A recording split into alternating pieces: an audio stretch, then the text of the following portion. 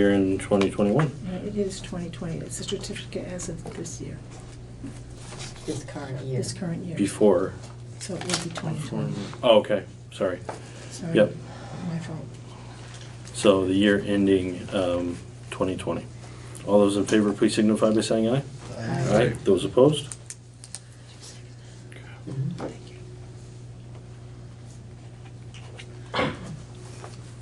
We need 2 more signatures.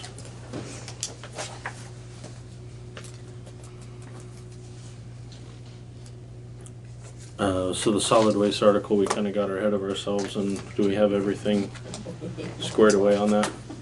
Okay. Yeah. We We all agree on 100,000. Yes. That one's done, kind of got it. Yeah. You have to come through and approve the whole ordinance. Yep. Okay, policy to bill for emergency services discussion.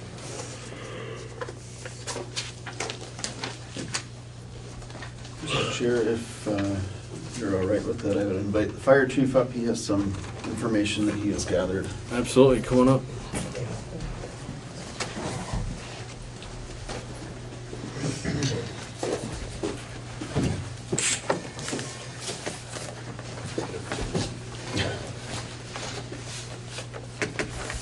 Gave you plenty of time. Yeah.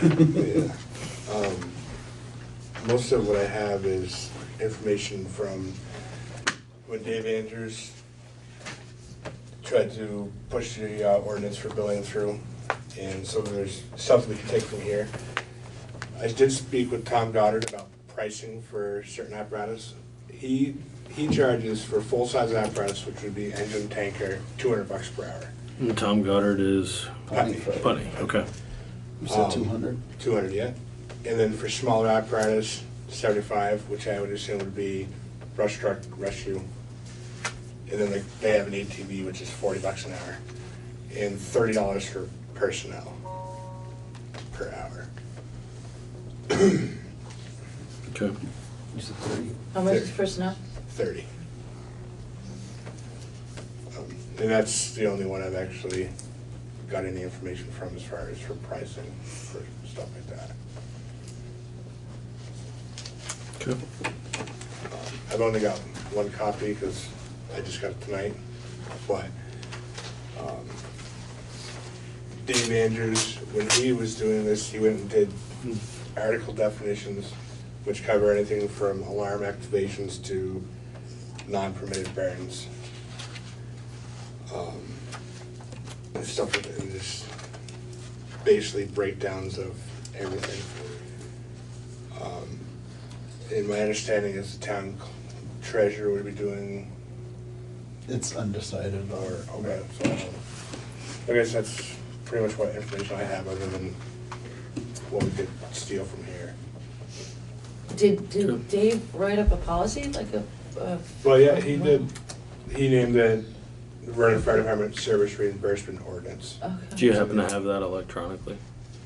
I don't, I mean, I could pass this along and Okay. make copies of it. I mean, I know, obviously, we're not making any decisions tonight. Yeah, it'd just be good to have that as a basis as we're reading through it. Yeah, I mean, obviously, there's some stuff in here that, like, for the billing purpose, that we wouldn't use, because I don't really think that I'm gonna do the billing. You don't want to do the billing? Don't blame you. But yeah, certainly I can pass this along. Yep. And then make copies of it, and then, I don't know if Chris wants to meet with me or whatever, me and Keith, and we can kind of go through, throw out what we don't want, save what we want. Sounds like a plan to me. When do you want to do that? I'm pretty much open except for Wednesdays, so. All right. It'll have to be sometime next week. Yeah, no, that's fine, Okay. that's fine. Yeah, so, We've got more copies at the house. yeah, we can just spin off copies of this, Okay. so. So we want to throw that in these guys' court and talk about it down the road? Is that where we're at? We'll do that. Is that- Yeah, I'm still curious what, now you said you had spoken to Beth. Tom as, oh, Beth, right. Beth, yeah, So, threw me over at Beth. They do it much like Guilford does. whereas they'll go for billing insurance. They don't do medical, in Putney. But she's the treasurer of the fire department, so she handles all of that billing herself. They said that they don't go chasing down people who can't pay for it or anything, but she was talking more about the structure of it, and that's how they do it. But we don't have the fire department doesn't have a treasurer. They take that role. No, which we had discussed at the last meeting, but, so I guess the first place to start would be to have you look this over and compared to the other things that you had seen or the other information, Okay, and if you want. then we could certainly take it from there if you're okay with that. Absolutely. I mean, it doesn't matter, I mean, it's all, a lot of it's just, I mean, pretty much, you know, the following types of occurrences and incidents within the primary coverage area of Vernon Fire Department are eligible for reimbursement per this ordinance. Malicious incidents, nuisance incidents, motor vehicle accidents, hazardous materials, non-permitted burns, permitted burns, out of control, wildland fires caused by negligence, special events, technical rescue. And a lot of it is, it's pretty much here, we can just mold it, you know? But like the technical stuff, like the billing aspect, like I forwarded you Guilford's billing form. Yep. You know, so we just have to. Which I think I sent that over to you as well, the one from A form? the way that Guilford bills. Yeah. I believe I forwarded you that email. I think you do. Okay.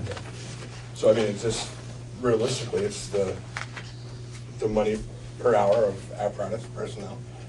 Do you want to charge higher for a piece of apparatus versus $30 an hour for personnel?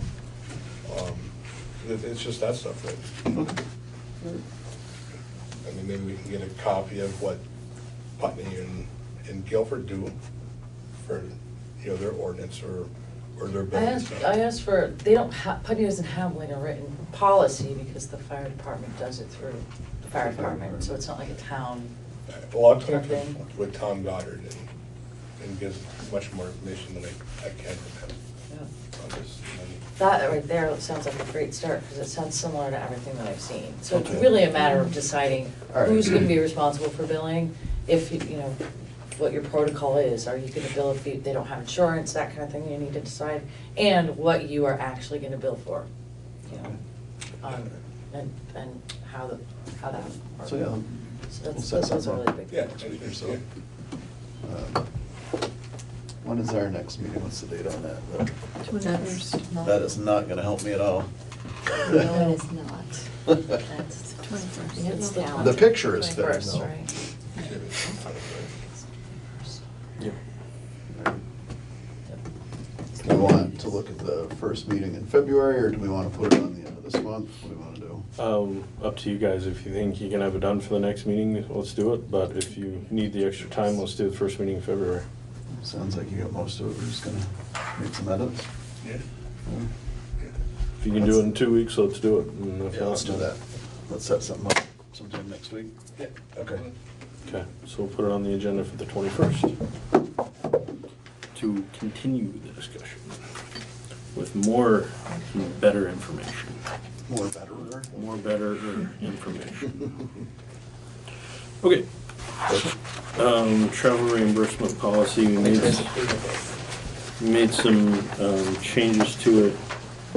We got notes back from the town attorney regarding portions of it.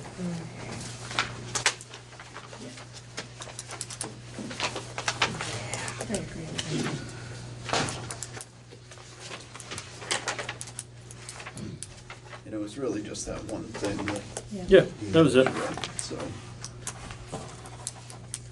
So striking C out of that travel reimbursement policy, I would accept a motion to, EC? EC. Yes. yeah, sorry, EC, yeah. Motion to accept the new travel reimbursement policy, striking EC. second? I'm Oh, I accepting thought- motions, I'm So sorry. moved then. How's that? That's perfect. Now I need a second. Second. Moved and seconded to accept the travel reimbursement policy, striking letter E, letter C. All those in favor, please say aye. Aye. Aye. Those opposed? Okay. Can you make another motion, please? Sure. That this will become part of the personnel policy, that's where this is, it resides, that Sure. it's not a standalone policy. Okay.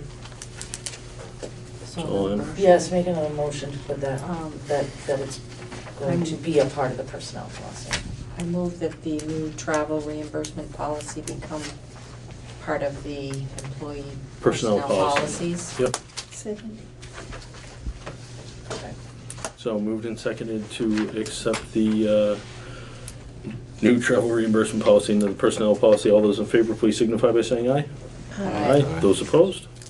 Okay, very good. Do you have a question, Bronna? As chair of the library board, I will see that we also vote on this. Isn't that what I have to do? You can. You guys have to, yeah, you guys make your own policy in that respect, But some of it most of it we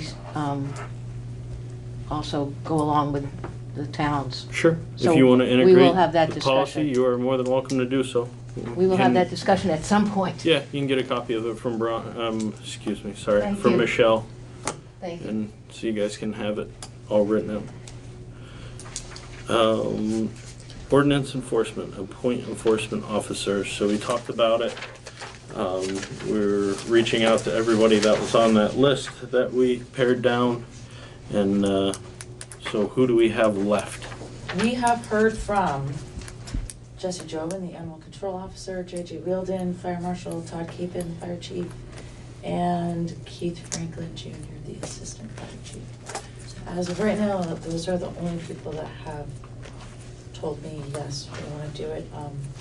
Mark Snow has not said yes or no yet. He's the last Dave one I Walker really- said no, right? He said no. Okay. I think there's four: Jesse, JJ, Todd, and Keith, right? Yes. All right. So do we want to appoint those four officials, or do we want to wait to get down through the list? It's up to you guys. I think we ought to table it and wait. Okay. Okay. All right. I'm done with that. Public participation on non-agenda items only. That's you. Okey dokey. Do you want me to come up to the microphone to speak or here? You can stand right there. Okay, great. So I have some general questions about what is required to be a select board member? You have to be 18 years old. Okay. Resident of Vernon. Okay. And you have to be I'm sorry, Resident of Vernon. resident of Vernon. To be a resident of Vernon, what does that mean exactly? You reside here. You'd be able Okay. to vote here. You vote here. So you vote here and you reside here. So residing is sleeping in Vernon. Okay.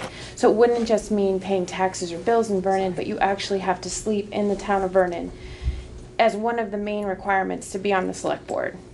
I believe so. Okay, just checking. So if you even have a mortgage in Vernon, but you don't live in Vernon, doesn't count. Okay.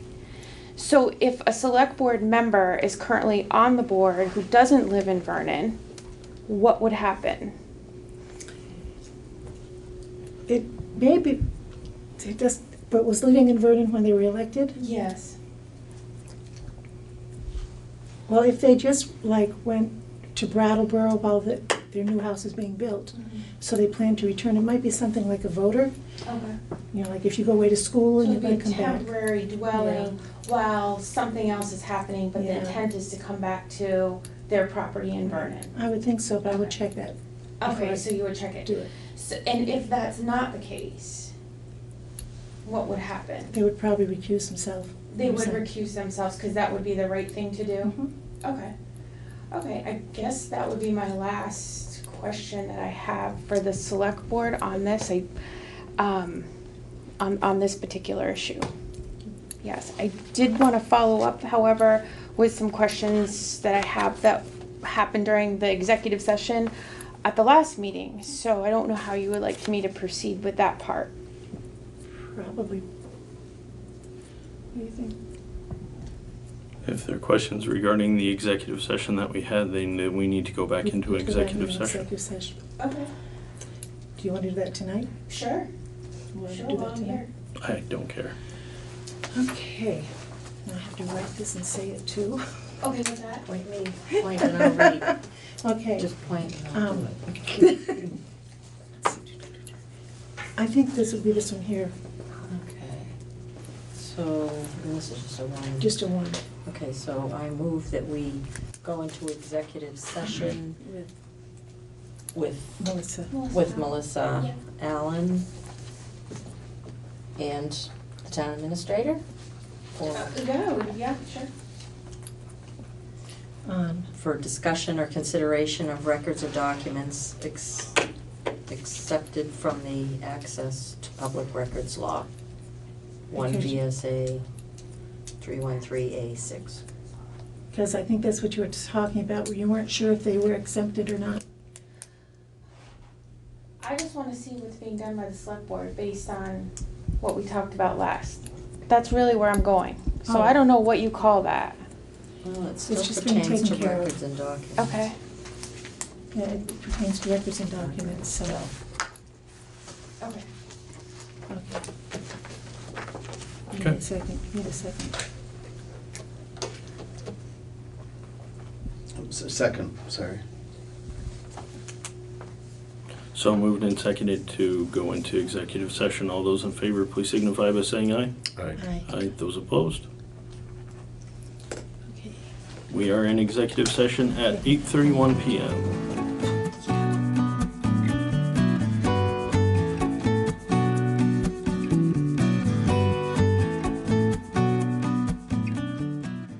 Okay. We went into executive session at 8:31, out at 8:44, no action was taken. Correspondence and town admin report, please. You pretty much have all the correspondence, and we pretty much discussed everything that I've been working on the last 2 weeks. I'm in the middle of annual reports and town meeting stuff, so I won't sleep a lot. Okay. Upcoming select board meeting on January 20th first, meeting on February 4th, and local government day is a possible training on February 13th. You can register at vlct.org. We are adjourned. When's it back? That's on the 13th.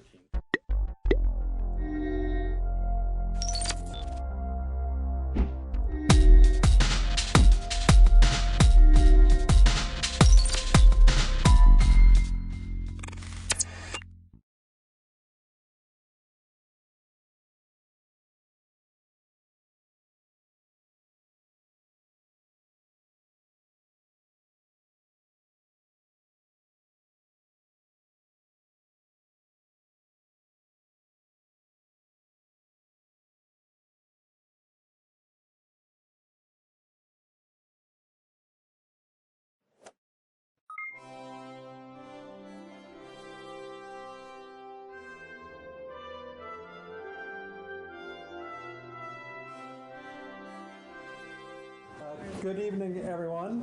Thank you for coming out tonight. I know you're all hardy Vermonters, I assume, so no worries about coming out on a relatively cold November night in the dark.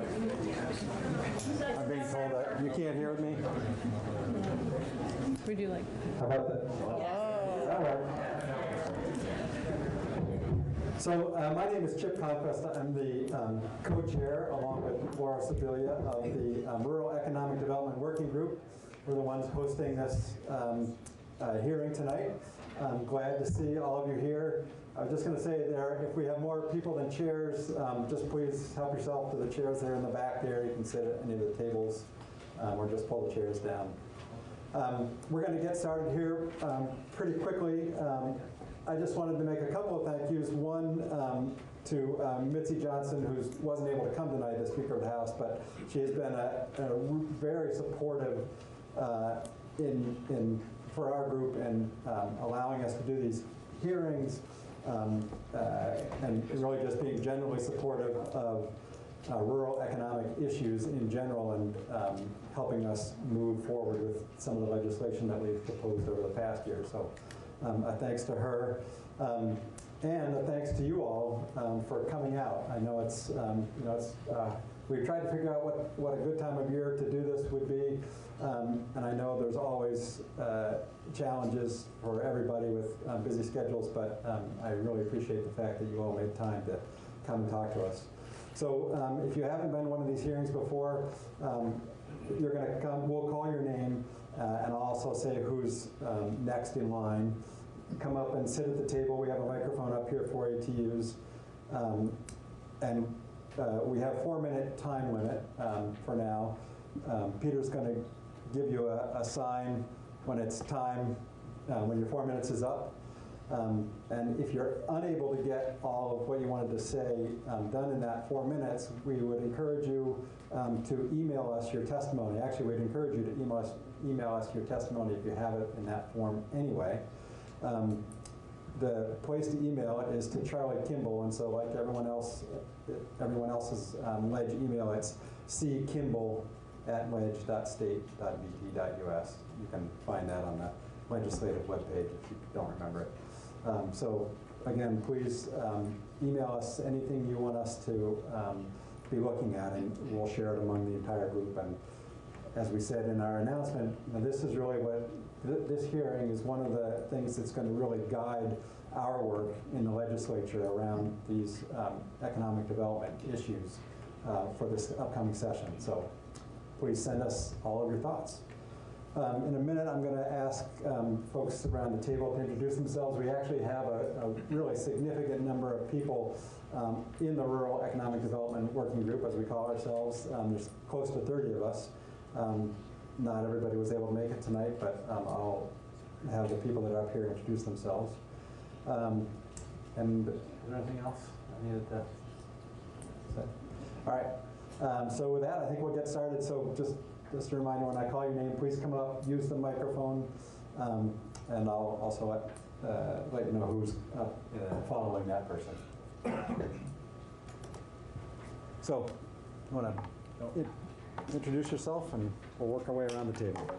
Okay, I'm Scott Campbell. I'm a representative from St. Johnsbury. Anything else you say? What committee you're on?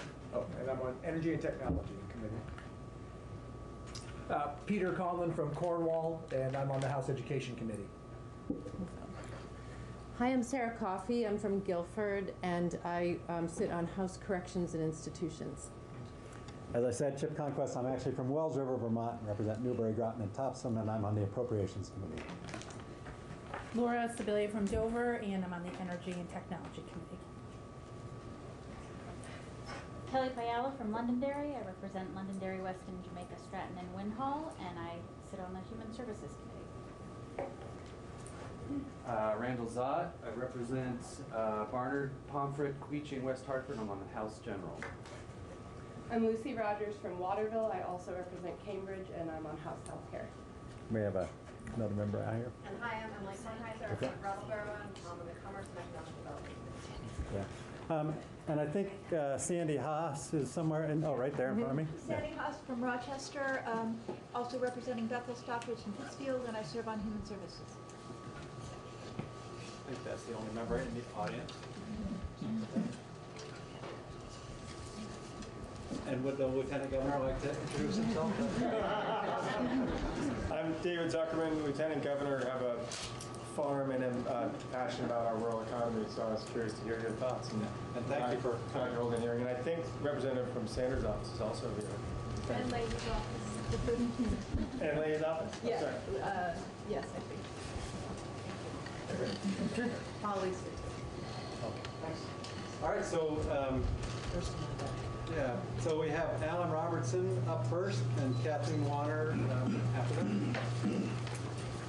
Oh, sorry. Dangerous, first person.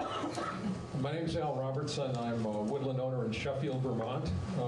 I'm Secretary of Vermont Woodlands Association, and also somewhat responsible for helping with policy in VWA, our organization. You should all have my testimony already. It was emailed to Mr. Kimball several days ago. So to paraphrase, you're going to read, when you read the testimony, that We feel there are a lot of new ideas and technologies that are available to improve the wood products industry and forestry in Vermont. We have reservations about whether any of that would ever happen because of Act 250. We feel strongly that Act 250 has been very, very good to Vermont in keeping its rural and forestry environment. But unfortunately, the last few years, some of the very things that have been good for Act 250 and keeping development under control have also stymied development of the forest products industry. One of the things you'll see in the package is a handout from the Eckley sawmill in Germany. It represents a very, very small micro plant that produces power and also uses waste heat to heat the local community. That's typical of the kind of things that you'll see in our submission that included cross-laminated timber, biochar, increasing use of biofuels, and combined heat and power facilities. But again, there have been numerous attempts to fix Act 250 over the past few years, and yet it's never happened. And I say fix because we don't want to disturb what works. What we want to see is the same respect for the forest products industry as we see for agriculture. Right now, if a farmer builds a barn, he doesn't have to go through Act 250. But if a sawmill needs to expand, or if a new sawmill wants to come into existence, sometimes the hurdles are just so overwhelming that it just doesn't get done. Same thing with energy facilities. So there are things that need to happen in Act 250 to make it better for the forest products industry, and we were hoping that would be something that your group would be looking at. Specifically, there are two bills right now in front of the legislature, S104 and H197. You'll probably hear about those later tonight. That do a lot to resolving the issues that we've identified in our testimony. And with that, I'm done. Thank you very much. So Kathleen Warner and Brian Sheldon. Hello. Thank you for the opportunity to be here this evening. I'm Kathleen Warner, Executive Director of Vermont Woodlands Association and Vermont Tree Farm. I am also a member of the Working Lands Board as a woodland owner and tree farmer representing woodland owners. But Vermont Woodlands is a member of the Working Lands Coalition. And I feel like I need to say that I'm speaking for the coalition side tonight, not for the board. I've been involved with the Working Lands Initiative since 2012 when it first came to the House Ag Committee, which is now the House Ag and Forestry Committee, after a wonderful change of focus that included forestry. I guess nobody here tonight is from House Ag and Forestry, but I know I have friends there. Representative Partridge would have been here. Okay, thank you. This was really, Working Lands Enterprise Initiative was a cutting-edge proposal when it came to the legislature. It was designed to assist businesses that rely on the working landscape of farms and forests. I've actually been asked to present information about Working Lands Enterprise Initiative in other states and at a national conference. It really is a flagship program that Vermont developed that signals a willingness to invest in economic development across the working landscape. Each year, the coalition comes to the legislature with asks for additional funding because we know what a difference it makes to have that funding on the ground. The grant requests every year overwhelm our capacity, and so we often need to turn down good proposals. Now, we know that the working group supports the Working Lands Initiative, and wouldn't it be amazing if it were funded at $3 million annually and we didn't have to fight for that year after year? That would just make such a difference. It would foster so much innovation and diversification across businesses that would lead to market and supply chain impacts for farm and forest enterprises. Now, this program has really been the best rural economic driver for working lands businesses throughout the state, and it can continue to drive the rural economy if adequately funded. I know I'm often preaching to the choir, we do that a lot in forestry. But it's just important for me to underscore how critical these investments are for forestry and wood products businesses. We are really counting on this continued investment in working lands businesses that keep our forests working.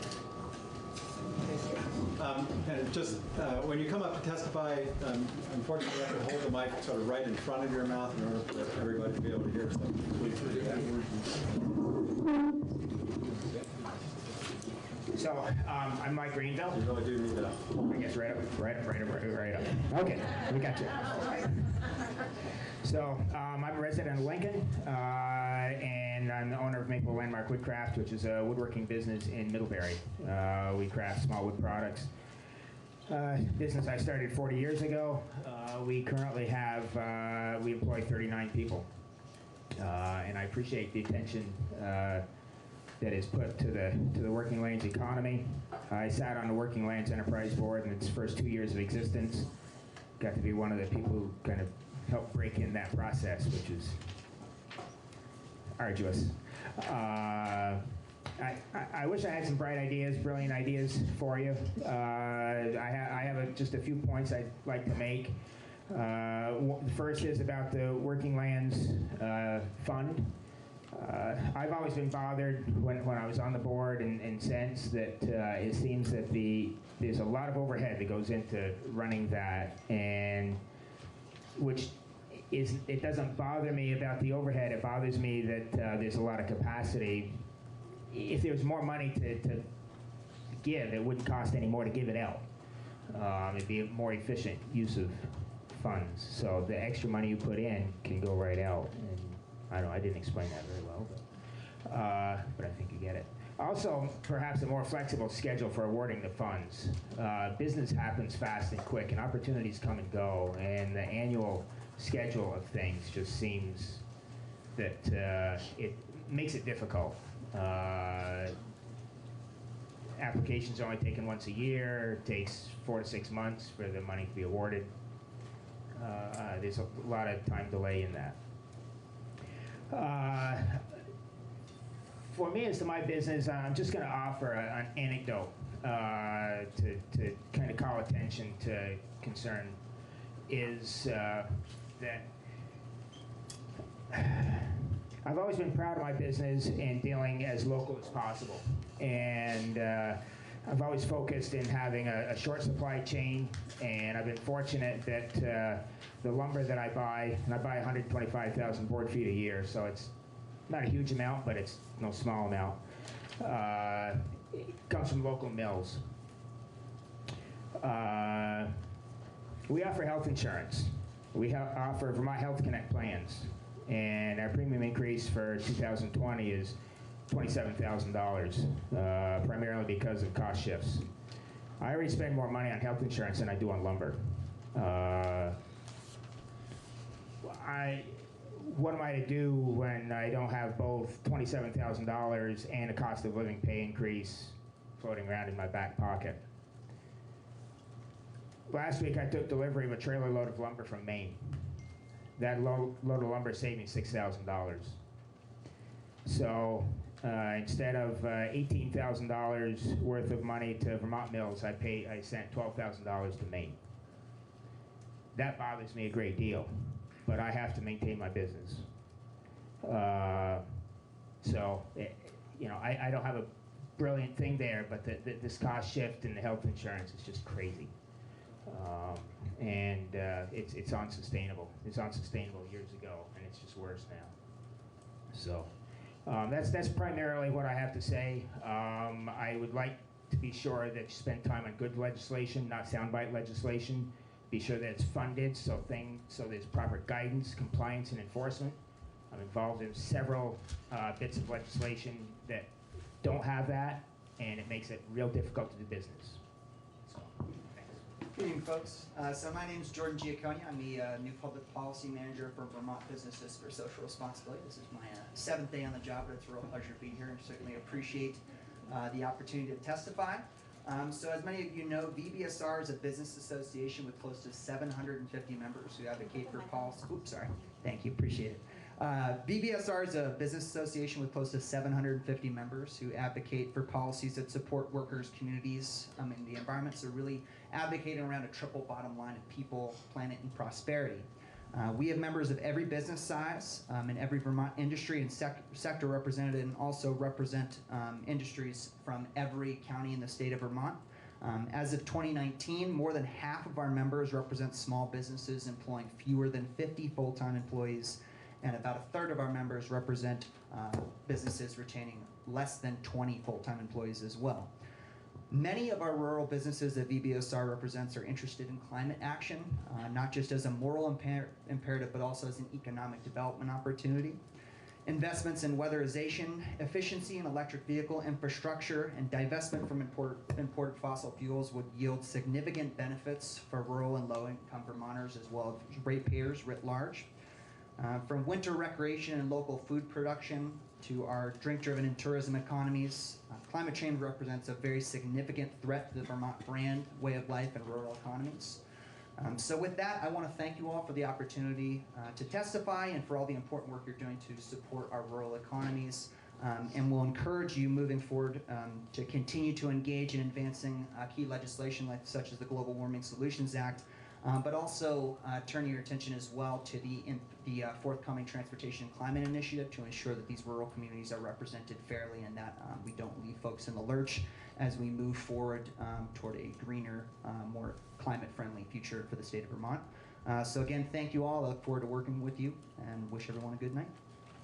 So I just want to say, first of all, good evening, everyone. Hi, folks. It's great that we're all here. My name is Nick Richardson. I'm the president and CEO at the Vermont Land Trust. I've been in that role for about 2 years. It's a real pleasure to be here with the Rural Caucus this evening. You are our people, and we are deeply connected to rural lands and working lands all across this state. We have relationships with 2,000 parcels and about 1,800 landowners who are farmers, foresters, working these lands, stewarding them on behalf of all of us. And so it's a real pleasure to be here with you this evening. I do have a couple of points I want to emphasize in the legislative session to come, but because we hardly ever look back and say thank you for the work that's come before, I just want to commend the caucus on the work you did last year. Particularly the expansion of funding for the Working Lands Enterprise Board. Kathleen Warner spoke, I think, really eloquently to that. It's an important pillar of how we support the working landscape and our rural communities in this state. And it is a very innovative program. And along with a very strong support for conservation, low-income housing, and other key programs that really invest in rural communities, it's a part of what makes Vermont work. And I think it's a really important program. The regulatory relief was also, I think, really critical, and has been described around supporting common sense changes that will allow businesses to stay in business. Our working landscape really needs that right now, and I'll say that for the Vermont Land Trust, which has conserved 11% of the land in Vermont, 2,000 parcels, almost 700,000 acres over the last 42 years, we're recognizing, right, that as important as that is, we need to be doing more in order to make this working landscape work and our communities work. And so we're asking the question, what does Vermont need from us today? And the answer to that is different than it was 30 years ago. And it's about getting the next generation of farmers onto land in Vermont. We've done 100 farmland access projects over the last 10 years, working with, in fact, with many folks in the room who are great farmers who are connecting with their communities, investing in our rural economies. We want to expand that work going forward over the next 10 years to get 200 to 300 new and beginning farmers onto land in Vermont. We're working with landowners to participate in forest carbon offset projects, and there's been a great working group that's been working throughout the course of this last summer and fall to deliver some recommendations around that for policy changes, and also just what are the things we can do as a state to promote access to forest carbon and forest carbon offsets for more landowners. That's something that we would really support and appreciate going forward. this state needs more from us than from all of us than it's ever needed. And these working landscapes that we participate in, that are such an important part of how we feel about this state, the connections that we have here, the community that we have here, they're really under threat. And I think it's important for all of us to be thinking outside of the box about what it is that we can be doing to support our rural landscapes. The Vermont Land Trust is here, we're all in, and we're going to be looking very creatively at new ways to participate, and we really appreciate the Rural Caucus, the work that you're doing, and I want to be a partner with you. Thank you so much. Hi, I'm Amanda Carlson. I'm the town administrator for the town of Coventry. So on behalf of the small municipal towns, I know there's a lot of effective tools that you've created for local government to support the businesses, but that information doesn't always reach the small towns. These towns are dealing with one person and the select board member that's been there for 30 years, and they don't always share that information around. So to make sure that they understand what's available, I'd love to see state-supported or run regional workshops or meetings that would allow some of that one-on-one interaction for these towns to understand, to learn best practices for supporting local businesses and what they can do in their small communities. It's not always on a large scale. It's not always the big projects. Sometimes it's those small ones that need the most help. So for manufacturing, are there case studies and what funding is available and the permit process and where to start so that the municipality can assist someone looking into that. And on outdoor recreation economy, understanding what's proven to work and what are the pitfalls or what policies. We don't always need to recreate the wheel. It'd be nice to know kind of what is available. And also, sometimes it's really hard to find out what funding's available because they're all available in different places. And you don't know, and you have to just keep searching and hope somebody tells you which website or what agency to look at. It'd be nice to know where you can go for what funding and what's available to the small towns out there. So, thank you. Good evening. I'm Jenna Kolaski. I'm the Community and Policy Manager with the Vermont Council on Rural Development. I'm also the president of the Vermont Community Development Association Board, and I live in Huntington. So thank you for providing this forum. VCRD is a facilitator of public process. We facilitate conversations at the community level, and then we kind of add up what we're hearing in communities across the state, and we also facilitate statewide discussions as well.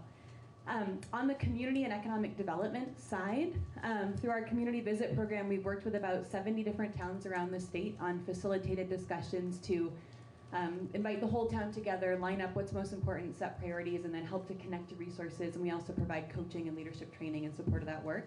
And I thought, and just where we've worked in recent years, we've been in Montgomery, the four-town region of Royalton, Sharon, Stratford, and Tunbridge, Greensboro, Pulteney, Westford, and now we're working in Rockingham and Wheelock. I thought it might be helpful just to share, when we work with towns, we don't know what's best for them, but we listen and we learn, what are the issues they're grappling with today. And I thought it would be helpful just to share a few things we're hearing in every town we're working with. We have communities lining up task forces around broadband and cell connection. Every town we're working with these days are setting those up. Traffic, streetscape, walkability, and bikeability, as well as trails and outdoor recreation. Most towns are setting up around some kind of economic development committee or even looking for funding to build staffing into their town structure to support economic development and small businesses. And then certainly in recent years, every town is prioritizing water and sewer infrastructure. They come into the room thinking about housing and attracting young people and supporting businesses and realize that to do that they need the infrastructure to support that vision they have for their community. So community leaders are working hard on these things all around the state, but it's tough work, and we see success where they're able to connect to resources and technical assistance that they need. And so there certainly have been some programs over the last couple of years that have supported many of those things I just listed, and any support in those areas are critical. On the state policy side, we facilitate the Climate Economy Action Team, a group of large and small businesses and organizations unified around the belief that Vermont can be a leader in developing rural solutions to climate change. Their priorities this year will be around the Transportation Climate Initiative, around liberating efficiency utilities to kind of do their work where significant financial and greenhouse gas savings could be realized, so extending services from electric efficiency to thermal and transportation efficiencies. CEAT, the Climate Economy Action Team, recognizes that this could help to increase affordability and savings, especially in the most rural areas where residents shoulder a lot of a much higher energy burden. And then finally, the Working Lands Initiative. You've all heard a lot about the importance of the Working Lands Enterprise Fund. We facilitate and convene the Working Lands Coalition. And the coalition certainly thanks you all for your leadership last year in authorizing the largest investment in that fund to date at over $1.5 million. And the coalition believes that they'd love for that to kind of become the base funding for this work in an ongoing way, and in fact increase that over time with a goal of ultimately $3 million to meet the needs of businesses that are critical to protecting and promoting the future of Vermont's working landscape. And of course, you've heard tonight all the ways that can support and grow the rural economy as well. So thanks so much for the time, appreciate it, and I will submit this in writing as well. Thank you. Thank you. I'm going to interrupt for just 1 second here, because the last two speakers reminded me of things that I was going to say when we started and forgot. I've been doing this for 11 years, and I still get tongue-tied in front of a crowd of people. Earlier this year, our group took a bus tour of southern Vermont in order to do the same kind of thing, listening tour that Sarah organized, and it was a great thing. It was the first time that we've done it, and one of the things that we came out of it with is, wow, this is really great. We need to do this more. We need to keep getting out to other parts of the state, because I know not everybody can make it to Montpelier on the night when we have the hearing. So we won't do another one this year, but next year, maybe we'll show up in your neck of the woods. The other thing I wanted to say was BCRD that Jenna works for has been very helpful in helping us get the announcement out, and I forgot to thank them for that when I started, so I really do want to extend our thanks to them. Hi, I'm Bruce Hennessy, Maple Wind Farm in Huntington, Richmond, and Bolton, Vermont. Running that with my partner, Beth. We produce 100% grass-fed beef, pasture-raised pork, poultry, and eggs from poultry, of course, and run a small USDA poultry processing plant that was funded in part by several Working Lands Enterprise grants. We feel like we're the poster children for Working Lands. We've had a tremendous amount of support from that organization and from partners with that organization, Vermont Land Trust, the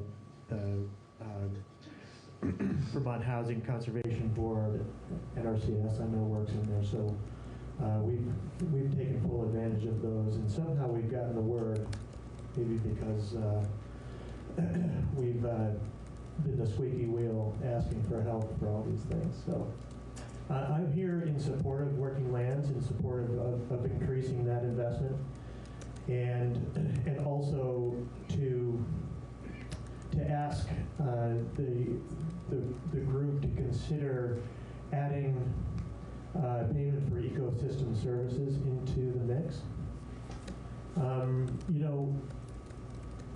When Beth and I first got started, we thought it would be enough that if we worked really hard, we had a good resource base, if we were reasonably intelligent and diligent, that the business would just be successful. And the truth is that you can be all of those things and it still won't work out.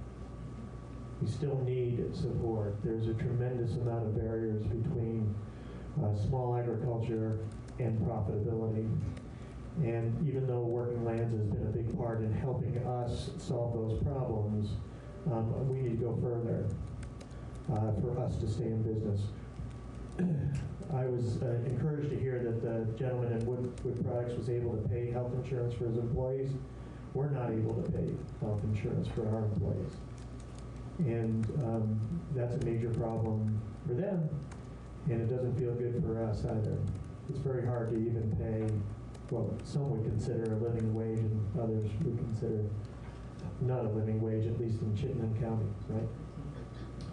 So I want to tell a story at the end. The last thing that we received through Working Lands was a 50% grant to attend the ranching for profit. We like to call it farming for profit, but officially it's called ranching for profit. That a number of Vermont farms were able to attend last year. And that is an ongoing and continuing program for us. It's a 7-day farm business boot camp, essentially. That's the initial course. And then you have an opportunity to continue on in a board of farmers from across the nation and continue to work on your business and develop and realize many of the things that we need to do to be profitable and also build soils and add to the health and welfare of our community. And I just want to encourage a real focus on those really long-reaching and far-reaching programs for the Working Lands group to help farmers really go beyond just that hard work and core intelligence to true financial literacy and the ability to become viable farm operations. And again, a deep thanks to all of you for that opportunity. Good evening. I'm Christine McGowan from the Vermont Sustainable Jobs Fund, and I coordinate the Vermont Forest Industry Network. The network was established in 2018 to help support and strengthen our state's forest and wood products sector, and now includes more than 150 people and organizations involved in Vermont's forest and wood products industry. I'd like to start by thanking you for your support of the Working Lands Enterprise Initiative. The Vermont Forest Industry Network's creation was a direct result of research commissioned by the Working Lands Enterprise Board's Forestry Committee back in 2015, and in the years since has increased awareness about the value of our forest and wood products industry to Vermont, and has embarked on several projects to expand or create new products for forest products, new markets for forest products and wood products.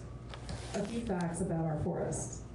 Vermont is 76% forested, and 80% of those forests are privately held by small family woodlot owners. Historic land use patterns have left us with a considerable challenge. After depleting most of our forests for more than 100 years ago, much of what has grown back has not been well tended, so in a typical Vermont timber harvest, as much as 3/4 of what is removed is considered low grade, translate low value. Up until recently, that low grade wood had a healthy regional market in pulp used to make paper, but for a variety of reasons, one of which is probably within arm's length of everyone in this room, we've seen a sharp decline in pulp mills in our region, and that's had a ripple effect on the entire supply chain. 2 years ago, several Vermont loggers were stuck with wood they couldn't sell and expensive equipment they could no longer afford. Many of them parked their skidders and were forced to find other ways to make a living. Meanwhile, most of the sawmills that used to be economic drivers in so many of our rural towns have disappeared. Some couldn't compete with newer, bigger mills across the border in Canada. Others have struggled with the constraints placed on them by state regulations. Those that remain are faced with the reality that their owners are not getting any younger, but their younger successors are few and far between. So when a sawmill closes its doors, it's unlikely we will ever get that infrastructure back. Despite these challenges, Vermont's forest and wood products industry still represents a significant economic driver in our state, generating $1.4 billion in economic activity and providing 10,500 Vermont jobs.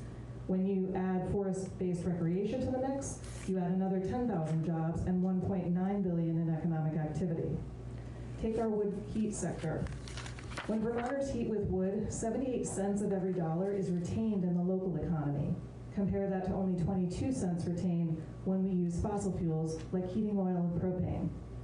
Some people worry that increasing the use of wood heat means we'll cut down too many trees, but the fact is we're harvesting less than half the net growth in our forests. The reality is Vermont is losing more than 2,000 acres of forest land per year to rural and suburban development, not forest products.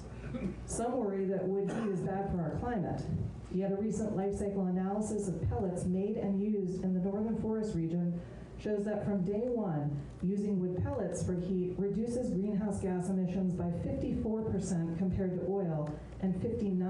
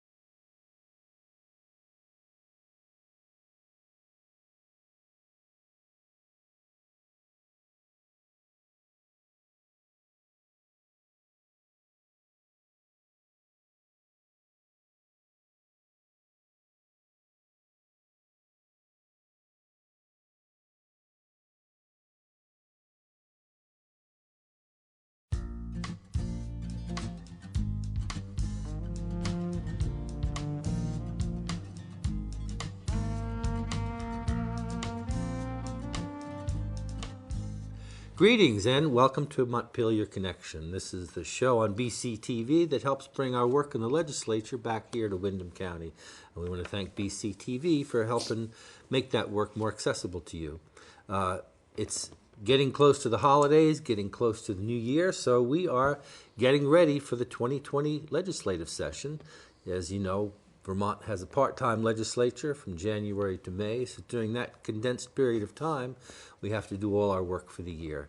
As we look at the session to come, today's guest is Senator Jeanette White. Hi. Thanks for coming, Jeanette. Thank you for inviting me. And thank you for all your service.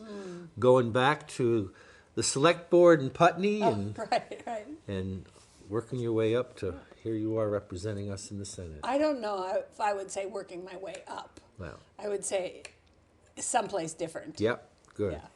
Well, I appreciate you taking the time here because I know, like most of us, you work another job and you've been working a lot at Brattleboro Housing because they've had somebody out sick. Right, and I'm not really an employee. Yeah. They just hire me to do special projects and Yeah. cover when somebody is gone. And Yeah.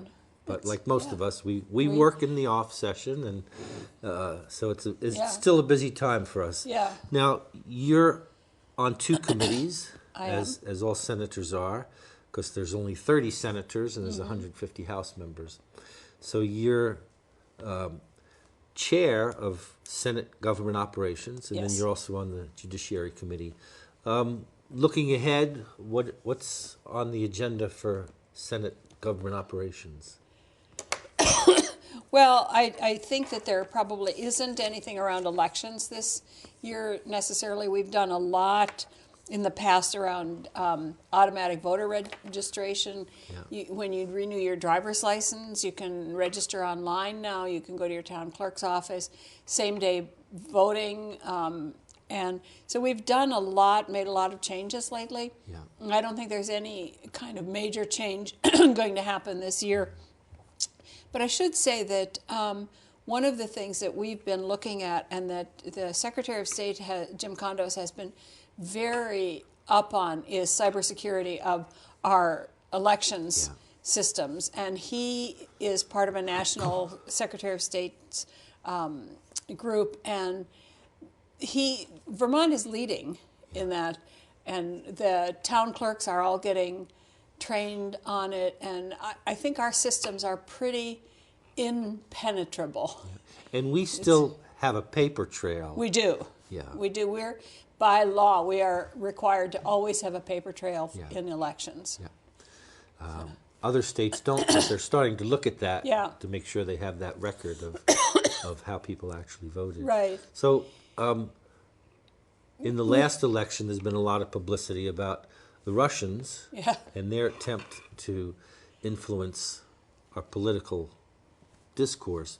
But they weren't able to really get into any election data, were they?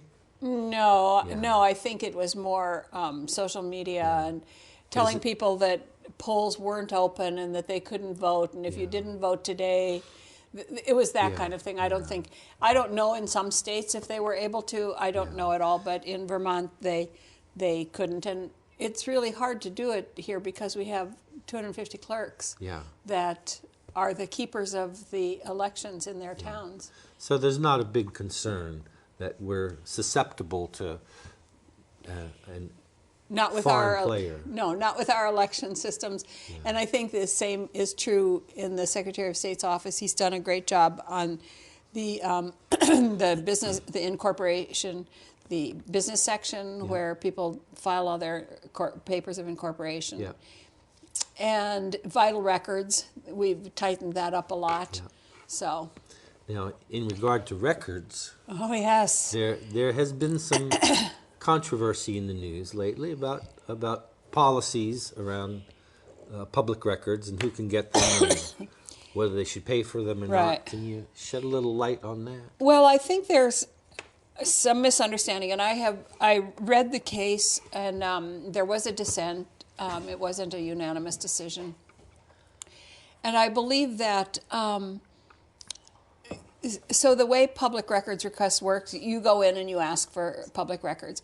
If the agency that you're asking from has to spend more than half an hour either finding it or putting it together or redacting personal information, because a lot of that has to be redacted. You can't give out people's social security numbers and home addresses and stuff. If you spend more than half an hour, then the statute said that you can charge for that. And there's a what do you call it, chart that says if it's this level person, you can charge this much, and if it's the governor that's doing it, you can charge more. But I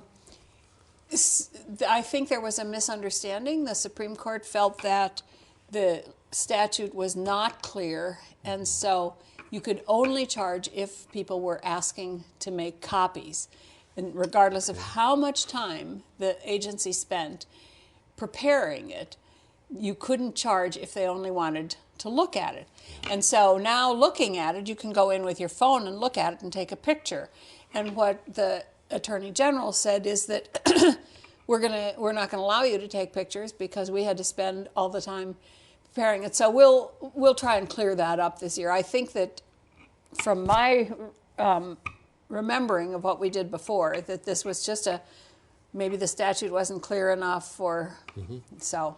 And that's the way the process works. We put a law together, and then some things come up that they might not seem to have thought of beforehand. So we go back and we look at it again. And there are issues around public records. What is a public record? How much for municipalities, for example, how much of their employee information is public record? And of course there was just the big flap in Digger about the DMV, and they do. Is that a public record or isn't it a public record? And actually, public records you can't sell them. But this is a little bit different. So we'll be looking at that issue and having DMV come in. And I think there's going to be some discussion about that, because I've heard from some people already who are not happy, and I'm not so happy about that either. As we move forward into the data age, our data should be ours. It is, but the people they're sharing, people they're sharing it with are insurance companies, law enforcement agencies, and they get it anyway. Law enforcement agencies can get it. And so if it's available to law enforcement agencies, is it really confidential or not? And do we really have any private information anyway? I think that's going to be an ongoing discussion. I think that we're, given social media and what people post themselves and with their information, I don't think there is such a thing as privacy. Well, I think many people are looking at this. I know personally I now use a different search engine on my computers that doesn't mine that data. It's not the big ones. It's a smaller one, and if you look online, I don't want to be advertising one over another, but there are search engines now, because otherwise, whenever you search, that data then gets stored and put into a file. And my guess is that it won't be long before the smaller ones start doing the same thing, because they're going to figure out that they need to have revenue from those. Well, this one in particular, and I can tell you about it later, advertising that they're not going to do it, and they have another way to make money without selling your data. So that's what makes it attractive to some people.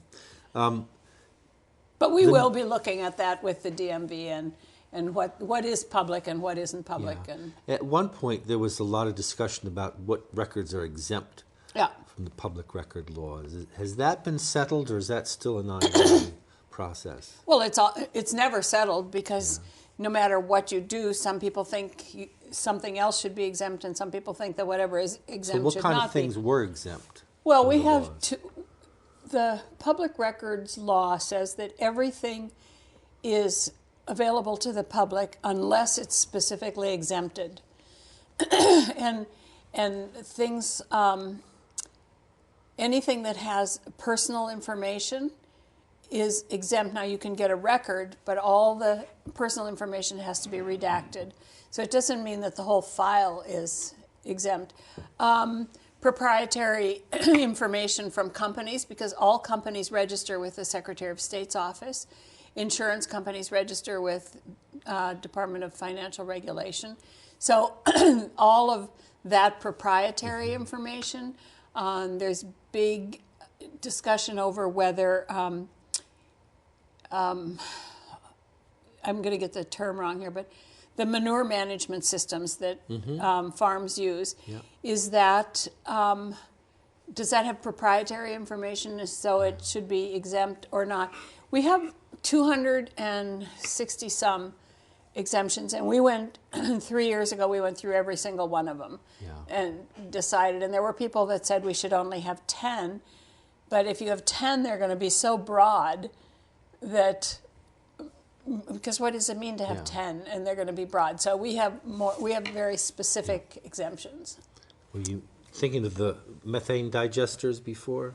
No, there's nutrient management systems. That's what Okay. it is. That's what it's called, and it's how you dispose of your manure and what you do with it, and how does it leach into the water system and stuff.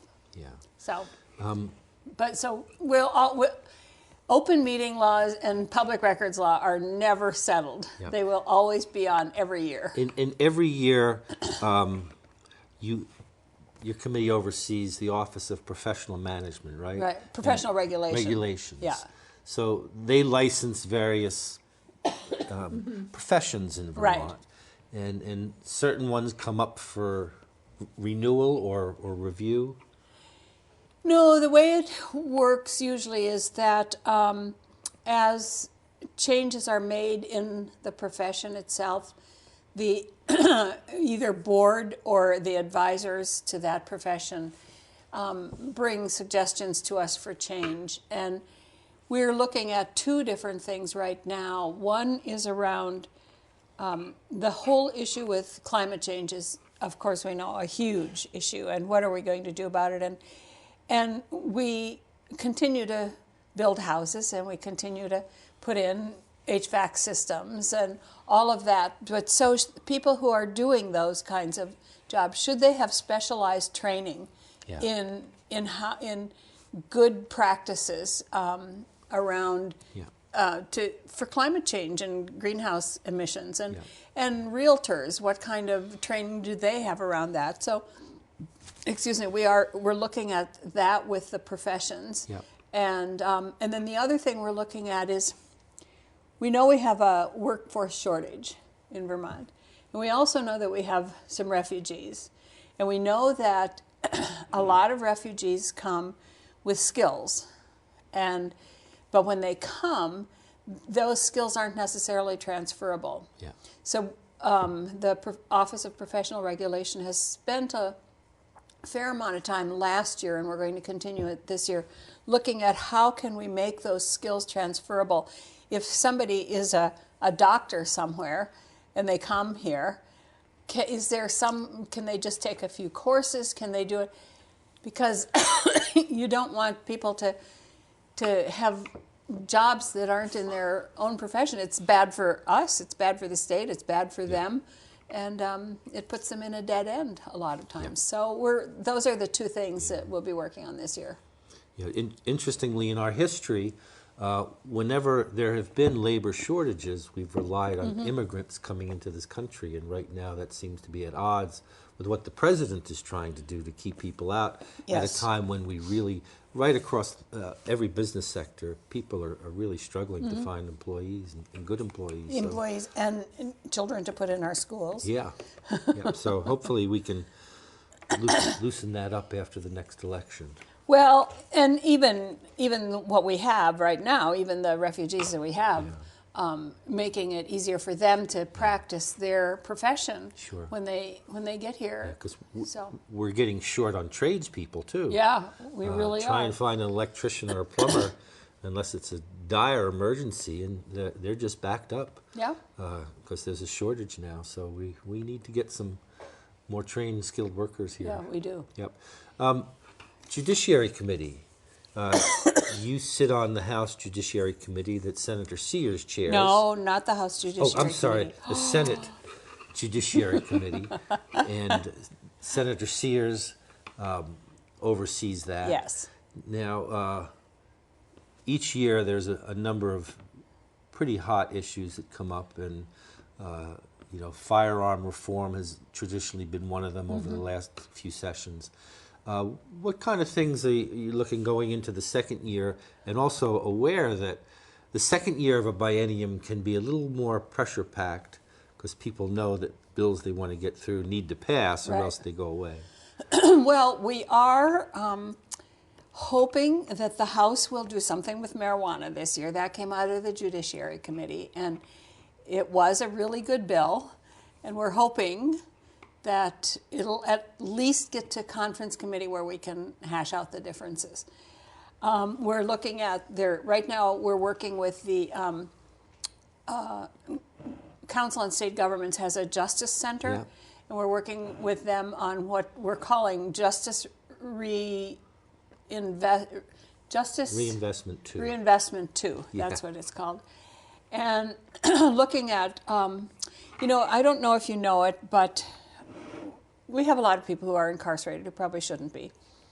But in 2010, there was a prediction that if we followed the trajectory that we were on at that time, that in 2019 we would have 2,700 people in prison. Yeah. And we now have 1,700. Yeah. So we have done things. And we did, one of the things that we have to keep working on details around is the juvenile justice issue. We, what happens is, as a result of some crimes that were committed a number of years ago by some young people, any crimes committed by people, even kids at a certain level, were started in criminal court. So we've changed that so all cases, there's a couple exceptions that they can, if there's an agreement between the state's attorney and the defender, they can start it in criminal court. But as of now, all cases involving an 18-year-old will start in family court. And the reason for that is that in family court, they're not public cases. And then if there's a need, it can be transferred to criminal court. So that means the proceedings are closed to the public. Right. And so the kids have a better chance of, and we know that kids sometimes do things in their youth that can change their lives forever, and this will hopefully give them a chance to correct that. And then, and because they'll be having case managers or getting therapy or whatever it is through family court. But if it needs to be transferred, it can be transferred to criminal court. But they'll start there, and then as of, I think it's next year, it goes up to age 19 and eventually up to age 21. Yeah.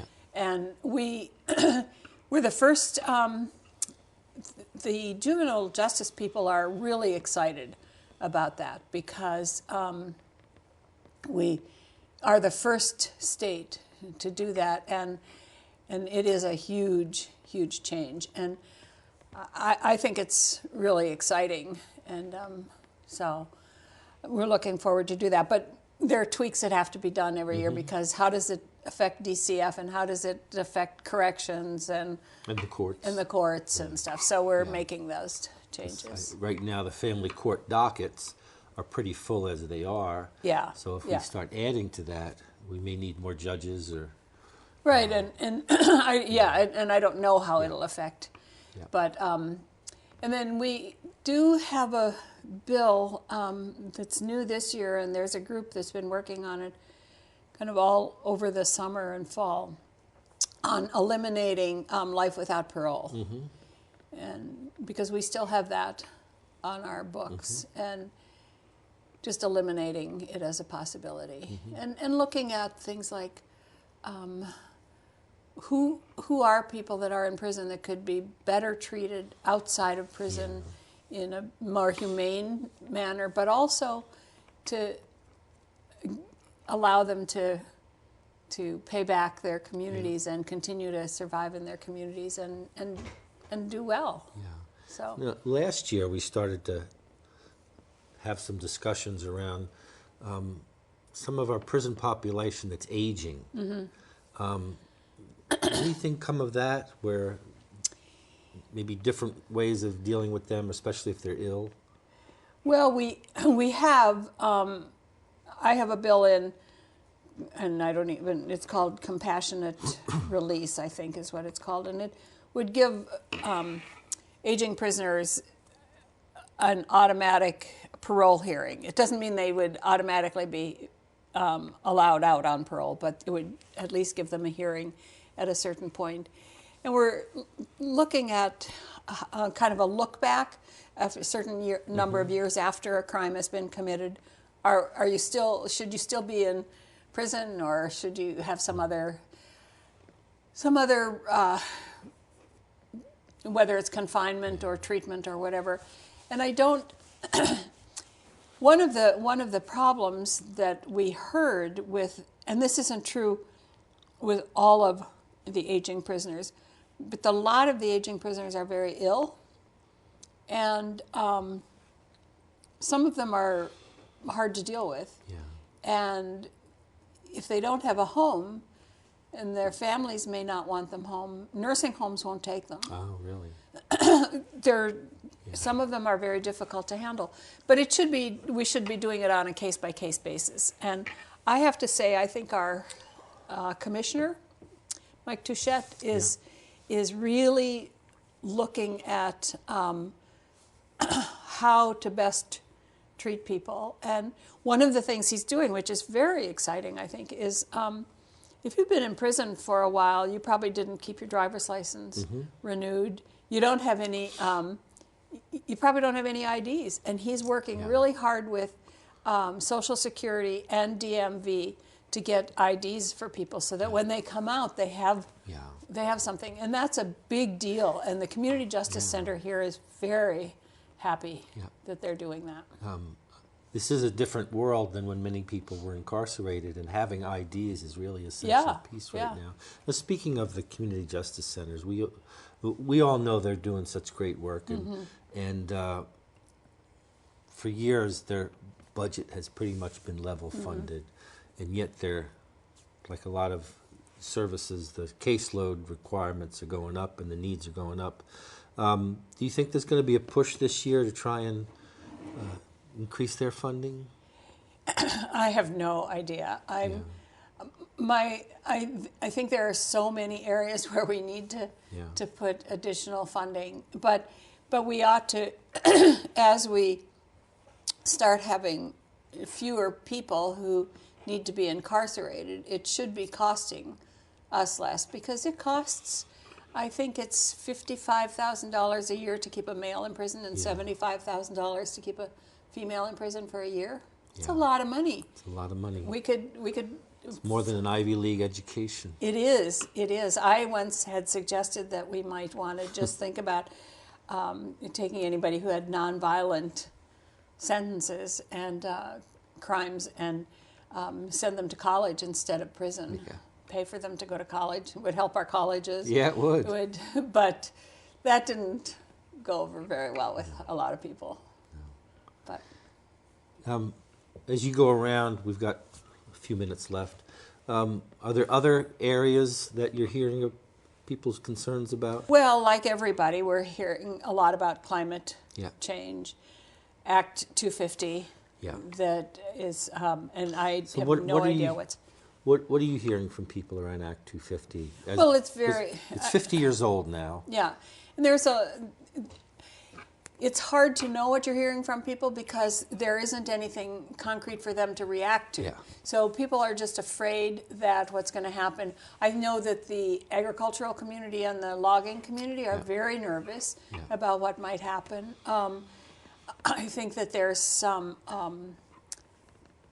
development issues that need to be addressed, and so I think people are just nervous and they don't have anything to react to because there's nothing definite yet that's come out of the House committee. So I'm hearing that, hearing a lot about our emergency medical services, which we are going to tackle this year. We have been working with Drew Hazelton down here at Rescue and with a person in UVM who's the head of rural medicine up there to work on some of the certification requirements that we have and the testing and everything. So it's very expensive, isn't it? It's very expensive, and it's also very inconvenient, and we make it difficult. And we could do a lot better. And so those are some of the issues that I'm hearing a lot about: law enforcement, dispatch. And organization of law enforcement, something you've talked about in the past. Is anything moving on that? Well, we really don't have a system, I think, is what you've said. Well, we don't have a system. We have the state police, and then we have 85 agencies, law enforcement agencies in the state. And we're looking at how we might improve that. We can't change it. I mean, we can change, make some changes that will be better. And I've been working with local law enforcement down here. Yeah. But I've also been working with Mike Sherling, who's the Yep. new Commissioner of Public Safety. Yep. He used to be the head of Burlington Police. Yeah. And he's a very outside the box Yeah. thinker. So it's pretty exciting. Yeah. And dispatch is the same way. We have a mishmash of dispatch, and some people pay and some people don't, and so we're trying to deal with that also. Yeah. It's creating systems where there haven't been really. Mm-hmm. Yeah. So as we wrap up here, people have ideas. This is the time, or if they just want to get in touch with you, they have a question or anything. Call me at home. And email me. Yep. Either one. I'm in the phone book, and if you go to the legislative website Yep. and look it up, all of our, well, for us anyway, still our home addresses and telephone numbers. I think that the House took theirs down. It did, yeah. Yeah, ours are still listed. And in terms of having ideas, if you had an idea for a piece of legislation, Yeah. it's too late. Yeah. The drafting deadline is Monday. Yep. And so, For the House, it's for long form. Yeah, so if you have short form bills, you can still submit them after that. But we don't do short form. yeah. In terms of other ideas, if people, let's say somebody's having trouble with Vermont Health Connect, is that something you're able to help people with? Well, I can put them in touch with Yeah. people who might be able to help them. I personally couldn't help anybody with it, Yeah. but I could get them to somebody who Yeah. could. And many times our phone calls get answered quicker than somebody calling from somewhere else too. Yeah, that's true, and that is a good thing that we can do that. Yeah. But I think our goal should be that we create a system that is so Yeah. easy to navigate, not only in Health Connect but in everything. The people don't have to call Yeah. us to I get agree. our interference or our help. That's certainly the idea. That's my goal with systems. Yeah. Yeah. Well, thank So, you. thank you. Thank you for taking the time, and looking forward to getting going again in January. Yeah, I am, and in the meantime, having meetings down here with Yeah. all the groups, and it's great. It is. Yeah. It's an honor to serve and to It is. to help And make it's Vermont. more of an honor all the time because you realize that some of the things you've managed to make at least everybody mad at least once. So, Well, Thank you. On that happy note, thank you for your service, and thanks to BCTV too Yes. for their service. They help make this possible, and we certainly appreciate their work in bringing this to your home too. So until next time, take care.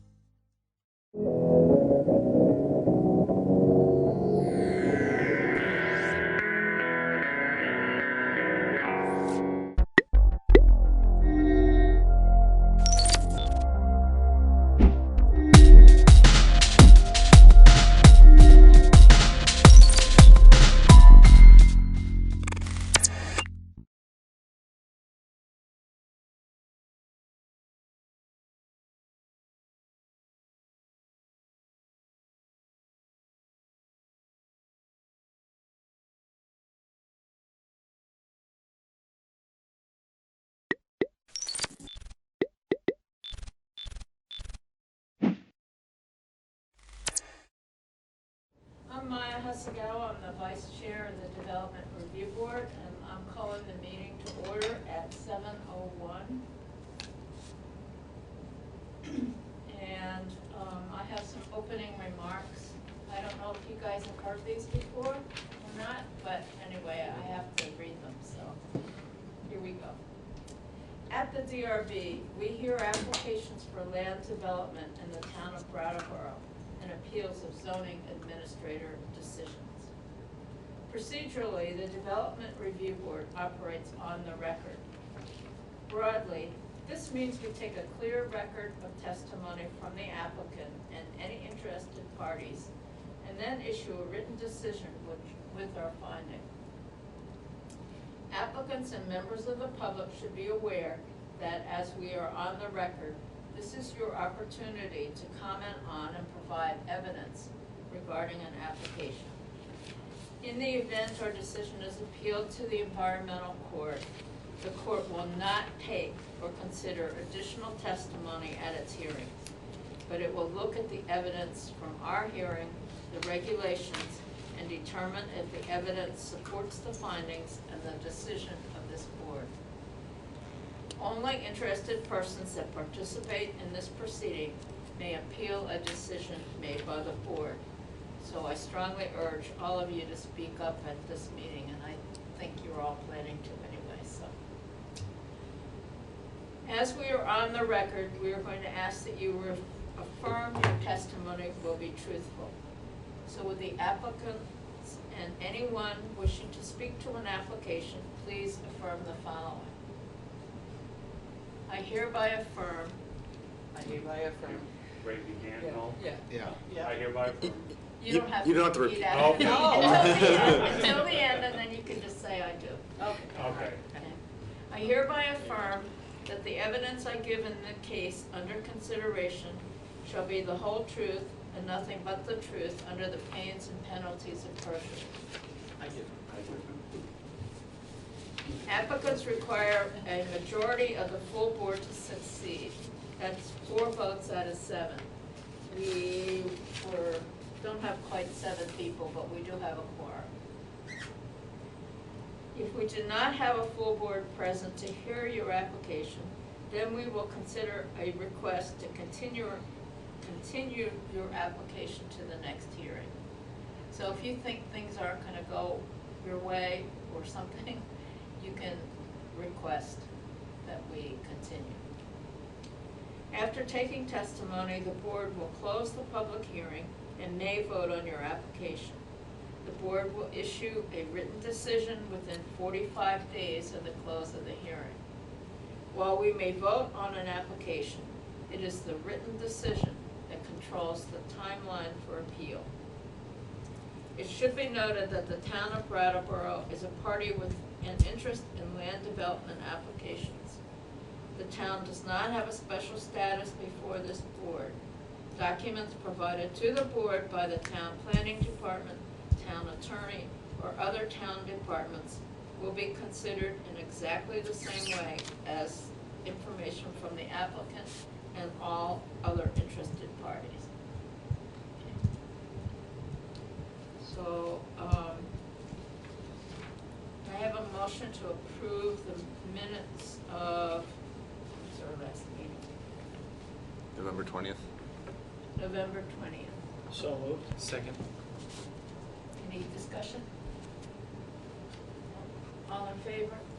Aye. All opposed? Anybody opposed? No? Everybody was sworn in. So, yeah. Yeah, we've been properly warned. You were properly, we've been Yep, properly, yep. yeah, I saw it in the paper, actually. So. Yep. And Twice, actually, because this was on last meeting as well. Here comes Pardon my lateness. Stray member. So, I'm still gonna appoint you. Okay. And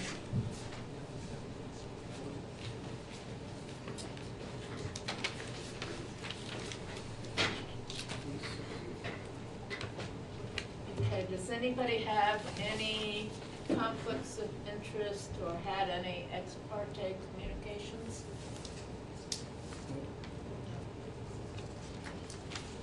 Okay.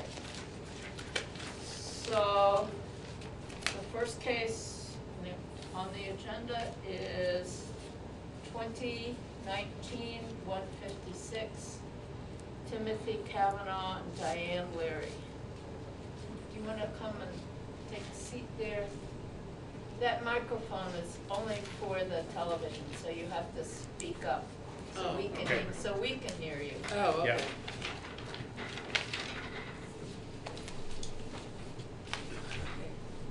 Can you introduce yourselves and then talk about your project?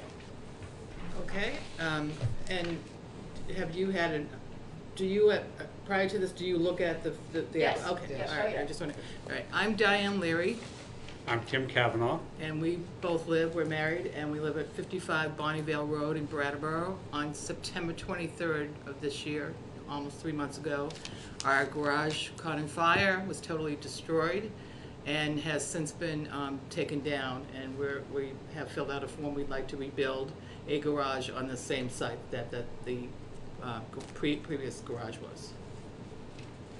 And can I introduce another person? Mike Kraus is here with us. Mike Kraus is the man we've been working with, the contractor. Yeah. He demolished, he took down the previous one, and if we do get permission from the board to rebuild, he will be our contractor, and he's also built a model of. He bought it with him. Brought it with him if you know. Just so you can see how it sits over the brook. Okay. So is the foundation still there? Yes. or- Yes. So you're gonna use the same foundation? The same cement, I think it was poured cement The foundation. foundation's poured with panels, probably in the 20s. It's very secure. It's been built all around the rocks. The timbers down below, the fire never touched any of the support timbers.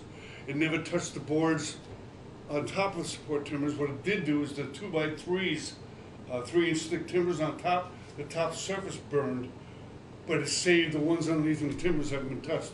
So the fire was going up, it burned the top surface, but 3 inches thick, it got the top inch and never went any further down. And they have pretty heavy timbers, half logs, all been there for a very long time. Can I ask a question? In the photos, would the dark, would that be, what would we be seeing there, the dark? Can I look at it? Yeah. These are the photos I Right. assume you've seen them? Yeah, I took those and. Yeah. And you see those timbers, I took pictures from underneath. Oh, okay. And I'm just curious of what the dark surface, is that from leftover from the fire? Yeah, right here? Yeah. Yeah, that's the top of the burned wood. Oh, okay. It's the top of the 3-inch thick wood. And the driveway also got a little charred. I wouldn't bother showing me those, but thank you. Yeah. If you look at this picture, you can see there's concrete underneath it, and then that's just, that Yeah. top layer is timbers. No, I didn't get a chance to drive by your location, so these pictures are very helpful. Yeah. So essentially, our garage is a covered bridge. It's I mean, what that's it the is, and it's been there, it's used as a garage since it was built.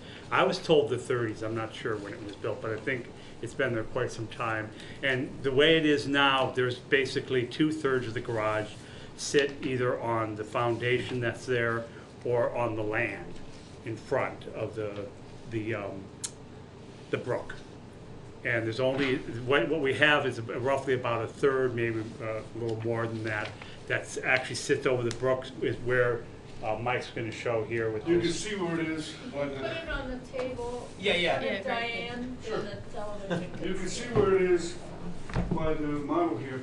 This much land is garage and pavement. Okay. The timbers go right here where they're shown, and then it's their backyard. Okay. So the brook profile is right here, exactly what it is, all measured out. So they park cars here and there. There was a barn door here to drive through. They just want to completely do the thing all over again, so they have a garage back. So the garage is a bridge over the brook. Yeah. Oh, yeah. Do you have heat? Are you gonna have heat No, in there? it never No was heated heat. before. Okay. There was electricity, but Okay. it's not a heated door, no. So you're gonna electrify it, put We would like to do that Yeah. again because when we bought the house 26 years ago, there was electricity in there for lights, for overhead light inside and overhead light that's shown on the driveway. We had since had 2 electric garage doors installed, and we would probably, if we got permission, we would do that again. We're older now than when we bought the house, so. About 10 years ago, we had those doors electrified. Is there enough power, is the wires big enough going into it to They support? were,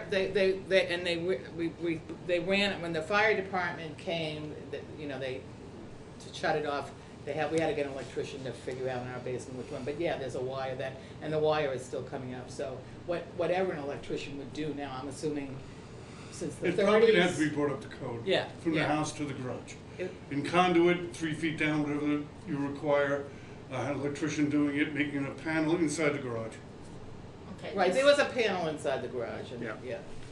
If you do put electricity back in the garage, you should make provision to put a charging station, just in case, an outlet. Oh, Just I in see. case you ever want to get an electric car. Oh, Or yeah. Oh, if you good sell point. the property. Yeah. Yeah, yeah. And the person wants an electric car, the state would Good. require Okay. you to have. A charging station? A charge, or an outlet that's sufficient for charging. Okay. Which is, I think listed as what is a ground fault circuit interrupter, protected outlet on a dedicated circuit, and then there's some criteria. And I believe you need a dedicated 20 amp breaker for that. Yeah, it says Okay. either 120 volt, 20 amp for overnight level 1 chargers, or a 220 volt, 50 amp for level 2 charger. Can I ask a question here? When we get your response to our application, will that That information will Okay, be. okay. I'm taking notes, but I can see I'd go home and I will get it 2 days later. But also, I just figure if Yeah. I read you Yeah. what is a standard Okay. provision, at least you'd be aware that that would be. And I'm And assuming that's- we use I a thought sense. Brian would be here, but that would be based on the Okay. Brattleboro zoning. He's not loud enough? Well, we don't just didn't specifically hear have that in our He's reading. code, Okay. but it's like one of those things that we do recommend, and Okay. it is something that the state also Okay. recommends as well. It's a good idea, as Yeah. long as you're gonna have an electrician in there, just, because you never know, right? Right, and at some point, we are thinking of selling the house, and we don't know when that is, but we certainly want to make it, so that somebody would want to buy it. Yeah, or you could be getting Yeah. an electric car Right. yourself. Yeah, yeah. We have a Prius now, so who knows, maybe we'll graduate from a Prius too. And it is the only access to the back of their land, the backyard, and going through the garage, through the back barn door. Yeah, you gotta get a good running start. So the house, your living area, the house Yeah. is all on one side of this brook? Yes. Yeah. Okay. Yeah, yeah. There is a deck, a two-tier deck that does go to the back. I mean, we have. Yeah, we put on when we bought the house in Yeah. '93. The deck goes over the brook Yeah, also. yeah, and Yeah. we got permission to do that, 93. 93. Okay. And when Irene came, or other floods, Mhm. did you have any problem with the structure? Not with the garage. We did, there's a, this is the front of the house. Over this wall over here, it had, over the years, been kind of loosening up, and Irene kind of It losing collapsed, it collapsed So a bit there. we had to have somebody from the state come down, look at it. We got permission to have it rebuilt, and we had Jim Herrick from Marlboro came, and he had built a retaining wall for us when we first bought the house, so he came and repaired it like the spring after Irene. So this is the front of the garage. Our house is over here roughly. We have a little path that goes there, and the brook, the deck goes over the brook here, and this goes over the brook over there. So that's the two accesses that we have to the backyard, which is partly a wetland too, which is one of the reasons why building back there would not be a good idea. Could I ask you a general question about Bonneville Road? Sure. Yeah. The brook goes behind your house. It goes behind our house, and then it swings, so this is our house. It goes behind our house under the deck, and then it comes around between two houses. And then crosses over to the other side of the road. Yeah, there's a bridge right there to the before. left, right Yeah. to the right of the front of their house. Yeah. Yeah, but then you go up another couple houses, and then it's crossed over to the other side. Yeah. Yeah. There's yeah. if you're coming up Bonneville from Western Avenue, there's two bridges that you come to early on, Yeah. and our property lies in that little bit of land that's carved out like a sea clamp or something like that. So that's my understanding, is that this brook crosses Yeah. over Bonneville a number of times. Yes, in it its- does. In its route. Yeah, it's And snakes, there's kind a- of snakes. I believe there's a property further up Bonneville, if you're traveling up Bonneville, further up that has, I believe their house is off to the left behind a brook, and they actually have a little private bridge to get to That's their just house. below them. Oh, that's below them. There's No, that he's one, talking but there's other way. also, there is a Yeah. property, Yeah. you're right, there's, Yeah. And there is a property below you. there's that- two bridges that, at least for Yeah. Brattleboro side of Bonneville. The brook only has two places where it crosses, where it needs a bridge. And that's just like a few hundred yards up the road from where we live and just right next to our property. So as I said, it's sort of like a C shape, and our property kind of saddles that area, that corner where one of the bridges is. And this brook, of course, then, trying to picture orientation, but closer to the entrance of Bonnyvale, it actually goes under Western Avenue. It does. Yeah. And then goes on to join the Whetstone. Yeah. Yeah, Okay. yeah, it feeds into the Whetstone. I used to play in that brook a lot. Yeah. Glen Street. When Irene came, the water rose up very high. Okay. But I think it must have been when it flooded downtown. Later on, we were able to see that when it flooded downtown, that the water went down dramatically at about 12:30 that afternoon when Irene hit. And we're actually where the property is. It's a slow slant. The land goes incline going down to Western Avenue. Not drastic, but enough that we're kind of above the flooding that you get in the Whetstone that we saw further on where the Diamondstone property was. Well, and then where Glen, across from us on the other side of Western Ave, is Glen. Street. Yeah. They were, so because we were on a very slight incline, the water went down like this, and they got much more damage than Bonnyvale did. Go ahead. My only other question is, you say you're gonna put an outdoor light to light up your driveway. Yeah. Right now, we try to get at least partially, either fully shielded or partially shielded lights. Okay. And have them pointed no Down. more than 45 degrees. Preferably, what you want is a light that lights up the area on the ground that you're shooting for, and not that doesn't point out to the street. We had a light right here Yep. in the garage that burned down that we would use for shoveling snow or something, like when we had to get out or something like that.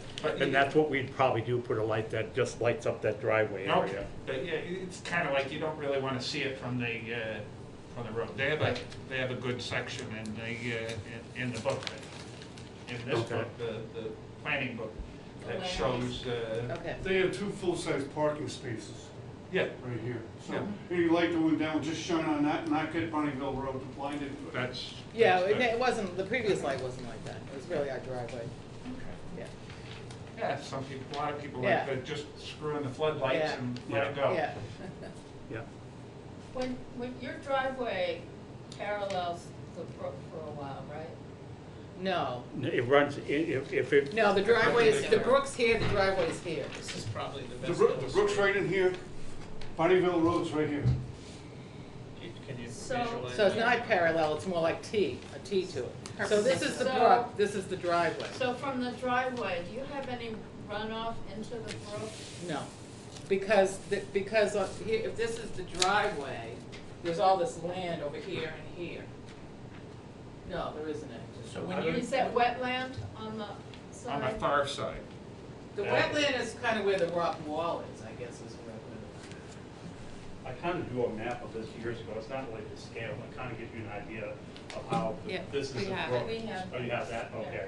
All right. Yeah, but the driveway is not, it's not parallel to the brook. And this end of the property too is higher than this end. So the brook is actually running a little bit down from us. It runs down grade under the garage. Yeah. And you actually go uphill from the garage, you see it coming down quite a bit. can Because you, I was thinking that runoff from, I The don't road? know, oil spill or It's not, trees it's or not any, the anything driveway that really was- isn't near the brook. There's all kinds of land on either sides and there's a perennial. There's no drain hole in the middle of the. No, but it doesn't, On the opposite side of Bonnyvale Road, here's Bonnyvale Road, on this side, there's a trench for water to run on that side. Yeah. Okay. So Yeah. if they're plowing, whatever they do, it runs off that way. Yeah. They're making sure it doesn't go into the brook. yeah. Yeah, there's a, which I think the town maintains that trench across from this. This property, there's a house up in the hill, but the town comes in the summer and cuts down goes along with that, whatever that thing is that it cuts would down. probably be, not a culvert. Do you want to answer? It's the not question quite a about the culvert, roof? it's Swale. Well, it's- Or just Swale, is that what it is? Swale. Swale. Can you just elaborate on the The ditch. stormwater management? One of them. I'm sorry, I didn't hear you put The it stormwater, it's kind of vague in here. What's the question number? I. Oh, okay.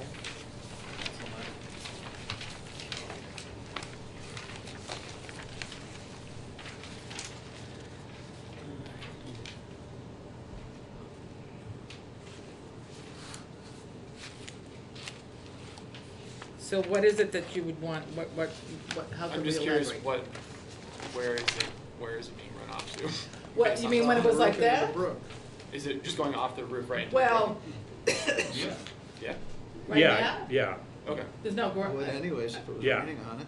Would Yeah, I rain don't into know the what you're brook, asking, too. because we don't have any garage now, so. I mean, the design can do. The design for, Well, yeah. it the- falls this- off in here, it falls off here, we have a roof rake, so we have used the roof rake to pull it away from the brook and put it either in the back of the land or in the front and the side. But rain just, like when it rains, Yeah. it just. Yeah. Goes straight. It would be very much like the Creamery Bridge, Mm-hmm. you know, which basically rain falls down on that bridge and it goes down into the brook. So same with snow, that slides off. Okay. Thank you. I think you summed it up by saying your garage is a covered bridge. It is, It's yeah, just really. You can't drive all the way through. Yeah, it's Yeah. not used for a covered bridge, but that's essentially what it is. Must have been a charming feature when you bought the house. I know, a lot of our neighbors were very upset. We're not liking not having it, protecting our car from the snow. We're not, it's new for us to have to go out and dig out in a way, not digging out, but digging the car out. So it was a very nice asset to the, it was also good for storing, garden implements. Interesting. Yeah, piece, right. What would be the general size? I think this illustration showed us. 20 by It's a 20 by 22. Okay. Yeah, I think that's, yeah.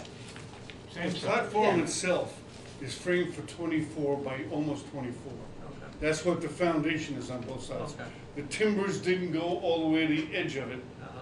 so they have like 6 inches they can gain on either side, Okay. just to make it follow the footprint, but just use the foundation that's there, Yeah. rather than coming back 6 inches. They left the timbers on the outside like a space. I don't know why they did that, but Okay.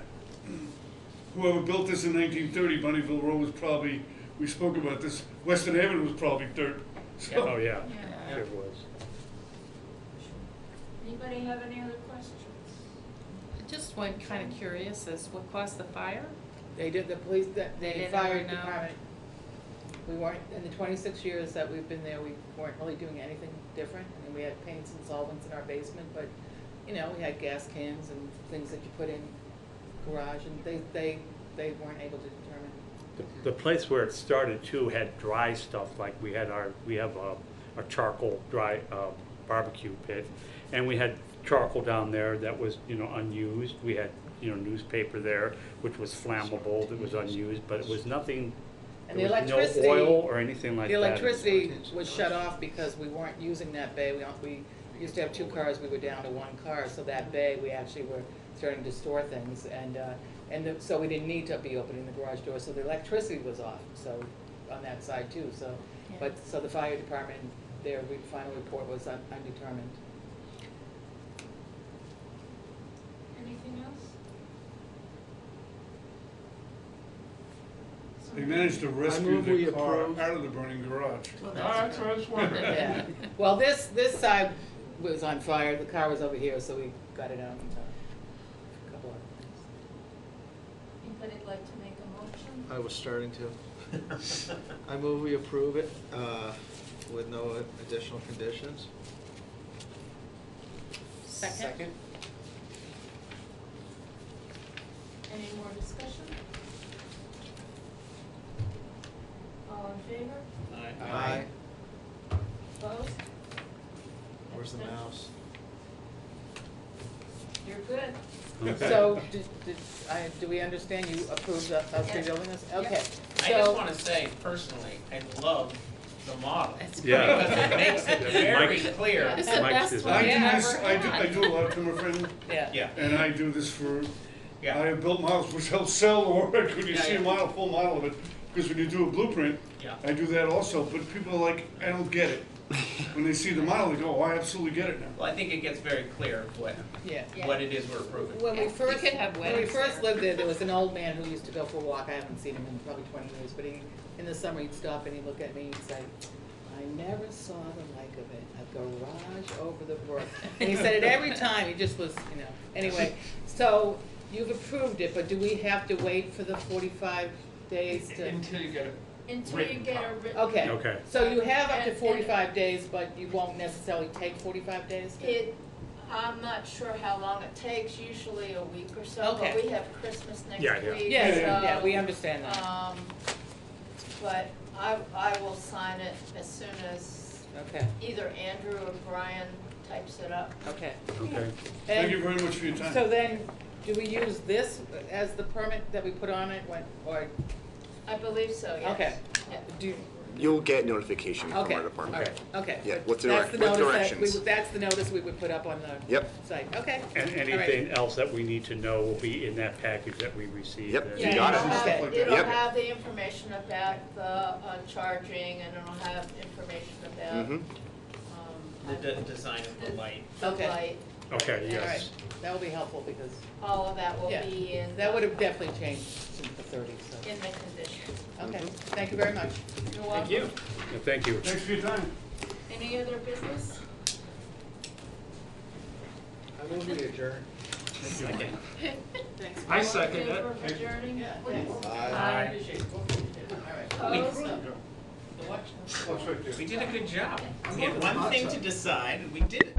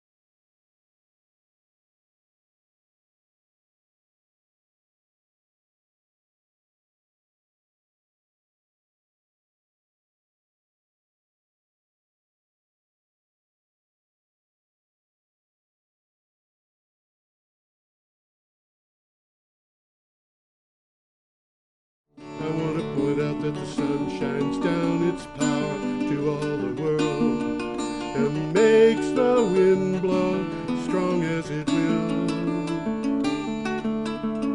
I want to hope gentle rains can fall upon the land so lovely earth can stay lovely still.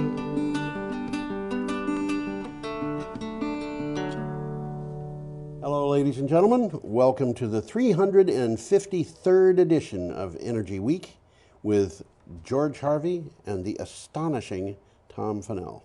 In the flesh. In the flesh. We're recording this on the 9th of January, and that being the case, this is news from the 2nd through the 8th.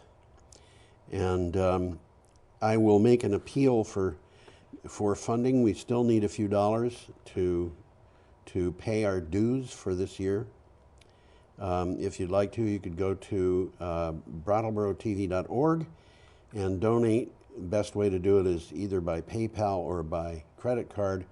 And when you do, when you fill in the amount, go down a little bit on the screen and you'll see a thing that says, that it looks for comments, and just say it's for Energy Week.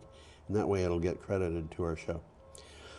Also, I should explain that this show is based on my blog, geoharvey.com, geoharvey.com. The best of the blog. It's the best of the blog, which is not the best blog, but anyway. I go online every day and get the news that I find on energy and climate change, and I put 10 to 15 articles, synopsis for each, and the links to the original article online, and those go up on my blog, geoharvey.com, and you can click on the calendar to go to the date that the item that we read is. We will start on the 2nd of January, and about every third item will go forward a day. Well, some of these are worth looking at. Yeah, Matter some of of fact, them are. this week, a particularly large number of them Yeah. are. And you wouldn't be disappointed if you looked them all up. Because some of them are really in-depth. Very informative. Yeah, it's true. Okay, should we start? Yeah, might as well. We start have with an the first item one from here. We got a picture coming up. KSHB. We got a picture, We have a and I'm picture going to try of to get the Smoky picture. Hills Wind Farm. Is that Smoky Hills? There's no hills. I know. No, what can I say? Well, that's Kansas. I knew a girl who came from southern New Jersey, and she told me that if I was in the town that she lived in and wanted to find where she lived, all I had to do was ask people where the hill was. And the hill was a rise in the road of about 6 feet. Well, let's move along with this one. We're in Kansas already. We're in Kansas. There And we it says go. that Kansas's embrace of wind energy helps it reduce CO2 emissions. Kansas. Duh. Kansas has been able to reduce CO2 emissions for the 10th straight year. Well, that's encouraging. Isn't it? Largely due to the rapid adoption of wind energy and a slow move away from coal-powered electricity. There's a lot of wind energy in Kansas. There's a lot of wind in Kansas. I was born in Kansas. I was born, you know that farm in The Wizard of Oz? Well, it's been a long time since I Yeah, saw well, Wizard of Oz. the farm that was right across the street Oh, from no where I kidding. live. Yeah, Yeah, absolutely. No, actually, that's a fib. The Kansas News Agency reports that about 36% of all electricity produced in Kansas is from wind. Actually, I was born in Atchison, which is the same town that Amelia Earhart came from. Wow. Isn't that amazing? Who'd have thought?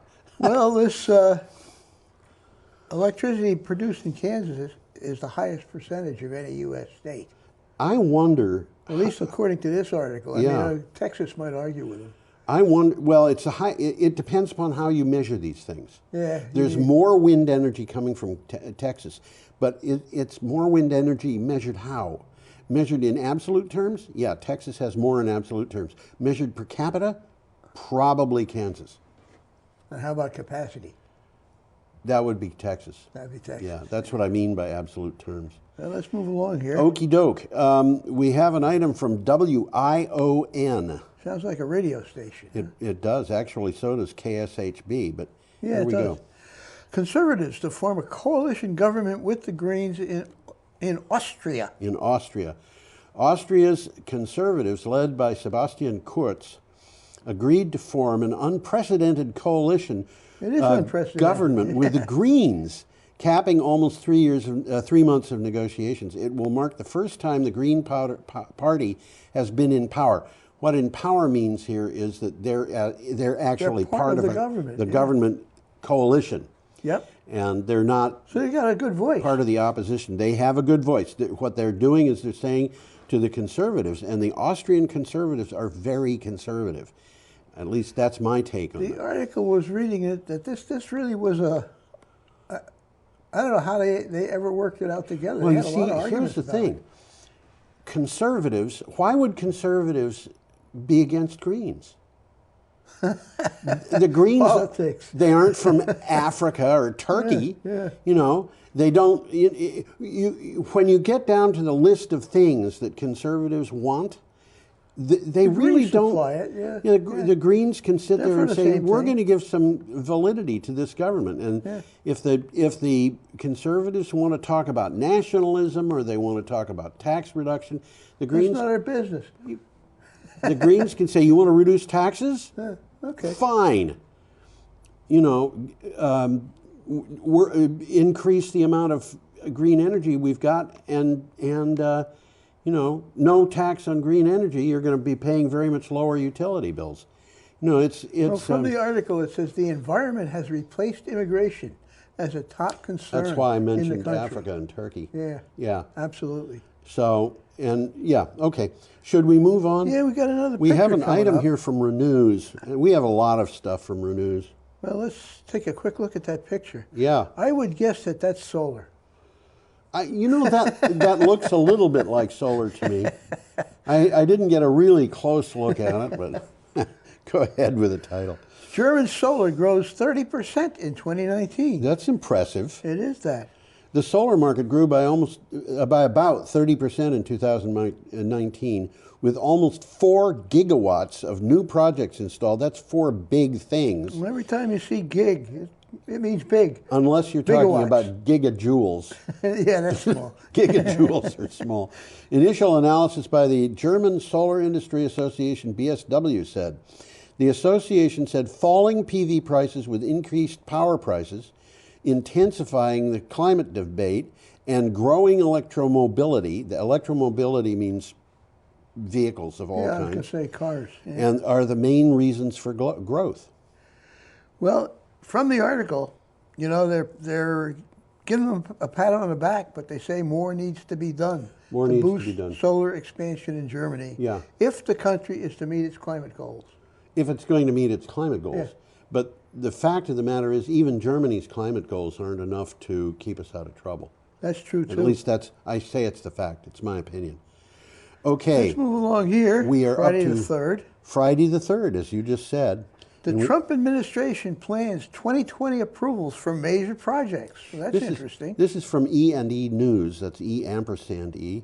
The Trump administration is poised this year to do what congressional Democrats and other critics of the president's energy dominance campaign have been demanding for a long time: advance large-scale renewable energy projects on federal lands. There's something fishy about it. Well, I don't you know, Steve Hanley, who writes for Clean Technica, Yeah. the day after this, Yeah. or maybe it was the day after that, wrote an article in which he said, wait a minute, what's going on here? Good question. He said, okay, so they're allowing these big solar project to go in, but they're going to try to allow everything to go in under an all-of-the-above strategy, which includes fracking and extracting nuclear energy and all kinds of things. So this was a good article. It's in depth. This is absolutely a good article. Absolutely. Yep. Conservation groups and congressional Democrats have criticized Trump's focus on oil and gas drilling Yep. and mining on federal lands, Yes. which is still going It's still through going as far forward, as this yeah. is concerned. The Bureau of Land Management plans to approve 5 commercial-scale solar and wind projects as part of this. Right. Okay, as well as opening 20,000 acres in Southern California for geothermal. Yes. That's interesting. It is. That one is. Very interesting. Okay, we have a picture coming up, Yeah, we got as some Tom sheep always here, I says. think. This is an article that I really enjoyed. This is a neat little article. It's a neat little article. It's from the BBC. Belching in a good way.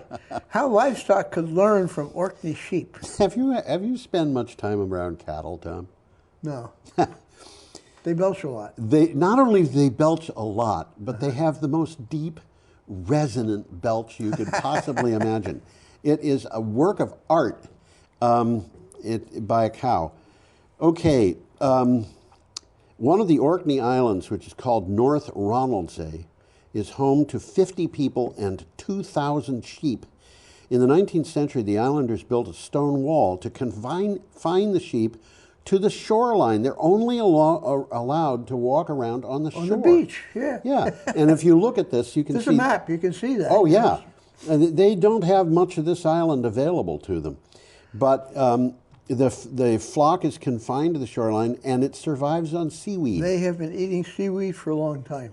That special diet could hold the key to more climate-friendly livestock farming. This is a good article. Lots of pictures if you like Lots of pictures. This is fun.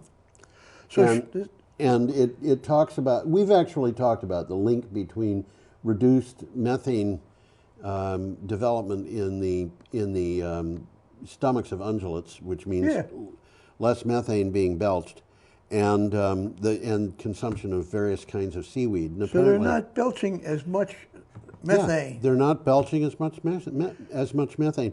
And one of the things that I found interesting about this article is that they get a lot of seaweed washing up on this shore. Like free. And they just eat it. Yeah. And well, the sheep have been living on the island for thousands of years. Okay? Yeah. This is not new. They're adapted to it. The 6-foot-high, 13-mile wall restricts them to only beachfront. Yes. Okay. The flock's diet has been restricted to seaweed foraged from the shore, which gives their meat a fuller, gamey flavor. A delicacy sought after by chefs. Yes. Okay, so it's a win-win situation. It's a win-win situation for everybody except the sheep, who don't like being eaten. Well, the cows graze in the interior. They have the grass. Okay, the sheep get the seaweed. Well, they don't want salty milk. Yeah, that makes sense. Studies have shown that livestock that have some seaweed in their diets belch far less methane than animals fed on grass or general feed. And you know, one of the things, and Tom and I talked about this before the show, sheep and so forth are not the only animals that eat seaweed. People do too. Yeah. You can buy seaweed down at the co-op. Sure you can, yeah. There's a Korean seaweed salad that you can get in the prepackaged deli section, and there is seaweed of various kinds in the wherever it is. They use seaweed is the green that's used to wrap sushi. Of course, yeah. So people There's eat a lot seaweed. of different kinds of seaweed, but Dulse, you mentioned, and laver bread was something that I mentioned. Yep. Okay. Let's move along here. Okay. We're back to Australia, which is still very much in the news. Australia is still very much in the The Navy rescues people from fire-hit Malakuta, and we've talked about this. Oh, already. yes. The Navy, the Australian Navy has evacuated about 1,000 tourists and residents who were trapped in the fire-ravaged town of Malakuta on the Victoria coast. The evacuees will be taken to the western port, the Navy said, about 16 hours voyage down the coast. I was interested. We talked about this evacuation last week. Yes, we did. And we speculated about what kind of ship was used. And I said a destroyer wouldn't work. No. And, you know, I don't think it occurred to you, but it certainly didn't occur to me. The Navy has ships that are not combat ships. Oh, sure. And they Supply have ships. In this particular case, what they used was they were combat They got ships, troop transports, but too. they were landing vessels of Okay. various kinds. They used landing craft to pick the people up from the beach, and then they transported them back to a landing ship. Yeah. And I don't know how many people got onto the landing ship. It did not. The pictures that I saw did not look particularly crowded. Well, this is an interesting article. There's some maps on it which are worth looking at. Yes. There's a 2.5-minute video which is also worth looking Right. at. It's kind of depressing because it's about the fire. Yeah. Well, some 4,000 residents and tourists fled to the beach when bushfires encircled the town. Yep. Well, that must have been scary. Thousands of people are also fleeing parts of neighboring New South Wales, where a week-long state of emergency is in force. Well, you know, Tom, some of the stuff that has come out of this is absolutely astonishing. It's almost unimaginable. The government. Well, one of the things is the Prime Minister took a vacation in Yeah, Hawaii. I know, and he has been taking a lot of flack for that. Well, he deserves it. Yes. He tried. The Prime Minister of Australia, after taking a vacation in Hawaii during these fires, came back and hit a lot of criticism. Yes. And he went for the first time to a town that had been hit by the fires. And while he was there, he walked up to a young woman and he reached down and took her hand. She didn't offer it. Okay. And he put her hand into his to shake it. And she said, the only reason why I'm shaking your hand is because, and I didn't hear the rest of the words, but it was something like, we need help here. And he just dropped it and walked away. No kidding. And arrogant guy, huh? Well, I don't know if it's arrogance or embarrassment or what, but you know, I find it really hard to believe that this guy is going to be reelected. That was an area where people supported him. Yeah. And the people there were uniformly heckling him, and they were saying things that were not very nice as they heckled. But other things that have happened, the Australian government and the governments of the states have told people, if you're not out of these towns, that where we're saying, you know, these towns that are cut off, yeah, don't try to leave. If the fires come, don't try to leave. Just find the best place you can to hide. Neck deep in the sea. Well, I mean, these people on the coast had an advantage. Yeah. But you can't go down into the cellar to escape a fire the way you can go down into the cellar to escape a tornado. Well, that's true. So, you know, I mean, people are in trouble. And the other one that I heard, do you know Hillary down in the co-op? No, I don't think I do. Yeah. Well, I was talking with her yesterday, and she said that friends of hers from Australia visited, and they told her that the koalas are messing with people's minds. Oh. And this is really a sad story. The firefighters are starting to have psychological problems because they go in to fight the fires and they're surrounded by screaming koalas. Wow. Now, koalas, I should say, are not going to, they don't have to be burning to be screaming. Okay. They scream naturally. They scream naturally. Whenever they're upset, they scream. But, you know, their scream sounds so much like a human scream. And these firefighters... She's very unnerving. Unnerving, that's right. And so it's hard. Okay. Well, we got a picture coming up. We are up to Saturday, the 4th of November, and we have a picture of a downtown neighborhood. Okay. This is kind of an irritating article. Irritating. Oil and petrochemical companies want you to pay to protect them from climate change. Right. Now you know why it's irritating, everybody. This is from Clean Technica. Not content with ruining the earth with billions of tons of CO2 and plastic waste, oil and petrochemical companies want the federal government to build enclaves to protect their refining facilities from rising sea levels and more powerful storms. Well, the article begins, and I'll read from it. Yeah. Chutzpah is murdering your parents, then throwing yourself on the mercy of the court because you are an orphan. Yeah. Okay. Oil and petrochemical companies are guilty of chutzpah, raised to the 10th power. Yeah.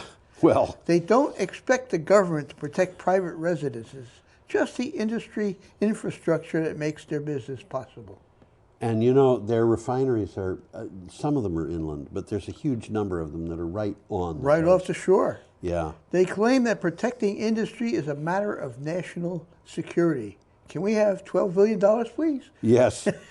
Donald Trump told people, I think it was yesterday, that, which would be the 8th of January, that the United States doesn't need the Middle East oil, so, you know, we don't have to worry about a war. Yeah, I heard him say that. And I was sitting there thinking, he finally got something right.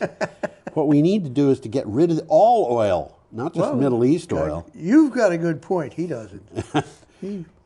Well, we're back to Australia here. Yeah, with an item from NBCnews.com. Australia's fires could change the country forever. Yeah, I guess I'm not sure could is the right word there. I think it will. Oh, yeah. Well, actually, yeah. Natural rhythms of Australia's environment include wildfires, but scientists haven't seen anything like this before. At least 12 million acres of land have already been scorched, and more than 100 blazes are still active, and the fire season has yet to reach its peak. Well, one of the problems with the animals is it's burning the area that the animals inhabit. They're running away. Then they're coming back, and there's no food for them. Yeah, this is very hard. The blazes threaten to reshape Australia's ecology, even in places where plants and animals have adapted to yearly fires. Yeah. Earlier than usual blazes could portend a worrisome trend that is echoed around the world. I started looking into the record of Australian fires. Yeah. And of course, in the past, there have been more deaths. I'm going back to the 19th century. Yeah. And So they've 20th always century. had fires. They've but always not like had this. fires. They have had a fire season. They have an Every official year. fire season that starts on the 1st of June and it ends on the 31st of May. So it's year-round. That's the official fire season. Wow. But when people talk about a fire season, they're talking about summer, which is our winter because they're upside down. They're upside down. It's amazing the way people have learned to walk on their hands down there.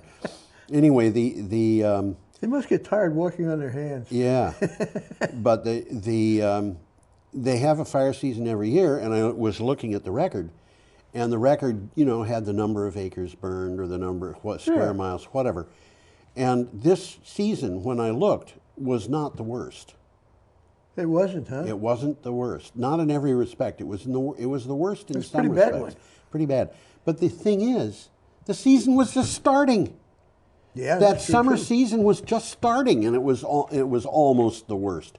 It's going to go on. The really bad part of it is we're only about 2 weeks into a season that's. So this is sort of like June to them. Yeah, we're two weeks in. Or We got 3 July and weeks. August coming up. Exactly. There you go. Okay. Well, you got another picture coming up. We here. do indeed, and this is from Common Dreams. It is that. Which is a And good that site, is I a think. picture of Puerto Rico after Hurricane Maria. Yep. And that does not look very pretty. No, it doesn't.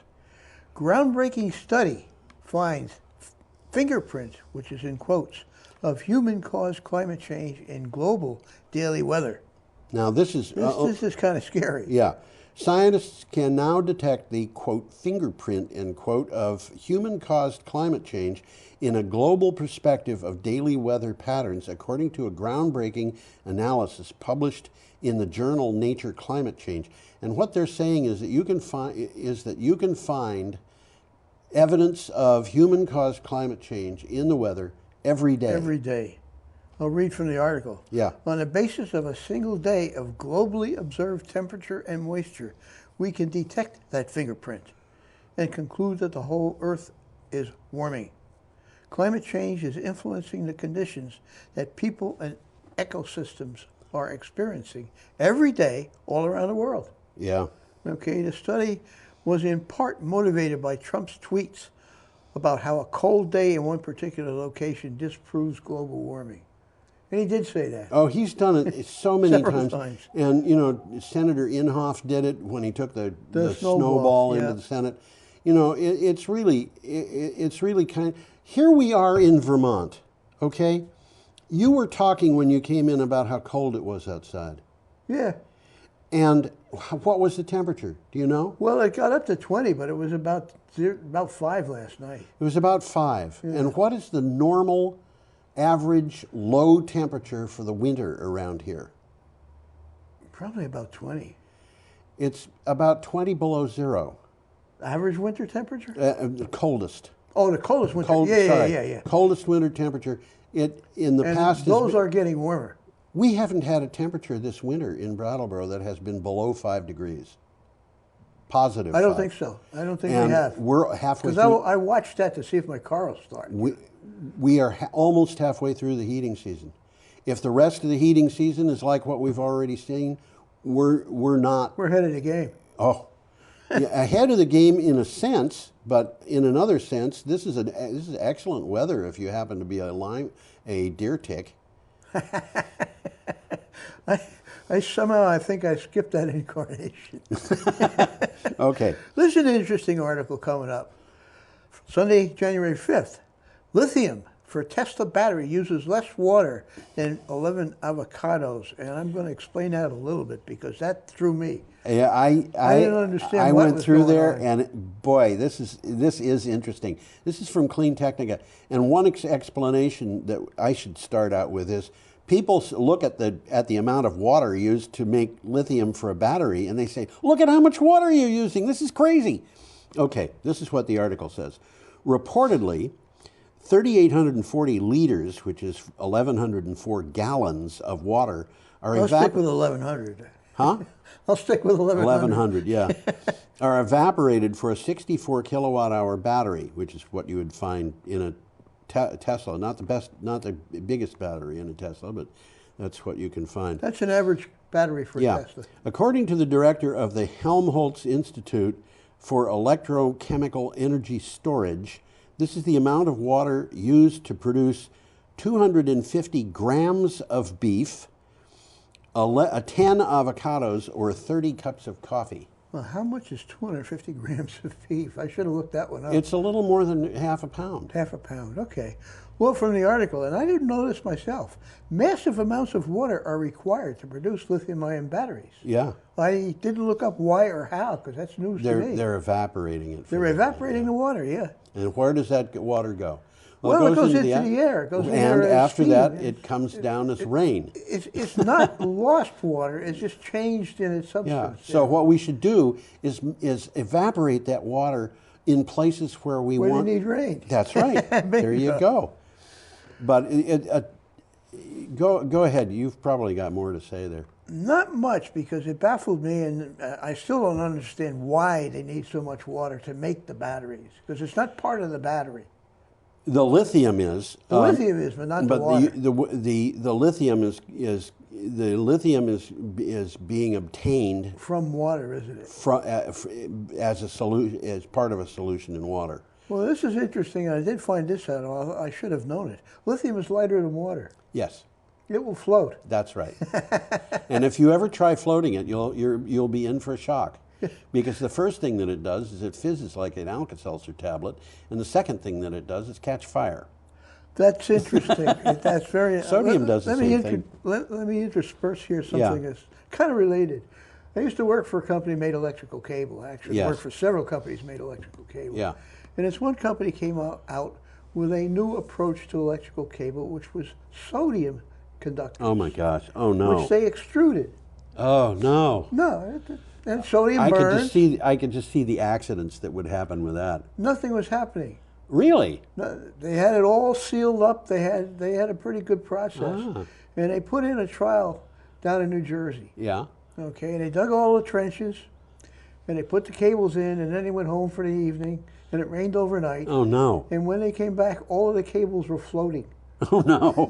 They didn't burn or anything, because oh, my they gosh. were all sealed. It was well thought out. Everything was sealed. Yeah. They couldn't expose the lithium to water, which would make it burn. Yeah. But the lithium cables were floating, amazing? which caused a lot of amusement, and of course they had to hold the cables down while they backfilled. Okay. Sometimes you know, everybody was talking about the specific gravity of the cables and the specific gravity of lithium. Nobody ever thought of that means it'll float. Well, I remember as a kid looking at pictures of warships and hearing that their sides were a foot thick of steel and saying, how can that float? But yeah. Okay, we've got an item here from the BBC with a very interesting This is an graphic. interesting article. I got the picture up already. Yeah. How'd that happen? Well, you had the old I had picture the old up, picture. and I put You this changed one the up. picture. Okay. Well, this is an interesting article, and it's an interesting picture. Yep. And it says bushfires can create their own weather. And Yep. the article says how pyrocumulonimbus clouds develop, which is what you're looking at there Yes. in the picture. Yes. Okay, and There are also tell us how it goes. There are also pyronimbus clouds. Okay, record-breaking temperatures and months of severe drought have fueled a series of massive bushfires across Australia. Well, we knew that. The fires burning since September have intensified over the past week.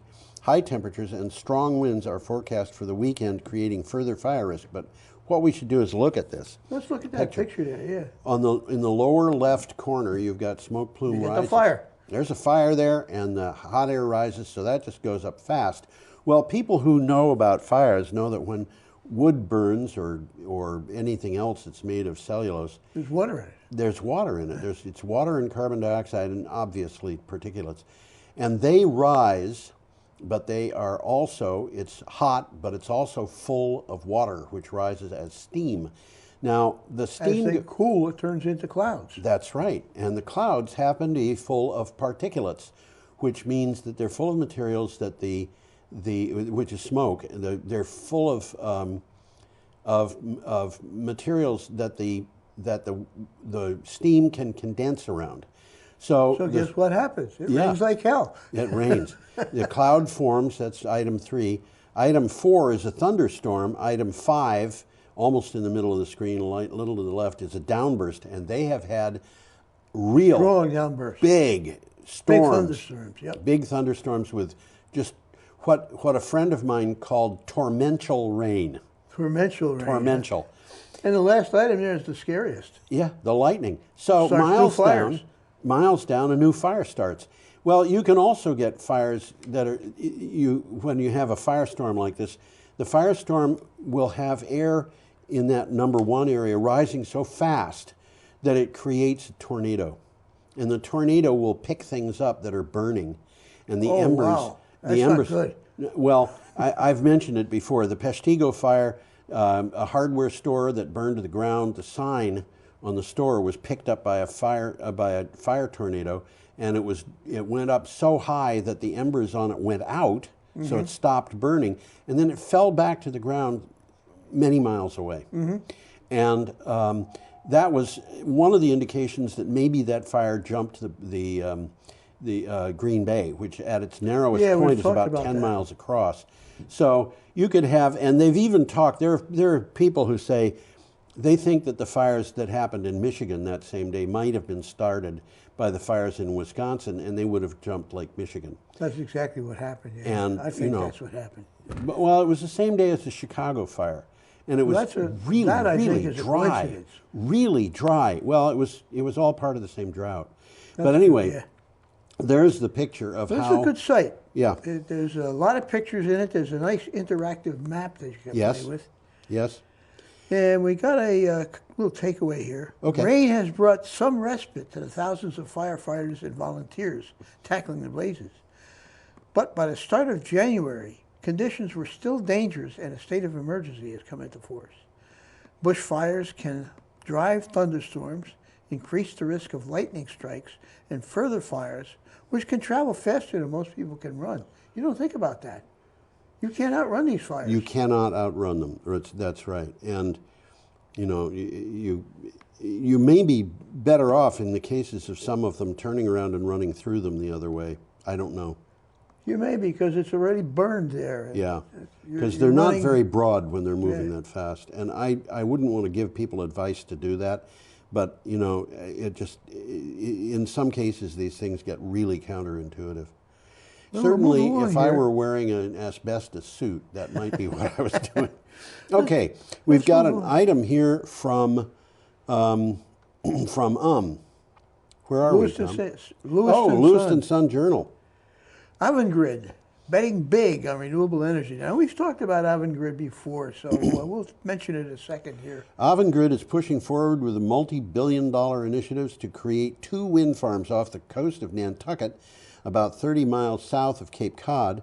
Together, they would add more power to the New England grid than the company's controversial billion-dollar main transmission project, which, by the way, got some of the approvals that it needed from zoning and so forth. It is very controversial. Yes, that's right. It's basically for bringing Canadian hydropower down to Boston. Right. And the people from Maine say, well, why go through unspoiled part of Maine to bring this power down? The people who are giving zoning and so forth permissions in unincorporated areas gave the permission yesterday.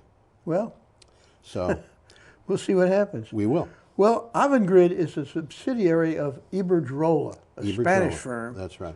That's the largest wind energy investor in the world. Yep. So this Iberdrola knows what they're doing. They know about wind power all over Europe. And these wind farms that they're talking about putting in south of Cape Cod are big. They're going to be big. They would provide, well, this says twice as much power as a billion-dollar transmission project. Well, from the article, offshore New England is among the best spots in the country to turn wind into electricity. Right. Okay, we're up to Monday, January 6th, and we've got an item from Clean Technica and a picture of a Westport, Connecticut police car. Yes. Look at that. Yeah. Oh my gosh. Police Department adds a 2020 Tesla Model 3 and explains why. Asked why he chose the Model 3, Police Chief Koskinas, which is probably pronounced wrong, but I'm sorry if it is, says he, quote, believes in being green, end quote.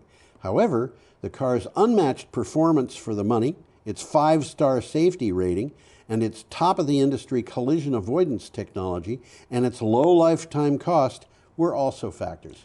Well, they're missing one of the biggest parts of it. Police cars spend most of their day idling. Yeah.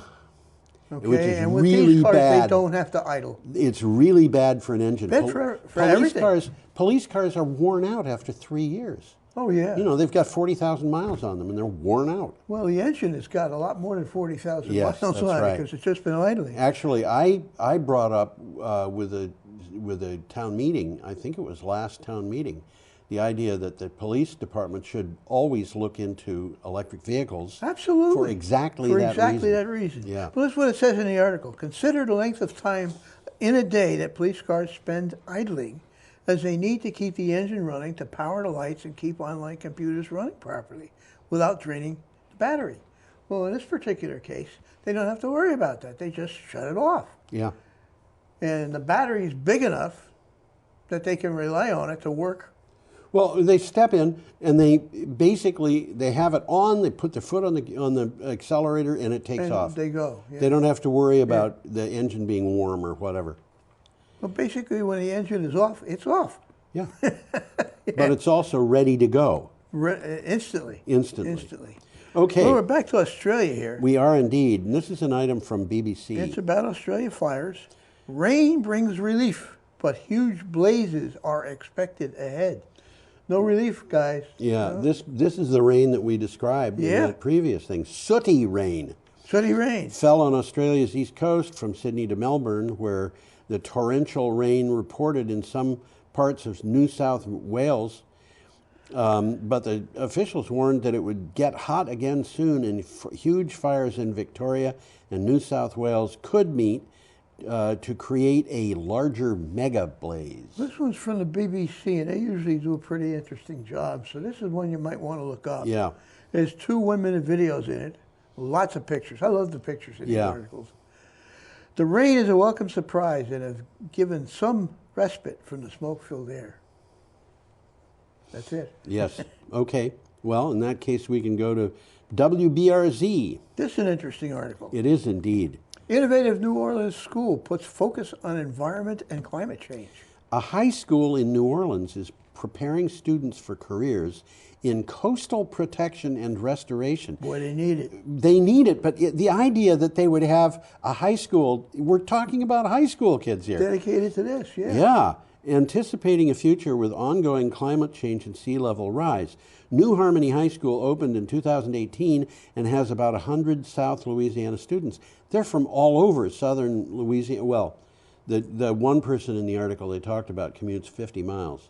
Yeah, they did mention that. And, you know, but this is... Well, from the article, besides their traditional classes in math, literature, and history, the New Harmony students take science classes that tackle environmental issues. Yeah. Like this is important, the levying of the Mississippi River and oil and gas development. So these kids are going to be prepared as they develop and go on to college and stuff like that to handle some of the problems that Louisiana is facing. And we've talked about We've talked about this at length. One of the things that I find interesting, and it comes back to me every time we talk about Louisiana, is we're talking about a state that is dominated by conservative Republican politics, but they accept the idea that they've got serious problems with the rising sea. Oh, it's dissolving into the ocean. Well, you know. We talked about one guy who's moved like about 3 times. We've talked many times about Cameron Parish, which had the largest percentage of pro-Trump voters in that election. And it's the part of Louisiana that's most at basically risk. The people in town have all been told, and people in the county have all been, and it's a county that's about twice the size of Windham County, although it has a population of less than 7,000 people. But the people there have all been told, or almost all been told, that they are going to have to leave because the sea level is rising, and the land is subsiding as they pump the oil out from under it. Well, let's move along. Okay. Tuesday, January 7th, and this is an interesting article. With a picture, which I just put up. That's the next one. Oh, is it? Las Vegas taxi company orders hundreds of I taxis. put that in the wrong place, didn't I? I think you did, yeah. I did, yeah. I think you did. Okay. Go ahead. I read it. Oh, you read the title. This is from Clean Technica. Captain, which has 872 taxis among its total of 1,400 vehicles in Las Vegas, launched 30 Teslas in the taxi service in the city. However, that is just a soft launch in its Tesla fleet. The number of electric vehicles in the fleet will be in the hundreds by sometime in February. The Tesla Model 3 is more than competitive in any high mileage market. Right. Okay? The more you drive a vehicle, the more money an electric vehicle is going to save you. Yes. And that's what's happening right here. Yes. And you know, taxis, I don't know, but I would bet that they have the same problem police cars have, of a lot of idling. A lot of idling and stuff like that, yeah. Maybe not as intense as the police cars. Not but as it's the intense. same kind of thing. Yeah. Well, now we got that picture coming. We have that let's picture. Take a look at that. That's not eggs. That's not eggs. That's a biogas plant. We saw one last week, but this is much bigger. This is a big biogas plant. EU plans a big increase in green gas to meet climate goals. Production of biogas, biomethane, and green hydrogen will have to increase by at least 1,000%. That's a big increase by 2050. I would say. To reach the EU's climate neutrality objective for that year. An EU official said renewable gases today already represent around 7% of the gross inland energy consumption. 7% today. From Now, the article, this is- it says renewable gases need to reach 50 to 60%. Yeah, and I was looking at this and I thought these figures don't add up. You increase 7% by 1,000%, you're up to 70%. Yeah. And they're saying 50% to 60%. But I wouldn't quibble. Well, the fact is, what they're saying is that the electricity consumption is going to go up. Okay. So an increase of 1,000% would not increase the percentage of electricity being consumed by 1,000%. So I think that's what it comes down to, is that these... Well, the article is... I think the people who wrote the article know, or the people who provided the figures knew what the figures meant. Well, the article's encouraging. It does say getting there is not impossible. Yeah, it absolutely does.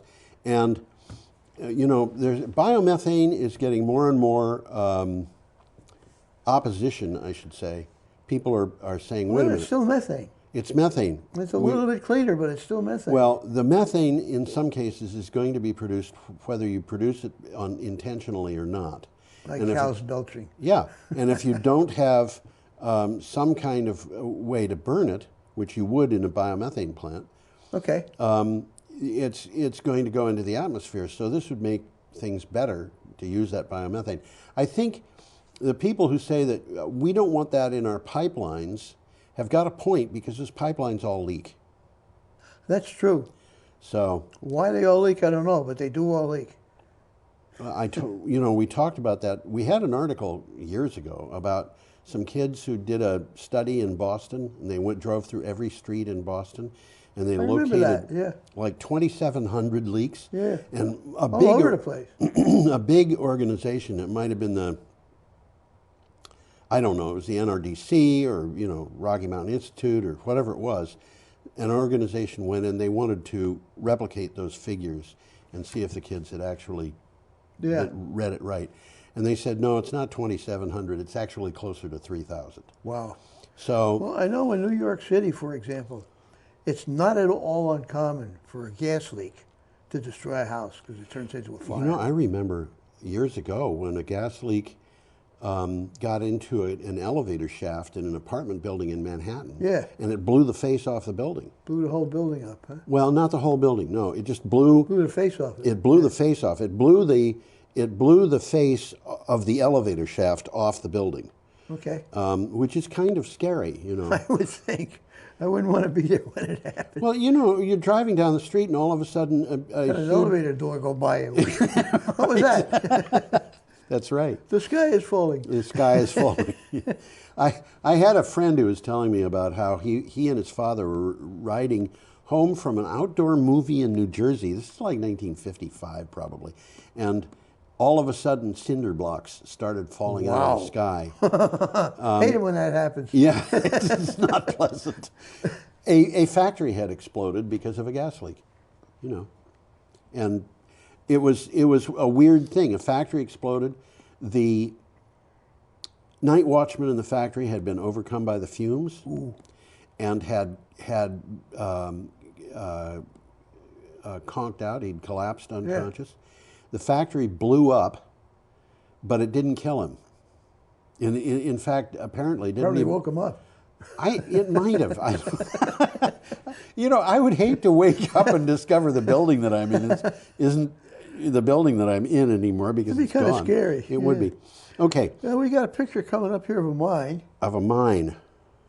Yeah, let's get to. Yes, this is I couldn't resist this picture. That's the Asturias mine in Spain. El País in English. I don't know that I'm pronouncing that right either. But go ahead, Tom. Greenhouse gas emissions drop in Spain as power plants ditch coal. And it's happening because of economics. Yeah, it is. Spain has just taken 1 year to achieve a goal that was expected to require a decade. The government had predicted that by 2030, coal would no longer be used in power plants to generate electricity. I think we reported that. Yeah. This objective was all but achieved last year. They used a little bit of coal. There's only a little bit of coal left in Spain. And there is look at that picture, though. On my conscience, that's Asturias. Asturias is in the northwest corner of Spain, and it's one of those areas of the world that is historically proven to be almost impossible to conquer. Northwest, that's Basque Country, isn't it? It is. Well, it's actually, I think it might be a little bit west of Basque Country, but it certainly includes Basque Country. It might be that it's all in Basque Country, but that's the area where, when the Moors and Arabs invaded Spain during the 6th century, that's as far as they got, isn't it? They got to Asturias. They claimed to own it, but there were a bunch of Visigoths who had gone up into that area, and they had other ideas. And they had other ideas, and they came out and started what was called the Kingdom of Asturias, and that kingdom was the ancestor kingdom to Spain and Portugal both. Oh, okay. And that was the start of the Reconquista. That started in that kind of territory. And you think about Arabs and Moors moving into that territory to try to conquer it from people who wanted to resist. You can imagine why it was hard to get them out of there. I would think. It's hard to attack uphill when you can't see the people that are up there, and all they have to do is roll rocks down. I was just going to say, throw rocks at you. Yeah. Okay. I think we are up to Wednesday, January 8th. I'm just trying to see if there's anything worth reading in this. Oh, yeah, go ahead, please. Well, we've pretty much covered it, so let's move on. We got another picture coming up. We have an item from BBC, and that is a picture of gas flares. I think those gas flares are in Iran or Iraq. They're in a place with palm trees, that's for sure. They're in a place with palm trees. That is true. We can either that or somebody did some good artwork. Okay, what do you have? Interesting flaring gas in that picture, though. Those are huge gas flares. Yeah, they certainly are. Really big, and you'd think that they'd be able to trap that stuff and make something out of it. Well, you know, I don't know how they're doing it, but when I first flew over Saudi Arabia when I was moving there to live, yeah, I could look down and see flaring gas all over the place. Everywhere, yeah. And when I left, that was gone. Really? They had managed to capture virtually all of the flared gas. Well, hey, it's money. Yes, they it can is. Sell it. And not only that, but it's worse than using the gas. If you look at that picture, you can see smoke coming up, and that smoke is particulates, and it indicates that the gas, they may be flaring it, but things are getting into the atmosphere, and they're not good. And you know, I had a thought about this, Tom. There's a kind of a hackneyed story that scientists tell. You know, people hit this in high school and college. Yeah.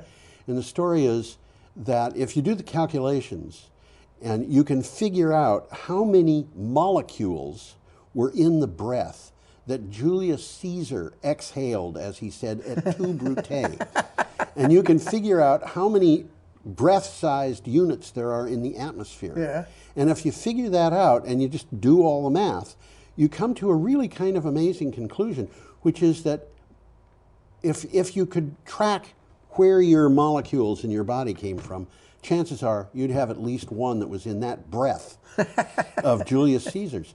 When things I'll have to get check on that. well, you know, I've talked to people. Steve Rootcroft, who is a physicist who was on this show. He was on the show, yeah. He and I talked about that, and he said, "Yeah, you do the math. There it Yeah. is. If you consider that smoke coming up out of that thing, You can pull it up if again. that smoke went up more than a week ago, we probably have a probably little bit of breathing that some in of us. it right now, yep. And we've got probably everybody in America has got some molecule or atom that was discharged from Chernobyl when it blew up. You know, this stuff gets all over the place. It is, as they say, ubiquitous. Anyway. This is a good article. Iran attack. Crude oil prices rise after Iraq missile attacks. Yep. This is very current. Yes, it is. This is happening as we speak. Absolutely. Oil prices have risen further after two bases hosting U.S. troops in Iraq were hit by ballistic missiles. Brent crude was up 1.4% at $69.21 per barrel in the middle of Asian trade, easing back from earlier gains. Global stock market prices were sent lower on concerns over the conflict. And Donald so gas Trump is going to be going up. Well, Donald Trump had a press conference yesterday, or did something yesterday, in which he talked about this. And he said, well, he thinks that things are easing back. And in fact, there were a bunch of reports that appeared in the news yesterday that I could have put up at my blog today. I didn't, because they're not really directly related to, maybe they are, to use of fossil fuels. But the damage that was done on those two military bases indicated, in the views of some people, that the Iranians really didn't want to kill anybody. They just wanted to let Americans know They that were they sending could. a message. That's right. And so if they wanted to kill somebody, they could have. Well, I'm afraid that this is not over, and it isn't over until it's over. And Donald Trump is kind of taking credit for it. And Well, I look at this whole thing as an attempt to divert attention from his impeachment. I think it's very useful for him from that point Yeah. of view. And I think, you know, maybe the Iranians would like to have indecision and differences continue in the United States government and secretly back Donald Trump because he's divisive. That, I think, is an altogether. certainly I happen. think that's what Putin does. Yeah. But you know, there we have it. Okay, we should continue on with our next Let's thing. see. Well, we've got a little bit of article here. Did I read it? Crude oil prices yes, rise? Yes, I and did. I read the synopsis. Well, here's a takeaway here. Okay. The attack obviously was in retaliation for the killing of this guy, Qasem Soleimani. Yes. Okay. His death had raised concerns that the conflict between the U.S. and Iran could disrupt shipping. Oh, the yeah, world's absolutely. busiest route for oil. Yeah. This is right there, the Straits of Yes, Hormuz. Straits of Hormuz. Around a fifth of the global oil supply passes through that strait. Yeah. So this could have some very large consequences. It could have big consequences. There's an interesting map in this article. It's a good article. The one thing, though, is Saudi Arabia can export oil elsewhere and otherwise besides the Strait of Hormuz. They can do it overland. They got can a do it pipeline. overland to the Red Sea. Yeah, they got a timeline. And so if the Strait of Hormuz is closed, the biggest victims of that will be Iraq and Iran. That's correct. So, it's not going to bother the Saudis much at all. No, it'll bother them, but not much. Okay, our next item is from CNN. Yeah, we're running toward the end here. Yeah, we are indeed. U.S. greenhouse gas emissions fell in 2019 due to less coal consumption. After rising sharply in 2018, U.S. greenhouse gas emissions fell an estimated 2.1% in 2019. Analysis of preliminary figures published by Rhodium Group shows the fall was almost solely due to a reduced use of coal for generating electricity, which has come about because of Donald Trump's war on coal. This again is a good article. We've got a lot of good articles. I'm this being time. facetious about Donald Trump's war on coal.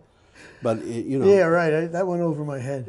More coal plants closed in his first 2 years than in Obama's first 4. His inadvertent war on coal. He's been trying very hard to stop coal mines from closing, and he just hasn't been succeeding. Economics aren't on his side. No, they aren't. Although he has a point. You don't have to worry about default. You print your own money. Yeah. Well, there's a 7-minute video here that's worth looking at. How climate change impacted the world in 2019. Yes. It's worth looking at. It's a very informative video. Yeah. Okay. Well, coal power generation fell 18% in 2019. Yeah. Okay, worldwide. A small bit of good news concerning the state of the planet. Yeah. Emissions from nearly every other sector, which includes transportation, buildings, industry, and agriculture, went up. Right. Okay, our last item is here. from Power Engineering Magazine. Nice picture. Nice picture. Nice picture. That is a Siemens Gamesa offshore wind turbine. Dominion's planned U.S. offshore wind project could be the world's largest at 2.64 gigawatts. This is Remember we said giga. Yeah, we're talking this is gonna about be big. The United States here. Yeah. Siemens Gamesa Renewable Energy said that Dominion Energy named it the preferred supplier for what could be the largest offshore wind farm in the world at 2.64 gigawatts. Siemens said the model and number of turbines remain to be determined. There's a lot about this. That's what we're looking at right there. Yeah, there's a lot about this particular item. They don't know what specific turbines. They don't know how many of them. They don't even know for 100% sure that they are going to get the job, but they are the preferred vendor, and so it's a pretty good shot that they've got at getting this. This is a huge Well, it's interesting. order. We've talked about the Coastal Virginia offshore wind project. Yes. Which is very small. It's only 2 turbines. 2 turbines. Okay. And that's under construction as we speak. And this is going to be the next step. This is phase, well, the first one's a pilot project. Yes, okay? I know. And this is going to be huge. Yeah. This is going to be huge. The commercial project that they're talking about here will be installed in 3 phases of approximately 880 megawatts each. Yes. So they're big. 3 phases. Each of the phases is Each big. phase will consist of more than 70 turbines. Well, it's going to be twice as big. It's going to have to be. Yeah. If this is the turbine that they use. Yeah. All of which will be located more than 27 miles off Virginia Beach. So Which it's means way out of you will not be people's able view. to see these. Not at all. But they're going to be supplying a lot of power. I mean, this is a lot of electricity. Well, they're talking about the first phase expected to begin delivery of renewable energy by 2024. And the 2 additional phases are going to come right after them year after year. Yeah. 2025, 2020. This is big. This is very big. Okay, we are out of This time. is the end of our show. It's the end of our show. Why don't you put the 2 of us up? You know, every day at the blog, I put a thing up that says something like "Have an unimaginably superb day," something like that. Yeah, something like I put that out in my, and There I you go. decided I'd cycle through these things and pick the best of the week for the show. So have an unimaginably superb week. See you later. Alligator.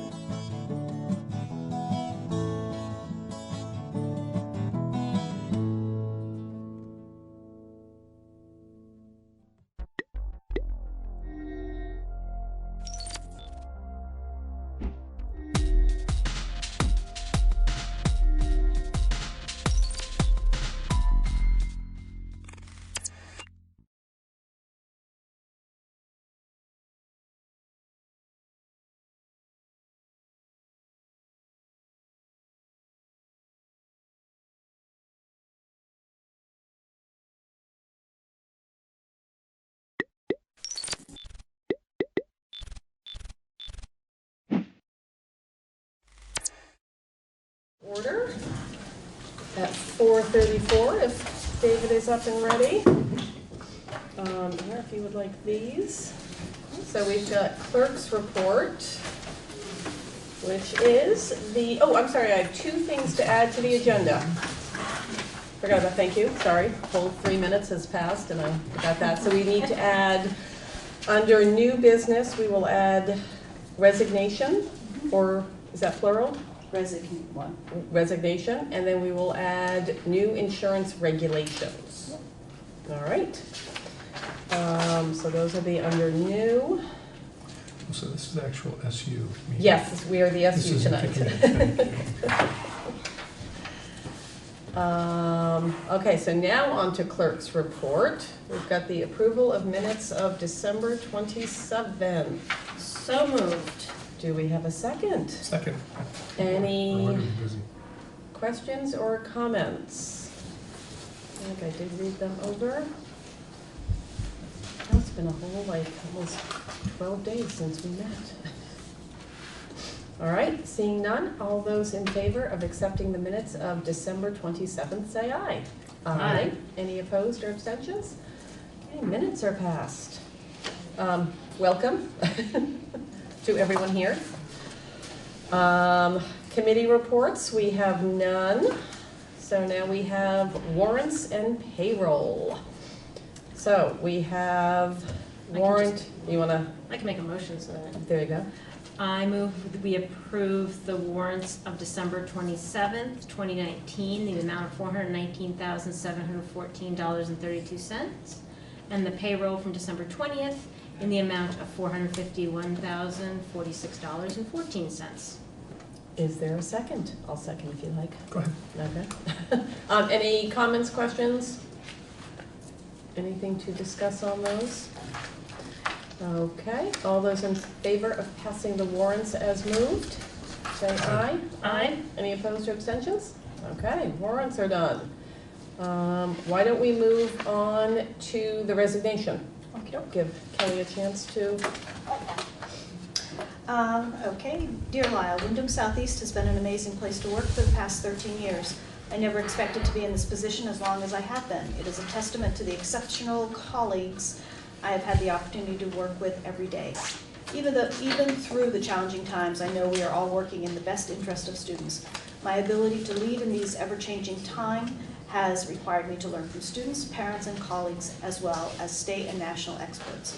As an educational system, we make every effort to be ahead of the curve as to how we serve students with disabilities with learning challenges.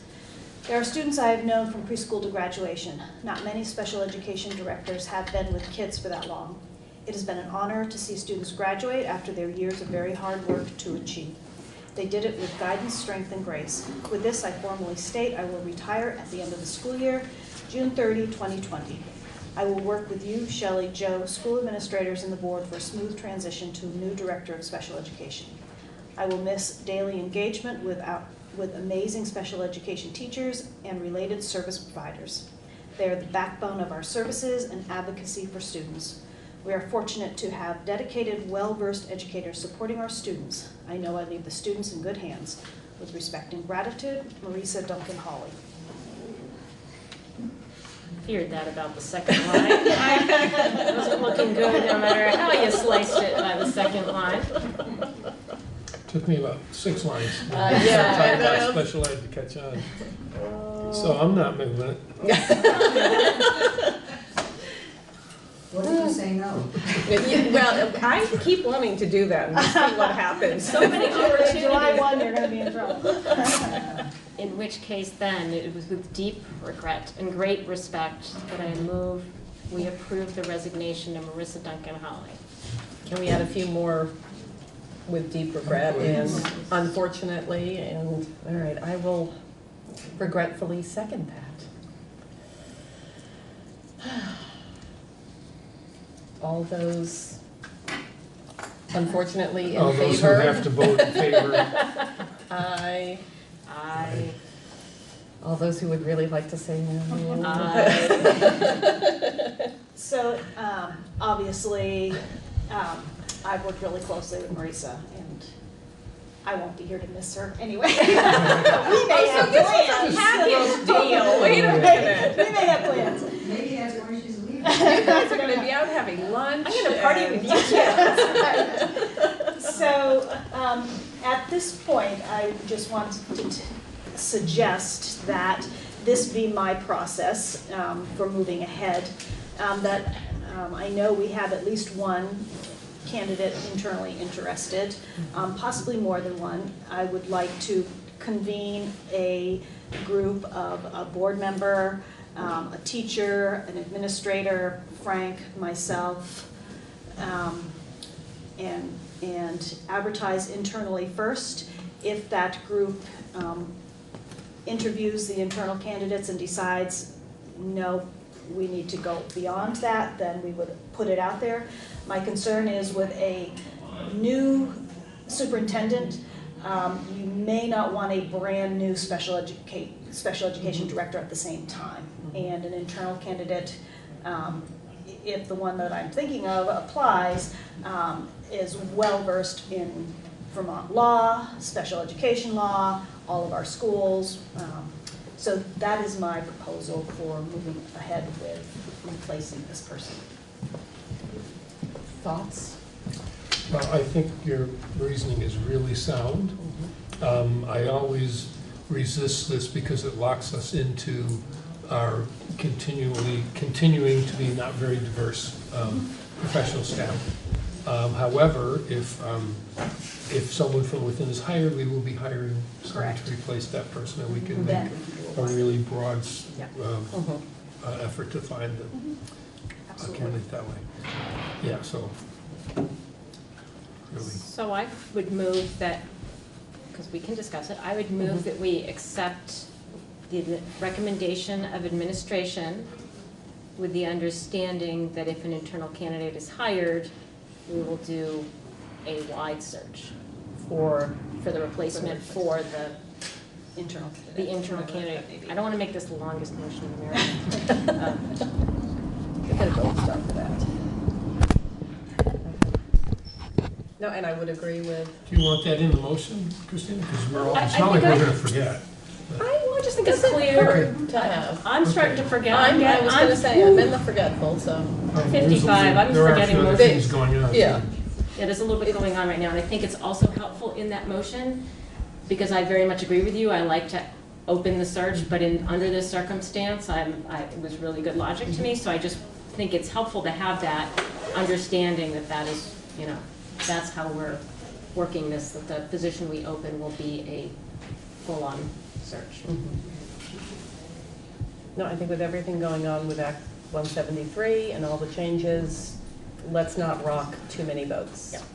And that would be a boat that really needs to be as solid and as possible. All right, any more discussion? Do you have your, if you need me to second it, I will second it. Thanks.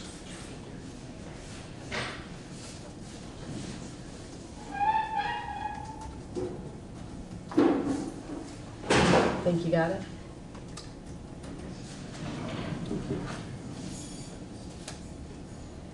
I will. Okay. We can. All right, all those in favor of the motion as stated, say aye. Aye. Any opposed or abstentions? Okay. Any idea on a timeline? I would prefer to move on this, so Yes. my next question to you is, one of you willing to sit in the interview process? Can we pick Kelly or Tim? It shouldn't take more than a day, because Okay. I don't anticipate lots of internal candidates for this. Okay. But it is possible there could be 2 to 3. Okay. I could, or Well, are you? Tim and Kelly both have, Kelly has a job, Tim has kids. So, and you have a job. And You have a job. What do you do Yeah, every day? Yeah, I can do it. You can do it? Okay. If you promise you, it's Jen. one. Thank you very much. Thank you. I will be in touch with you, David. Thank you. That's it, right, for retirements? Yeah, she said 1 and that's it. Yes, for Now- the SD, for the SD. we have For the year. A whole bunch. Okay, so new insurance requirements. What's up? So you can remember in December, we got the information from the arbitrator. The arbitrator decided to go with the proposal presented by the NEA, teachers from NEA.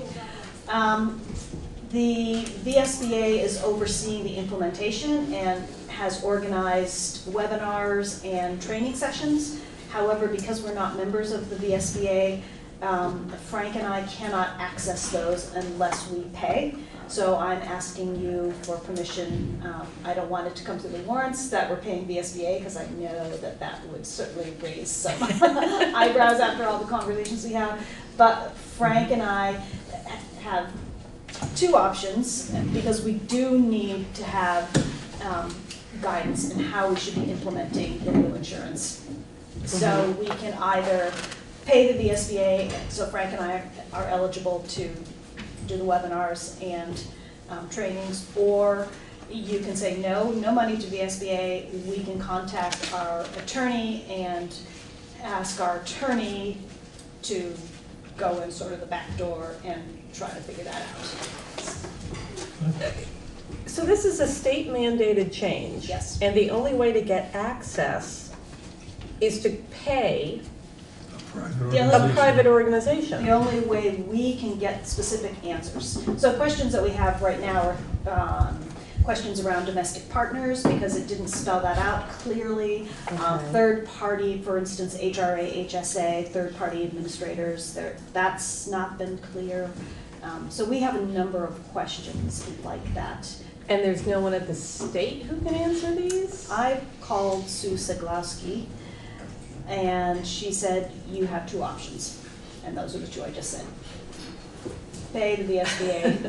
I think it's like $450, and then anybody can go who wants. So it's like a per head basis. Okay. And I think we talked about this, that there are things that we're going to use in the VSBA, and we pay for them. So. Which I'm fine if it is, we have a new way to train staff on X, Y, and Z. When the state is forcing us to do this change and then pushing us down a pathway to say, and you have to pay somebody else, that gets me a little annoyed. But I realize I will get off my soapbox.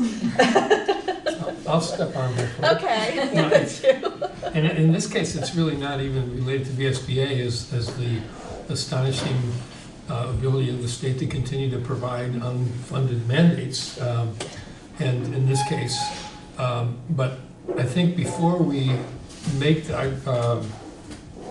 before we pay anybody, we contact the agency and the Secretary of State's office and ask them what supports are there. And I also would think that the Business Managers Association would have some expertise, in the Superintendent's Association as well. Yeah. I'm still paying them. And that's where I went to first. And Right. I was sent to the VSBA. Which is next door. Which is next door. Down the hall, yeah, Yes. yeah, so, not surprising.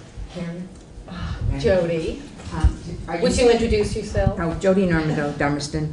Are you saying that Brad James doesn't understand this enough to talk to him? I suspect that right now Brad James has not Has not dived He into hasn't it. dived into it yet because of, he's got school finance and everybody is working on budgets right now. This was just presented December 15. And I don't know if he is aware of the intricacies involved with all of a sudden we have a new insurance.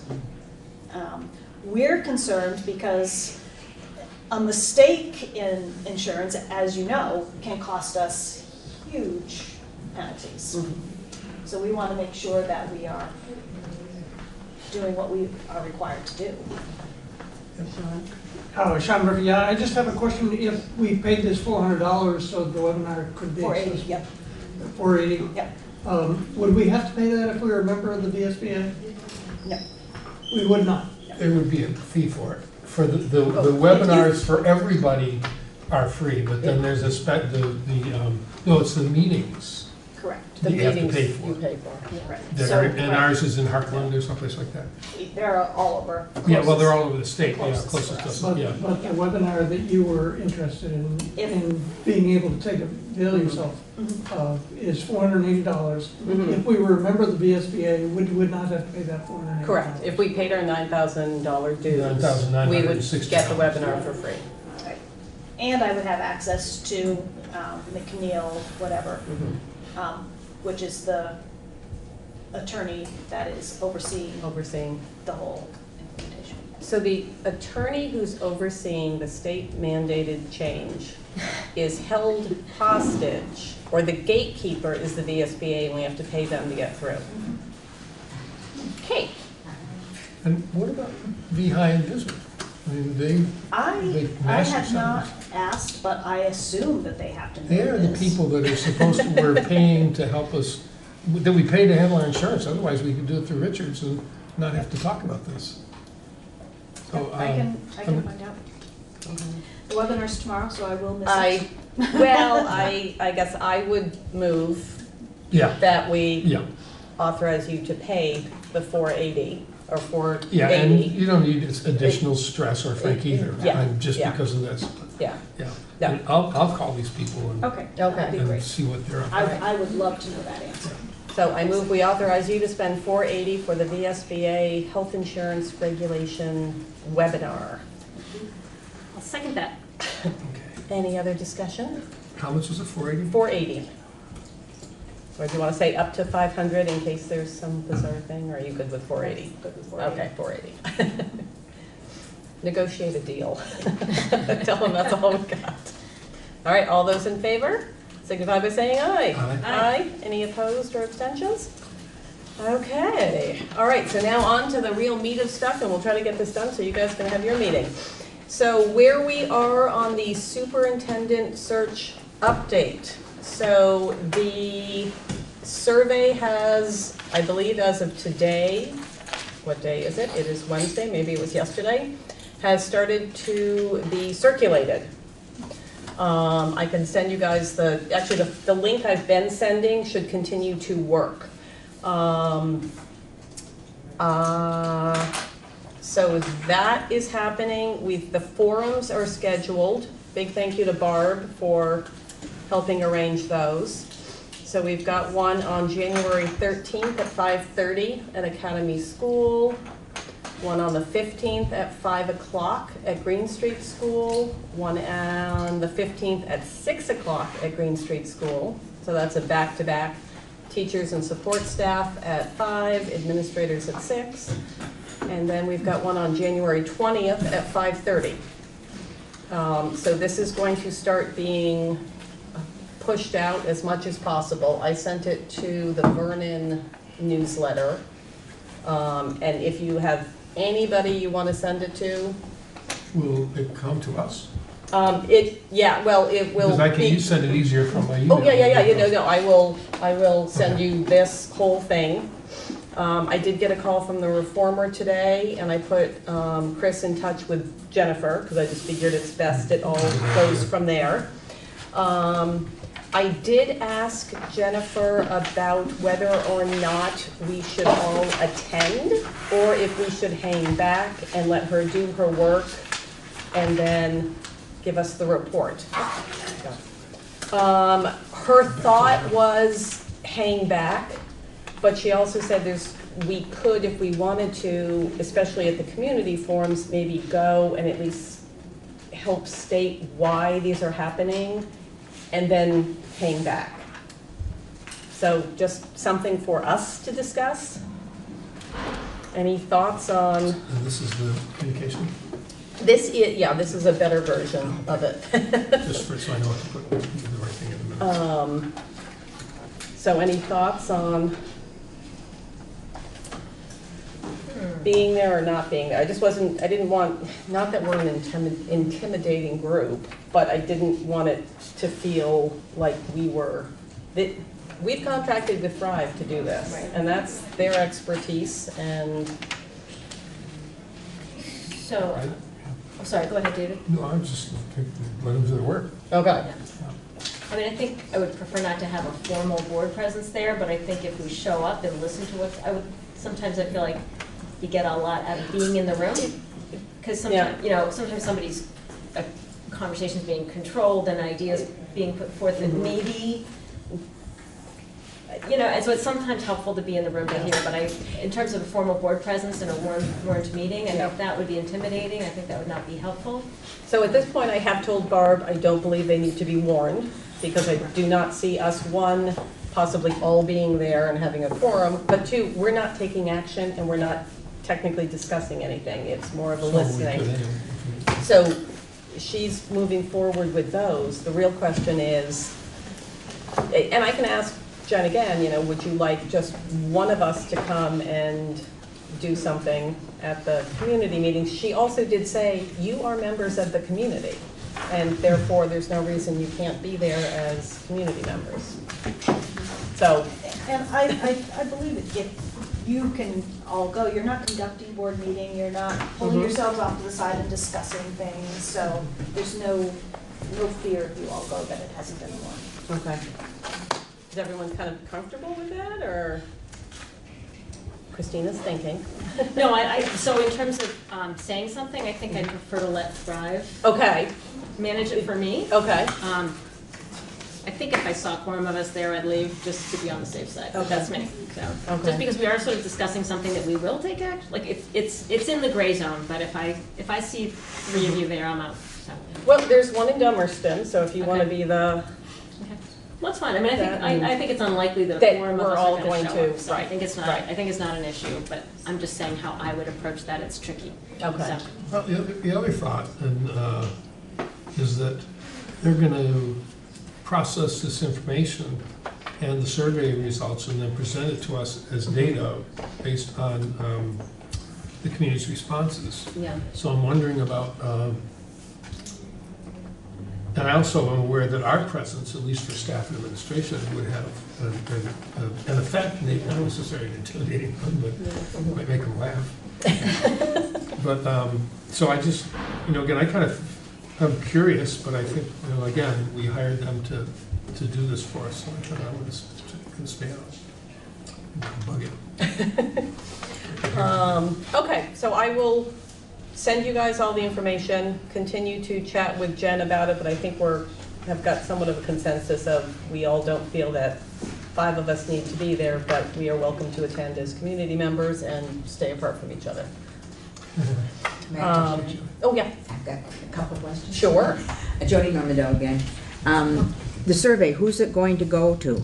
So, I should have been more prepared for this. Jen was sending it around to, first of all, it's going to SU administrators, staff, getting funneled out that way. It's been sent to the Reformer, it was going to the Commons. I wish I could find this email really quickly, but she had a whole list of how we were doing this. It's going on Brattleboro Facebook pages. I've gotten it to the Vernon people, so if you've got any. Go out to. So it's something that all community members could fill out? Absolutely, yes. But we just have to know how to get it? Yep, but I can also take that entire list of everyone who's ever come to one of these meetings, and I can blast it out to them. So that might be a good start there, but that at least gets people who have come inside here. But then I think you're gonna start seeing it in, newspapers. So there's also 2 ways to participate, and you can do both. You can come to a community forum, and you can talk, listen, partake that way, or you can take the online survey. You don't have to do both, but you can do both. So the 2 community meetings are the 13th and the 20th? That is correct. And the 20th is in Dummerston? The 20th is at 5:30 in Dummerston School, correct? Okay, thank you. Sure. Any other questions? Oh, Sean. Front Porch Forum is a really good. Well, and that's where I will double check her list and make sure she was expanding. Because I had Yes. sent Yeah, somebody a whole yes. bunch of them. You A whole had, bunch of okay. things, yeah. You And, did. Maybe it's easier for me to find it that way. I'm not good at The, multitasking when computers The town are involved. clerks all have extensive email lists and know where to, know where the front porch forums and places like that. Yeah. And the parent groups should certainly get it. There are website or Facebook sites for all the schools, and Brattleboro has one for parents and one for the town. There's just a ton of places, and if they're going to do it, I won't, but otherwise I'll. So this might be an earlier version, I'm not sure if this is the one you replied to. School newsletters, SU website, WSEA member list from Scott, press release for the Reformer and the Commons, post on front porch forums, all towns, Root Social Justice, Groundworks, Youth Services, SVCA, Winston Prouty, Social Media, Vermont Facebook, Brattleboro, Vermont Facebook page. So this might not have been the one that you, No, that's- yeah. does that include some of Yeah, yours? those- Okay, yeah, pretty much okay. So we are trying to go as wide as possible. So the next issue, is everyone good with where we're at there? So I talked to Curtis about how because I felt that the board wanted to make sure that Curtis was involved. He came back with a couple options for helping out in this phase. We would get his hourly rate, $195. His first proposal was 18 hours. That would cover the messaging, target audience, he can help us there. It would also cover posting to Vermont Partnership social networks, invitations to thought leaders from marginalized populations, pushing them to participate with the link and in the forum, as well as assisting in the preparation and participation of the forums. So that would be 18 hours. So that is, are you doing the math? $3,500. 3,500. So I talked to him earlier today and said, that might be steep for us. I said, if you could take those 18 hours and give me a second choice and a third choice. Would you like to hear those, or? Yeah. Sure. So the second choice is cutting down to about 14 hours. We would get rid of the posting to Vermont Partnership social networks. He says that is something that we could do. So it would move the burden onto us, but it would save about 4 hours of his time. The final option is, in addition to removing the 4 hours, or we can come up with our own hourly figure, is he would only spend he would not do the teacher and administrative forums. He would just do the community forums. What do you think? So if we'd like, so we've got an 18-hour option, it looks like we've got a 14-hour option, and it looks like we've got a 12-hour option. I think I like the 14-hour option. You like the 14? Because I think that's something that we can do. Okay. So you're thinking not having him do, or having him do all the forums? So 2 hours more. Okay. Yeah. Does that seem? So what's the 14? I did my math completely wrong. I'm sort of having trouble. Yeah, yeah. 2730? 2730. It's 195, right? Is the rate? They would coordinate what we five, and they would Yeah. have a clear expectation of what they want to do since the bill. He's also given me the next phases as well. He went all the way out to doing the implicit bias Right. workshops, reviewing the job posting, so we're sort of prepared when we're ready to go there. As well as, so what he did is he went back and looked at the town to see how much time he spent doing that work. So he's given us some things, so I was like, great, but right now we're only on phase one. So this, it looks like then we're going to be contracting with the partnership rather than Jen working, them collaborating. Well, it would. Based on this. They would collaborate, right? Jen and Thrive would collaborate, but as far as sort of the reaching out to as he's, personal invitations to thought leaders from marginalized populations to use the link and to participate in the forum. So it's more of the advertising. Or actually reaching out to contacts. Reaching out to contacts. Oh, sure. Oh, Kelly, there you go. Now, here's something that I didn't discuss with him.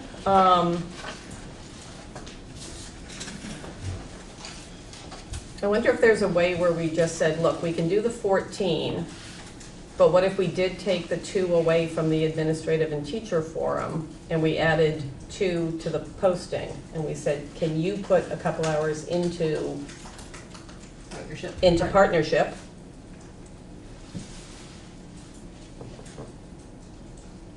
So we take 2 away from partnership and 2 away from forums.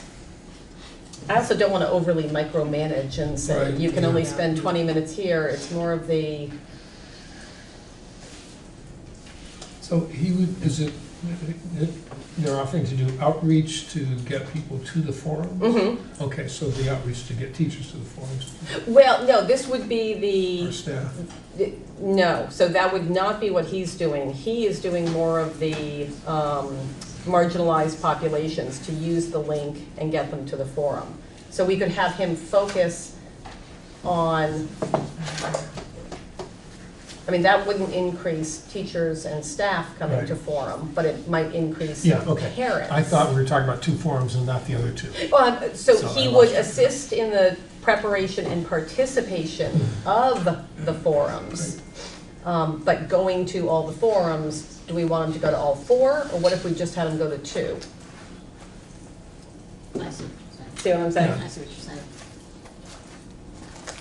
So if he went to 2 forums for 2 hours, and that's just a 2 hours, we take 2 of those hours and say, can you use them for the personal invitations to thought leaders from marginalized populations? I think that's, Yeah, that's what we want. That's what we That's want. what That's we the need. most Yeah, Okay. that's what we need the most help with. in this phase. that's In the this most- phase. that's the And In there this may be, space. there may be, it may strike him when you get back to him that, well, since it's clear that what we're looking for is the highest possible level of engagement, that we have another suggestion for how to Okay, adjust his time. okay. So do we want to make a motion that authorizes Carrie to engage him? Because there's still a little negotiating, but I think you know what our intent is. Yes.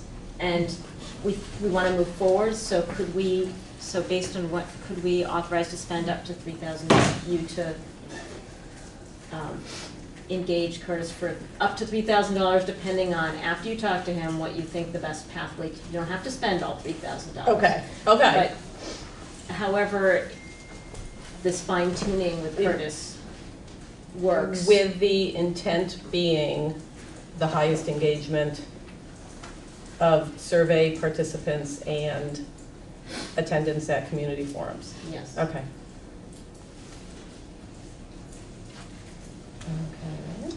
So we move to authorize Carrie to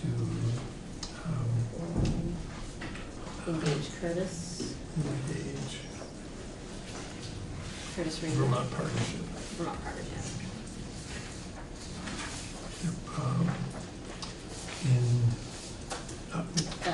In survey and community forum engagement. Yep, that sounds good. And I don't know if we want to add something about working with Thrive. I mean, it's in coordination with Thrive. For up to $3,000. Okay. Does that seem? Not to exceed. Not to exceed. Okay. Okay. Questions? All right. All those in favor of the motion as stated, say aye. Aye. Any opposed or abstentions? All right. Next thing on my list was the Don Collins. Do you want to talk about that? And before we do that, let me say this, that I realized after reading the minutes today that there were things I was supposed to do which I haven't done to get us to the sort of next step, because I've been focusing with Jen. So if you all can give me your take on what you think I should start doing as of tomorrow, so at our next meeting, we're ready to push through. But part of that, I think, is So I had emailed Don Collins, who is on the executive committee of the VSBA, because I had not been at the previous VSBA meeting, because I was at a budget meeting here, to find out the thought process behind the VSBA changing their policy to offer superintendent searches to districts that were no longer members, and said that it was, it was not well timed for our district in this decision-making. And he turned around and said, well, I've done a bunch of superintendent searches and I'd be happy to do it for you. He was a superintendent in 3 different counties, is that right? Including Windham County, superintendent Windham County, Franklin County. He was administrator before that, so he's been a principal, he's been a superintendent in 3 districts. He chaired the House Education Committee for many years, was a big fan of your mother. He has been on the school board for a very long time and is now on the VSBA executive board and has been on the VSBA for a while. So we have another candidate, and I think he just did it kind of out of the goodness of his heart, but he's done a bunch of superintendent searches, and I said I would bring it to the SU and see if we wanted to consider him. But it is interesting because he approaches it from the position of somebody who's been a principal, who's been a superintendent, and a school board member. So that's sort of an interesting background in looking for a yes, because he's been on all sides of this, all sides of the search that we're doing. So I said I would check with the board, and if we're interested, we could have him submit something as well. I hate to muddy the waters now. I didn't know this was a possibility. So. Did he talk about how much time he has to? He's pretty involved in a business that he's developed over time of when someone dies in the family, and they're left with a house that's full of stuff and the whole property. He handles taking care of all of that. Not the people, but the property. And I don't know how busy he is with that, but he's also retired a long time ago. Yeah. I'm not sure how much time he would have with that. Well, he volunteered it, so and I think he knows what's involved. So. In a he may not know what we're trying to do. Well, that's true, and I'd be happy to have a conversation with him, or open it up to either of you, because I think, I mean, no, I know him. He came up just as I was winding down there. Yeah, he's quite well. He's quite an amazing human. So I kind of feel like, I mean, maybe you should have the conversation with him. Well, and I feel like I'm about to open things back up and say, look, here's where we are with Thrive, here's the deliverables that they're going to be giving us on this date. At that point, and this is where I need the input from you guys, I'm assuming we will want to move forward, and we have to figure out the options. So, is that kind of what we're thinking? I think so. Okay, so I will reach back out to all of the previous people. I will add Don Collins to the list. I'll give them all an update of where we are in our process and say, are you interested in helping us going forward? And what it would cost. And what it would cost. Well, and we also have to, I think we need to talk about what's the next, what we want the next step. I think we need to be really clear about that. Yeah. Either now or at the next meeting. Okay. I think we need a next, we have finance. You guys have finance, so. Yeah. You're gonna lose us. Yeah. You're gonna lose me. I'm gonna lose people. Is finance gonna be in there? I guess so. Looks like it. We need to. Do they have enough room? We need materials. And we need to be started soon. I mean, it's not like something that's gonna be easy to do in a couple of days. I think we need a meeting next week to kind of. Why don't we focus on when's our next meeting? Because I think if you contact people before we know what we're asking them for, I think it's going to be, it'll just raise more questions. We'll get confused responses and we won't know what we need. All right, and I thought we had a pretty clear list of things, the next steps. And I can dig it out. Yeah. Here's a question. Does anyone want to meet either after the Academy School meeting? What day of the week is that? That is January 15th, which is a January 13th, thank you. I've got a VES meeting. Okay, that won't work. I don't know that we want to, well, we could go until the 20th. Can anyone do Monday the 20th?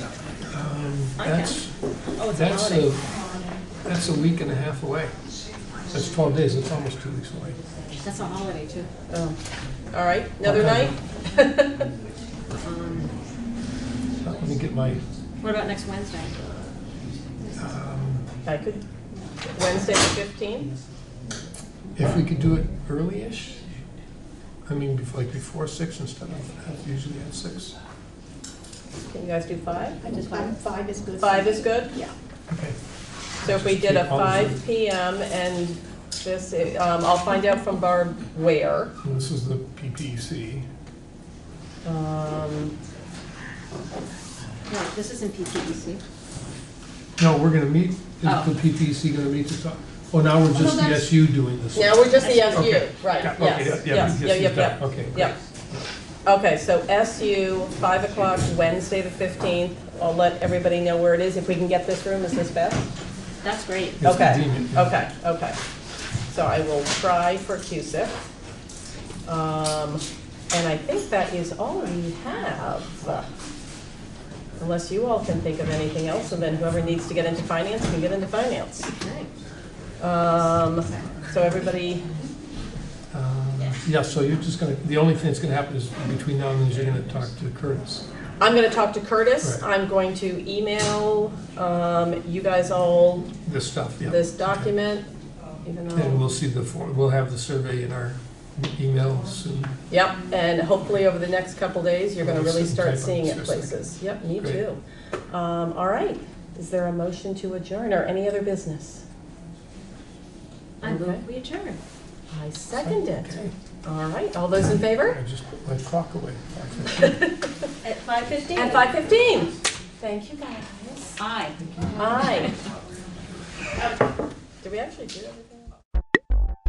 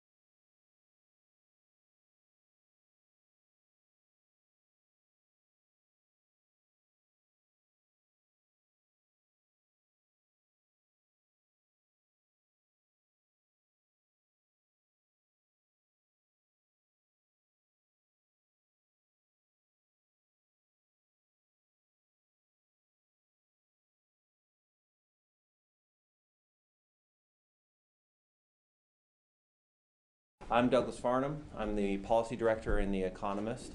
As I was telling someone before, Sean Morris was the primary author and kind of mechanic putting this presentation together. In the back, we have Acting Commissioner Craig Bolio from the Tax Department, and then, I'm sorry, my colleague from the Agency of Education, Bill Bates, sorry. I need to memorize things a little bit better that are outside of the tax realm. Tax data I'm good at, everything else not as much. So, as I said, this is a complicated topic. I'm going to do my best to answer questions as they come up, but I will need to defer on some things, and some things I'll be able to drill into. The reason the tax department put this presentation together is that our opinion from the questions we get from taxpayers, the conversations with the legislature, is that this is a massively complex topic that not enough people understand. So we're trying to go around the state, we're trying to help people understand. We are also working on developing more educational materials to put online or to provide electronically, but it's a very complicated topic and it's difficult to explain. I liken it to trying to teach calculus online.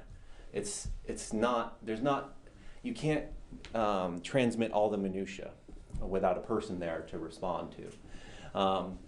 So the cartoon on the front here, if you're not close enough to read it, we have some formulas leading to, and then in the middle, a miracle occurs.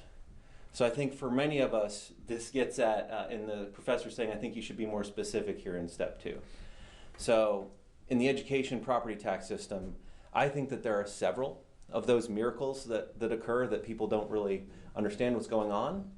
They have a good feel for the general kind of, if I vote up school spending, something bad will happen, but it's very hard to get specific and to actually know what that's going to be. So I need to go this way. So just as a warning, this is not intended for all audiences, although it is a little bit. It will have jokes about tax data, and it will have complex calculations. So please bear with me if you're not a fan of tax nerd humor. So we're going to be going into the labyrinth of education property taxes today. There's a lot of complexity, twists and turns, and there's some monsters lurking in there that I'm going to help you understand. The CLA is the common level of appraisal. Income sensitization, I think that's been around for about 20 years now, so most people have a general idea of what that is intended to do at least. And then my favorite, which was introduced a couple of years ago, the property yield and the income yield, which are commonly referred to as the yield, but they're different things, even though they have similar roles. So that was created in about 2014, I think. So, talking about those yields. Every year, the yield bill is passed by the legislature, and generally speaking, around the end of the session, whenever that may end up being. If things are going okay, it's early to mid-May. If things are not as okay, late May, or sometimes even June 27th. So this bill traditionally has the property dollar equivalent yield, and that is, it sets a dollar amount where if you spend that amount per pupil, you get a $1 homestead tax rate in your district, which can translate to town, but not always. We'll get there. Income dollar equivalent yield, that's used for income sensitization.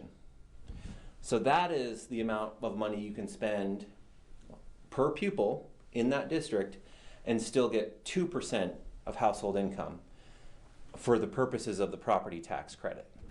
So those are the two yields. One does the base tax rate, one does income sensitivity. They also affect different years. The property dollar yield is going to affect the upcoming tax year, the one you're entering right then. The income dollar equivalent yield is going to affect the claims that you file the next spring because they look back. So they kind of affect the same property tax year, but they hit at different times. And then the non-homestead base rate is set. Now that used to be called non-residential, which as someone who's done property assessment work, saying something is non-residential when people live in it and it's residential property was always confusing. So I'm one of the people that supported changing the word from non-residential to non-homestead. So you'll see in places in this presentation where non-residential is still used, and that's because some of our templates still had non-residential because the law was recently changed. So any questions about that yield bill before I move on? I think the reason I want to put that up front is that it's important to know that every year for taxes, these things are set by the legislature, and generally speaking at the end of the session in May or June. All right. So the way I want to approach this is to try to dissect a property tax bill. Now, this is basically the template that we worked out with NIMRIC after a law change recently. But towns, cities can use, they have control over there are some required elements, but towns and cities can have different layouts if they want. I don't know at this point how many towns and cities are using the NIMRIC template. I think it is most of them at this point since it was recently changed. Yeah, it used to be a lot more custom templates, and I think the law change actually pushed everyone onto the template, at least for now. So we're going to start with that top portion of the bill. What we have here is we've got summary and payment, so your bottom line is in your bottom right. You've got your assessed values up top, and this will reflect any exemptions like current use, or if you have a statutory exemption for being a church or a private school or something like that. You'll see those exemptions up there, or the veterans exemption is generally $40,000, I think, in every town now. The municipal property taxes are going to be on that left-hand side, and you'll see that there's a lot of space there. I think municipalities legitimately need more space because there are different rates, different highway district, fire district. There's a lot of complexity that can go into those municipal tax rates that you'll have more potential tax rates than you have with the education side. And then education property taxes are going to be on the right, generally right above that summary and payments amount. So within that, you've got your homestead and non-homestead. So homestead is the principal dwelling of a Vermonter. We have about a little over 170,000 principal residences of Vermonters owner-occupied statewide. And then non-homestead is everything else. It's a catch-all. It can be a renter, so it could be a single-family residence, a standalone house, but it's just not occupied by the owner. It could be a commercial apartment building, but it could be the mall, or any type of business property, commercial or otherwise. So your homestead is that value up there will feed down into the rate calculation and the tax calculation right there. And then you see I still have non-residential education there. This means the same thing as non-homestead for property taxes now. So going into non-homestead first, because that makes my head hurt less. This is where we are most similar to other states, just in the manner it's approached.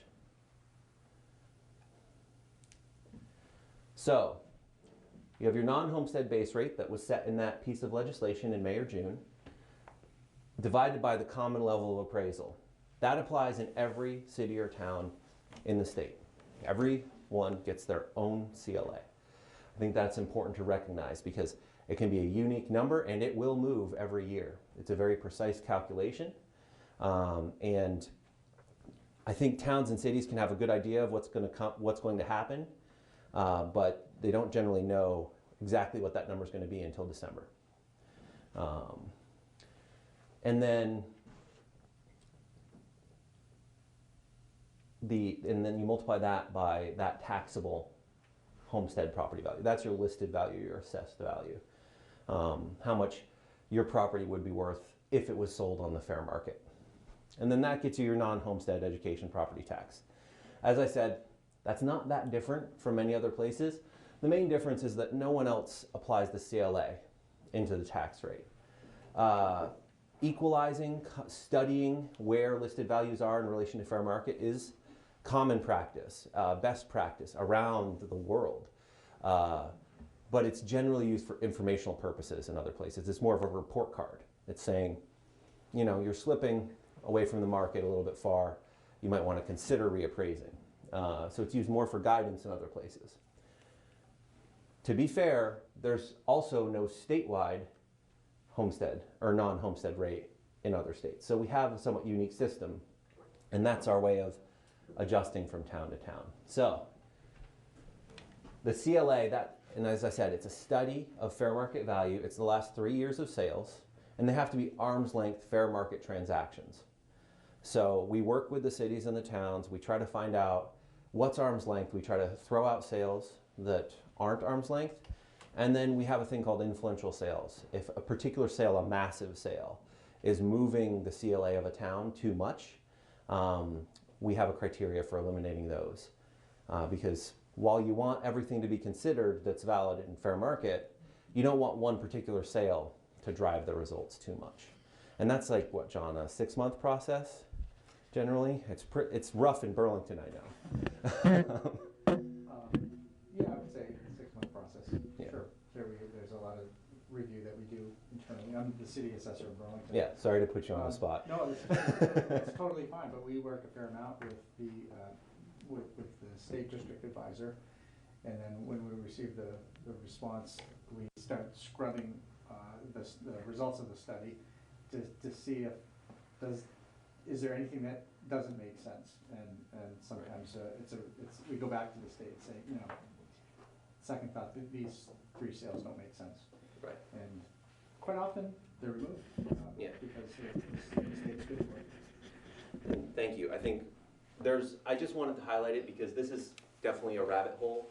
I could do an entire presentation, a whole day, on the common level of appraisal, the equalization study, how we work with the towns and assessment professionals like John to really make sure that that measure is fair as possible.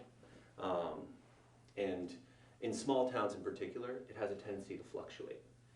Burlington has a larger, more robust market, but a smaller town, you might only have 3 or 4 sales.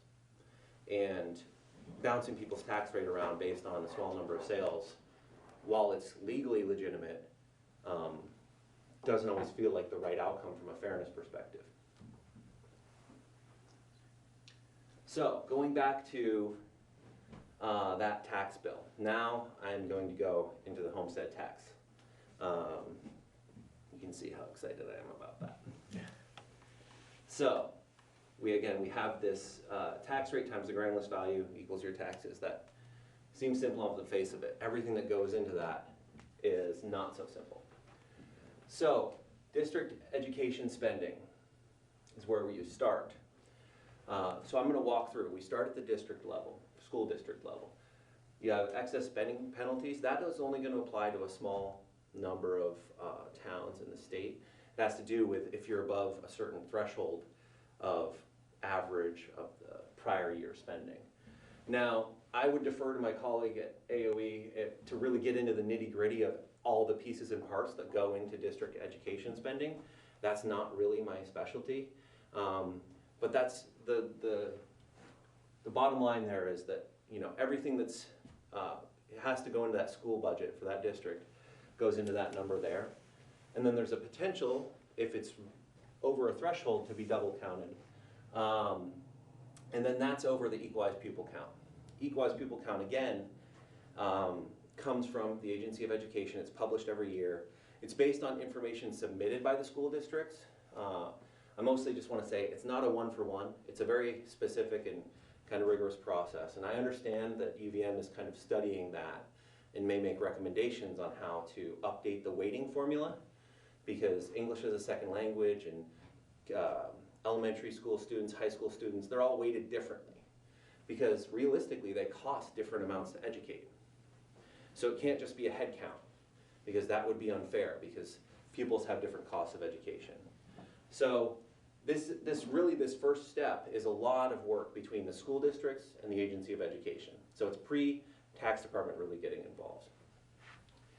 Per pupil spending is the product of months and months of work every year. So you get that per pupil spending number. And that's very important because that actually drives a lot of how the formulas, how the outcomes work for the towns that are voting on school budgets.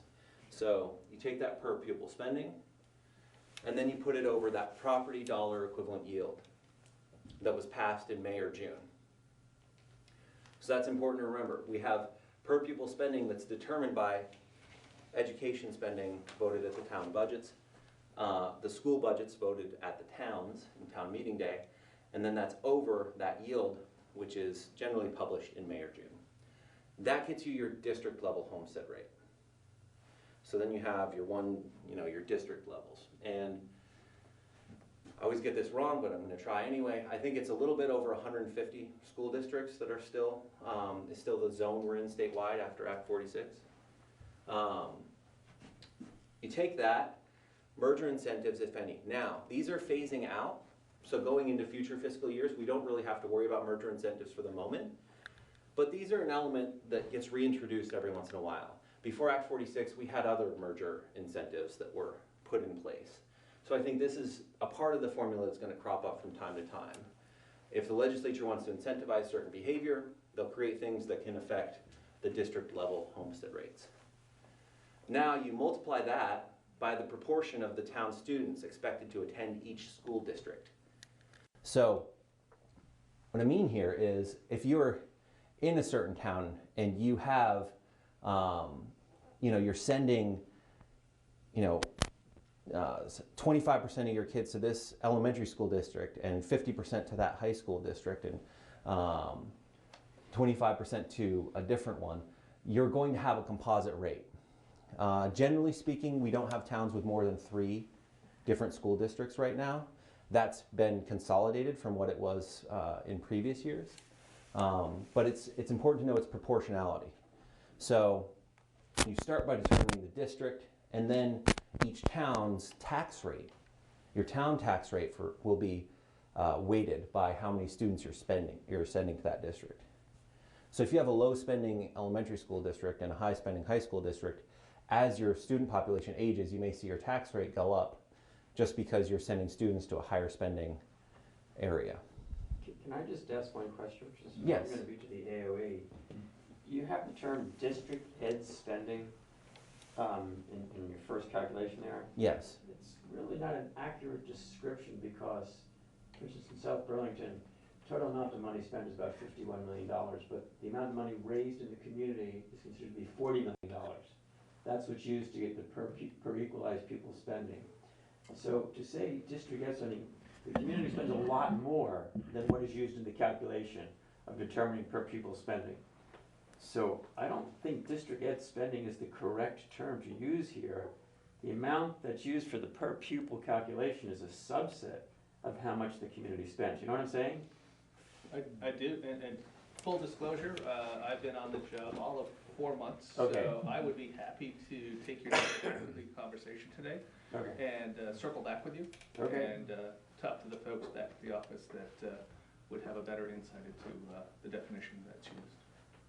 So just to clarify for everybody, there's certain sets of money which are used in the community for education, which are not included in the determination of per pupil spending. Is that federal grants and stuff like that? It's federal, state, tuition dollars, so if you have students from other communities coming, that money is not included, but in the per pupil spending, the number of tuition students is included. But their money that they bring with them is not included. It's a very, very strange set of determinations, if you will. Okay. I think that's fair to say. District education spending is a term that's defined by the Agency of Education, and some things are included and some things aren't. Like the per pupil spending that's determined here is not the same as the total per pupil spending if you determined it through the federal criteria. So yes, it's true. Not everything goes into that district education spending number, but that's the way it's defined and calculated under the problem is, Vermont law.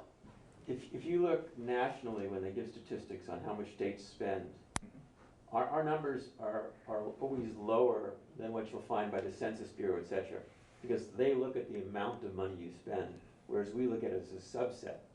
And it creates a conflict in really finding what's the real number of how much you're spending per pupil. Okay. Yeah, I think that's a fair statement, yeah. So once you've determined your town tax rate for that district, again, I said it's weighted by which districts you're sending your students to. You add all those up, and then you put it over that common level appraisal, that study of fair market value, and that gets you your actual homestead education tax rate. If you subtract the common level of appraisal from this, it's actually not, well, you subtract the common level of appraisal and possibly the yield from this, it's not that different from how property tax rates are determined in other states. A lot of this complexity in these parts, you do see some of those parallels in other states for determining school budgets. It's not the simplest process in the world. The introduction of the yield and the common level of appraisal are really the most unique elements of Vermont structure. So that gets you your actual homestead education tax rate. Are there any questions on this slide before I move on? Oh, one thing I have in gray down here. It's in gray because it might be a flash in the pan thing. It might be something that's reintroduced later. But in Act 46, throttling was introduced to limit the change from year to year to plus or minus 5% when districts were merging. So it was intended to not have anyone suffer too much or profit too much from a particular merger decision. That, of course, is really not affecting anything going forward, but it's something that happened in prior years and may happen again. Yes? You described non-homestead generally as commercial and other kinds of property. Doesn't non-homestead also include acreage beyond the 2 acres? No. So, to clarify that question, does non-homestead include the acreage beyond the 2 acres? So, that's another concept that's fairly unique to Vermont. Vermont has this concept of a house site. The house site is 2 acres. A house site is a homestead, right? Is part of your homestead. But your homestead can be any amount of acreage as long as it's not put into commercial use. If you have 20 acres, you have 18 acres of forest behind your house, you don't use it for business, it's part of your homestead, that will all get the homestead tax rate. So for income sensitivity, that 2 acres house site is very, very important.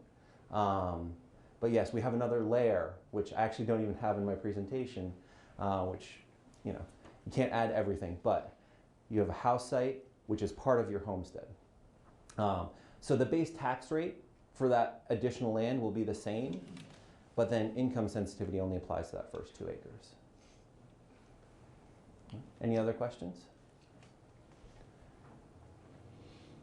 All right, so all of that gets you your tax rate, which will be the same for every town, and then multiplied by the value of your particular property, your home, gets you your taxes, at least your top line amount.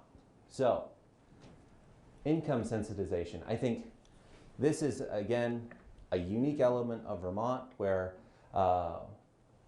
we go a lot farther in trying to fine-tune it than you see in other states. So, we have two general categories. And these numbers change every year. But resident households with income less than $136,500 for fiscal year 19. I think it was $138,000 and a little bit of change for fiscal year 20. It'll probably be a little bit higher for fiscal year 21 if there are no big law changes. They're eligible for income sensitization, a property tax credit, which shows up on your tax bill as a state payment. Above that amount, residents are not eligible for this program. So that's about 32% of Vermont households, so about 50,000 Vermont homeowners are not eligible for income sensitivity and just get the tax rate as we've walked through it. That homestead rate applied to the property value, and that's going to be the bill. Am I correct that that's around 67% of the public is Yes. falls under? Well, depending on how you define public, 68% of primary homeowners are eligible for income sensitivity, which is 120,000 households. Is it reasonable to extrapolate from that 67% when they go to vote on the school budget really have no skin in the game? Absolutely not. I can explain why that's not the case, but that is great that you pointed that out because that is a very common myth about income sensitization, that it removes your skin in the game, that it removes financial impact on you. And I believe I demonstrated in this presentation why that's not true, and why. Now, does it influence behavior? Has it influenced behavior? Yes. Because I've heard of towns that told people, oh, if you're income sensitized, you can just vote for the school budget, it won't impact you. So those people likely voted under the premise that they weren't being impacted. They were. Their tax bills did go up because of their vote. So I will definitely show you how that happens going into this. So again, above 136 or 138,000, no education state payment. Under that threshold, there will be something in this line. We issue credits down to, I'm pretty sure I've seen $1 property tax credits. If the person bothered to fill out the form, we would issue the $1 credit to the town. Now, it's part of a big file, so it doesn't actually increase our operating costs that much to send it. So, because it's a file transfer to the towns right now. So, just breaking out those two larger categories. Again, greater than, we're done. We've basically calculated how you're going to receive your tax bill. Less than that amount. The complexity here is what I believe feeds into a lot of the perceptions that there's no impact. The slide that we walked through to calculate the district level homestead rates,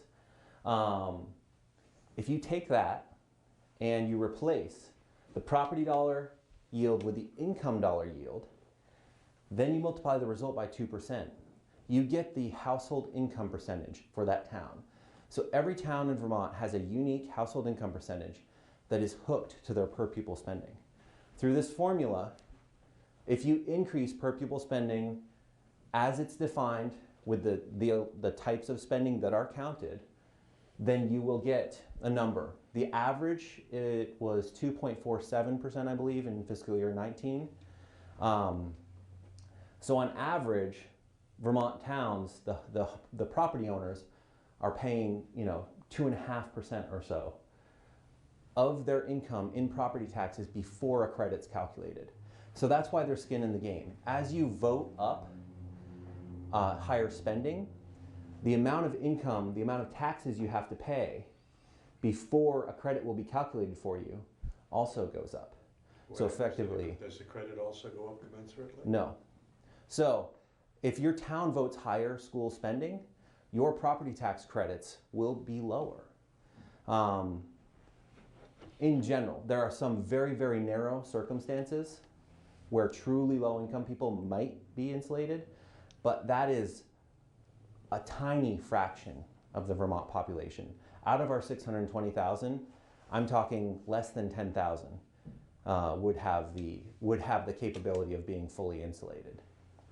Now, so it's important to say that 2%, 2.5% average, a high-spending town, I've seen towns with over 3% because their per pupil spending is very high.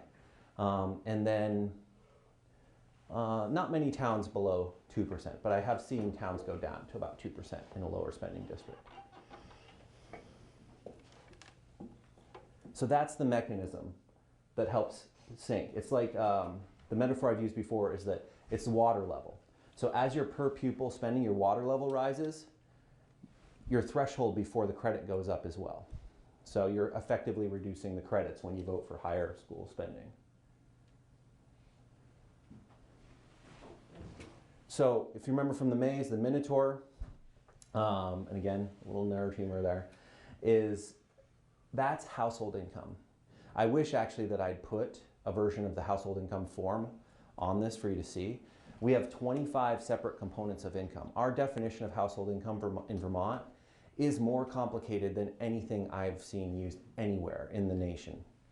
For context, Medicaid, federal program, uses modified adjusted gross income, which is federal adjusted gross income plus 4 things. 4. So you can go to your federal form, you take that AGI, you find those other 4 things, which very few people have 3 of the 4 things. So it's generally AGI plus 1 thing is the most common. Instead, we have fiddled with the definition of AGI over the last 20 years and created this massively complex 2-page form where you have to add up all of these different income types, basically almost recreating a federal tax return. It's more complex than our personal income tax return. So I think in complexity, getting at this household income figure is a big hurdle. And it also requires every person within those walls, whether or not they're part of your tax filing unit, has to contribute their numbers to that household income schedule. So if you have an unrelated party, I was actually talking to someone who hosted someone who was homeless, which is, I think, an excellent charitable act. They had to talk to that homeless person that they were hosting, get a detail of the income that person had, some of them from, public subsidies, include that on their household income schedule, and their property tax credit was reduced because they had given a homeless person some place to stay. So it's complicated and highly inclusive. Anyone within those 4 walls that you don't have a lease agreement with, the department is going to expect you to put the income on that. So, first I'm going to talk about above 47,000. 47,000 to 90,000 of income, you're going to sensitize, and this gets into that house site question you asked earlier, that 2 acres. Up to 2 acres and your primary dwelling can be included in that house site. That's your house site value, and if you're between 47 and 90,000, up to $400,000 of house site value can be included. For context, that's up to the top 3% of homes. Only 3% of homes statewide have a value over 400,000. In fairness, I'm in Chittenden County, so I can't just breeze over it.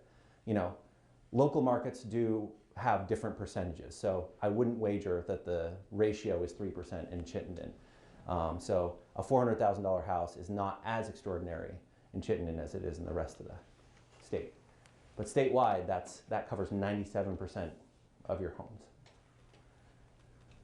If you're 90 to 136 or 138, so the 47 and the 90 are fixed in law. Those are real numbers that don't change every year unless the law changes. The 136 is the result of a calculation by the department. If you're 90 to 136 or so,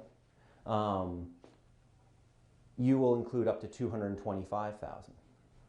And that's closer to median statewide value.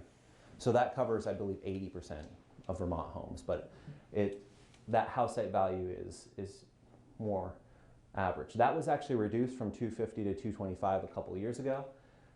This was reduced from 500 to 400, which 500,000 actually covered up to the top 1% of homes. Now, then you subtract the amount household would have paid based on income. So that is, as I talked about, how every town has that income percentage that's calculated based on the spending. So generally between 2 and 3%. You multiply your household income by that percentage and you get the amount that you would have paid based on income. That's where the control is for increasing spending reduces your credit.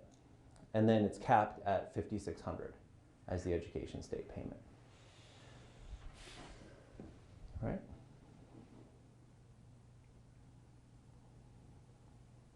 So any questions on that before I start on 47,000 and lower?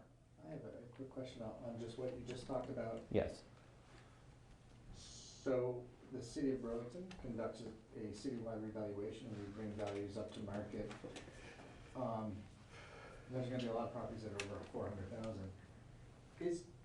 Is it a lagging study? In other words, their income will be based on the prior year's income, but then the new values take effect and they're higher.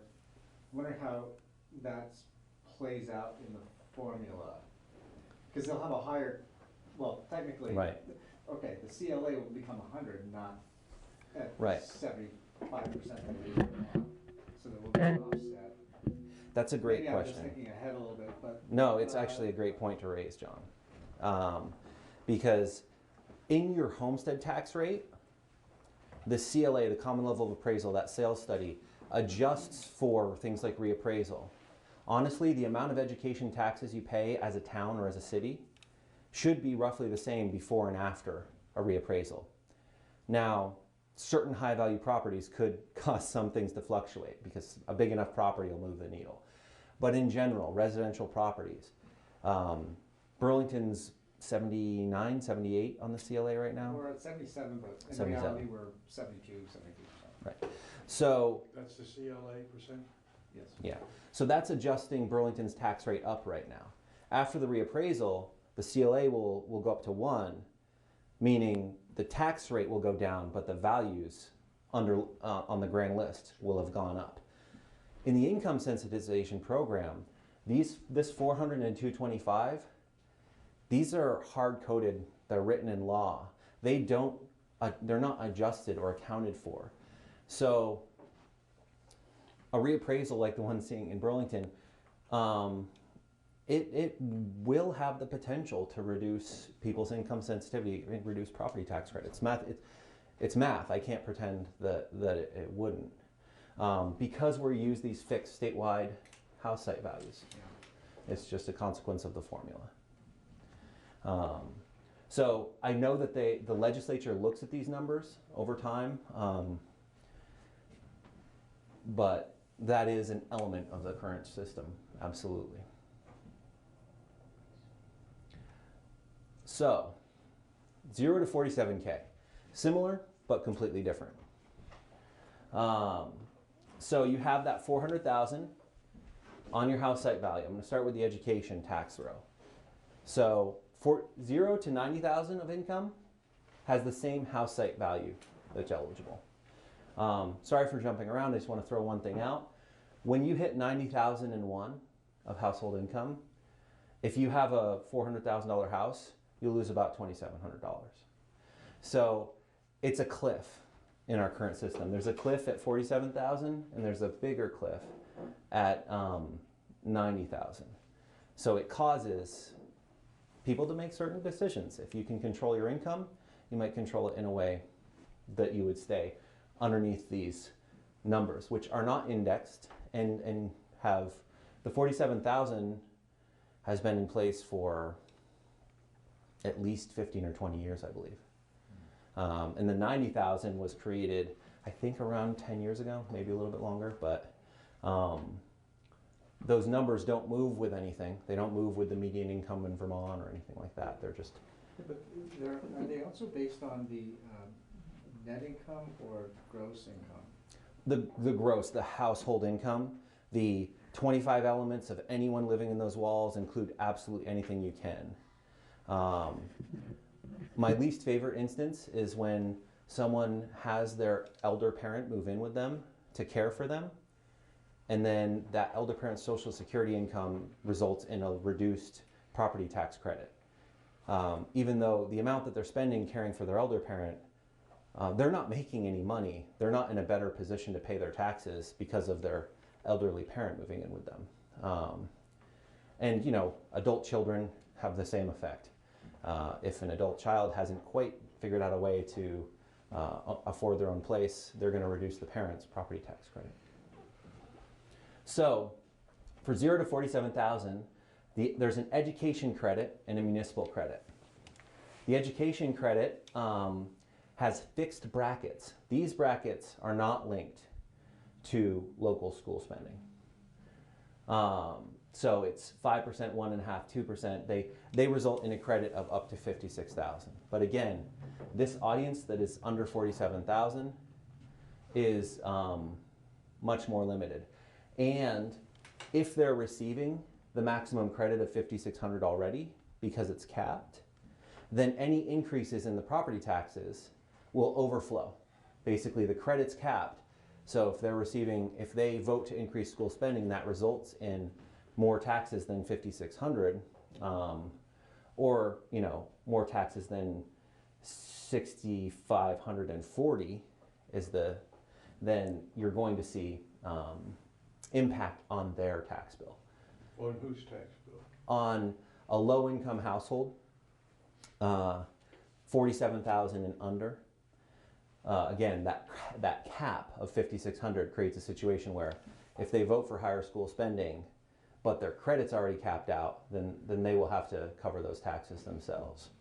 Has that number stayed pretty constant for the past couple of years? Has it changed? 5,600? Oh, absolutely, absolutely. It's not constant. So I think it was 6 or 7 years ago, I could be wrong exactly when, but approximately that long ago, an $8,000 cap was put in place. I remember that, right? Yeah, there used to be credits of over $12,000. So an $8,000 cap was put in place some time ago. And then last year, or sorry, when I say last year, I mean the 2018 legislative session. The $8,000 cap was split into two elements: $5,600 for education, state, Right. and $2,400 for municipal. So it was separated. That was done in a generally revenue neutral way, meaning it didn't, on a statewide level, increase or decrease the amount of money we were putting out for these credits, but it did change some people's experience. Generally speaking, if you have a higher municipal tax rate, then it's much easier for a low-income household to come up against $2,400 of municipal taxes, which, yeah. So I think that's the top row is the state. The bottom, that prior year municipal tax on house site value, I think it's important to note here, that is not the $400,000 cap. That is prior year municipal tax on anything included in the house site. One reason we don't do that is because there's no such thing as an equalized house site value for municipal tax purposes. It's apples and oranges. We don't equalize at the municipal level because it's all within the town. And then there's two rates, 1.5% and 3%, which results in a max at $47,000 or $46,999. You would be expected to pay $1,410 of municipal taxes on your own before a credit's calced. So to get max credit, the numbers work out to be about $3,800 in municipal taxes at a $46,999 income household would get that max credit. So that is often referred to as super circuit breaker, and the main reason being that municipal tax relief program pre-existed the Act 60, Act 68 income sensitivity. So this row is kind of an older serving program that I think has been around for 30 years or longer, where there was some municipal tax relief. So that is all going into the calculation of this number here, this education state payment. And that is one reason I personally think it is difficult to impossible for most people to understand all of those moving parts and pieces and parts to know what their education state payment is going to be. Now, we do, after the yield is published, we put up a income sensitivity, we put up a credit calculator to help people try to figure out what their credit's going to be. But that is based on the prior year's income yield, and it doesn't reflect the decisions that are going to be made in the spring when voting on school budgets. Because again, that property tax credit is based off last year's income and last year's property taxes. So we have in yellow the education state payment, in blue the municipal state payment. And again, those are separately capped and add up to $8,000 together. They can show up in the total state payment line here. Just because we don't like it when things are overly simple, if you claim a property tax, if you take your income tax refund and you apply it to your property taxes, you get a little bit of preferential treatment, and that goes into that education state payment line. So if someone has a refund from income taxes that they want to use to pay their property taxes, it'll show up there with a 1% discount on the amount of refund that they use to pay their property taxes. So not a 1% discount on the total bill, but only on what you choose to use to pay. And then it'll be rolled into that line, the education state payment line. Another fun bit of trivia here. municipal state payment line, if you live in a mobile home park, trailer park where, Remind me tomorrow.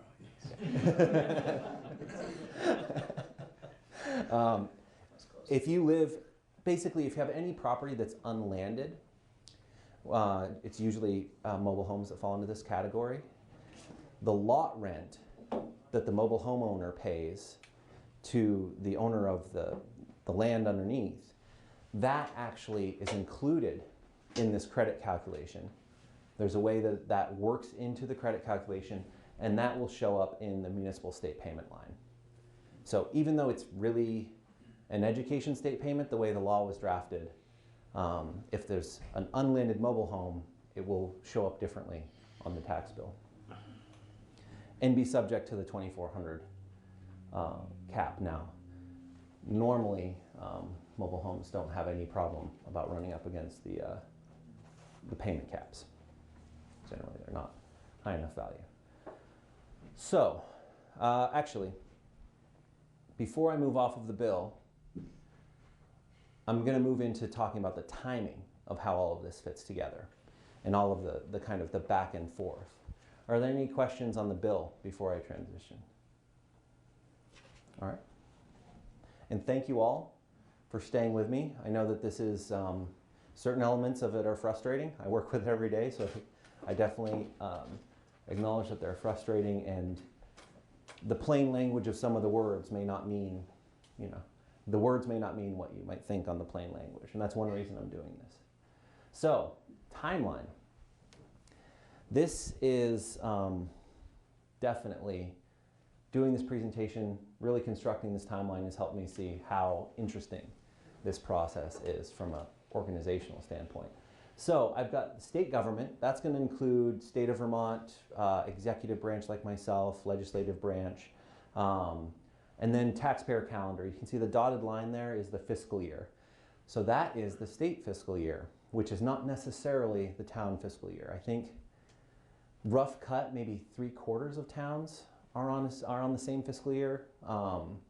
It might be more than that. I haven't actually looked at it recently. I know that there are still towns that are on a calendar year or on a September to October. I know that they still exist, but I think that they're the minority now.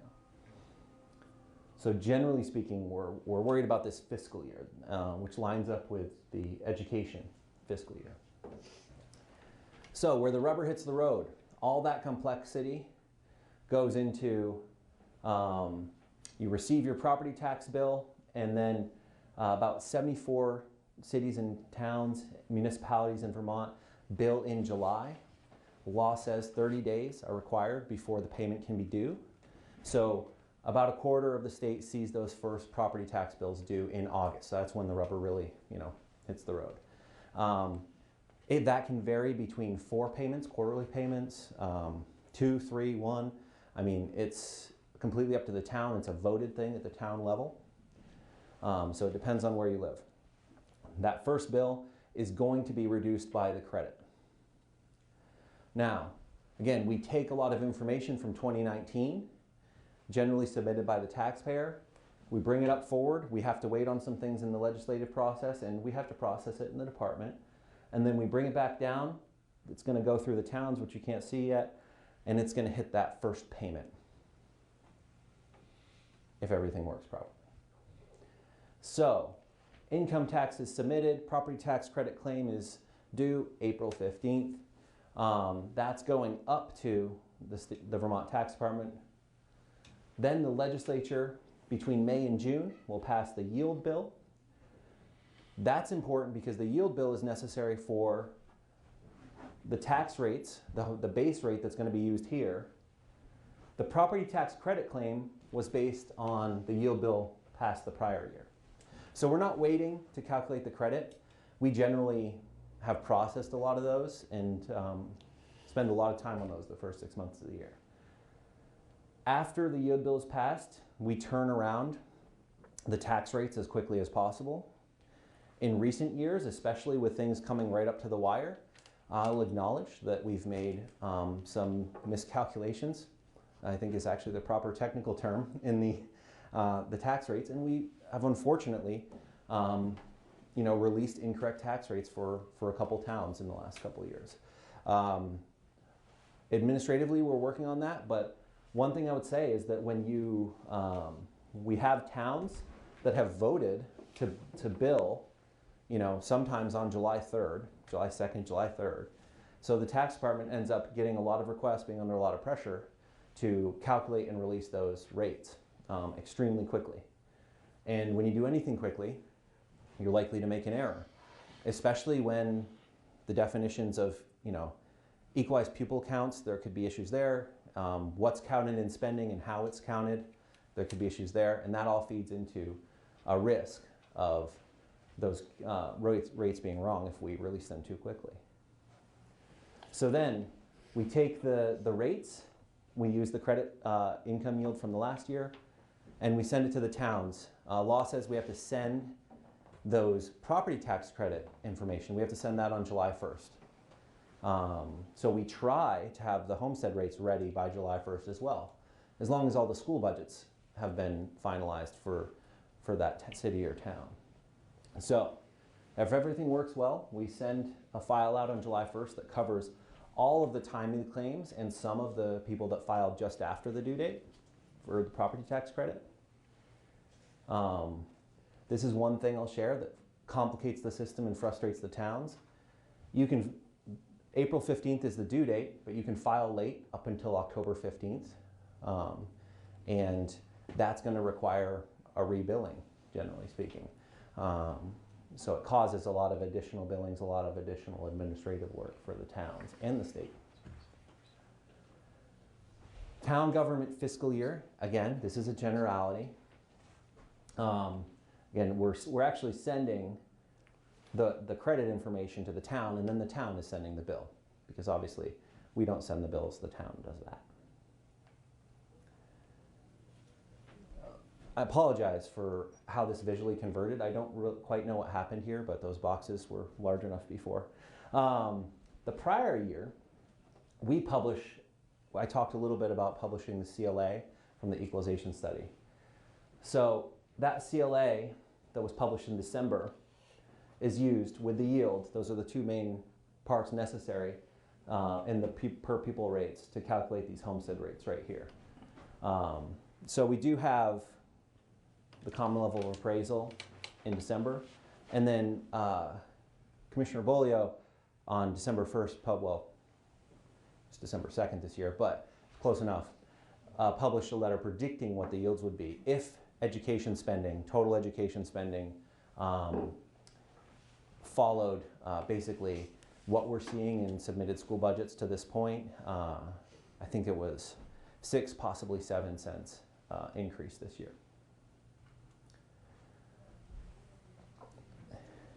The yield, so then we have town meeting day. So town meeting day, that's when actually all of these school budgets are, at least for the first time, and in recent years we've seen a high approval rate for school budgets, but that's when these are voted on by the town. So just to show you, the CLA, the predictive yield that the commissioner produces in the CLA, that goes into the school budget, the school district's determinations and how they build the budgets they present to the town. And that has to have estimated information on it. So it has an estimated tax rate if you vote for this budget.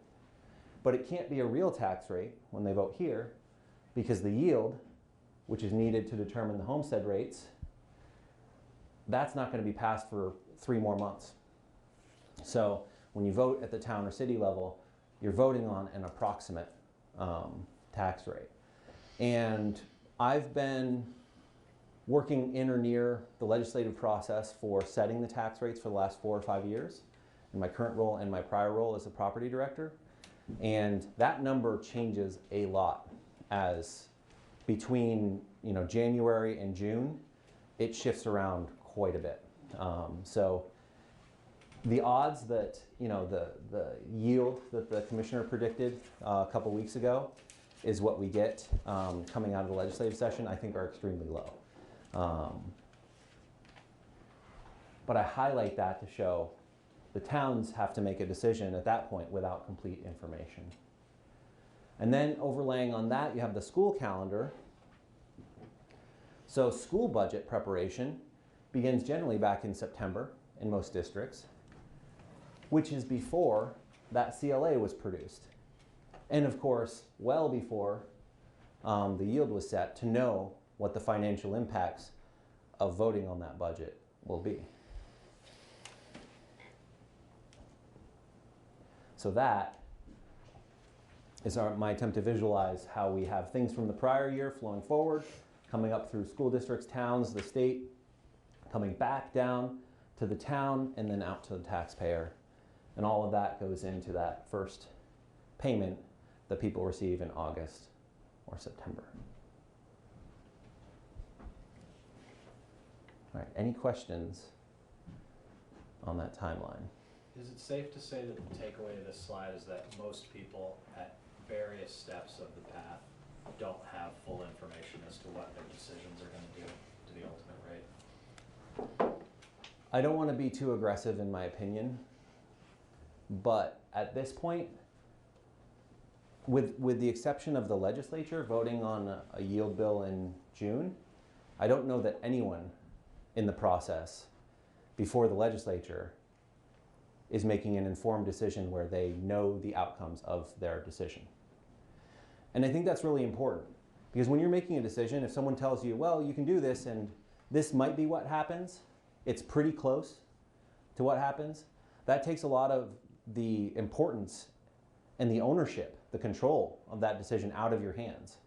So yeah, I think one reason I wanted to highlight this timeline is that it bounces back and forth. People are forced to make decisions without complete information. It's not logical and doesn't build in a way that I think supports, really accurate decision making. To be fair, people can have a general sense within a couple cents on the tax rate what impact their decision is likely to have. But again, I think psychologically that's really important. If I was filling out my income taxes and what I submitted may or may not be, it might get, we do adjust based on numbers being wrong, but if the real numbers on my income tax return might result in a couple percentage points one way or the other, and I might get a bill bigger than I expected, that would impact me. When we have to adjust returns based on information we receive at the department, that's definitely impactful to those taxpayers. So voting on one thing and then seeing another thing come out of it is not healthy, I don't think. The other thing I'd point out is that last year, the Vermont League of Cities and Towns, so not the department, looked at how many people participate in school budget votes and how many people were actually there and voted in person. 17%. 17% participation rate is not anywhere close to what I would call engaged and informed decisions. Having it March 3rd is also not the best time to vote on a budget. Right. I mean, you can get winter storms, and even though there's, mail-in ballots and stuff, people just sort of don't want to go out on March 3rd. Right. Yeah, if you count mail-in and all those other things, I think it gets up over 20%, but it doesn't get that much higher. We have a low participation rate. I think our property taxes are repeatedly highlighted as one of, we do have high property taxes relative to other states. And we're not the highest in the country, but we're always in the top 10. And, people complain, but then they don't engage. And I think part of the reason I wouldn't engage and didn't before I worked at the department is that if I'm not completely understanding how the system works or not fully buying into it, then I might not choose to engage. I'm going to add it to it. I think it is an utterly shameful system. It was designed by Peter Shumlin and John Frieden and Paul Celo. Five of them got together in a room, and God knows what they were doing. I got to tell you, and I don't say this to brag, I'm a CPA. I have an MBA from Columbia University. I don't know what the hell you just went through. I cannot process it, okay? And this is not carried interest. This is not carried interest, which affects 4% of the population. Right. Okay? this is a calculation and a system that affects everybody, from the least educated to the most educated among us. It is thoroughly ununderstandable, and it's shameful. If this amount of work and thought went into economic development in the state of Vermont, all this bullshit could be erased. And I just have to say it. You guys are not culpable. You are carrying out something that is absolutely Byzantine in its construction. It is absolutely, like I say, if this kind of thought went into economic development in this state, we would be a wealthy state. But screwing around with this, it is totally out of line for the state of Vermont. I have to say it. If it's recorded somewhere, I want someone to listen to it. It's nuts. And I'm not a tax practitioner.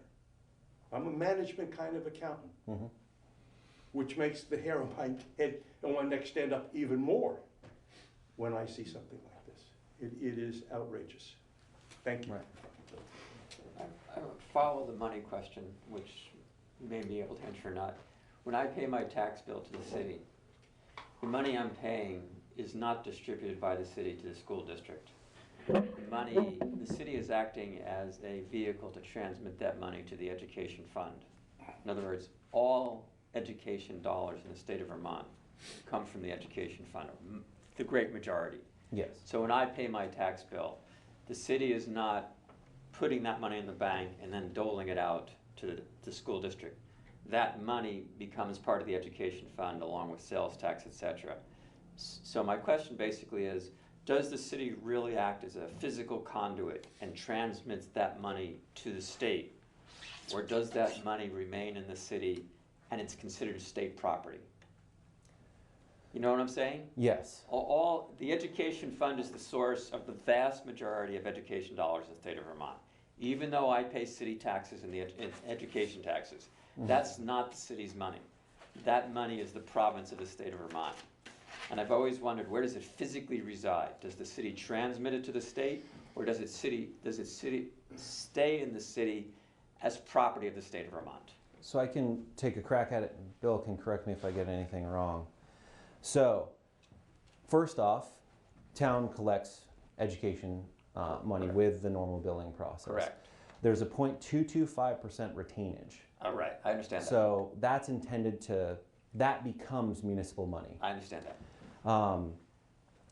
The money that the towns collect on behalf of the education fund are retained at the town until there's a cash flow reconciliation. I believe that there are 2 reconciliations during the course of the year. Homestead collections, so money collected on homestead properties, that will go directly to the school districts related to that town. And then other money, so non-homestead properties, will go into the education fund.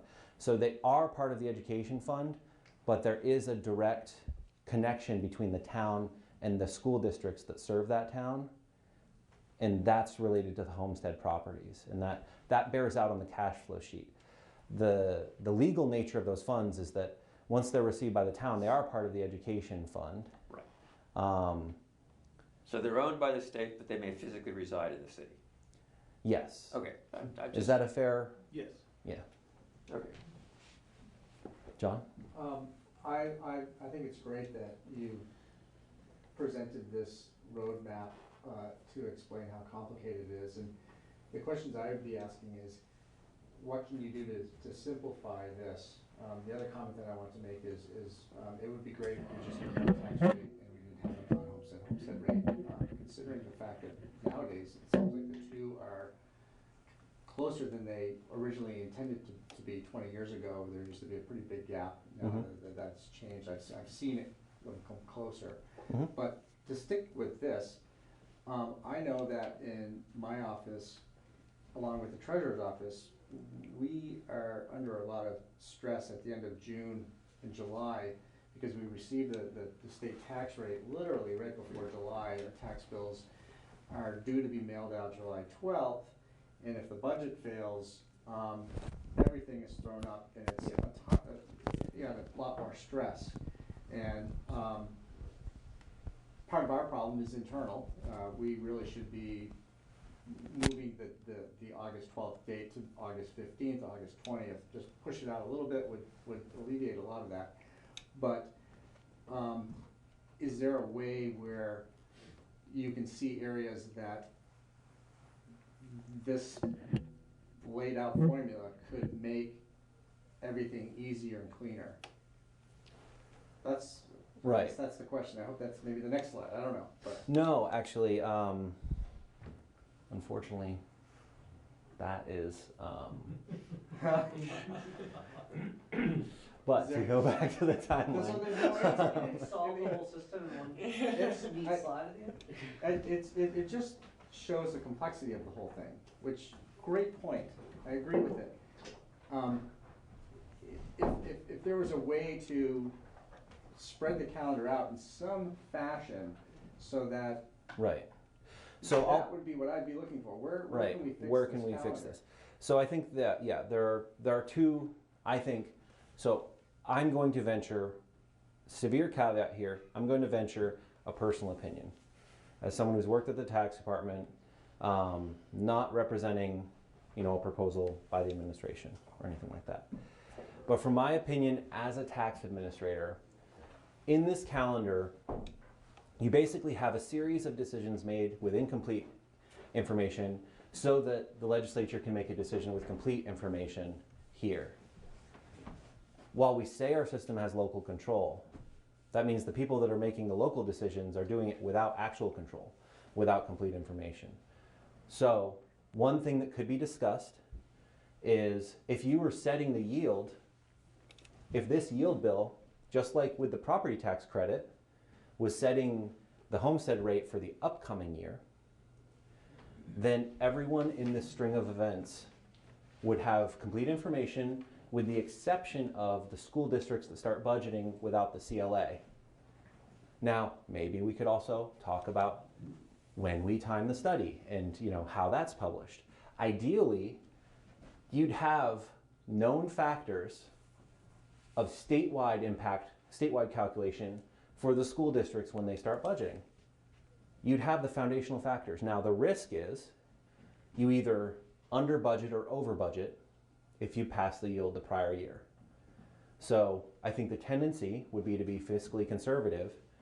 And if you move the yield back to the prior year, you could end up with a system where the legislature was passing higher yields, and then we're ending up with bigger carry forwards until we figured out how to fine tune the system, passing it a year ahead of time.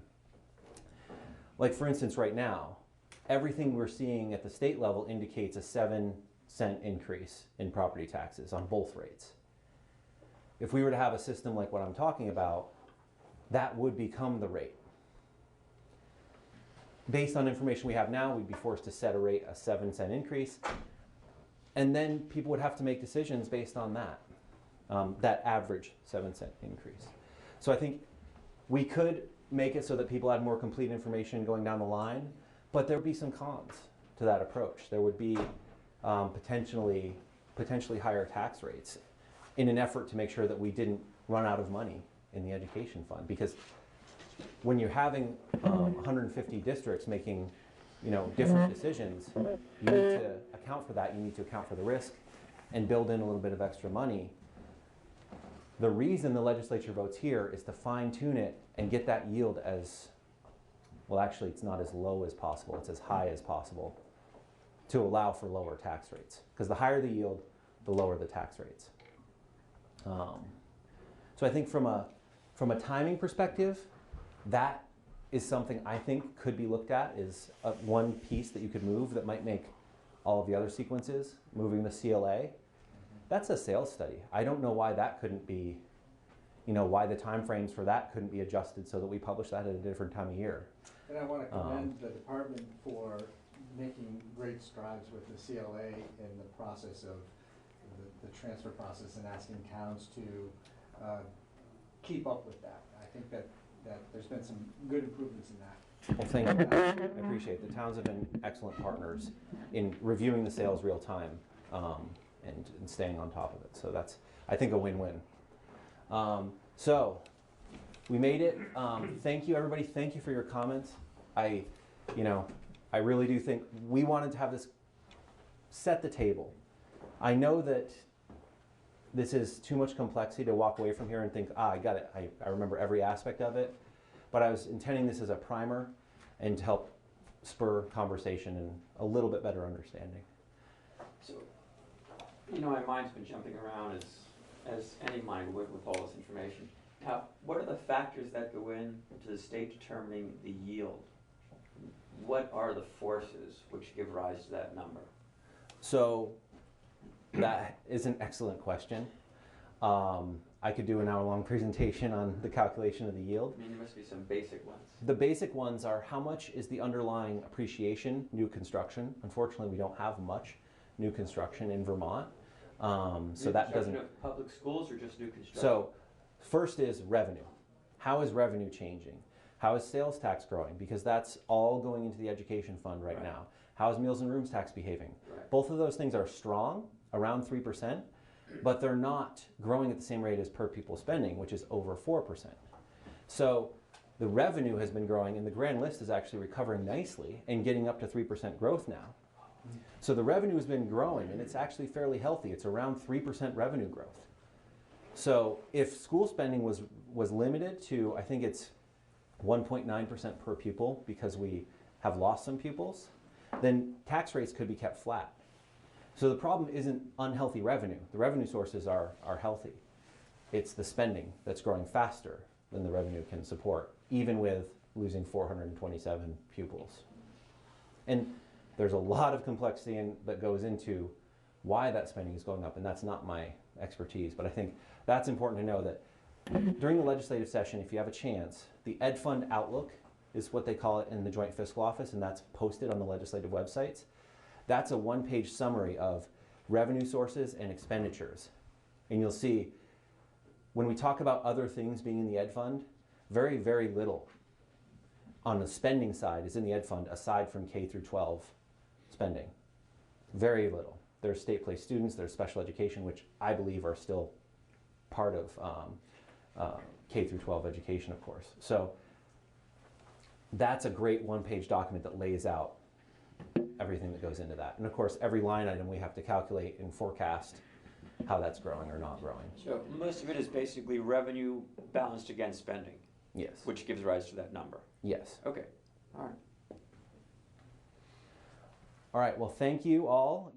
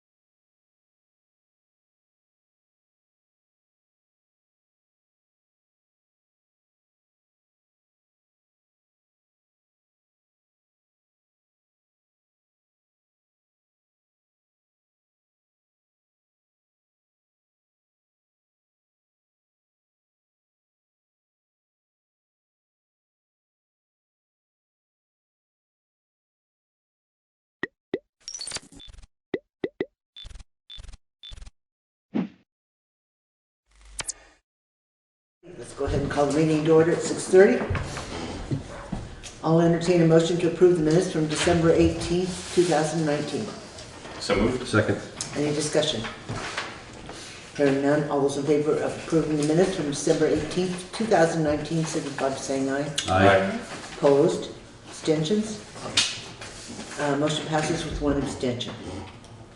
All those in favor of approving the special budget meeting minutes from December 18th, 2019? I'll entertain that motion. So moved. Second. Any discussion? Hearing none, all those in favor of approving the special budget meeting from December 18th, 2019, signify by saying aye. Aye. Opposed? Abstentions? Motion passes with one abstention. All right, additions and deletions to the agenda tonight. I need to add under meetings, a discussion about the meeting dates for January, including a pre-town meeting, whether or not we want to have one this year, which would actually be in February, but we should decide that now. And then under new business, I need to add a liquor license for 3J's LLC. Is it liquor and tobacco, or is it just liquor? It just seems to be liquor, okay. Thought they were really on the phone. And then I also need to add under new business the potential school tax rate increase.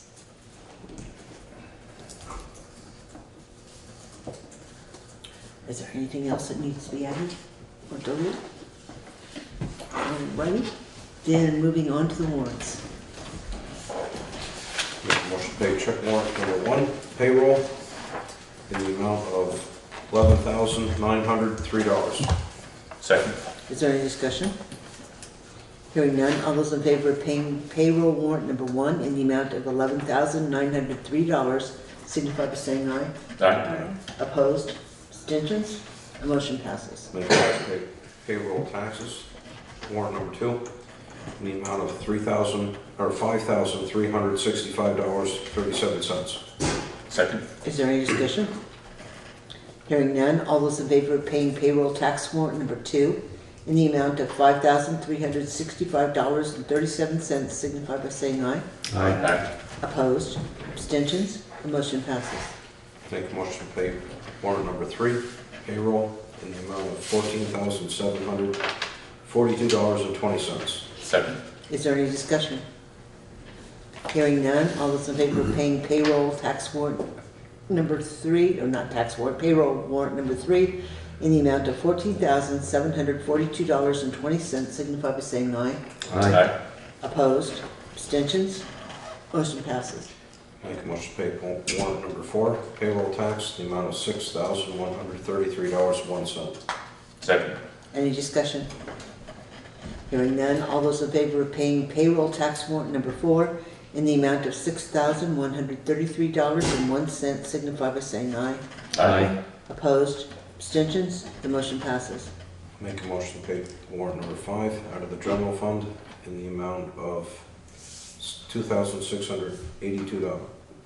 Excuse me, $1,669.50. 1,006, repeat the number. 1,669.50. Okay. That's not what I have. We'll test. Is there a second for the motion? Second. Okay. Is there discussion? The discussion on that is there was a duplicate bill in there that had already been paid. So the warrant was amended from the 268272 to 166950 after that error was caught.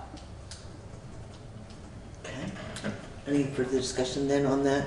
No. All right. So all those in favor of paying general fund warrant number 5 in the amount of $1,669.50 signify by saying aye. Aye.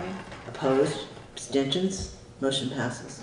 Make a motion to pay check warrant number 6 out of the general fund in the amount of $11,606.68.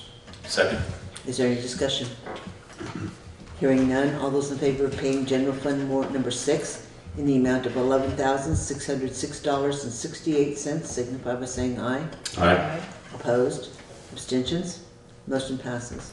Make a motion to pay check warrant number 7 out of the highway fund in the amount of $12,152.50. Okay, did warrant? $12,152. We skip one. We skip number 7. They're probably out of order. 6, well, no, what's this next one? This is a general fund warrant, yeah, so the numbers have gotten mixed up. Oh, they're just, yeah. Okay, so basically this is warrant number, on your list it's warrant number 8. Okay, Carla, can you catch what's going on? Yes. What was numbered as number 7 is actually, is the highway warrant for 12-1-152. Okay. Okay, so we just changed the categories between 7 and 8. So, was there a second for that highway? I second it. Okay. Is there any discussion? What's the total on that?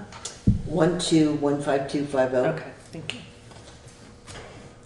Hearing none, all those in favor of paying highway fund warrant number 7 in the amount of $12,152.50 signify by saying aye. Aye. Opposed? Abstentions? Motion passes. Make a motion to pay warrant number 8 out of the general fund in the amount of $4,311. Second. Is there any discussion? Hearing none, all those in favor of paying general fund warrant number 8 in the amount of $4,311 signify by saying aye. Aye. Opposed? Abstentions? The motion passes.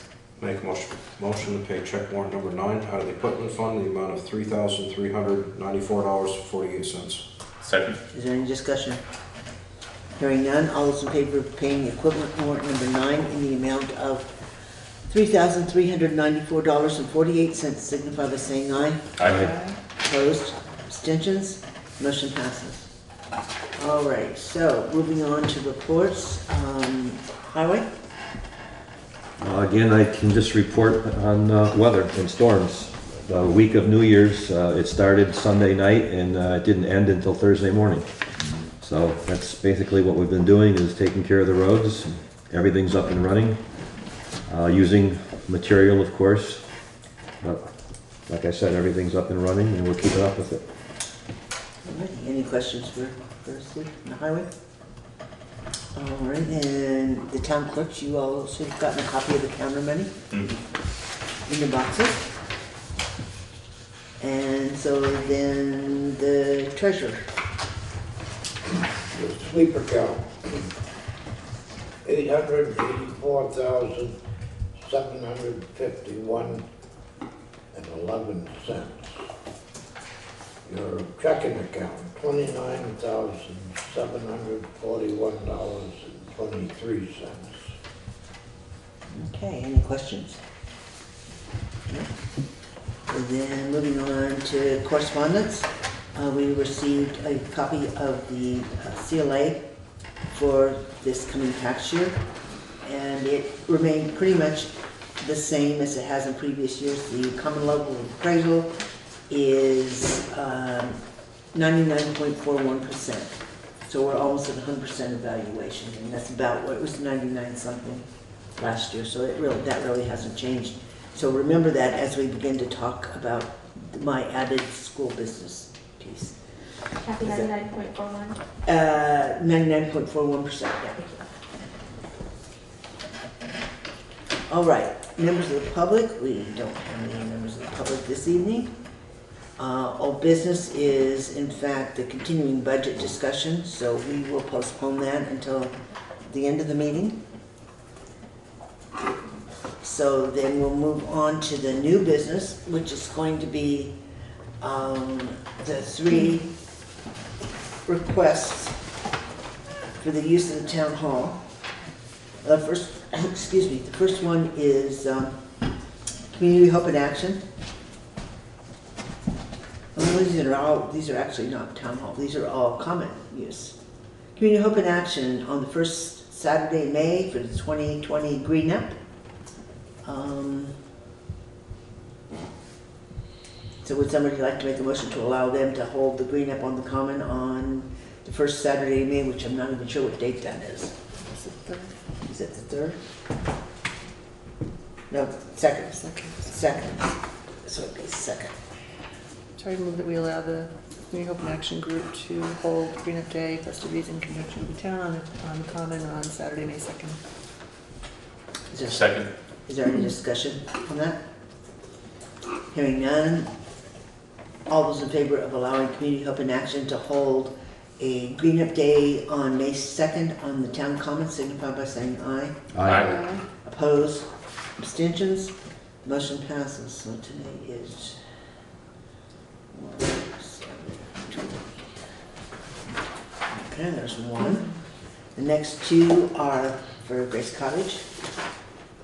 The first one is for the May 9th Spring to Health 5K run, and that is to use the common. I would move that we allow Grace Cottage to use the common for the 5K run on May 9th. Second. Okay, is there any discussion on that? Just want to clarify if the fee for that is waived.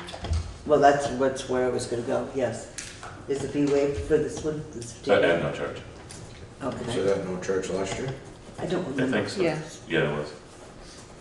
Okay, so there's no... Okay, is there any further discussion on that?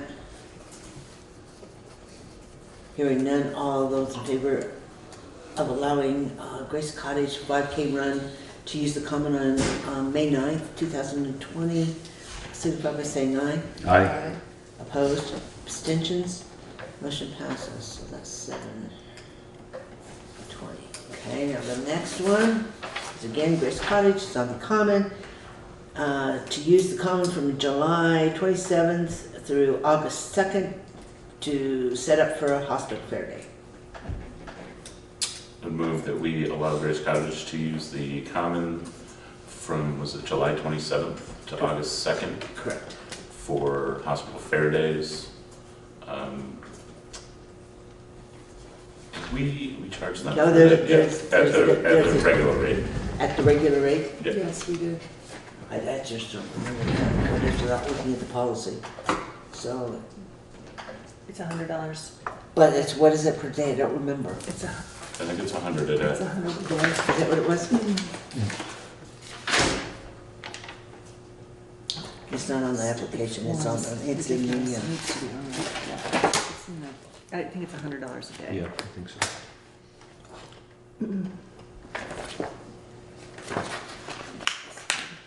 There's the policy on the town hall, there's the policy on the common. Events which require structures to remain standing on a $100 fee. Well, it doesn't say. It doesn't say. It says a $100 fee payable to the town of Townsend will be required for any individual group, party, or organization using the town common. And then 25 a day extra.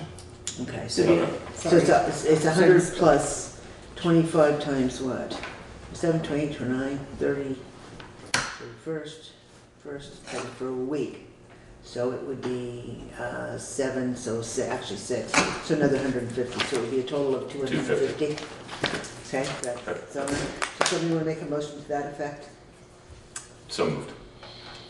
I mean, I made the motion to allow it at the fee Okay. of, I'll amend the motion To at allow the fee it of for 250. 250. Second. Okay. So any further discussion on that? Hearing none, all those in favor of allowing Grace Cottage Family Health to use the common from July 27th to August 2nd for hospital fair days at a fee of $250, signify by saying aye. Aye. Opposed? Abstentions? Motion passes. Okay, so that will need to be, these three will need to be notified, Carla, that we'll need a copy for the book, but they also need to be notified that they've been approved. So I know the hospital wanted to clear that up. Can I also have, while we have this, can I make a motion to amend the application form to have the fee schedule printed on it? Go right ahead. You're welcome to take and add the fee I schedule would to move it. to amend the application form. You could to actually put the fee schedule on you it. can actually correct it and put the fee schedule on. Yeah. Second. You I think can. that's great. You. I think we Oh, should- yeah, I'll do it. I think we should do that. Yeah. Yeah, the only difficulty is between the use of the common, which has a different structure than the use of the town hall. Mhm. And it makes it difficult to run the two columns for people that are going back and forth between the two entities. Yeah. You know, you've got summer, winter use here for the upstairs. You've got the common with the standing structures for more than 2 days. You know, that type of, it's going to be very wordy to add the fee structure. Oh, we'll put it in a table. Go. Check boxes and everything. Go for it. You can go for Carla, it. can you email me the application? So all those in favor of actually amending the usage fee for the town hall and for the town common to include the fee structure signify by saying aye. Aye. Opposed? Abstentions? Motion passes. So that is now your job. Thanks, Will. Sure. Okay. So we Is took there a care. second on there? Yeah, it was, Steve, I think, Okay, thank seconded you. it. I think. So there's that. The liquor license has to be dealt with. All right, so now we have the liquor license for 3J's LLC, which is Harmonyville Store, and it is a second-class license. I'll entertain a motion to approve a second-class license for said entity. So moved. Second. Is there any discussion? Hearing none, all those in favor of approving a second-class liquor license for 3J's LLC, doing business as Harmonyville Store, signify by saying aye. Aye. Opposed? Abstentions? Motion passes. Okay, this is one of those funky ones where we all have to sign on this side. The right-hand side? Yeah, then I'll hold it side of the desk.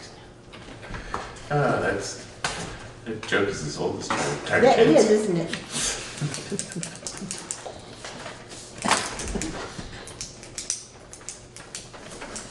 That's just, I'm all over this.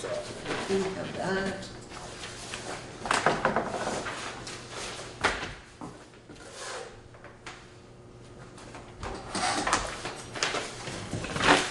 Oh, yes, this is one, that's right.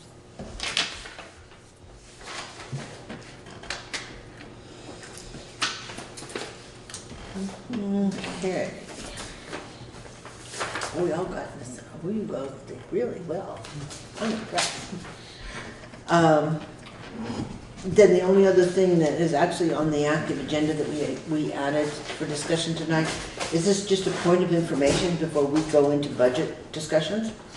Is the school, West River Combined Unit actually passed their, or West River Education District passed their budget last night, and Townsend's increase is estimated to be 30 cents on the school rate, which means that just the school rate taxes next year for Homestead will be $2.17. That is up 30 cents. There is a meeting next Monday on the 13th at 7 o'clock on the library at Leland and Gray to kind of take public comments on the budget, but they've already passed it. I'm not sure what they're going to do, but that is certainly an increase that cannot be sustained. Mm-hmm. Just plain and simple. On a $200,000 house, that's an extra $600, and just in school tax. So that was just a piece of information that came out from last night. So if there's nothing else, no need for an executive session that I'm aware of, Carla? No? Then I would entertain a motion to recess from this meeting and then reconvene to be able to do the ongoing budget discussions. So moved. Second. Any discussion? All those in favor of taking a 15-minute break to allow everybody to move around, signify by saying aye. Aye. Opposed? Abstentions? Motion passes. So no resolution. Are you Oh, we forgot to do the dates. You're right. Before we do that, back that trolley up. Yes, we do need to talk about the dates. We are currently scheduled for the 14th, which is next Tuesday. And I looked at the dates today for the requirements for the warnings. We cannot even sign the warning for town meeting until the 23rd. That's the earliest that we can actually warn. but the town report has to go to the printers before the end of the month. So the question becomes, do we want to meet on the, we can't meet on the 21st. I have another obligation. So we can either meet next week on the 14th and then on the 28th. We could hold it all off and maybe have a special meeting sometime the week of the 20th to finish budget and then sign the warning on the 28th, because that would be the last piece to go to the printer. I don't know what your preferences are. I'm okay with doing we're scheduled for next, so would we move next week to the 21st? No, I cannot do. Oh, you can't do the 21st. I cannot do the Right. 21st. Right. I'm not sure we'd have any business on the 14th, a week from today, other than just finishing up the budget, but we still can't sign the warning. We'd still have to meet to sign the warning the following week. So do we do it off day on the week of the 19th and maybe Thursday the 23rd and sign the warning that night? Yeah. Sure. That's what I think. And then do business on the 28th? Yeah. Yeah. Somebody want to make a motion to that effect, that we'll, our next scheduled meeting would be the 23rd of January at, I'm assuming 6:30? Oh. Okay. And then we'll leave the 28th as a regular business meeting. So moved. Okay, so the motion is to hold the next scheduled select board meeting on the 23rd at 6:30 p.m. and leave the 28th intact.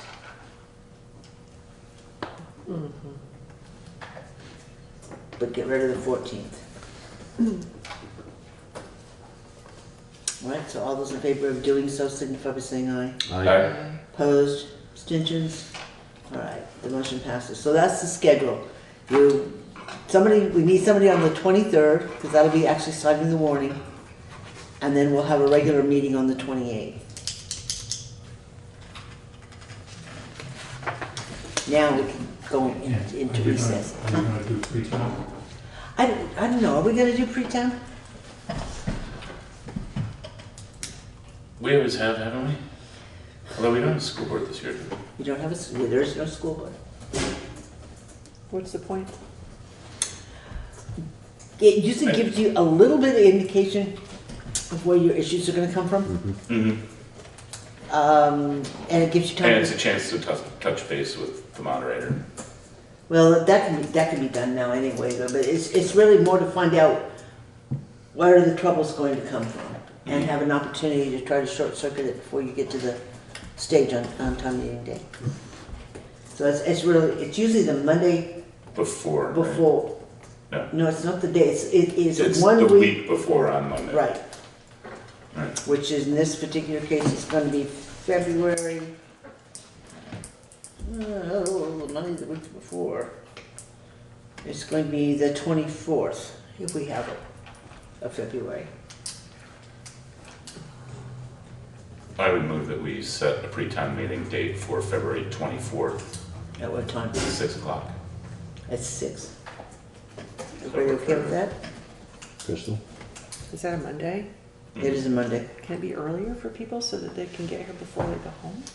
Well, part of it is the fact that we don't want to catch them before they get out. If they get out at 5, by the time they come up the valley, do they want to stop and eat? It's. No, I guess it doesn't matter, right? Yeah. 6? That's fine. Yeah, I mean, it's usually pretty quick. Okay, so then all those in favor of holding a pre-town meeting on Monday the 24th at 6 p.m.? Okay, 6 p.m. signify by saying aye. Aye. Opposed? Abstentions? Motion passes. Okay, now, you got anything else in your little? Nope. Okay. Thanks, Rich.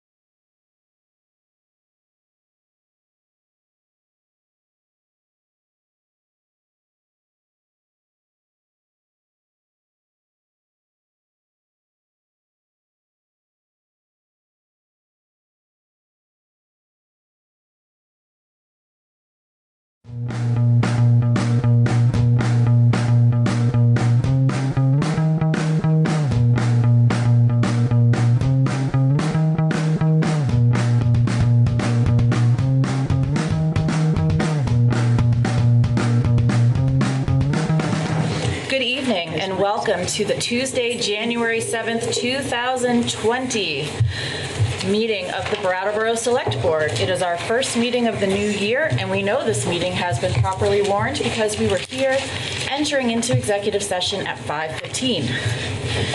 At this time, I would entertain a motion to approve meeting minutes from December 10th and December 17th of 2019. So moved. All right, we've got two. All in favor? Aye. Excellent. Motion carries. The remarks that I have are there is a homeless vigil scheduled for 5:30 p.m. on Tuesday, January 14th. You can find further information about that on Facebook.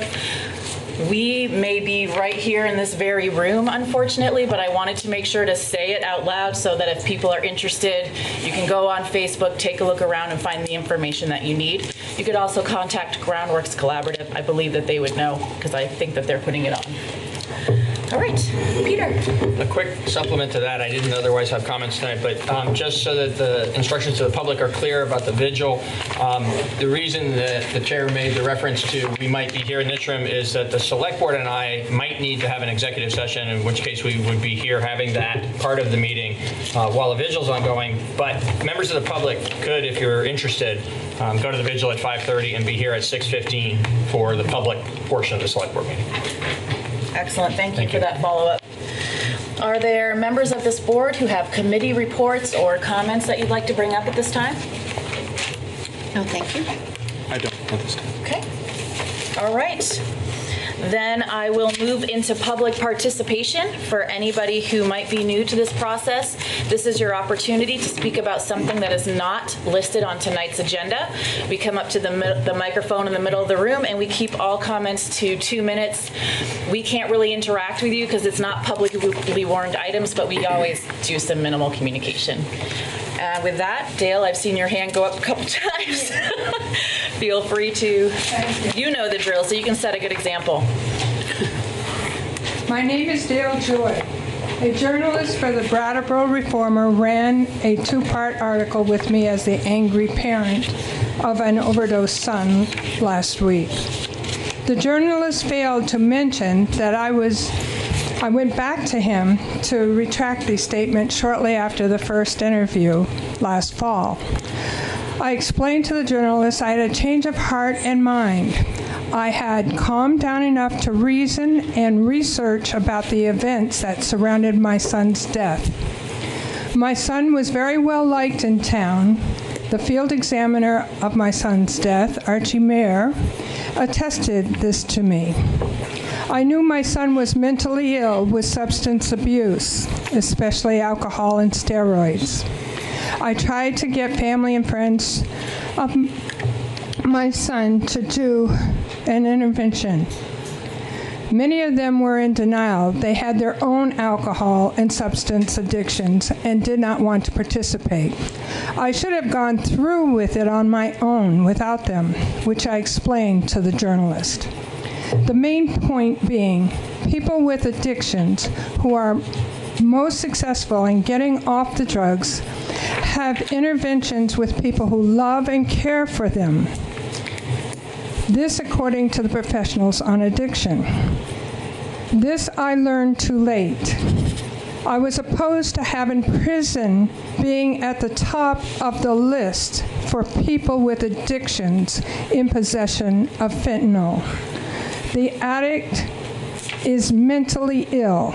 They need mental help, not prison. Thank you. Thank you, Dale. I'm sorry for the weight that you bear. You've been somebody that's interacted with us for at least the last few years that I've known you, and my heart is with you. Are there other members of our community who would like to speak on something that is not listed on tonight's agenda? Yes. Please step forward just as Dale did and introduce yourself into the microphone. My name is Bruce Clausen. That was Bruce Clausen, was that right? Okay. I live on Green Street. Me too. I have a proposal. I think we should get on the agenda, please? Okay, so, so Bruce is passing us a proposal for the agenda. Sorry, quick. It's okay. That's what we all have to do in this dry weather. Thank you.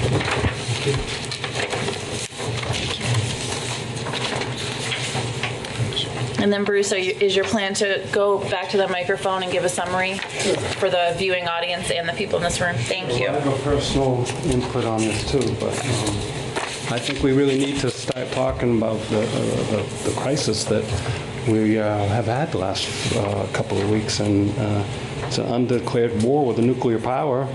But I read off of here.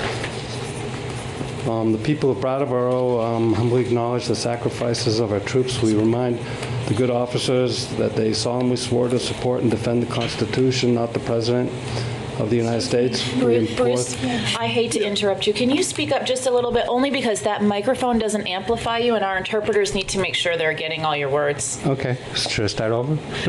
Yes.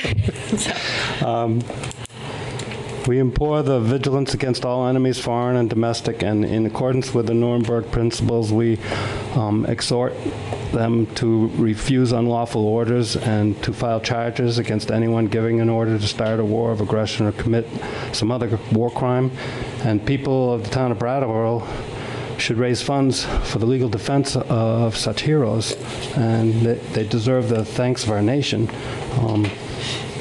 The message has to get out to those that are going to be involved in this undeclared war, and they're already sending people over there.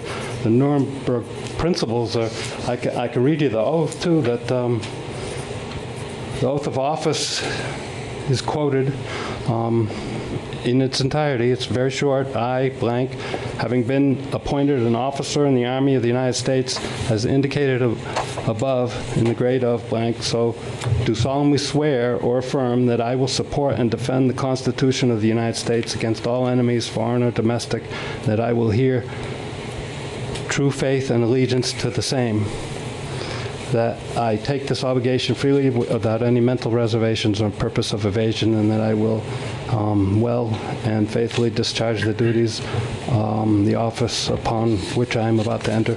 This reminded me, when I first read this a couple days ago, this reminded me of, I'm sure most people remember the My Lai massacre. A helicopter pilot got out and he stopped the massacre. It would have been a whole lot worse, and he went against orders and he paid the price, and a lot of whistleblowers end up paying the price of their moral actions, and he finally did get the highest medal awarded, but it was after his death, after he did finish his service out, but of course he was not treated the same as a hero as he should have been, and this goes on countless times, and these people should be recognized for what they've stood for, and what I believe the Brattleboro should stand for.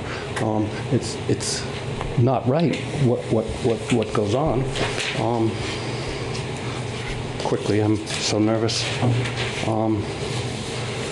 I think we should be proactive and start a fund to defend war crime whistleblowers, and I suggest we call it after the My Lai hero, Hugh Thompson Jr. Fund. He was awarded as the Soldier's Medal after his death, and it's the highest award for bravery, not involving direct contact with the enemy. But of course, he got between the enemy and, he stopped. He got on his helicopter, innocent civilians, to save them, and this was covered up for, I don't know how many years. I should have looked that up, 6, 7, 8 years.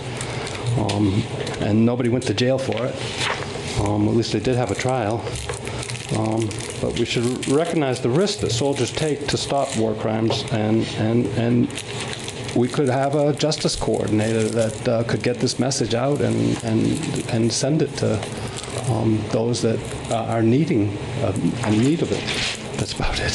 Thank you, Bruce. I could ramble on. You did. I appreciate where you stopped.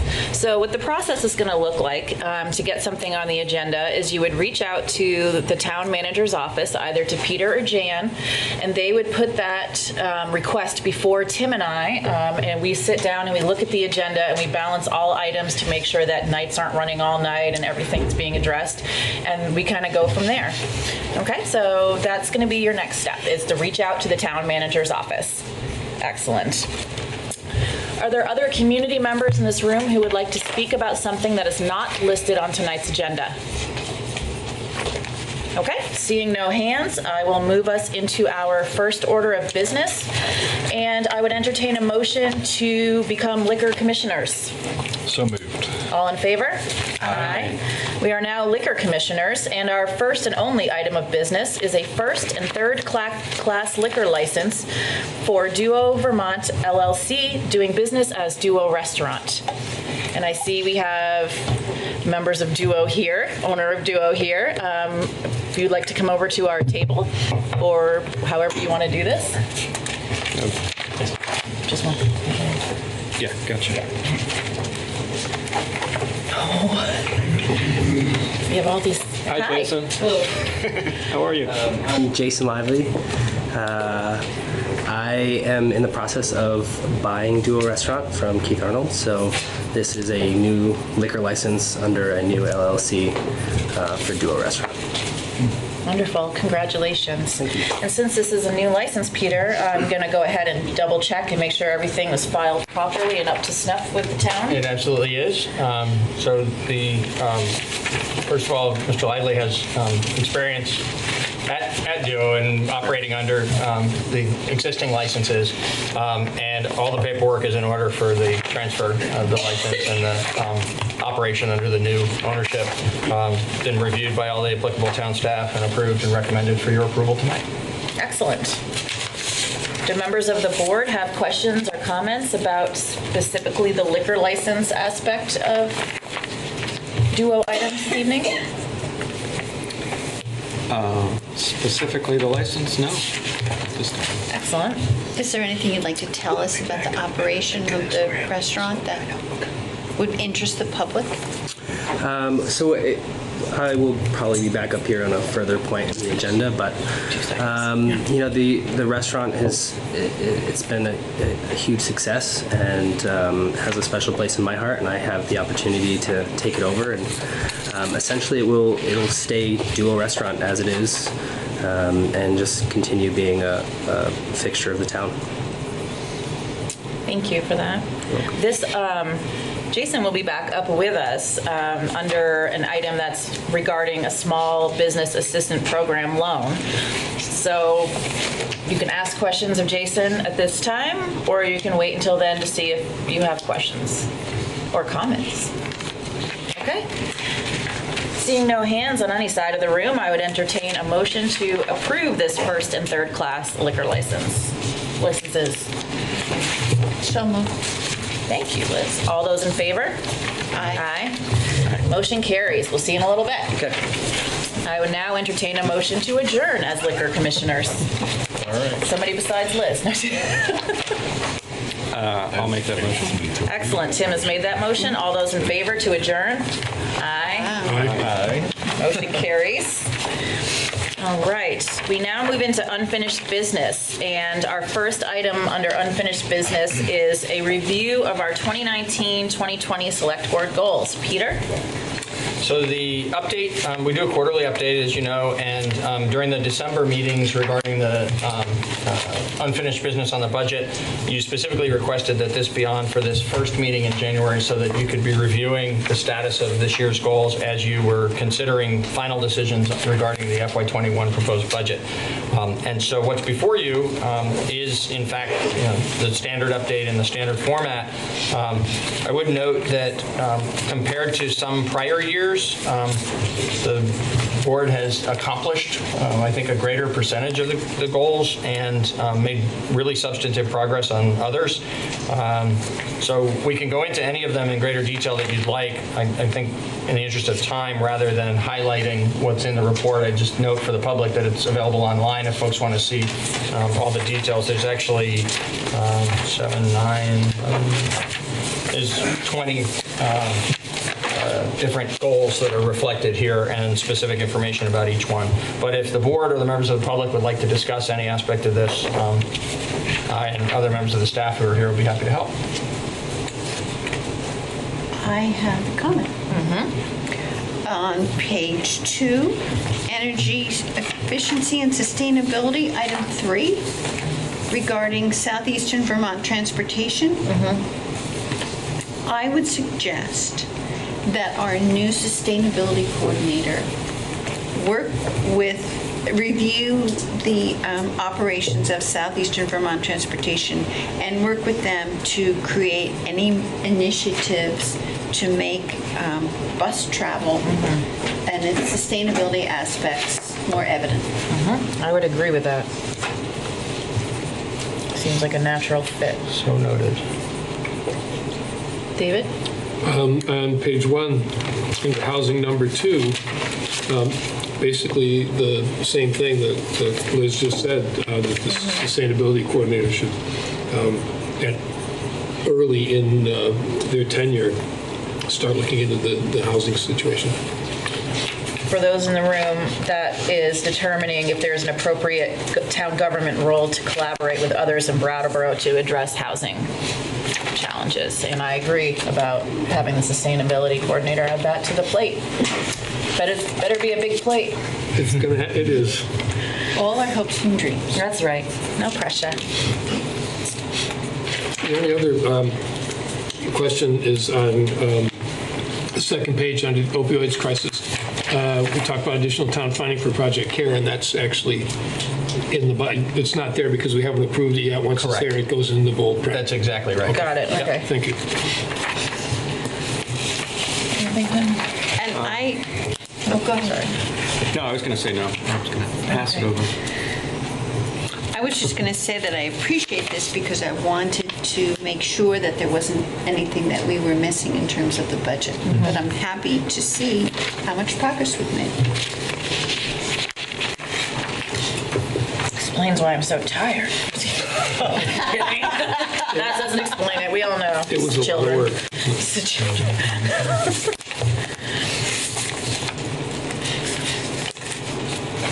I would definitely recommend community members to just go on the website in general and poke around. And aren't the links, Jan, usually on the right-hand side if I'm staring at a computer screen for documentation such as this? Once you get to the select board page, so on the left-hand side of the home page, there's a select board tab, and then you click on that, and there's all sorts of documents on the right-hand side. Perfect. You're going to find documents regarding the budget we're looking at. You're going to find things like our annual select board goals, all of this kind of stuff that's really meaty and that we kind of just talk about because we've been doing it and you don't always have copies.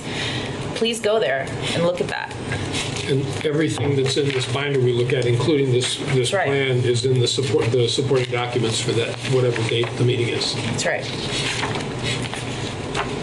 Daniel?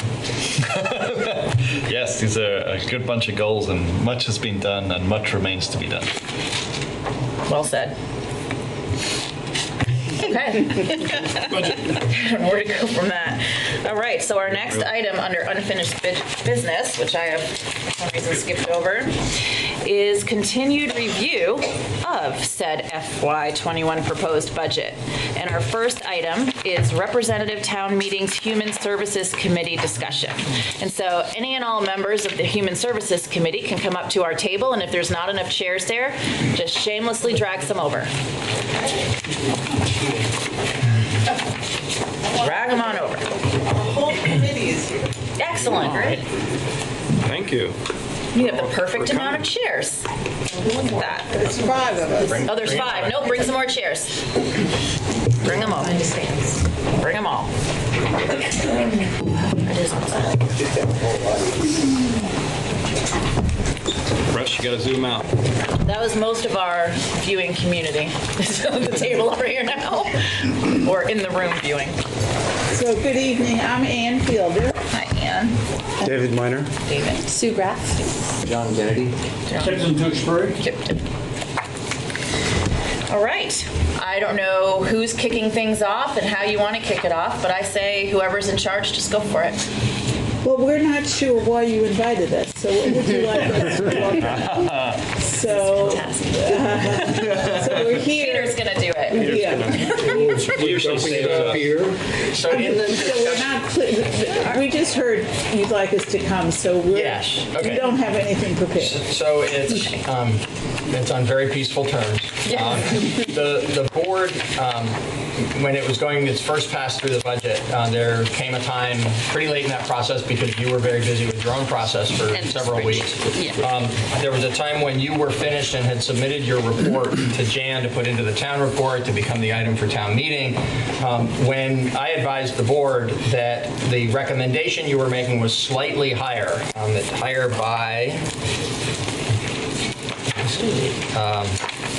$4,510 versus the level at which it was funded last year for the whole wide variety of different programs that are supported by these appropriations. And because we as staff had prepared a proposed budget that was level funded for human services as a placeholder for awaiting your report, I advised them that the select board either should adjust the select board's budget before it goes to town meeting by increasing it by $4,510, or needed to recognize that there would be an inconsistency between your recommendation and the select board's proposed budget when town meeting was considering both items a few months from now.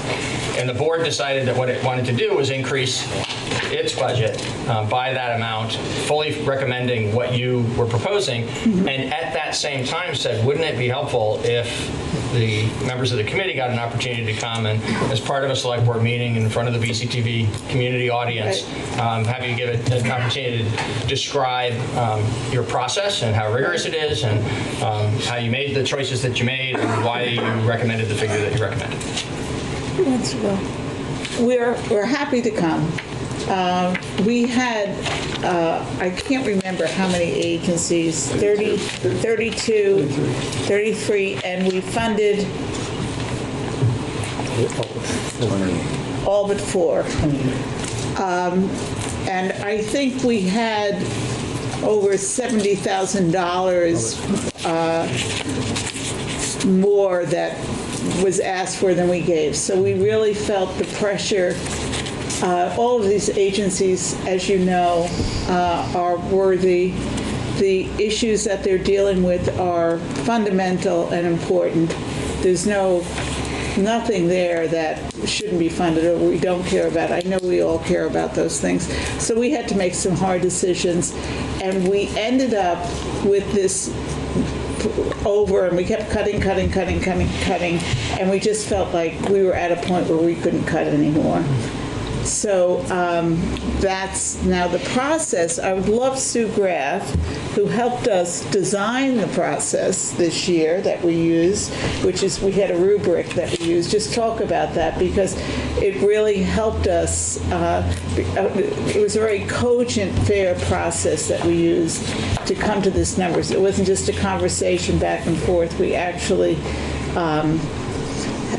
thought it out quite a bit. Sue, do you mind? Not at all. So essentially the scoring process for the whole team, all team members scored every application unless there was a conflict of interest. So just so you can be assured that we recognize any conflicts of interest, but most applications were reviewed by 5 people, which is a pretty rigorous process. When I was at United Way, it was less than that. So just so you know. And the scoring mechanism was really about the categories of the application.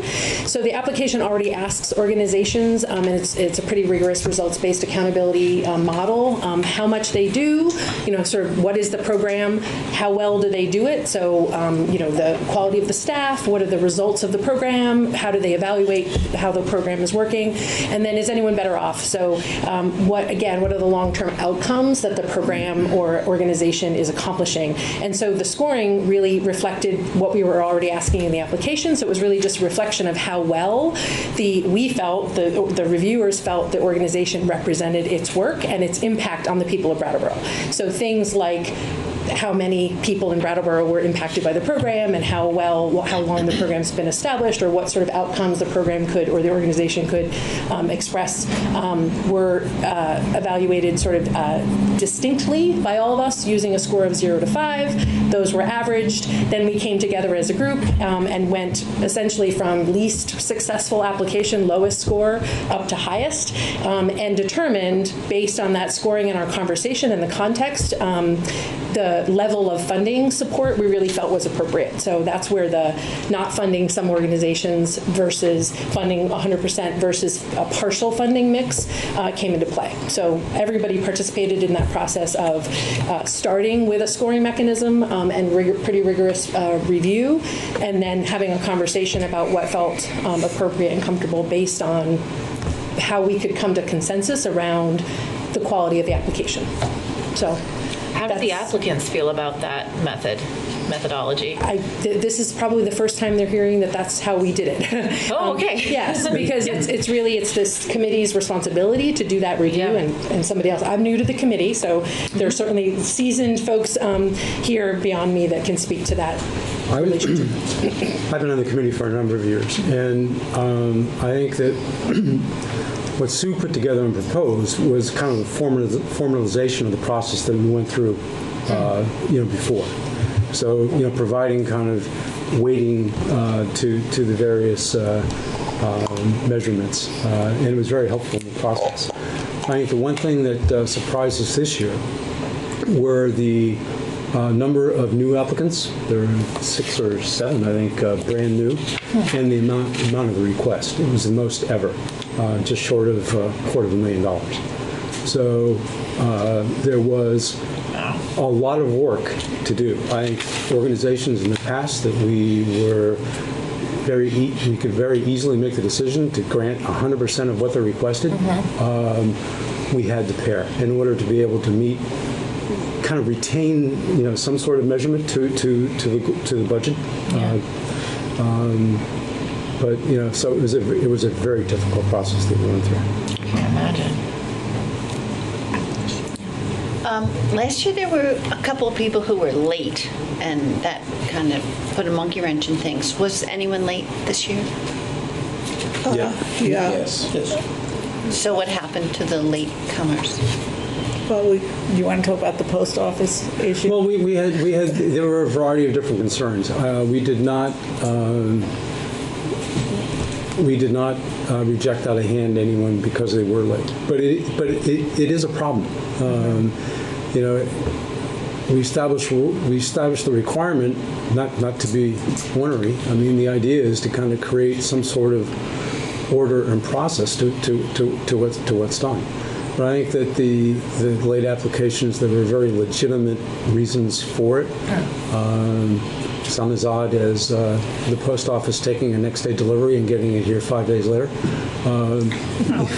So maybe 3 days, but in any event, there were a variety of different reasons, and so we did accept them. Yeah. Thank you.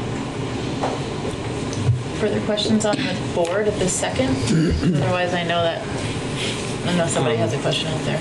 Well, I just wanted to say thank you for being here. I think one of the reasons I really thought it would be great for you all to come in is that this whole process is sort of an anomaly in the way we do things here, because it's part of our budget, and yet the committee is a town meeting committee and process. So I think it's really important for the public to understand how the process happens.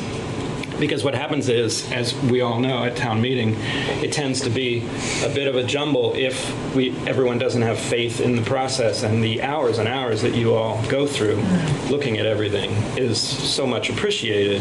And I want everybody in the public to understand that huge process, because often the temptation at town meeting is to tweak and to look at line by line question marks and things like that.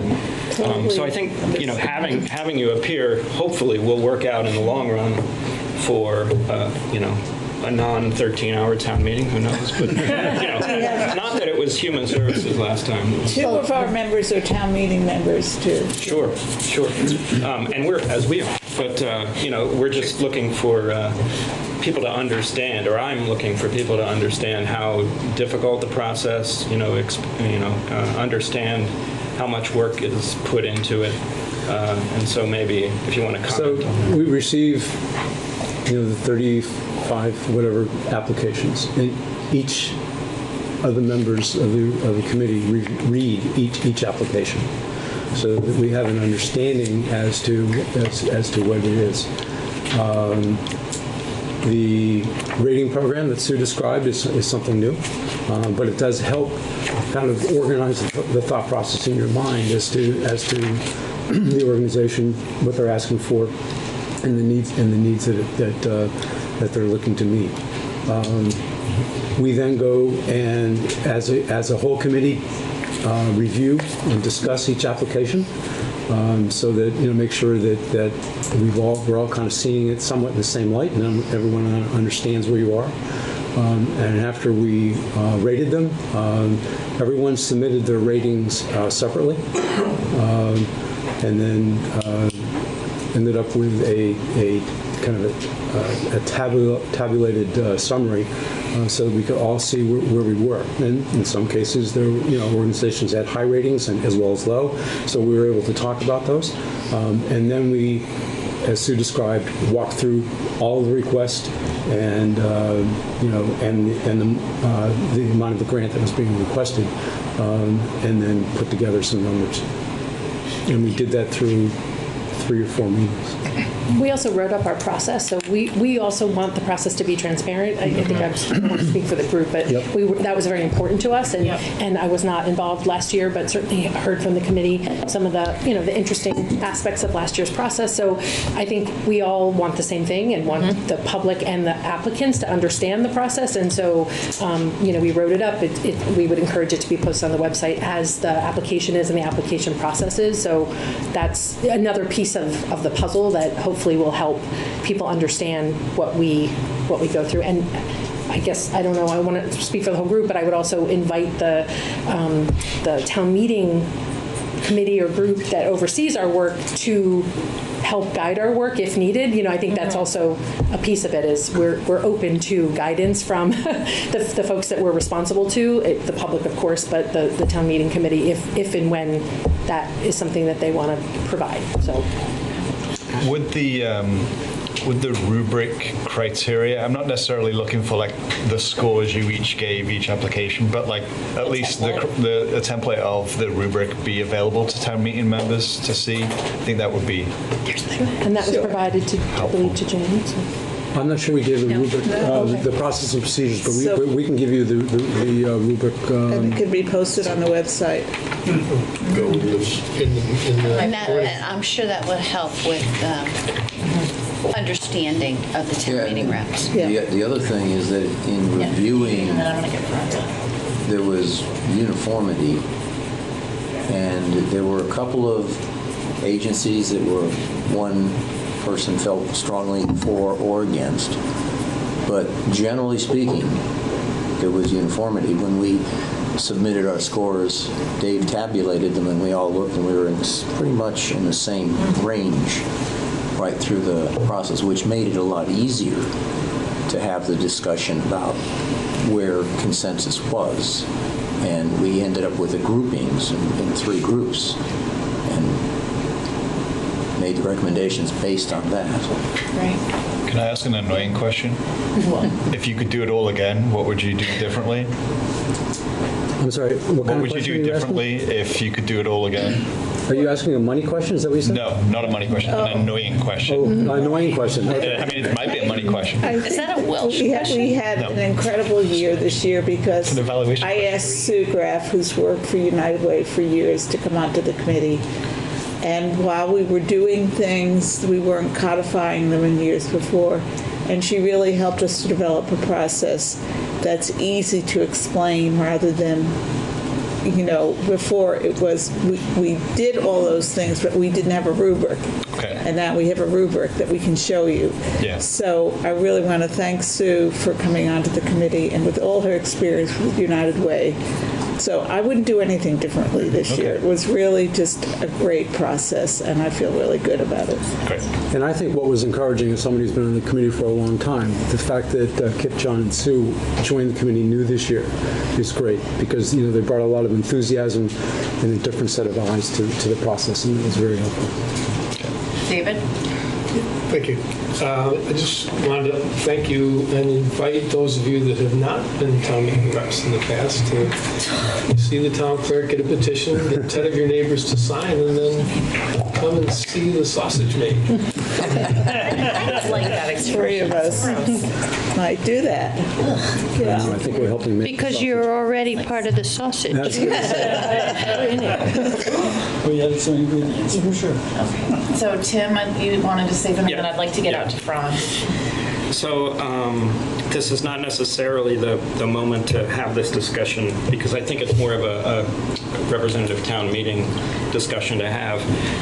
But anybody looking at the numbers that we're spending on human services knows that it's taken a few leaps in the last few years.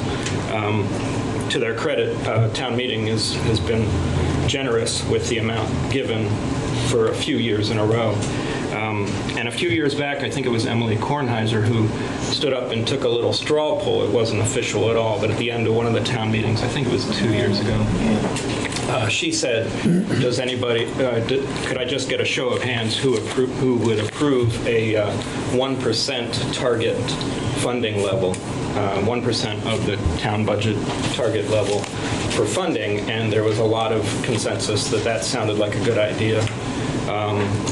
But what this budget does recommend, just so people know, is slightly above 1% level. And now that we're past Grinch season, I feel comfortable in saying that I'd like to advocate for that level going forward so that we don't have 26,000, 23,000 yearly leaps happening for the taxpayers because we have to control the amount of spending. Are you suggesting a 1%, a flat 1%, or the same as we did this year going forward? It's not a proposal because it's not the appropriate place to make it.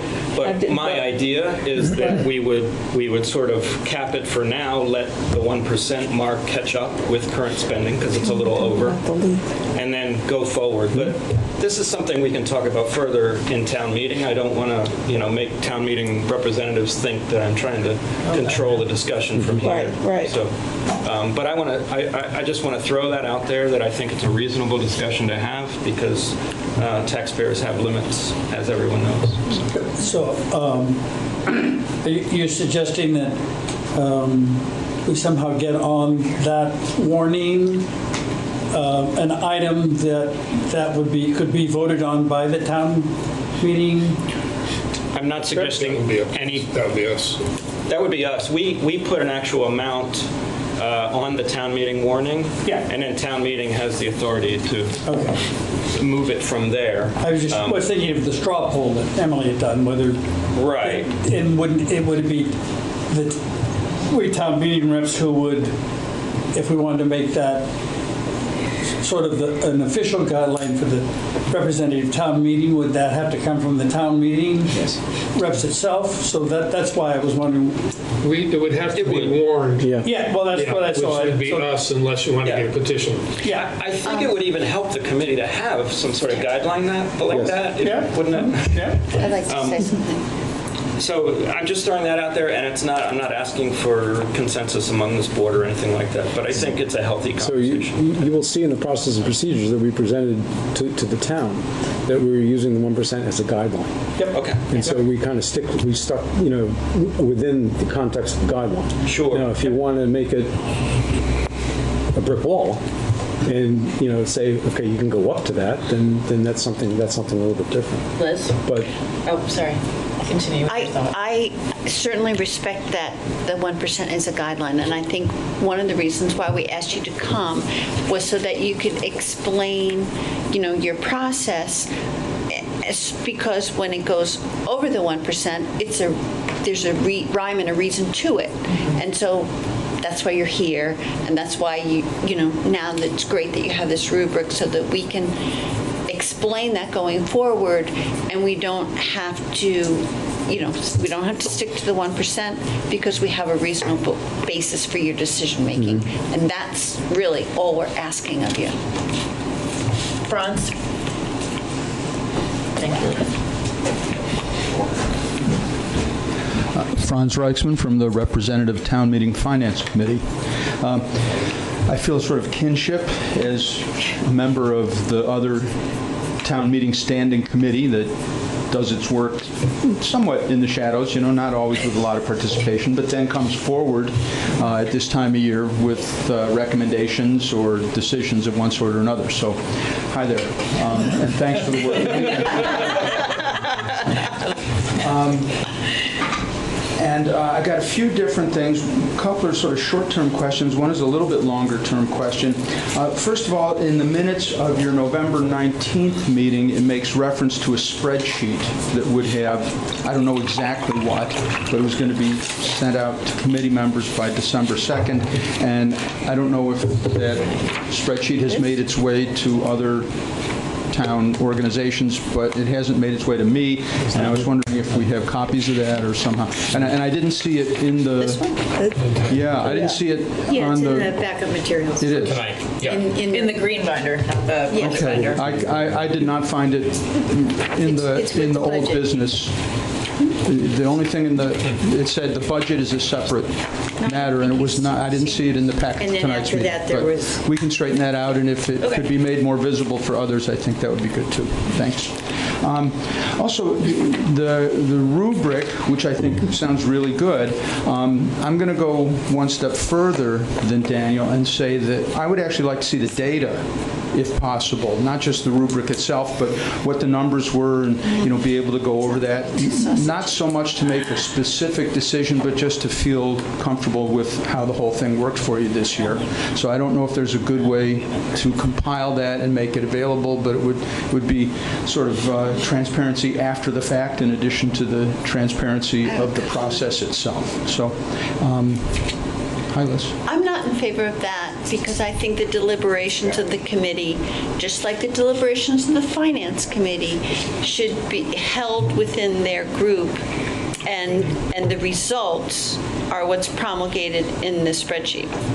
Oh, I disagree with that. I think as part of the open meetings law and just in general for transparency, all our meetings are open to the public. All your meetings are open to the public. I don't see that there's any level of secrecy needed.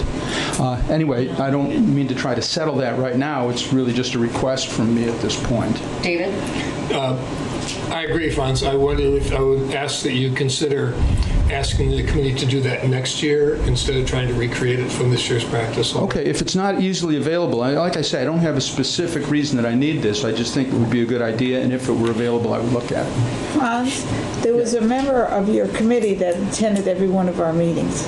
Yes, that's right. I was sort of hoping that David would be here. Yeah. I think he's traveling out of town at the moment. So he has a copy of the rubric, and he attended every meeting. And does he have a copy of the numbers that went into the rubric, do you know? No. I'll talk to him about it. Okay. But my point stands that I think it would be useful, not just for me and the committee, but if there's a good way to make that available to people who are interested, I think that would be good. Also, the longer-term thing is it was a little sort of haphazard at town meeting last year because you guys had done so much work on putting together your proposal, and then people had so many suggestions about let's do this, let's do that, and it made some of us think about, well, why do we have this committee in the first place? And in part, at least my understanding, is that it's to avoid having the necessity to go over everything point by point by point at town meeting, which may have been done in older times, but could certainly be a very cumbersome process now. So what I'm wondering, Margaret got up at the meeting and said a little, she just seemed bewildered by, well, why are we doing all this if then now we have to justify all the different things and have people come up with different proposals. I was very sympathetic to the position she expressed at that time. So I'm wondering, for this year, whether that had an effect on your thinking this year in terms of how you went about things. Was that, I mean, did you go back and think about that as you were talking this year of what the process was like last year? Well, the only difference it made was that there was more money awarded after that meeting, which kind of left us wondering, was that a new starting point? Because we had submitted a much lower number, and it was, I can't remember how much, but it was several $1,000s more. And so I think we just started with that number that was awarded by town meeting, feeling like this is what people want to do. We're very aware of the taxpayer burden, and we're trying to keep things at this one level, and then all of a sudden it jumped up. So we then built from there. So in that way, it did affect us. But I think that was the only thing I can think of. I think the one big thing was the 1%. I mean, we had never been given a guideline by the town meeting before. Fair enough. And so I think by kind of establishing that 1%, yes, that was nice. Yeah. So in that sense, it was actually somewhat helpful, perhaps. Yes. Oh, yes. Do you think it would be worthwhile to somehow try to reinvigorate the idea that the work that you've done on this is intended to ease the burden at town meeting? Is that, it just seemed like the process last year was longer than maybe it needed to be. I don't know. I'm just wondering if you were planning on saying anything about it this year, perhaps. Well, part of last year was because two agencies that were late submitting their applications and were therefore no recommendation by the committee then was made for them, put themselves separately on the warning. So suddenly that split apart and brought into question, I guess, the effectiveness or utility of the committee. So I don't know, as long as that's always a possibility for an organization that, not a case this year, but going forward, as you say, if, because kind of the only limitation we have is the deadline for when they have to have their application in. If someone's late again, the way it's set up now, they could still put themselves on the warning as a separate item, and then we would have opened up the whole process as it did last year. Okay, I think that's, yeah. Had that not happened, I think it would have gone as previous years have, that it just pretty much we approved it, maybe asked some questions. Okay. I was just thinking of some way to reaffirm your role somehow. That's all a very vague thought in my mind. But just sort of a reminder that you're there for a reason and that people would do well to think about that. I think that's on all of us. You, us, the select board, on our pages, that, to say, like, here's the information that's going to, the rubric will be available, the template's available, please watch this part of the meeting. That's on all of us to try to I bring think clarity. the rubric will go I a do long too. way to explaining your process and respecting the system. And then after that, it's only so much we can do. They can still say everything. Town meeting wants to. It's a free-for-all.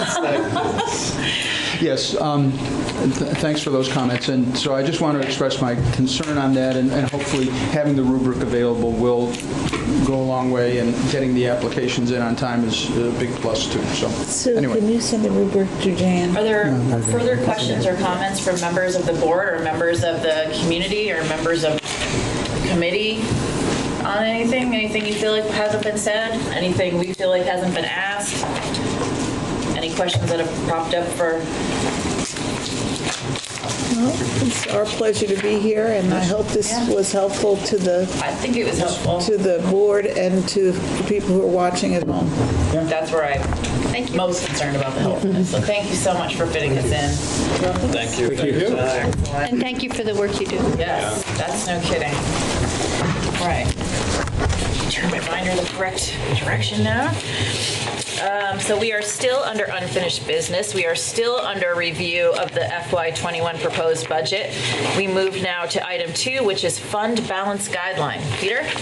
Thank you. So the board asked for a reminder about the sort of best practice advice behind this guideline. Why is it that we have a 10% guideline that was adopted here in town several years ago? And specifically asked us to check about what other municipalities nearby and throughout Vermont are doing. And so we have the information that's presented in my memorandum to you that was backup for this evening's meeting has summaries of both the findings in both areas. So on best practice, the Government Finance Officers Association recommends a minimum of 2 months operating revenues and expenses as the benchmark for a minimum appropriate unassigned fund balance. And that would be 17%, 16.7% of the general fund operating budget would meet that standard. When we looked at what's going on around us, we found that there was a variety of different guidelines that had been adopted by the 8 communities that we looked at. We looked at Greenfield and Keene, and then 6 throughout the state of Vermont that are relatively comparable in size and complexity to Brattleboro. And what we found was 4 of the 8 communities didn't have a guideline at all. And the other 4 ranged between 10%, like we are, and 25%, and with an average of 16.5% from among those 4 communities. So right on, the average was right on the GFOA standard, recommended standard, but there was a municipality that aligned with our 10%. What this tells to staff, and I should say that the actual unassigned fund balance in the different communities varied between 24.3% and actually a negative balance with an average of 8.2. Our staff advice to the board in considering, what does this information mean to us, is that while we wouldn't recommend that our 10% guideline be increased, we certainly think that it's important for us to adhere to it. We think it is it's below the recommended minimum standard, and for the occasions when we might fall below 10% in an actual, fall below our guideline in terms of what's actually set aside, that should be for extraordinary circumstances and not a general practice. Yeah, for as liberal as I am in so many things, my 10 years in banking cringes about going below 10%. I could handle 9% for a little while. 8.2 would make me very cringy. And what does our current budget? The budget that's before you recommends 10%. It meets just exactly the standard. So there's a use of fund balance that we've recommended that represents the amount of money in the unassigned fund balance that is above and beyond the 10% marker. Which is fine. Yeah. And as usual, we've recommended that to be part of the transfer to capital, not just blended into the operations of the town. Right. Okay. Can I ask you? Does anybody wonder who the 25% is? Do you mind disclosing who that is? I'm just curious. Rolling in it. Who pulls that off? So there's. I go for Keene. It depends on whether you're asking about the standard or the actual. Actual. Keene has an actual of 24.3%. St. Johnsbury has adopted a standard of 25%. Okay. And did they meet it? They are not currently meeting it. I actually, and you'll like this comment because I know you don't like us to mess with fund the 10%. balance is my thing, yeah. I know, and I respect that, even though everybody has to get excited about something. Preserving fund balance for the fun and crisis fund situations is mine. But I laughed out loud when I read this because I thought it was unfair of you to include the 0 to negative balance in the averaging. Oh, No, you did, didn't you? We didn't mean to. You said with an average of 8.2%. Now, you must be... I'm sorry, it's an average of the ones in positive balance. Is 8.2. Oh, good. I took that to mean you were counting... No, I didn't mean to exaggerate the results. Okay. Good. I found it actually... That would be I found it a concern, actually, that the majority of the communities are, whether it's consciously or due to circumstances, is why we didn't name communities in the materials, because we don't know what would fairly represent what's actually going on there. But the fact that a majority of the 8 are not adhering to their own self-imposed guideline was a concern to me, just in terms of healthy, responsible management of municipal finances. Yeah. Okay, thank you. I'm happy with the 10%, and I'm also happy that if we have a surplus at the end of any year, that we're applying it to the capital projects, which is saving us terrific amounts of money. This end of the table? Certainly. It's great. Love it. I like it too. Love it. Excellent. I knew it was keen. Franz? Didn't raise your hand, but I heard you raise your hand in your brain. Yes, my hand was waving. So that's all well and good and useful information, and thank you.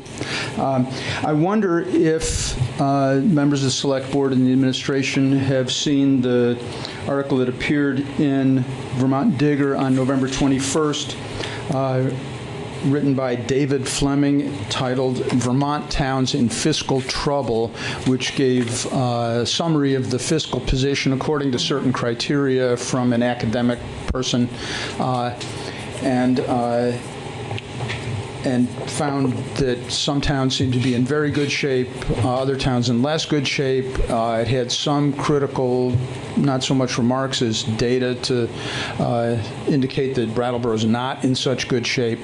And if you looked further, I think the biggest strike against Brattleboro, from the perspective of this analysis, was fund balance, and that it was at such a low level that we got low marks for that, and it took points away and put us in the bad group, although Were you just interviewed barely. for that, Peter? No. Oh.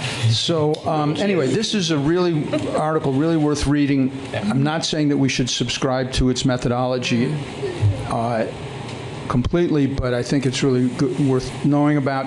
And it also gives references to the underlying academic material on which it was based. And I think that stuff is also worth looking at least to understand the assumptions better. So anyway, I would put that on the table for something for you guys to look at. If you'd like, I can send a send it out. link. That would be helpful. I'm never going to remember the date that you cited, so if you send that out, that'd be great. It's an article, not a commentary, right? It was. Well, if Peter wasn't No, I interviewed think it's for a it. commentary. Oh, it's definitely a commentary. And it's definitely, it's from the Ethan Allen Institute, and I know all of you are subscribers to their podcasts, et cetera. Yeah. I'm always loving everything. Yeah, exactly. All the more reason to take a look at it. To not look at it. No. All the more reason to take a look at it, because it is actually something that I think is substantive from people who maybe have an opposite point of view. Thank you. Thank you, Franz. Indeed. Further discussion on fund balance.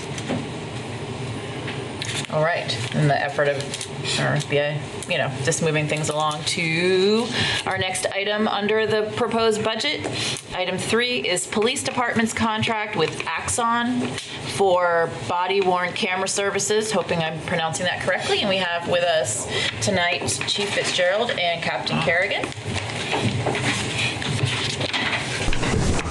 Good evening. Good evening. Thanks for coming tonight. My pleasure. The first thing I'd like to do is, in the administrative packet, it says that Axon is increasing the town storage costs. We're purchasing additional storage, vice Exxon increasing. And basically what we're asking for is 2 terabytes of storage. And initially in my proposal to the board in my budget was a $3,000 increase in my equipment line, and part of that increase was the storage line. And what I didn't do, which I apologize, is I didn't break it down per se all the way down that $3,000. I basically took the lion's share of that $3,000 and said it was the storage. Yeah. And what we're having a problem with is storage. It's really not a problem. It's just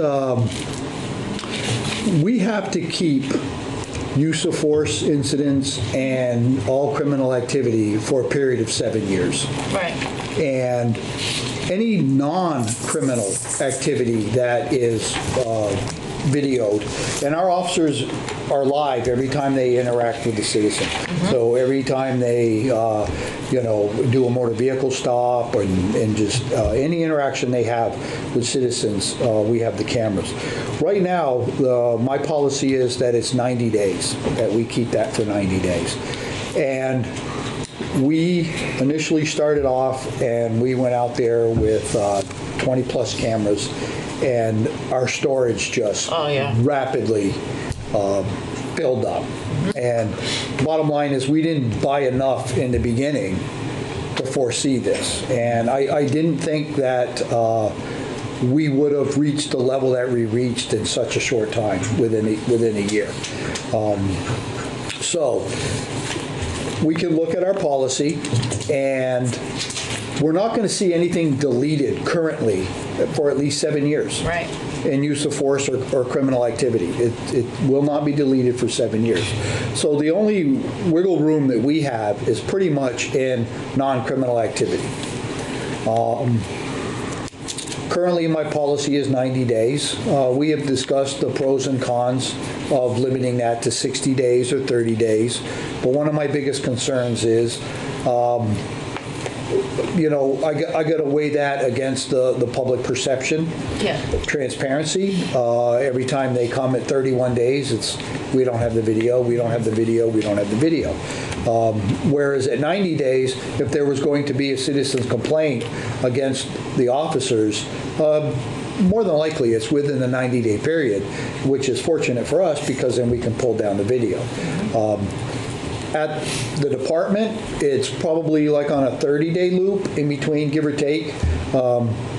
So we have run into instances where people have come in and asked for video footage of the lobby area, and we didn't tape it down, so it got overwritten.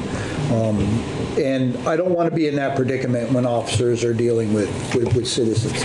So we're asking for additional 2 terabytes of storage. And that comes off a little bit, about $1,600 is the 2 terabytes of storage. Now with that storage, we also get a lot of services from Axon that is probably not needed for your average homeowner. The security is unbelievable, obviously, for obvious reasons.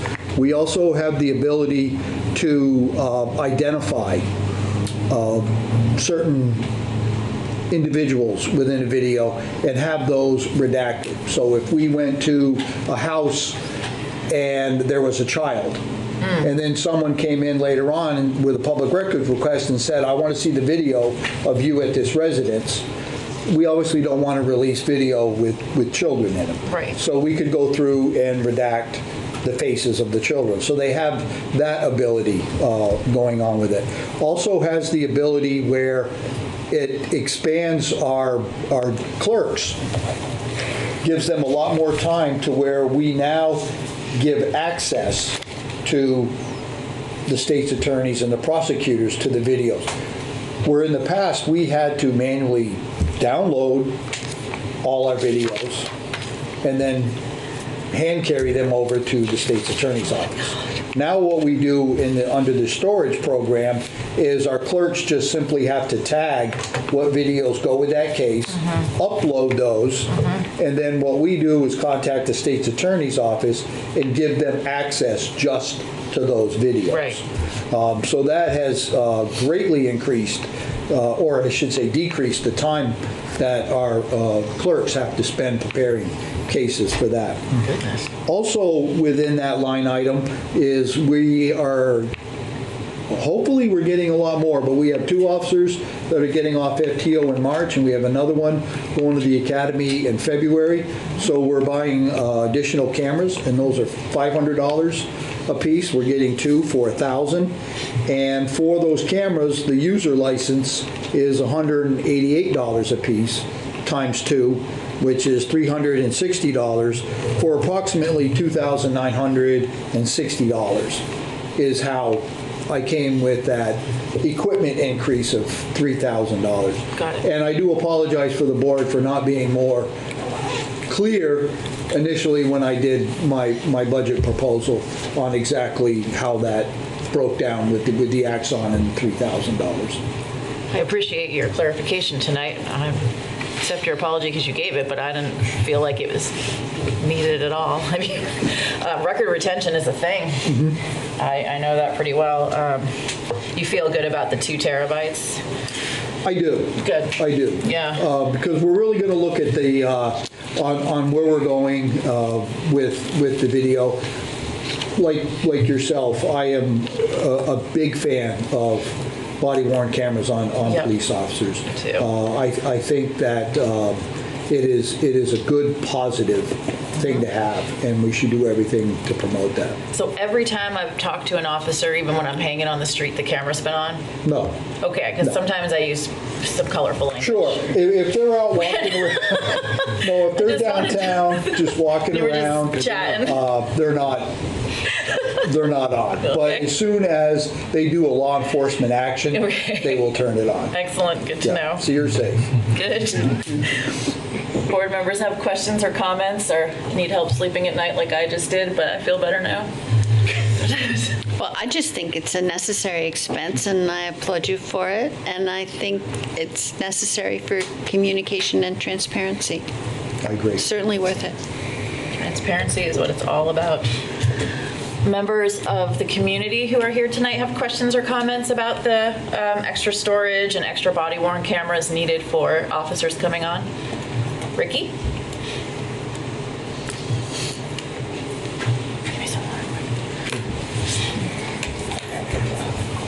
Hi, I'm Ricky from District 2, and I wasn't available to speak earlier during public participation, but I wanted to take this opportunity to offer these CBD joints that I rolled to the board so that they could have an example of a sample to taste of tax-free weed that they may enjoy, the benefits in comparison to maybe taxed weed from other places. Wow. Always a first. I'm gonna decline. I think we'll probably decline. Cool. Yeah. The very thin micro mini ones. Yeah. No, thank you. This is the best night. Do you want to Appreciate the ask offer. anything about the body-worn cameras or the extra storage for the record retentions? I thank you for taking responsibility and initiating that and following through with that. Heck You're yeah. welcome. And yeah, no apology. You need it for who knows how much storage we need. This kind of stuff. All right. So Project Care. I'm feeling like we're ready to move into Project Care. Thank you very much. Stay with us. Thank you. Yep. I have a few talking points that I would like to address the board and the community about Project Care. And a little bit is things that you have already heard before, but I think they warrant being mentioned again. And it's just for my support of funding this program. 2019 was another challenging year for the Brattleboro Police Department in responding to the opiate crisis. The town of Brattleboro is not alone in this, as the amount of people overdosing and dying from opiates has been steadily increasing every year throughout the United States. Making the challenge more difficult has been the prevalence of fentanyl, an opiate 25 to 50 times more potent than heroin. The Brattleboro Police Department responded to 116 overdose incidents in 2019. That is 15 more than in 2018, with 10 of those being fatal, which is one less than the previous year. Without the intervention of community partners and initiatives, this fatality number would undoubtedly be higher. Project CARE is a community partnership developed to address this public health crisis. The current goal of Project CARE is to reduce the impact opiate use is having on our community, businesses, and reduce the amount of deaths resulting from the misuse of opiates and other drugs.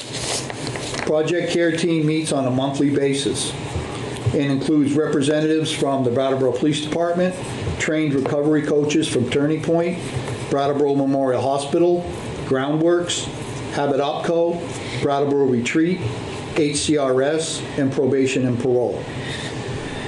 In a preventative approach, we continue to conduct bi-weekly community outreach with a combination of law enforcement officers, recovery coaches, and Groundworks employees. Our outreach is aimed at the areas and people identified as being most at risk.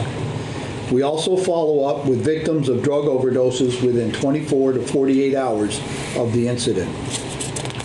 Additionally, this year, a work group was formed and currently meets bi-weekly to discuss case studies.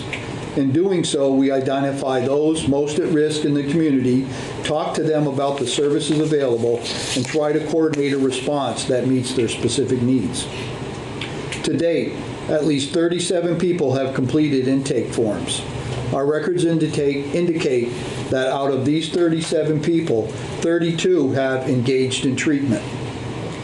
Access and transportation to treatment facilities is always an obstacle to success and treatment. Recovery coaches transported approximately 32 people to treatment facilities this year. In support of this program, the Brattleboro Police Department has been able to provide rides to in-town treatment facilities. This year, we also initiated a new program at the Brattleboro Police Department where prisoners are transported from our lockup to medicated assisted treatment facilities in town. This has been made possible through our partnership with Habit OpCo and the Brattleboro Retreat through the Hub and Spoke program. Since the beginning of the year, 11 people have been transported for treatment. In line with our mission statement, we continue to separate those that are in need of our help from those victimizing our community. We continue to endorse diversion programs and promote justice alternatives in lieu of incarceration in the case of minor drug possession. In regards to those who choose to victimize the members of our community with the sale of dangerous drugs and commit violent crimes, enforcement efforts continue to run parallel to our outreach efforts.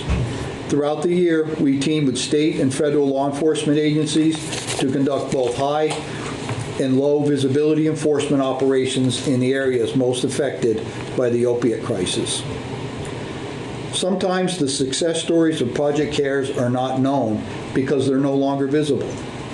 Many of the individuals that Project CARE recovery coaches have worked with are now in recovery and thriving within our community. Many have either become mentors or volunteered to become recovery coaches themselves. In December of this year, a ceremony was held recognizing Project CARE recovery coaches for the positive impact they have had on our community. Currently, Project CARE is unfunded and strictly volunteer-based. With the approval of the $16,000 proposed, we can ensure the continuation of services to the most vulnerable in our community. The breakdown would be as follows. For recovery coaches, 15 hours a week working with law enforcement in the community, conducting outreach initiatives, and following up with those who have experienced an overdose. That would be a total of 780 hours per year at $15 an hour, which would be a total of $11,700. Transportation. If you're going to be reimbursed for travel costs, it would cost approximately $75 to $100 round trip, and that's based on the 55 cents per mile, to transport an individual to a treatment facility outside of Brattleboro. Last year, we transported 32 individuals, and unfortunately, the need appears to be growing. The remaining $4,000 will be earmarked for reimbursement for transportation costs. Thank you. Thank you. You're welcome. I can attest in my previous work that transportation is an issue. Sometimes you don't think you have a bed for somebody for a week, and then randomly one opens that day or the next day, and trying to scramble to find somebody, a volunteer specifically, that can just jump up and drive somebody to Bradford, Vermont, and do a round trip basically on the spot is pretty challenging. to say the least. And most people are going to Bradford or in that area. Would you say that that's a fair statement for me to say? I would. The Serenity House or Valley Vista, yes. Yeah. Comments? Questions? I'm really proud to live in this town and to have this police department do this work and the partnerships that you're involved in. So, thank you. Me too. Thank you. I think you can see from looking at other towns' data around the overdoses resulting in death. I think for sure you can see the difference of a coordinated effort that we have in Brattleboro versus people who are probably not having a coordinated effort or not having enough Narcan put to the streets. I think that, to me, the data is really common sense. And I'd like to also remind the public that these OD stats that you quoted are ones that the police were actually, or emergency services were actually called to. That is correct. And not ones that happened to somebody's home or in a location around town that person was able to be saved through Narcan. So it's a big deal in this community, and I think it's amazing that it's gone on unfunded, and I think it's time for that to stop. Definitely. Feels very important for the health of our community, and thank you also for the work coordinating with different agencies. I mean, the cooperation that we see is terrific, and should be a model for a lot of towns that aren't as lucky with their staff. Are other towns doing a similar type of effort? We're based on what is called the PARI model out of Gloucester, Massachusetts. And basically what that is you take the basic concept that we have and you model it and mold it to your community, what your community can support and what your community needs are. And we do attend their conferences. I send Lieutenant Petlock, Detective Line, and then 2 members from Project CARE. We do send them down to their conference every year in Boston.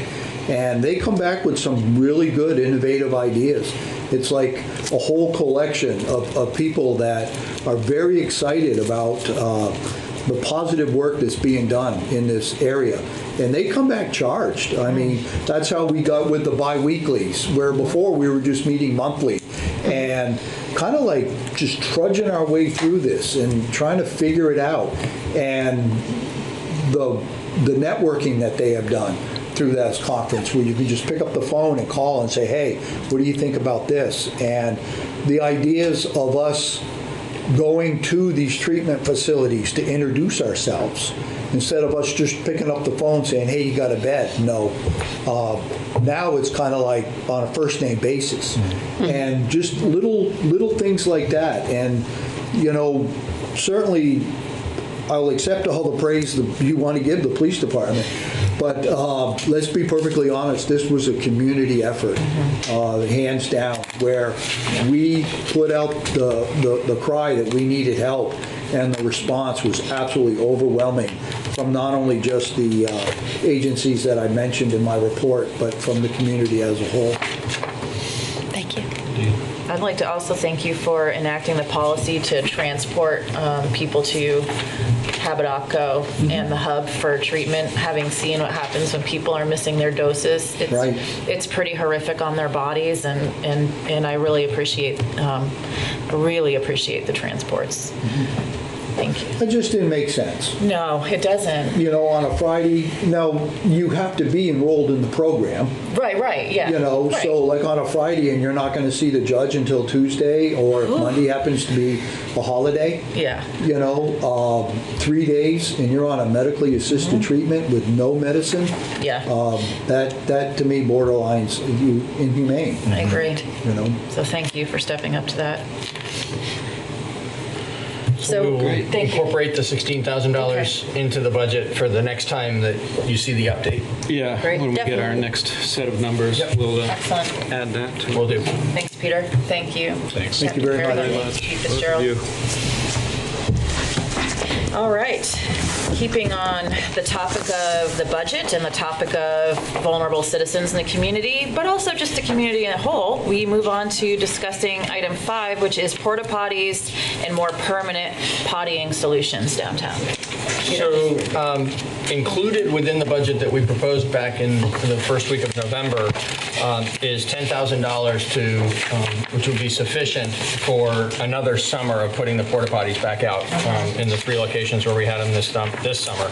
We do think that that is an important action for the town to keep taking, both as a service to individuals who don't have any other place to go to the bathroom during the nighttime hours, and as a general convenience and a matter of general public health for the benefit of the whole community. It was something that emerged unexpectedly this past June. We knew that it needed quick action. We took that action even though it was an unbudgeted expense.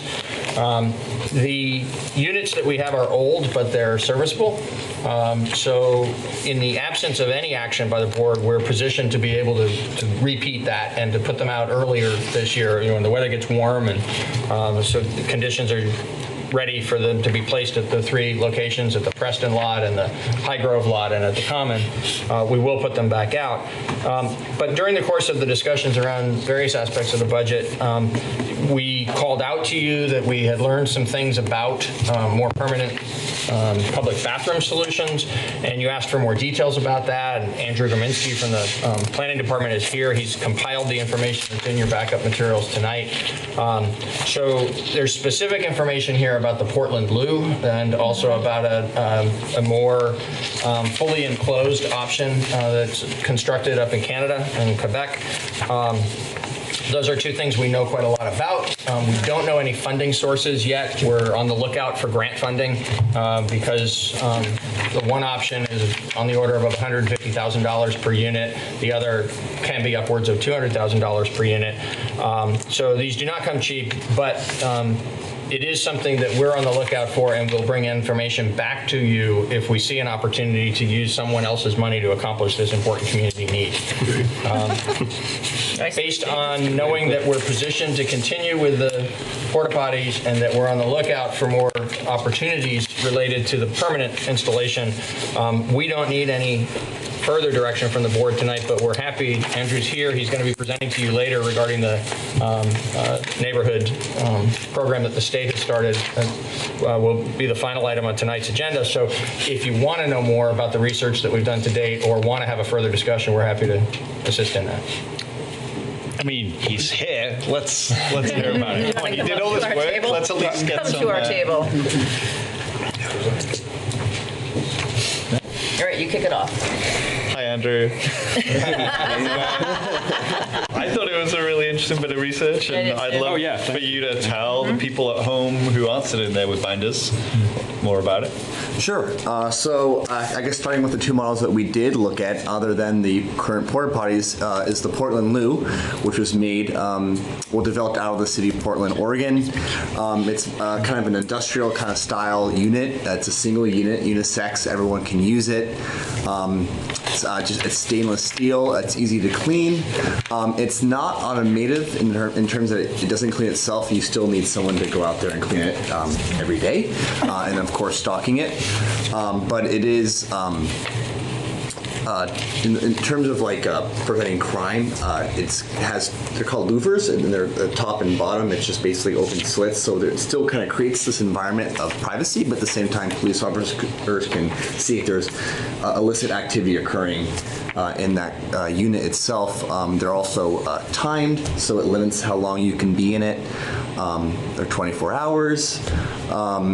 And they really fit to all environments, I would say, in terms of locating it and also connecting to utilities such as water and sewer. The Urban Blue model, which is out of Canada, I would say it's very modern in terms of what you can do with it. It's self-cleaning. You don't need to have that servicing other than stocking it itself. In terms of crime preventing, it is graffiti resistant in terms of the material that's used, but you could get away with multiple people in the unit, but at the same time, it is also timed for use. And also the models that I sent in the memo, there's 3 different units you can look at, and basically the increase in price is just because there's one unit and there's one with 2 units and 3 units, but it's all one building. So that's something to consider in terms of how many units we would have in the future. You could potentially buy one and there's 3 right there, and then obviously with Portland Lou, if you wanted more than one, we're talking more money. So they are quite the investment in our staff. We are still looking for funding resources. From what we've seen so far, it seems like a lot of what's been done in other jurisdictions is through private-public partnerships. Other than that, I can answer any further questions you have. I have questions about wintertime. Yes. So the Portland one looks chilly. Yes. Most it is of you. And the other unit would definitely be more appealing in the winter because you can actually heat it. But the Portland New is open, like I said, explained earlier. And is that okay with piping? From what I've researched, obviously Portland's a more temperate city than Brattleboro. Yeah. So that's something that we could research further. And is the Portland Lou, I see that it specifically on the Urban Blue, it specifically said ADA accessible or compliant. Portland is also. Oh, okay, yeah. perfect. Okay, Yeah, maybe I just missed it. Yeah, I saw those events and I went, A, and B, the pipes freeze. Especially for me. Well, what's interesting is I've been a planner from Burlington. They notified me recently that they're installing one right now. Oh, okay. And invited me to go up when it's done. Great. Just check it out and do some ground truthing. So I'm excited for that. That's a long way to go. It is. Yeah. When you gotta go, you gotta go. I have Just waiting for that line. I have a question when you said about timing, like they throw you out, like is that the second one I saw? eject you? It's basically the doors unlock. Yeah. It's and it washes itself. Right? That is not interesting. the Portland Lou, the Urban No, Blue. the other one. Yeah, the other one does wash itself after every use. But you can't get stuck in there while it's washing. No, right? Okay. no. Okay. Question. Well, I think maybe that was the incentive to get out, is that it's about to clean itself. God, it's I like, watched too many sci-fi movies. it's like when the thing turns on in the produce, ding dong, and it starts to rain. Oh, there you go. It's like the similar thing. Yes. Yeah. There's warnings. Did we look into like a more modest structure, like we would build a brick structure with a toilet inside it? So boring. Like how I might have found in a park in the UK in 1985. We can and be happy to price what it would take to just construct one. Might as well. Yes, we can. But we could also build the town that we want. I'm not optimistic that we're going to actually Save money. beat these prices. Okay. And these units that we know about and some others that are like them come with the advantage of being designed explicitly for these sort of high use and likely abuse settings to be, as Andrew said, have some safety features related to actually how they're used, and then also some ways in which they kind of self-protect the investment that we make. Where is the nearest urban blue one that we can go and investigate? Boston. Boston. Ah. All right. Seems doable. Or Montreal. Road trip. Which is a little longer. Pick your flavor. I'm gonna take the passport to go. Road trip. Franz. Franz Reichman, Finance Committee. I just want to second what Daniel just proposed because, there's this other structure that can be created using locally sourced materials for about $200,000. They call it a house, and it typically would contain one or more toilet facilities within it. So it just seems like a lot of money to those of us who haven't studied the issue. And for purposes of proposing this level of expenditure, I think looking at the alternatives would be important too. I'd like to be really clear that nobody's proposing this level of expenditure at the moment. We're sharing information about Sharing what we're a cool exploring. idea. When we get there. Yeah, I think And a house. Go ahead. Don't we wish we had a We lot of wanna houses check on to put everybody in there? construction I think what we're talking about here is a tiny little fortress with a bathroom. A self-cleaning fortress. Or a place for people to use the bathroom in town. Yeah. Yeah, but That's I mean, also it's like, durable. the durability is what I'm referring to. And we will explore what it would look like to create one ourselves. And In the meantime, our intent is to put the porta potties back out this coming summer in the absence of any different direction from you. Yes, and I have to say that's a really important step too, because we've only had it out partially a full season, so to speak. We're still getting a sense of how they're being used, Are they in the right misused. position? Are they in the right spots? Yeah. I mean, it's prudent to have at least one more year before we start to build a case for. Because sometimes I wonder about the High Grove lot. I don't know. You probably have better stats, but I like the Flat Street parking lot. I know it's called Prospect lot. I never remember that or whatever it's called. It's a Prospect. Preston. Preston. See, it's the Flat Street parking lot. So, if I might speak to that, we actually, I don't have data to share with you. We can track that more carefully this coming summer. Yeah. But what I can tell you by anecdotal observation from the folks who maintained the units is the heaviest use was actually at the Common. And we think that that's because of the variety of uses that happened there. So there were times when it was being used by people who didn't have any place else to go in the nighttime hours. And there were times when it was being used by a broad cross-section of the public when there were events happening there. Yeah. Or even just folks who were, enjoying some quiet time at the park. Yeah. Right. So that got the heaviest use. Preston was very heavily used as well for, I think, obvious reasons based on the concentrated activity in that part of town. And the one that wasn't used as heavily was the one at High Grove. I don't know that it suggests to us it's not needed, but it's definitely not as essential as the other two. Sorry, Daniel used it. I know that. I used it a number Are you of going times. to say it? Can we look into the cost of them? I know we already, I guess, all knows, but I'd love it if they were all ADA compliant, like the one at High Grove lot is, because I know that, a lot of people are they're coming down to Dottie's and Experience Goods, Right. and accessibility might be important. Right now, only the High Grove lot is accessible, if I'm correct. So Andrew's report included information about what it would cost to buy new ones, and that is something we can look at. Sorry. If we're going to make a commitment to porta potties rather than addressing this a different way. Our staff advice at this point would be making a further investment in new porta potties isn't necessary while we're still getting the use out of the used ones that we have and trying to figure out what is the sort of best calibration of this.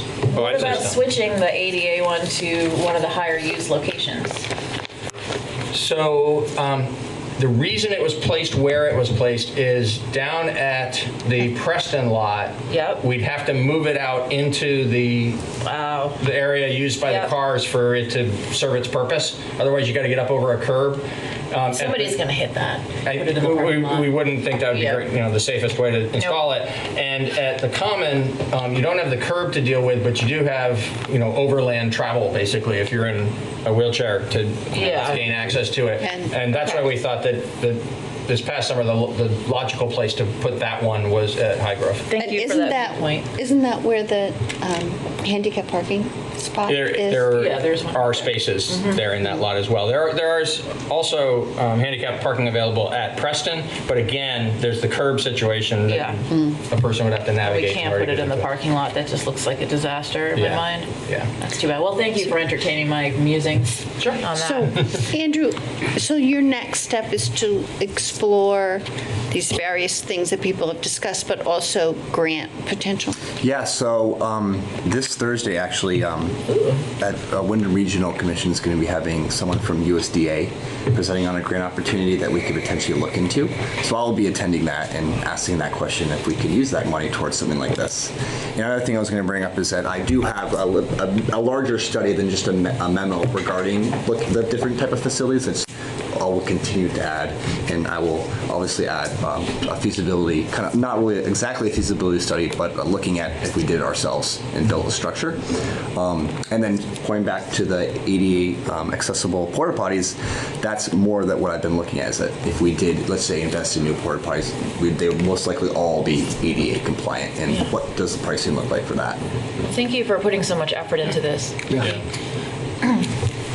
Zadi District 2. So has there been any investigation into the cost of more family accessible bathrooms like that we would find at state parks or at traffic highways pit stops?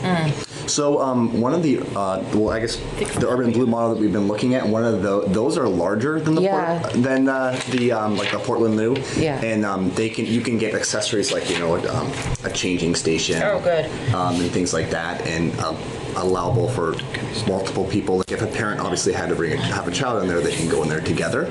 But there's other options, more like what you would see like a park facility, like multiple stalls. I think that would be more beautiful than porta potties. Yeah, and it's still pretty open, and there's a lot more research to do. Thank you. Yeah, you're welcome. I have a question for you, Peter. This initiative was first brought to our attention from the Parks and Recreation, and are they satisfied with the improvement? Absolutely. Yeah. So we had field employees who were encountering significant volumes of human waste in a way that we hadn't seen before. Called that out to us, and that's when we got thinking fast about what we could do about it on the fly last summer. The porta potties were the obvious solution in a hurry. And upon reflection, yes, first of all, the direct answer is the field employees did see a very significant improvement. That's great. Like, reduced to near zero. Not all the way, not eliminated, but reduced to near zero. And for the reasons we've been talking about now, around this topic more broadly, we actually think that while it was also the readily accessible solution, it is a really solid, effective, temporary solution for us as a community while we grapple with the idea of what more permanent solutions might look like.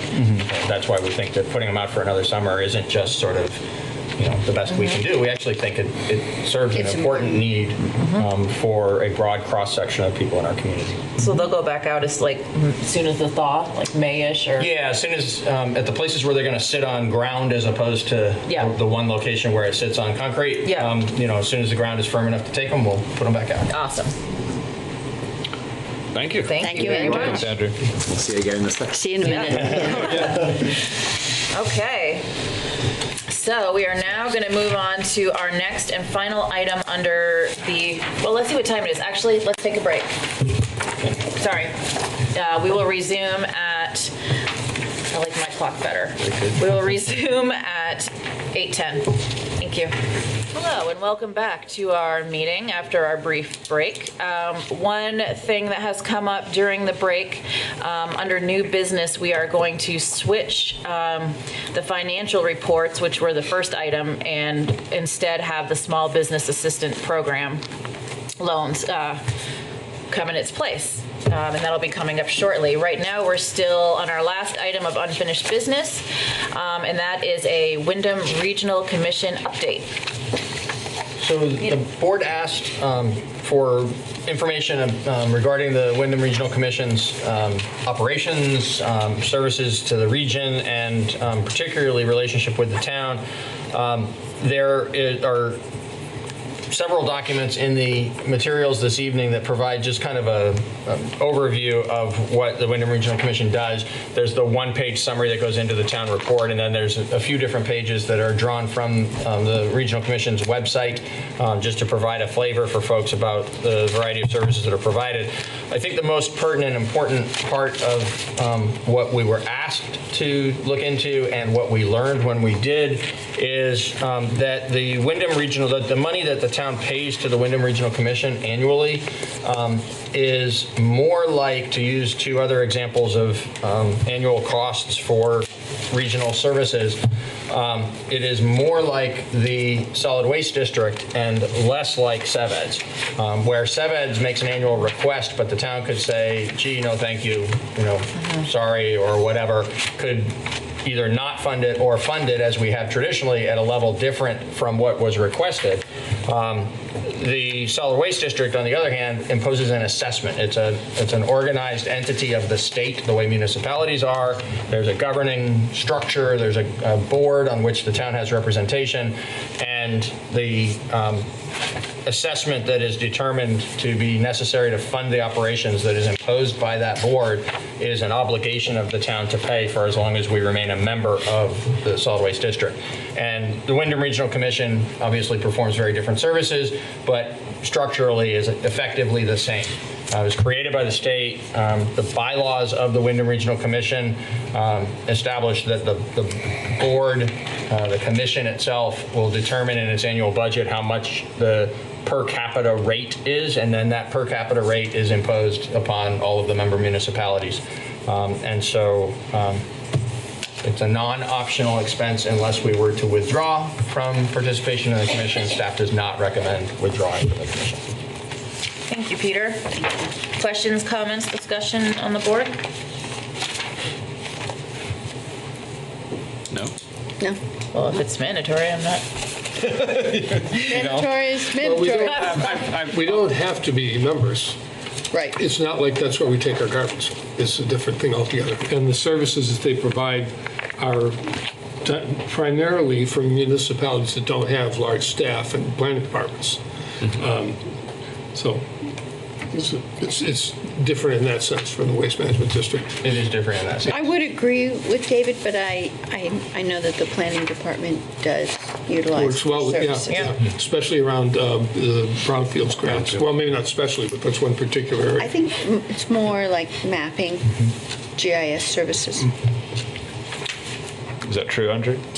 Well, I'm actually using GIS now. We have upgraded our own GIS software, so yeah. But That's a new wrinkle. The current GIS we use for all of our tax maps, for instance, was created by Jeff at the Wyndham Regional Commission, I believe. Yes. So So it's that's not downstairs in the assessor's office? So no. It's utilized there. But it's created from Jeff Nugent. Right. And if you want to take a deeper dive into all that, I think we should bring you information from Sue and Jen and others who are actually managing that system. If we have to look at significant budget cuts, that would be the time to do it, but not now. I don't think there's the will for that. Yeah. Okay. We're happy with that report. Thank you. Thank you. Thank you for that update. And with that, we close out old business. Gone. Move into new business, and remember we have made a switch, and so our first item, item A, is now Small Business Assistant Program loans.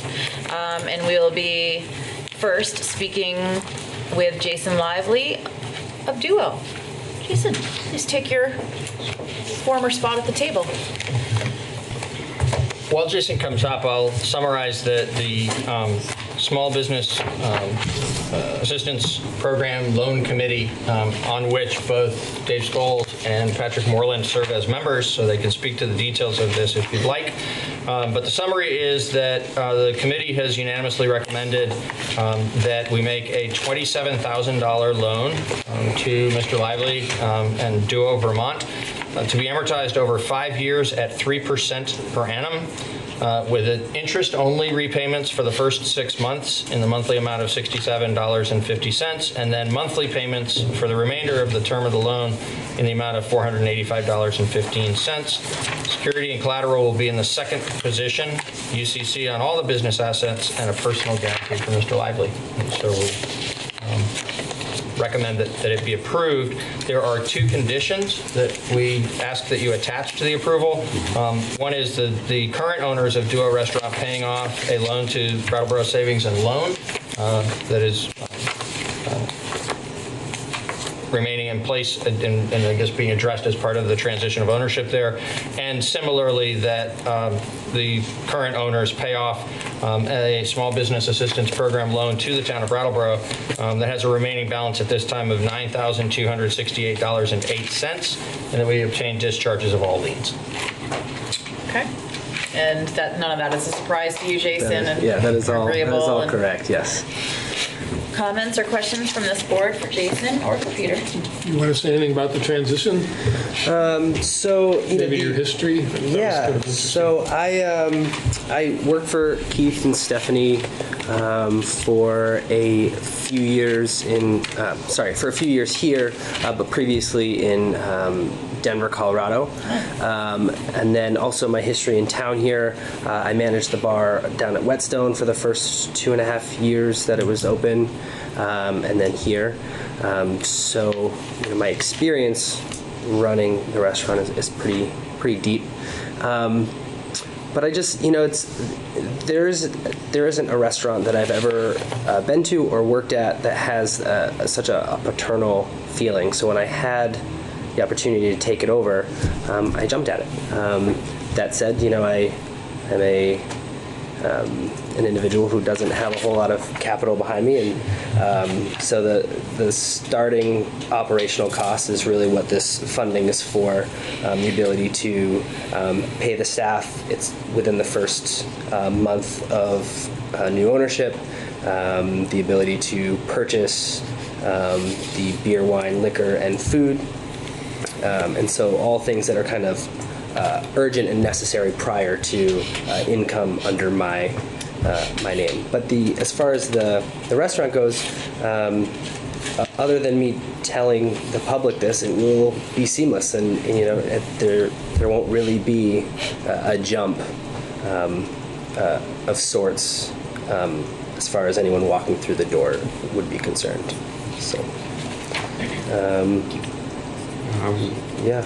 I was thrilled when I heard, because it's been on the radar of a lot of people that it was for sale for a while, and of course you always kind of get scared because it's such an anchor to the downtown, right on the corner. So it's great that somebody so familiar with it already is taking it over. Is it just you?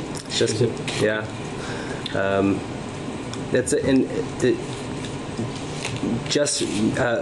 I will go in as the new owner, as well as the bar manager, and I'll be behind the bar again for portions of the week, which kind of helps the financial viability of the restaurant going forward.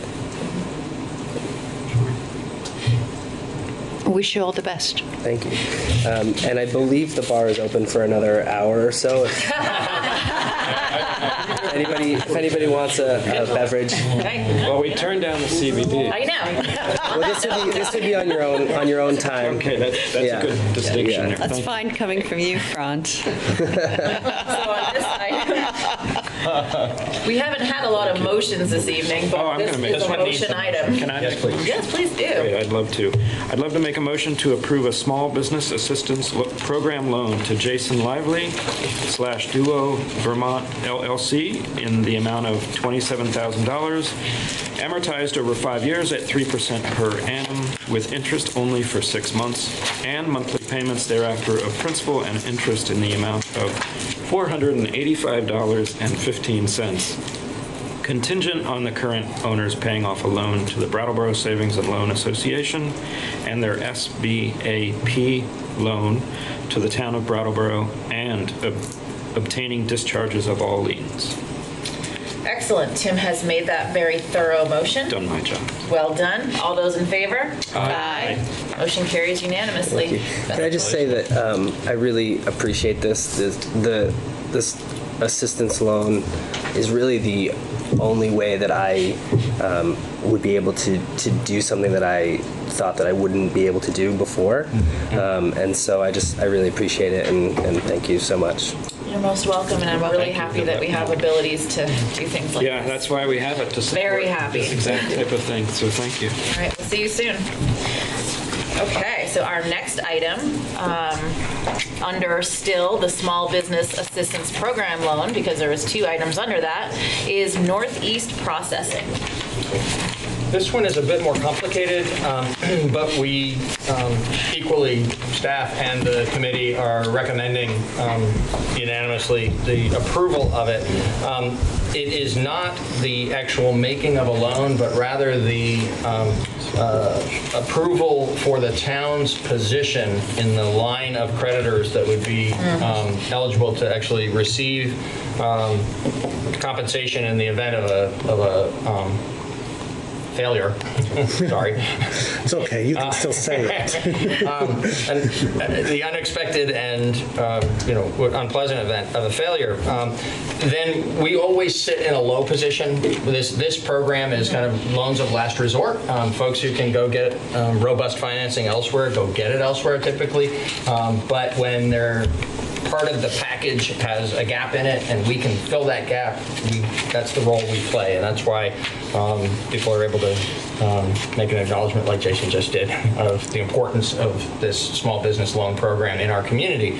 So we have previously made such a loan in this instance to help an important new venture make progress here in our community. As part of the continued operation in ways that they'll explain for themselves in a moment, they're going to take for a short period of time an additional borrowing from Brattleboro Savings and Loan.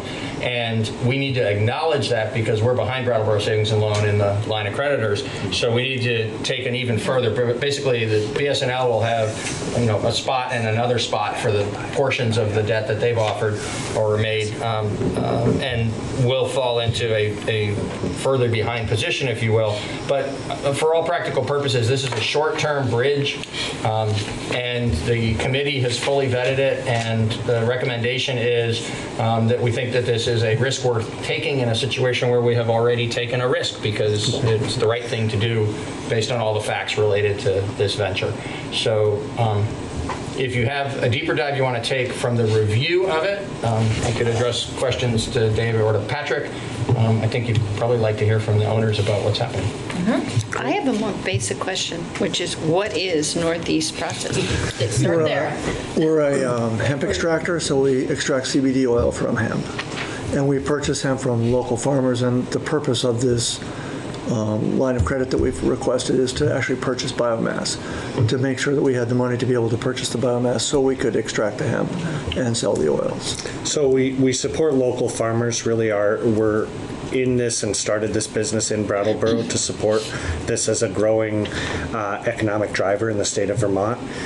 And so we look to support Vermont farmers, and in doing so, and we're in a growth period, which is the positive about why we're doing this. We reached out to Brattleboro Savings and Loan to get this temporary line of credit to get us to have greater purchasing power in the short term as we're expanding our operation. The original use of the funds from the town and what we're continuing to apply that towards is the physical expansion and the build out of our facility, whereas the money coming from the bank is a temporary use of funds for the biomass since it's a seasonal entity. Great, thank you. And can we ask for them to identify themselves, please? Oh, could you please identify yourselves? My name is Victor Morris, and I'm the CFO. And my name is Carl Christensen. I'm the CEO. Excellent, thank you. Thank you. Other questions or comments from members of the board? I guess I have a question about where this size loan fits in with the other loans that we provided. The previous one was 27,000. This is 250. No, this is 70,000. Yeah. Okay. Thank you. This is identifying what the If you'd like to give us 250, we'd be happy to take it. All right. I don't see 70 anywhere on these papers that it's 70. It isn't, because you're not approving a loan. So the loan has been previously approved and made. Yeah. And what you're approving tonight, if you do, is the subordination of our position among the creditors. Okay. For a 6-month period. For a 6-month period, and then we'll be restored to where we are today. Very good. Okay. Since it's been vetted, it seems like I approve this. I agree. Once again, this is a motion item. Would anybody like to make that motion? I would move that we authorize the town manager to sign any and all documents necessary to subordinate the town's Small Business Assistance Program loan to Northeast Processing, LLC, to a revised mortgage and line of credit from the Brattleboro Savings and Loan Association. Okay, thank you, David. David has made that motion. All those in favor? Aye. Motion carries unanimously. Well, and not just because you said yes, but I would like to echo what was said earlier, again, that this is such a great program, and I see this as being such a welcoming town for doing business in, and we're really pleased to work with you. So thank you. Thank you. I'm proud of the program. Best of luck. Thank you. We should really be collecting these quotes now. Yes. Well, Jan is collecting them For a in the new minutes. pamphlet. The old Brattleboro hates business. All right. Don't open the Kind of can of fading out. So at this time, I'm assuming it's best to bounce back to financial reports, and then we will close out with item C after that. Yes, please. All right, thank you. And this one, if the board will allow me, John O'Connor had planned to be here tonight to present this item. He's unfortunately homesick and not able to do that. I'd like to offer a brief layperson's overview to this in like 3 sentences, and then just read his 4 or 5 paragraph memo, if that's okay, because I think that'll be the best way to disclose the pertinent information to the public. So what we have before us are the completed audit documents for the fiscal year that ended last June 30. The auditors have issued clean reports with no findings, no corrective actions, both in the general overall audit, referred to as the independent auditor's report, that is the sort of audit of our basic municipal operations, and in the single audit. The single audit document is the smaller of the two, and it speaks specifically to the town's management of loans, and it's an additional, more intense audit on loan administration that is required, grant administration, that is required when an entity receives more than a certain amount of money from the federal, that originates as federal funding through grant programs. So we're fortunate that we're very active with grant seeking and grant awards, and so we do exceed that threshold, and most years do have to do a single audit, as we did have to do for this particular fiscal year. Because there's terminology that's important at this moment in time when we are disclosing to the public the clean audits that we've received, I think it's helpful if I just read through John's memorandum to the board, which is dated November 7th.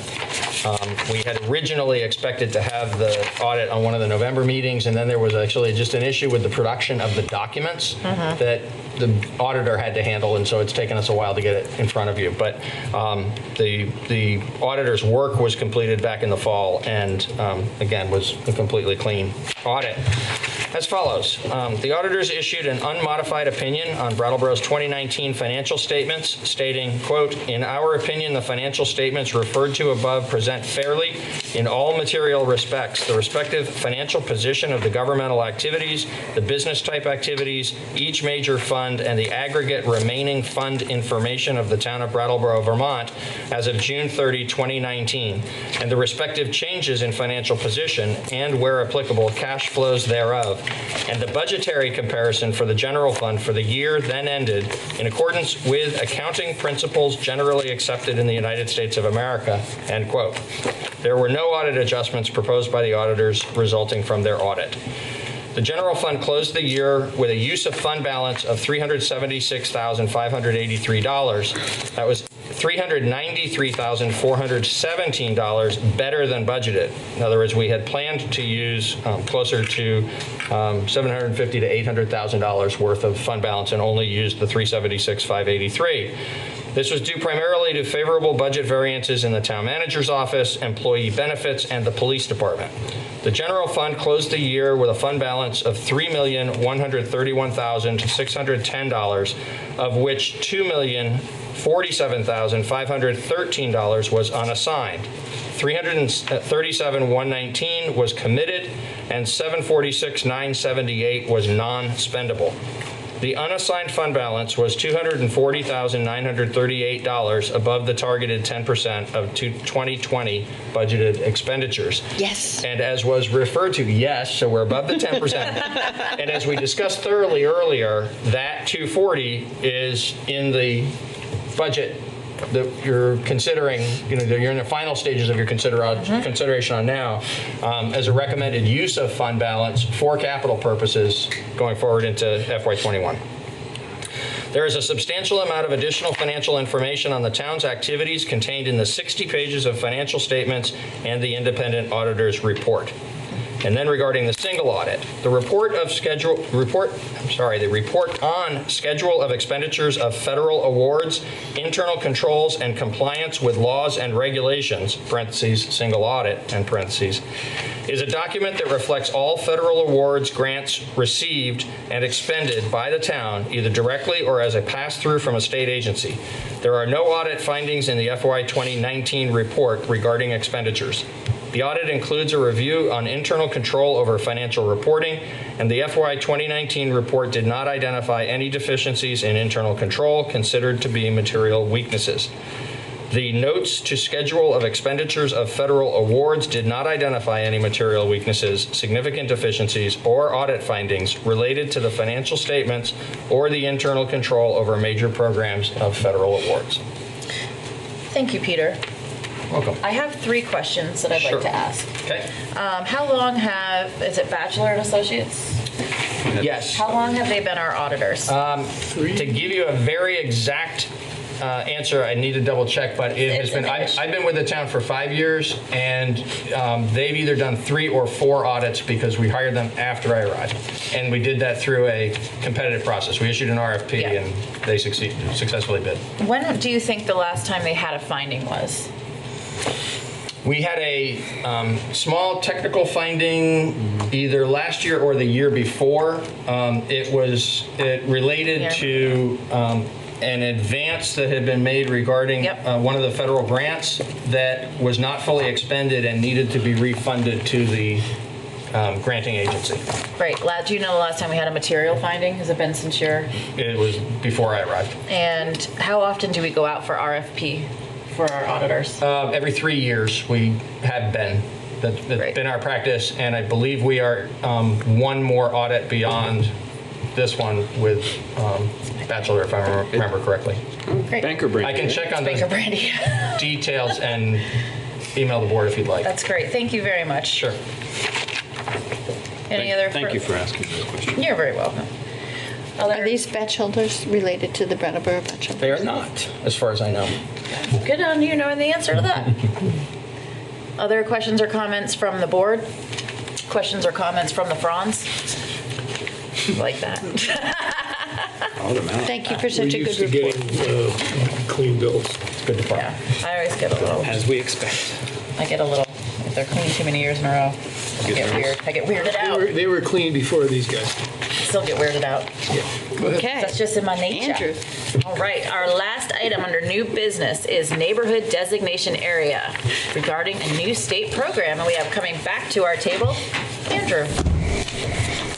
So I have a presentation for more for the audience. Very short one.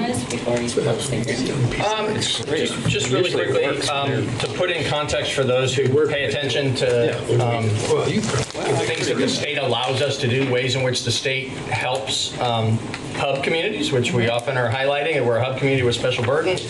There are some ways in which the state does try to partner with us over specifically those issues. And so 2 of the programs that have existed for a long time that we participate in are the designated downtown, we have one, and the village center, which we also have one out in West Brattleboro. This is a development or a program that's being developed and being offered by the state that builds upon those existing programs to offer opportunities to help municipalities meet housing needs. Yeah, thank you, Peter. My name is Andrew Graminski. I'm the planning technician for the town's department, planning services department. Sue Filling was going to be here too, but she is sick, so she could not make it, unfortunately. But she also has been very instrumental with this effort. So Peter gave a pretty good background of what this is and how it kind of came to be. So basically, it's one of those 5 designations that the state offers, and basically to align policies and provide incentives that encourage new development in compact, walkable areas. The town currently has the 2 designations, being downtown and then the West Brattleboro Village, which has the village center designation. And for an NDA designation, you need to be within a half mile of a designated downtown or a quarter mile of a village center in terms of being able to walk there within that distance. And we chose as a town, and here's a map, to be within that half-mile buffer, which is that radius you see on the map, as well as an extended area up Canal Street to the interchange of Exit 1. We felt like this extension was needed in terms of what kind of development is seen in that area, especially with those shopping centers and the kind of residential development that already exists.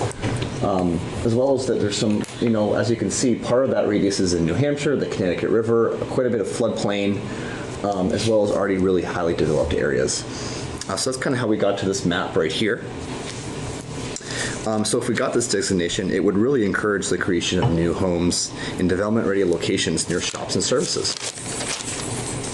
And kind of the meat of why, another reason why we want to get this designation is the benefits that come with it.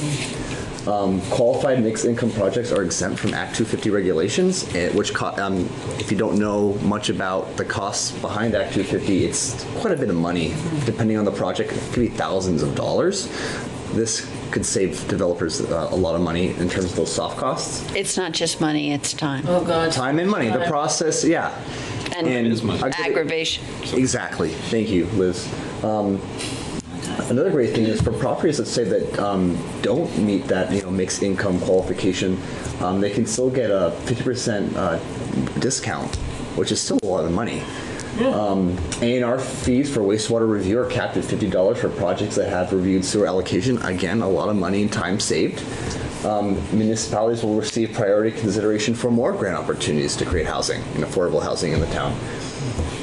Exemptions from land gains tax, and for those of you who might not know what a land gains tax is, I have a definition, which it's kind of complicated, but basically a land gains tax is imposed on the gain from the sale or exchange of land that was held less than 6 years. That's really what it is. And then another one that's kind of big is a local conditional use decision that a housing project meets the character of an area cannot be appealed, which is also can be helpful in certain situations. So I'll bring it back to the map if you have any further questions, but we have submitted a draft 1 to the state, and I actually heard back from an individual today with some first wave of input, and I will input that into our hopefully final draft that we want to submit February 3rd, and then by the end of the month of February, we will go in front of the Vermont Downtown Board to give a presentation, and at that time they will make the decision for us. And there is a renewal process if we get it, and that happens at the same time as the downtown designation renewal, which is every 5 years. Any questions? So I'm excited about this. We are too. Mainly because I'm really a proponent of densifying our downtown, not just our red zone, but our yellow zone. I'm slightly disturbed that that a house I own is in a blue section that makes me think it's underwater already as we speak. Well, Frost Street is. Oh, well, yeah, that's true. Oh, thank you, Dave. It happens every spring. But should I be excited about that aspect as far as a couple tools? Looks like it might encourage some more downtown, I'm going to say downtown even though it's a loose term. The urban area. Development. Yeah, and in terms of where you want to see development, I know Vermont doesn't have much in terms of growth management, but from my experience in Washington State, making sure that we're controlling where growth grows is really important, not just for the urban areas, but for the rural areas. Sure. So we can save prime ag land and forest land. And I think this also just encourages developers to see that we could have these incentives. Like, wow, we want to build in Brattleboro because we can. And think about all the really cool opportunities that maybe in the future we could see. Yeah. And not just, the one type of housing, different types of variety, which is really helpful. I think switching the idea or the reality that living downtown is only for people who can afford to pay at a premium would do wonders for our economy before we even get to talk about the environmental effects of having denser downtowns. Yeah. And making areas more walkable, then you don't have to maybe have the number of car trips, in terms of, it really relates to parking as well. It's all very interconnected. Yeah, so these measures are infill development, anti-sprawl, walkable, probably even transit-friendly. Yes. And certainly consistent with the master plan goals of keeping growth within the east side of Route 91. And I also think that these incentives are pretty good for the state of Vermont. You know, there's not that much that they can give us, but they seem to know what a pain in the butt Act 250 is.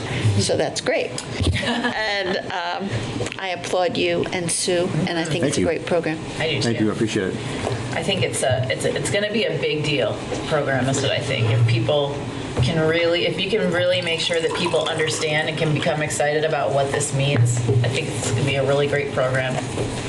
And one thing we really kind of thought of and really thought about, not just to make sure that it's compatible with the town plan, that when growth does come, we're being proactive with the type of programs we have to address that. And that really, that's what this is doing. Good, thank you. David? Thank you.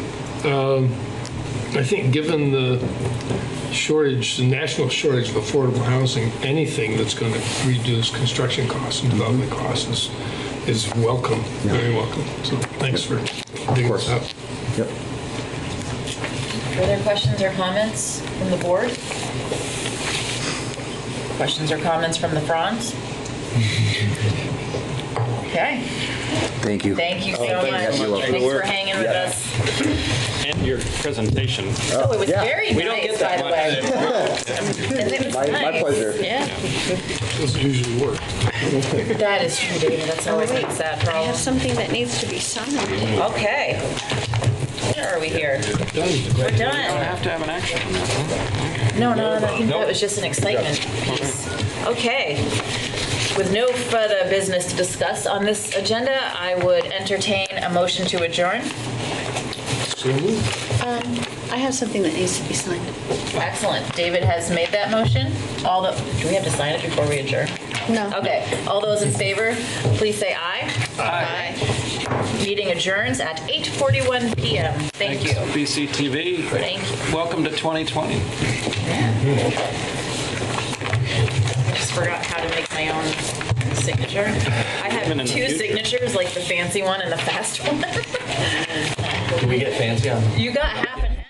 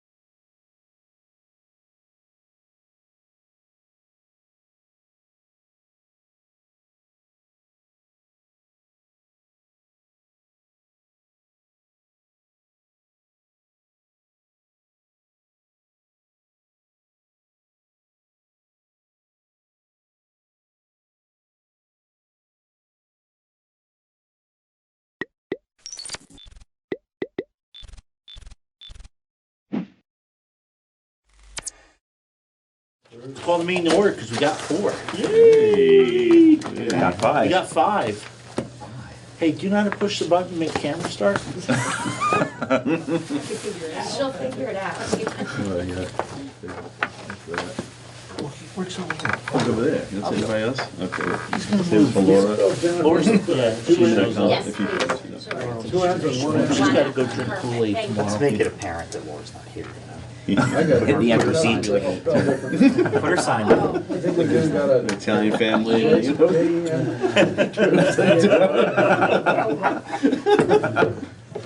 In honor. Everybody look very solemn when he comes in. Right. I don't know if we should, I'm gonna call it to order and we'll just wait till he shows up before we do anything. Yeah, okay. I don't know, Andrew. Everyone's in a good mood. I think it's the in this new holidays. day and age, you know? Yeah, right? Yeah. It's not real unless it's filmed. Right. Even then it might not be. Even then it's questionable. Didn't happen.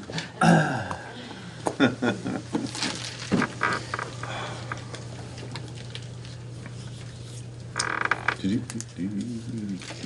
think the way that works now, Is that sleet hitting the window? if it's in your attention, it'll Hey, we called the meeting to order, but we waited for you. Push your button.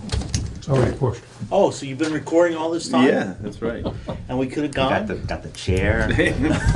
Okay, we'll have a moment of silence for Laura. Laura, in her memory.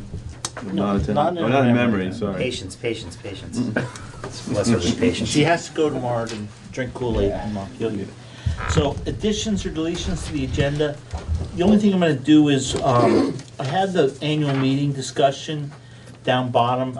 Andy came all the way over just in case we had any questions, so I'm gonna just move that up so we can get him out of here.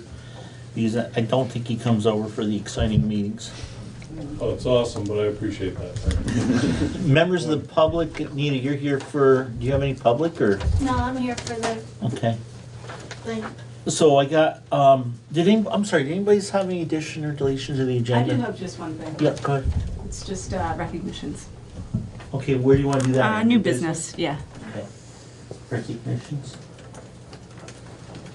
Oh, who's not here? I'm gonna say a little prayer. Absenteeism. Can I put this back now? Is good? Yeah, that's good. We honored her. We injure ourselves. We honored her. With the honorary. So we got the minutes of December 9th and December 16th meetings. Can I get a motion to approve them? So moved. Mark moved it. Do I have a second? I'll second. Barry seconds it. Is there any discussions? Will you spell your name right? Yes. All those in favor say aye. Aye. Any opposed? You gonna abstain? I'm gonna abstain. I wasn't here last time. Yeah, I know I that's can okay. still. Okay, so we have one abstention, Peter, Mr. Thorpe.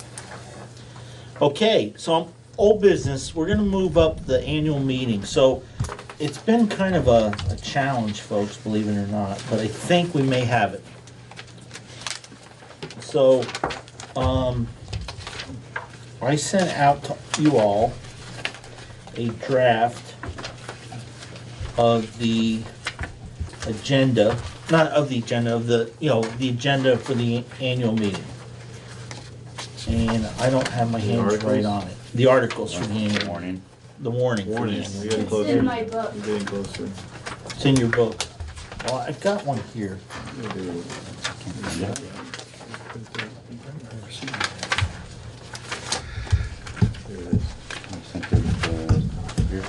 Oh my gosh. That's a lot of paper. I know, I just, I put it right on top.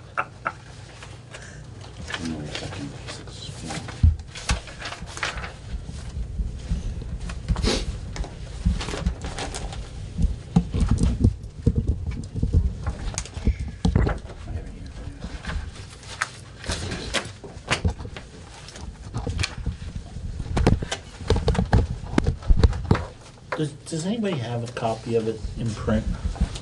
I don't. I've got all those papers there. 50 pages of it. I don't have it. I've got the signature page. In my book. If you go to page 4 and 5, then the markup is right there. Is that the one that went out this weekend? That's the one you sent to me to use for the markup, yeah. It's on page 4 or 5. Oh, she's gonna pin. Did Bill send it? No. Okay, so what there's a few changes we had to make, and we kept making changes up to the end. Article 13, which is the one for voting the new members, those are going to be held at the respective town meetings, and because it's a presidential primary, the polls actually open at 7 a.m. in Dover, so that got changed. And then the town meeting starts at 9 o'clock in Wardsboro, which I believe, Andy, you checked with. I did. 10. 9. 9? I emailed her, Okay. she told me 9. 9 it is. Thank you. No, thank you.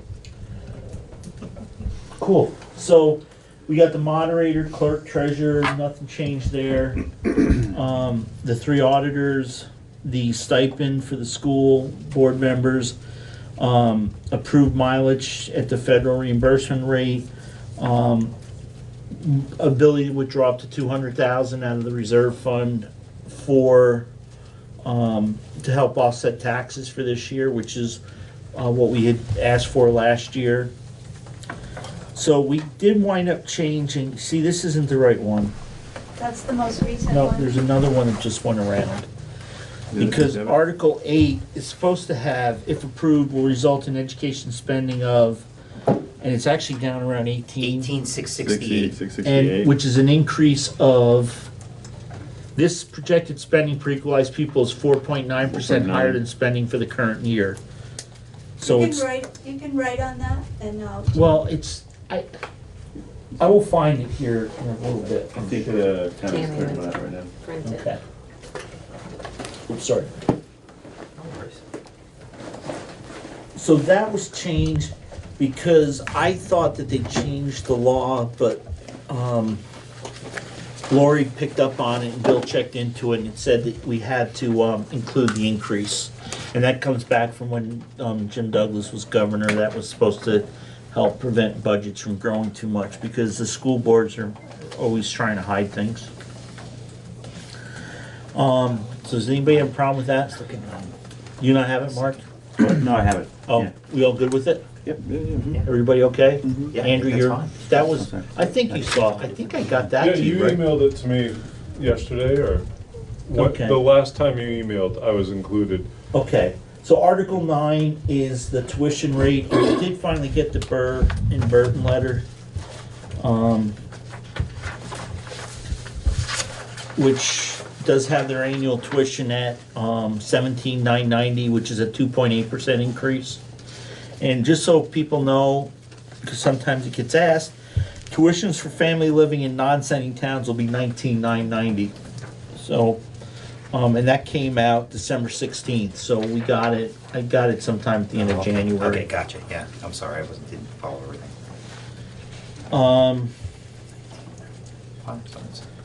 And then, so the voters of the River Valley's Unified School District establish reserve funds as set forth by the school directors and fund each account with the money in the current general reserve and special reserve funds from the Wardsboro and Dover districts as follows. Reserve fund, we want to fund at $564,143. The reason part of that being is that we've already committed 200 this year that needs to go into operational if we need it, and then we'll be doing another 200, so it'll be about a third, and a third. And the number, the 564,143 is not an audited number, it's a best guess number from a preliminary review of the books because we don't have all the numbers finalized from FY 2019. And then in capital improvements, we're gonna have 2 separate capital improvement funds. One of buildings that we wanna put 200,000 into the building fund, and a transportation fund to work on if we have to replace a bus of $100,000, and special revenue funds of $29,424. And that's made up of, last time when we had Lori here, there's 5 or 6 special funds. Dover Elementary School had a fund for prepaid expenses from FY 2018. So Lori has to figure out how that comes out so we can decide what that is. There was Dover School had enrichment money of 5151. Dover After School Program had 7803. And the Fiber Connect is actually $500. And what the Fiber Connect is, years ago when there was the big Fiber Connect, we had to have money put aside to allow the fiber to go in, and the school board voted not to do it because it was like $25,000 or $30,000, and we chose not to do it. The selectmen went ballistic because they wanted it done, so we said fund it and we'll do it. So then we said to them, but we also want the money ahead of time because we don't want to not have it from you or the board to change. So they gave us the money ahead of time, and that's, I guess we overspent it by $500, so we need to decide who's gonna cover that. And then the Wardsboro School has a Stratton Foundation, which I don't know anything about, but I guess Stratton It's a gave. yearly grant that we get. It's about $1,000 every year. So you haven't spent it in 10 years. We usually do. Well, because you got $9,100 in it. Yeah, that's not accurate. Okay, well, that's what Lori said. And then there, you have the stars, but it has zero money in it. And then the last thing is in Dover, we have the Clyde Jones Memorial Fund, and that has $1,225 in it. That's how we came up with the $29,000. The Clyde Jones is used. Clyde Jones was a school board member in Dover for a lot of years, and he left money, and they buy a little gift for a vocalist and an instrumental music person who are for the graduating sixth grade classes. But we're gonna have to talk about that too in the future if that needs, if we're gonna open that up, because it doesn't make sense to have stuff direct for Wardsboro and for Dover because we're supposed to be one district. But we'll have that discussion. And is any of it specified? I know sometimes. Well, yeah, they that's were why the listed. Clyde Jones Yeah. is specified. Yeah, some of them are. So we may have to go back to the family and say, do you want to reconsider how that's used, or, Yeah. and then, the enrichment, the Dover enrichment is actually money paid by one of the developments, for us to sign off on an Act 250 permit, and I don't, Sorry. well, we got money for the school. Voluntary chuckle. Yeah. And, and then the after-school program was money we voted on at town meeting to make sure we could do the after-school program. So, everybody good with that article? You spelled transportation wrong. Did I?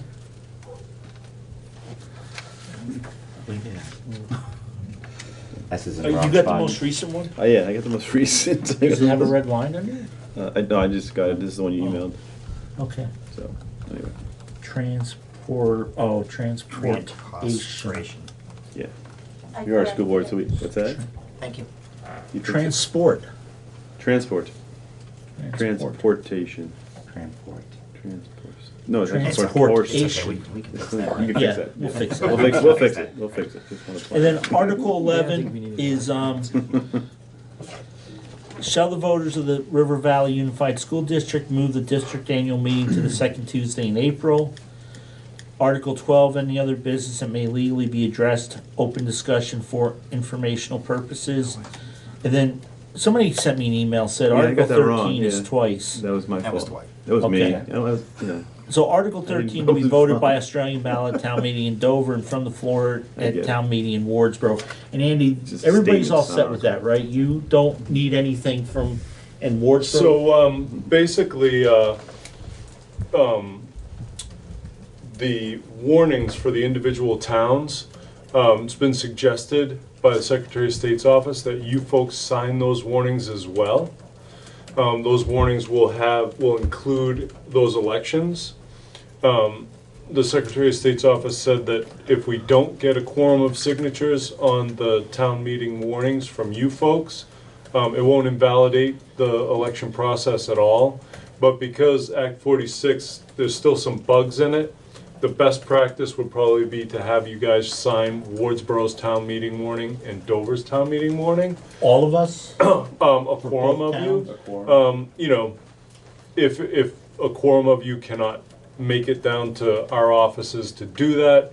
You know, maybe we get just the signatures of the Dover folks on the Dover warning and the Wardsboro folks on there's a lot in Act 46 that needs to be cleaned up and will be cleaned up by the legislature. This is a suggestion by the Secretary of State's office. It will not invalidate anything we do if we don't get a quorum of signatures on these warnings. But it's been suggested that we do that, so we're going to try and do that. Okay, so Dwight works in Dover anyway, so Yep. we can at least get Dwight Yep. down. That'll give us 4. Yeah, I can get over. Okay. I'm down there. And then these I'll get these to- warnings don't need to be posted as early as this Right. warning does. So we have more time to think about that. We can probably have those present. Are you gonna have a meeting at the end of January? Did I see that it was canceled? January 27th or something. Okay, all right. Oh, they changed the time, right. Right, That might be a little late, but Jackie and I will coordinate. We and also then have we will, a meeting, don't we have another meeting before that? Yeah. No, this is it. No, No, you're just, right. Andy, send me an email, and Yep. I'll make sure we get the signatures in both places. Jackie and I will coordinate and we'll get in touch with you, all of you, and figure out how we're gonna handle that. Okay. Just to put it on your radar. It's not gonna affect what you're talking about right now, but, Well, I think we'll take care of that. Select board and us will all be on the Yes, same warning. all of just us, like it used to all be. of you, Right. yes. Okay. And so, huh? It's funny, just the way. Well, you no, know, but you I'm know, glad it's- because there's, it's funny the you way- know, they don't Yeah. think about it, and there's no law that really doesn't affect something else somewhere Exactly. else, and Right, they right. just, they try to cover all their bases, and they never do. Is your warning all done, Andy? We can come down. Nope, Okay. not yet. Okay. Tomorrow night, Probably, the middle of the month. And probably Wardsboro's is a similar time frame. So you'll have like a week or two, possibly, to sign them. Yeah. And then, so there's 2 people up for election now every year, because we're all 3-year terms. And in Wardsboro, it's, No. That's right. and I don't know, you don't need a petition, because you just gotta be nominated from the floor, right? Not only from the floor, right? So you just need somebody there to nominate you. And if you're not there, you probably get nominated anyway. You don't need a petition then? You don't need a That's petition? usually how that works. You don't need a petition. Okay, but, and Mark, you're up for, Yes. so you do need a petition. But Mark, yeah, you need. Okay, and Mark's got one right here. Andy If it's made up a over. petition for River Valley's offices. Mark's got one? Mark's got one. Yeah. Okay, but you guys don't need to worry about it Right. in Wardsboro. And then just shall the voters adjourn and reconvene at Dover and Wardsboro for election of officers on town meeting day. I like that a lot better than what we had before. When is the petition due? So Mark's is due the 27th of January in my office by 5 PM. And if someone else wants to run against him, Same they can thing. still get a petition They from can, you? yes. Okay, and is it on the town website? The petition? Yeah, No, so they just come in and get it? just come in and get it. No I problem. have plenty of blanks. Okay, Nita, we're gonna have to add one more article. The article I missed, because I thought we'd written it into Article 10, is we usually do, in Dover anyways, we do an article that if there's any surplus at the end of the year, that move into the reserve fund, so it doesn't hang out there in limbo for a year to be voted on. So that can be anywhere. It would probably make sense to do it, I don't know, somewhere Article 9, 10, or 11. What do you guys, somebody tell me where you want to see it, and we'll write that in. Can you add that? Yeah, well, I can't edit this because it's a PDF, but I can. Oh, I thought I sent it out as a Then he sent out a Word doc. Well, Mark, can you send it, can you edit it and send it to her? Not as a Word doc, you send it as a Google Doc. I can send it on my smartphone. Do you have a hard copy? I don't, I can't find the stupid You thing. can put a Word doc on Google. If you have words. I can download it as a Google Doc as well. We could print it and then handwrite it in. You guys sign it and we'll clean it up electronically tomorrow. Yeah, the signature page is a Right. whole set, I have the Email it to signature you, page. Tammy. See if that works, Dan. I think I just sent it to you.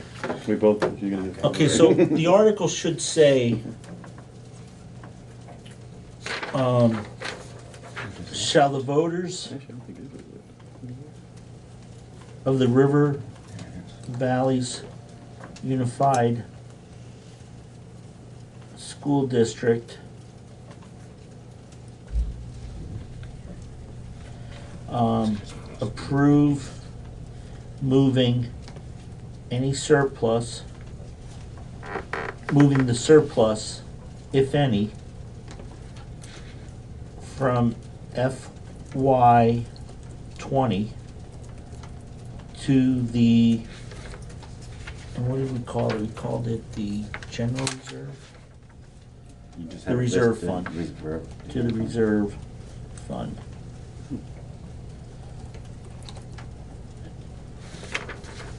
So can you edit that, Tammy, or not? Okay, so just insert an article, make it, what do you guys, what do you guys think? Make it 11. Make it 11? That's good, because we'll just get done. Right. So Article 11 will be, shall the voters of the River Valleys Unified School District approve moving the surplus, if any, from FY 20 to the reserve fund? So if there's any surplus from operational, They're going to approve or authorize the school board. authorize. I like that. Authorize moving the operational surplus, if any, from FY 20, because that'll be the one that closes July of 20, to the reserve fund. Your question mark.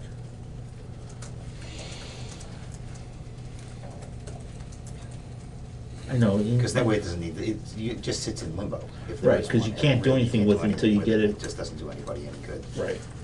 And who knows if there'll be one, but those are the numbers we worked with last time. Okay, great.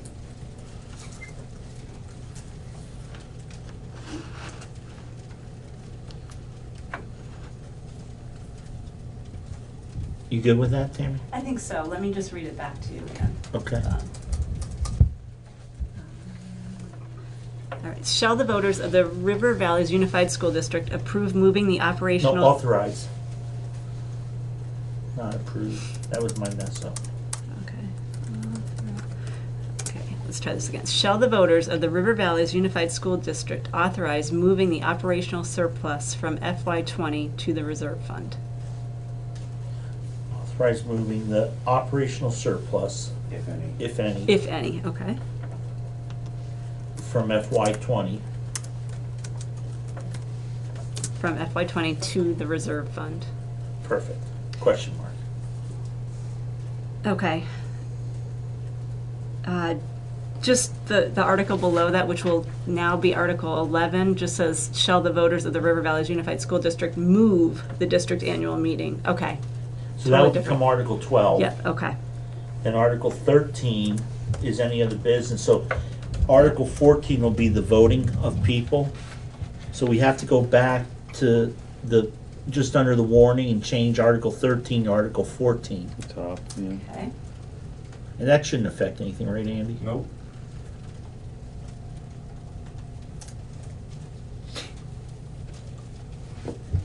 And then Article 15 is, Shall they adjourn and reconvene it? okay. While you're in there, can you... Change transportation? Yes, please. No, leave it and see if anybody else picks it up. Yeah, it's not a good look for a school board. So while she's doing that, folks, I got this here. There's a nice picture. I sent this out to people. It says, here's what our donation will bring. For $50, we get a ride in the town truck. $100, a private meeting with the road foreman. And $250 gets us tea with the school board. So if any of you got $250 burning a hole in your pocket, you can have tea with us. I was wondering, would you be able to do all of those things, Rich? Are you like in No. charge? Would you be able? Would they meet with you? I could give them a ride in the fire truck. Yeah. A private. I can give them a ride in the fire truck. I can give them a private. Maybe meeting with not the road foreman. With the. Yeah. I can give them a private meeting with the town clerk. Andrew, come see me, but I'll be there. We would gladly take your $250 for tea. So you have that, Tammy? I do. Want me to print it out real quick and? So are you guys okay with it now that we've discussed it to vote on it, and then Tammy will print and get it to us later? Because you can just email to Andy then. Do you want I to need print your it? signatures. Right. Yeah, I've got this. I'll use this as a signature Okay. page. As long as I walk out with the signature page and Tammy or somebody emails me the rest of it, I can record it tomorrow and drive it up here, or Jackie, we can record it, so I'm good with that. Okay. Yeah, but Article 9, is that correct? Not 2019-2020 school year? No. No. Nope, good catch. Dwight. Thank you, see? See? It's 2021. 2021. You see double 13s, but you got that one. Yeah, that's right, so triple 13 on this page. 13s. That's his good luck number. Yeah, yeah. You know, how many people have we had looking at it? How I many know. times have we all Exactly. read it? I know. Well, that's probably half the problem, is how many times we all. Yeah, that's the So thing. you're gonna give me the fixes on my draft, right? Yes. She's gonna, I'm sorry, Tammy. Tammy's gonna email it around. All right.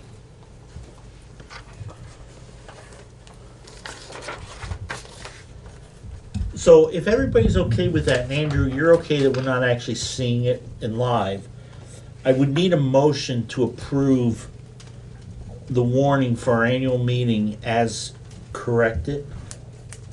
As it exists on Tammy's computer. There you go. As it exists on Tammy's computer, we hope.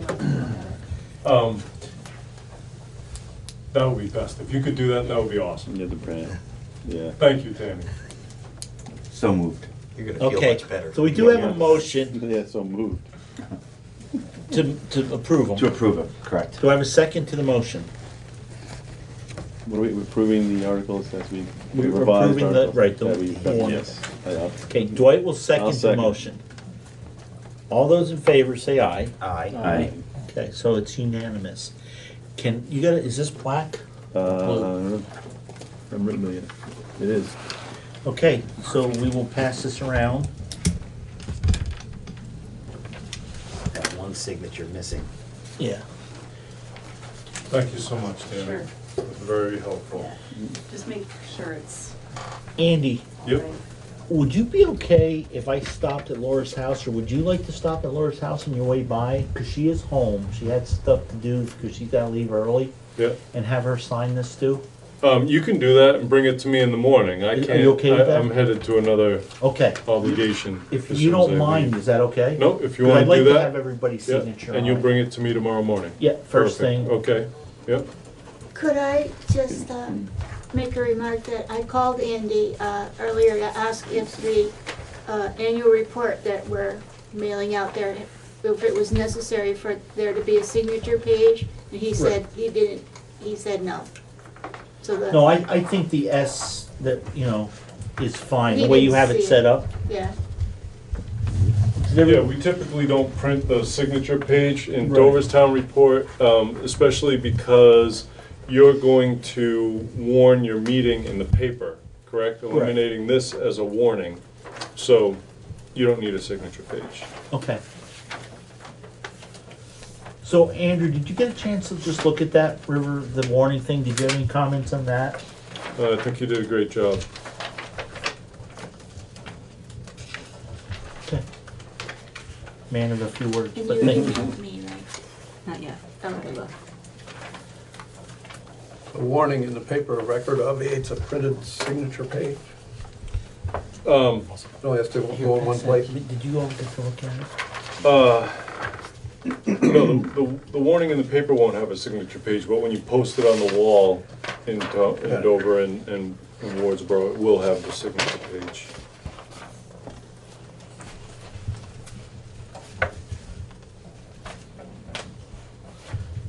So you all set there, Mr.? Mm-hmm, yep. Okay, perfect. You get it signed, or? Yeah, but I'm gonna take it, remember, and Oh, bring it to right, you tomorrow. right, okay. Well, thank you, folks. No, thank you, Amy. It's a lot of I'm just gonna read work. quickly through, and then I'll be out of here. Make sure it's correct.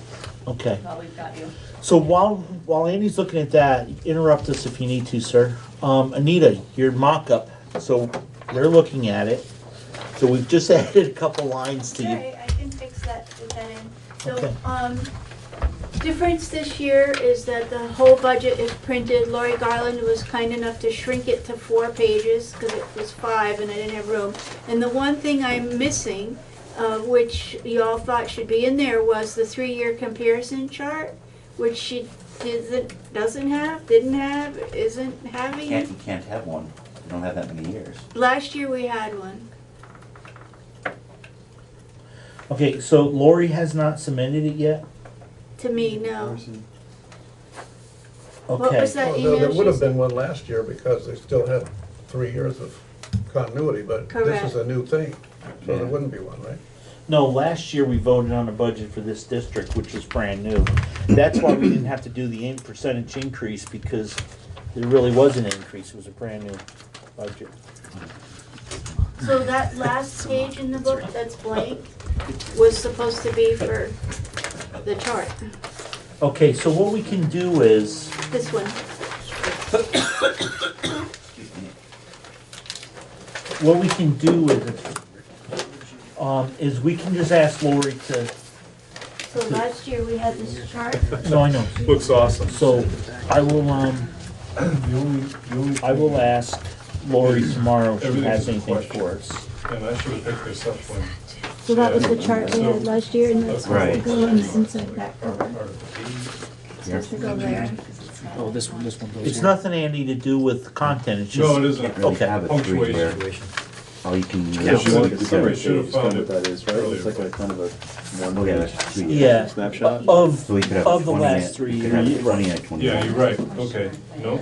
So listen, I'd like to see it. Anita, if she can't get it, then we'll, well, what else can we put in Well, there? maybe I don't know what it is. Maybe that's why maybe I'm asking for the wrong thing. No, the 3-year comparison should be, Really, there's no place to put it, I mean, you could put it There here. isn't 3 years though, I know, but, so it'll just show this year, and last year. Well, the the current current year, and 21. and what we're asking Yeah. for. So it'll be And- 2 year. Right, Right. so, Alright. but I will check with Lori tomorrow. Okay. Between you and I, we'll take care of that Alright. issue. Because again, I know there, it used to be the one thing that was always required was a 3-year comparison, so people could, you know, that was another Douglas thing, that, so that he could show how the school boards were being evil and increasing everybody's taxes. Right. Yeah, and I actually really like this. Well, it is pretty, it seems pretty informative, you know, you comparing, it's more of a snapshot rather than giant charts. Andrew, thank you, sir. I really Thank you, appreciate your Andy. help. Here, folks. Tread carefully. Okay, here's the River Valley's petition too, but Mark's the only one that needs it, so. Okay, so let's just, so on the book, is everybody good with the booklet? Nita, I think you did a great job. Yeah, you. that looks great. Great. And Anita was able, the printing, Anita and I went through, you went through Wardsboro, I went through Dover, we got it cut back quite a bit. Considerably. It ends up being about 1,800-ish names. I did ask the printer to give me a price that included 50 extra copies to have at the school, at the town halls, at the meeting. Is that enough? Is that gonna be enough? I figured 10 for each town hall, 10 for each school, and the rest at the meeting, 10 for the meetings. Doesn't seem enough. No, I think 100 minimum. yeah. You want How 100? many, you said it was 1,800 names total? Yeah, Can we just do 2,000? sure. And, And then that way, because you know what, board members will take them. We're gonna have to have them available when we do the meetings. correct. Those 2 informational meetings. Yeah. And there'll be people that'll take them at both informational meetings and still say Right. they don't have one for the Right, well, regular. and you'll want them at the town meetings meeting too. too. Right. And it does say in there, in 2 places, bring this with you. So, Yeah, so does the town reports. right, and, okay, so 2,000, And plus, if, you know, the other thing, we should be okay.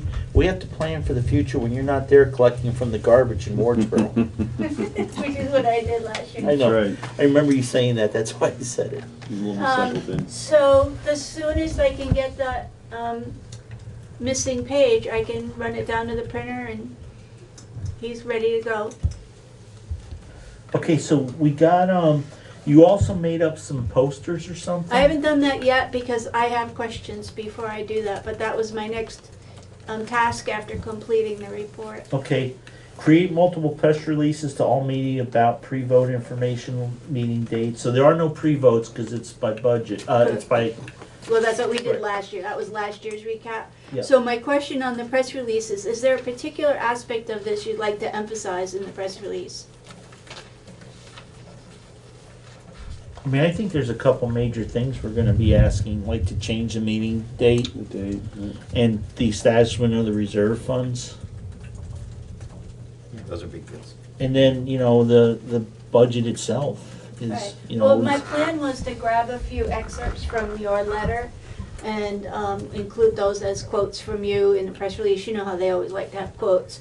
And but I just wondered if there was some particular thing that you thought might arouse interest in. Yeah. $250 for tea with the school board. I could print that on the last page of the report. Yeah. So the change of the meeting from February to April, and then reserve fund additions are the two Yeah, things. and then the budget, because there is it's a pretty healthy increase, and, we're losing some benefit of the merger. You're using or losing? We're losing some benefits, because we got an 8-cent buy down This in year this it's current, 6. next year it's 6, so I mean, right off the bat, we're 2 cents lower. Just, And for posters and everything for the school, is there just come to the meeting is your message, or something else you want people to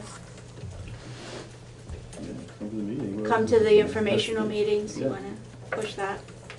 not to be mean, but that's why we asked you to do this, because I really don't have a clue. Well, I know, but sometimes So- you have an emphasis that I'm not Yeah, aware of, I- since I don't go to every meeting. Yeah, so I don't. I'm just curious if you have Education, a, informative, find out what's going on. an emphasis. Yeah. All right. The other thing that Wardsboro used to do that we won't have time to do this year, which was kind of neat, was the previous principal, I don't remember if he did it, but you would do kind of like a recap of the school year, what's gone on, and, I don't remember if he did test results or if he did like. Yeah, it was a combination of achievements as well as the proposed budget and the changes that were. But unfortunately, I look at the agenda. It's pretty full. Yeah. So, but I'm so impressed with the way the STEAM stuff has gone, because we're thinking a 5-year before we see anything, and there's stuff in the hallways about it, and there's been articles, and I'd like to stress that, but we're not going to have time to talk about it. So. Right. Well, I also gave you the Bucketville. I did manage to sneak a little bit in there before the deadline. I got it. So I got that little box ad, which they were kind enough to give us, and then the little column, and then it was on the calendar page as well. So I still can get that in for February because the deadline's not till Friday. So I'll be sure that they have the same copy again, only refreshed. And Anita, we were wondering if we could have that column for our newsletter. To put in. Absolutely. Everything Yeah. you can have, sure. Great. Well, and the other thing I think too is though, remind people that you don't get to vote for your school board members until maybe that would be something. Yeah. Maybe people are coming out to make sure Barry can't get away like with pitchforks. I was at your one town meeting when you couldn't get anybody to run Oh, for yeah. school board. That's right. Couldn't. So I You just got kept declining. Yeah, you declined it, but then you took it later. Alright. Thought about it. Is there anything else that people can help Anita with? I know sometimes, Anita, we kind of like say, go do it, and we don't give you a lot of help. No. Since I haven't been coming to every meetings, I've lost the little thread of what your emphasis might be for the annual meeting or for your constituency. I think we're really, we're still trying to make it feel more like one school district versus 2 independent, private, different schools, and just trying to get through budgets and stuff, because it is kind of new, and it's a little frustrating with the state, making us combine, but yet everything else reported out is separate, which is crazy. That's in case they decide to split you up again. They'll know. I don't know if people saw, but you know, the Reedsboro Halifax, they voted that. Yeah, unanimous. Yeah. And is the state gonna let them break up? Who knows? You know, the state promised us, you know, when this all came down, if things didn't work out, you know, they would let you go. And I don't think that was a state mandated one. I think that was one they voted to do. Does the other Yeah. town still have to vote? I know one of the towns voted, it was I Halifax. think Is both Reedsboro- voted. I thought No, the Reeds- Reedsboro votes sometime Later in a this week month, or yeah. or two. Okay. Um, Well, I know there's multiple votes they have to take too. yeah, it's a total of 2 votes, I think. Just like us, I mean, it only took us 4 votes to get us figured out. Right. So I'll leave the mock-up with you. Tim is gonna mail me the article, so I'll fix that. Okay, well, let's do one other thing. So let's just say, can't say it on video. Let's just say that we don't have this other report from Lori, this 3-year comparison. What do you folks want to see on that extra page? I have a suggestion. Yeah. Cool. That's why we asked you to do this for us. My suggestion would be half page, and the top page would be what is IB, and the bottom part would be what is STEAM. Okay, you get that from the administrators. Well, I just make up something. Okay. So if you actually get to do that, I would really like you to stress with the STEAM Yeah, how that they were able to start that this year. yeah. And not, have to wait, and, how it's already moving forward, and what a good job the staff and administration did on that. Okay, Really stress that a lot, because I think that's really important for people to know. all right. Not to take anything away from Matt and. No, but the IB is kind of a different beast. Established. Right, it's not like with the STEAM, we have to get some kind of certification, so it did make it easier, but, we were able to find that out, and again, it's, we were thinking a few years before it gets implemented, and it hasn't been. I mean, it was implemented this year, less than a year when we started talking about it, so. Have you been back in touch with the folks over in New Hampshire? No, we haven't. Oh, you should. Yeah. They would be like Yeah, thrilled. they should come visit us now. They were so inspirational that.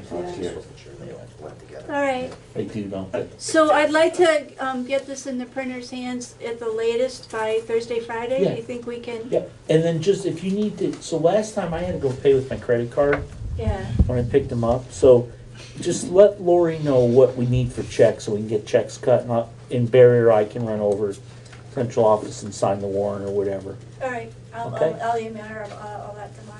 Okay, and do you want me to email her, or do you want to email her? No, I'll about- get a hold of her in the morning.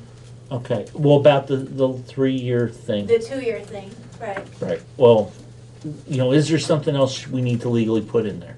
All right, and then if not, then I'll CC do me on the email. CC yeah. Rick and I. I will. Okay. Then if not, then I'll do the IB and STEAM half and half page. Everybody good with that? I really am very serious. I really do appreciate it. It's really nice having you do this for us. Thank you. I learn a lot all the time, so it's good. Okay. Cool. Okay, very good. So I might hit you up for another mock-up, but. Sure. Okay, so here's the email from Andy. It says, February 2nd, they need to post their town meeting warnings. Thank you. So Good night, Anita. Thanks, Anita. we may be able to Okay. sign it on the 27th. Okay. Okay, fine. I missed this earlier, but we have the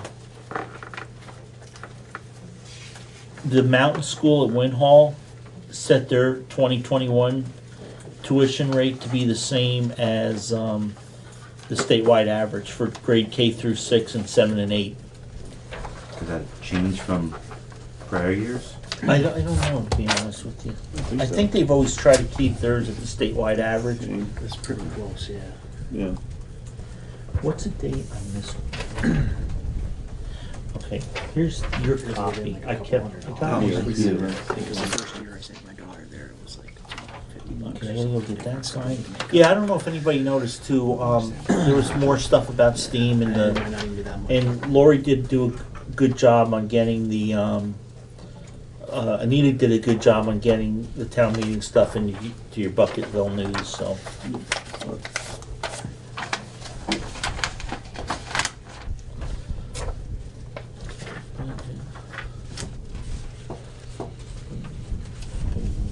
What is amazing to me is that we have to put no tax rate information in this anymore.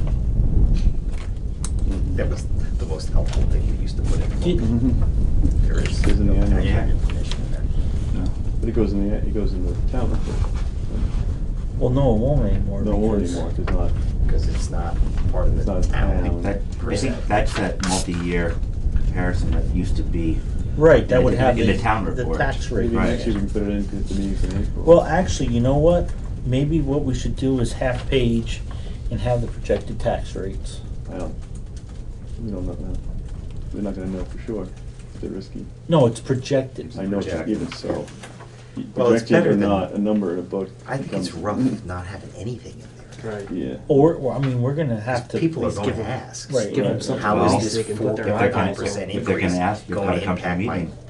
property taxes, right? Right, that always was a big page, you're right. Maybe that'll drive them to come. Yeah. It just seems amazing to me that we have nothing in there. Now we're required to have nothing. Well, could we hand that out at the meeting? Will we have that? No, we definitely will have to hand that out at the Come to the meeting. meeting then. I don't know.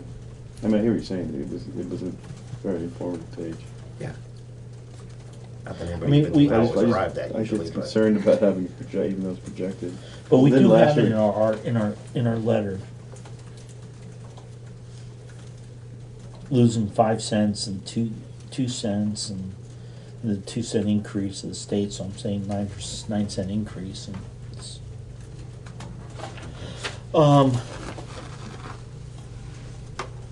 Tax rate, projected tax rate in the report, in this, yes or no? I think, I don't have a problem putting it projected. I mean, we don't know. I mean, and I think as long as you put in there. you know, Projected. Projected that, you And know. there's variables will come out. Exactly. Yes or no? I like the idea, but I'm just not, I'm concerned about projected, because when you put a number in there, next thing you know, It's- people will hold you to it, and why did it go up or down, and. But they're gonna ask us at the annual meeting anyways. Yeah. Yeah. So, very, I'm good with it going in. so it's 2-1, what do you, I'd rather see us hand it out at the meeting, at the town meeting, and the informational sessions. okay. So I get to break a tie. Yes, you do. And I don't get to do this very often. That's right. But I'm actually gonna go with Barry and Rick, and I'll tell you guys why. Because I think if we put it in there and we get people, because if people hear about it and don't get our explanation, they just get the explanation that gosh darn school board is proposing a budget that's gonna increase. And if they don't see in there why those increases are there, I think it sets them up for Bear to come to the meeting and be very upset. I think if we put it out there and just explain why it's like that, I think in that little section with the projected, show the loss of the 2 cents and to show the state and to show the other numbers that are, and also with the caveat that really until legislature adjourns and the hammer drops, we can't be sure of anything. You're also saying we set a budget knowing this is what we believe the tax rate's going to be. Right. So even though it may change, we set it knowing this is what the tax rate's going to be. No. We think it's going to be we based on our current information. We were anticipating and projecting this tax rate with the current Information information. that we have, okay. It's just like the But budget. still, it's. Yeah. I hear you. Oh, Do the budget. I mean, well, yeah, we get well, 30 more kids in our school district, the budget goes out the window. The problem is, yeah, but that- in You the can have, tele. you can have the whole chart, the breakdown. Yeah, stuff, well, okay. we'll have to make something up. So she'll have to only have littler sections about STEAM but let me talk to Quarters Lori instead of tomorrow, and let me talk to Anita. But I think we ought to have something, and I'll send it out to I just think everybody. people are used to seeing it there, you know? Well, what I I mean? love seeing that page, I'm with you. There's somebody from the Yeah. public saying, yeah. No, you're I'm not right. sure. But this was something that, in some That's what paperwork you- that Right. Bill had sent over. Right, Yeah. that's what we Is used to this put. what you guys are That's what I'm sort of, thinking of. Well, to give you an Basically. idea? Yeah. I'm not thinking going through the whole length though, just Right. shortening it up and maybe Yeah. just have some explanations, that this is what this all means. Because again, the problem is, we're gonna fight the telephone chain. Yeah. And that, so as soon as somebody hears that, or, and they might even hear from somebody that's going up 20 cents and they can't find it in here, because the budget increase doesn't. And when they get there, they're gonna be fit to the tide. Right, Like- so- They're gonna be Like I angry. said, next year we'll have a better understanding of what it's gonna be, it's in April. No, yeah, that's why we want to move to April Right. too, so that's a really good selling point too, very good point, Dwayne. Yeah. So everybody, it's kind of, I mean, it's 3-2, so. You got it. Have the projected tax rates changed at all since Lori was at our last meeting? No, okay. They don't change to the last No, minute. but don't forget too, though, the cost per Last year pupil they went changed up a and lot. down. So, We noticed that. but last year too, remember, things bounced all over the Yeah. place. Because last year, remember Lori came to a meeting here before, when we were still working on our presentations, and they had lowered the yield or increased something that made it look even worse. And then, remember, the governor found money, one-time money, that he brought the rate down at the end of the session. So, I mean, in Dover, we used to, when Act 60 first started, we would vote to postpone, we would discuss the budget, explain what we were looking for, because the budget would never change usually that much, but we would ask the voters to postpone indefinitely a vote on the budget, and we would wait till legislature got out. And we would vote on budgets in May and, middle of May, end of May, just so that we could, because then we could deal with real numbers. We could tell people, this is what it's really gonna do to you. I don't want that, because I'll lose it. I'm losing everything else in my head. Okay, so we're good with that. Then let's move on to equity, calendar for discussion. That's just a placeholder. So I think we'll bring that up probably in a meeting in February. I think we need our equity expert here, though, don't we? Oh, Laura, yeah. She was their request. Website design, again, a placeholder. Mark, you can deal with that with us later. I'm ready. Annual meeting, we had discussion in the action, was to vote on the agenda. Is everybody, anything else for the annual meeting?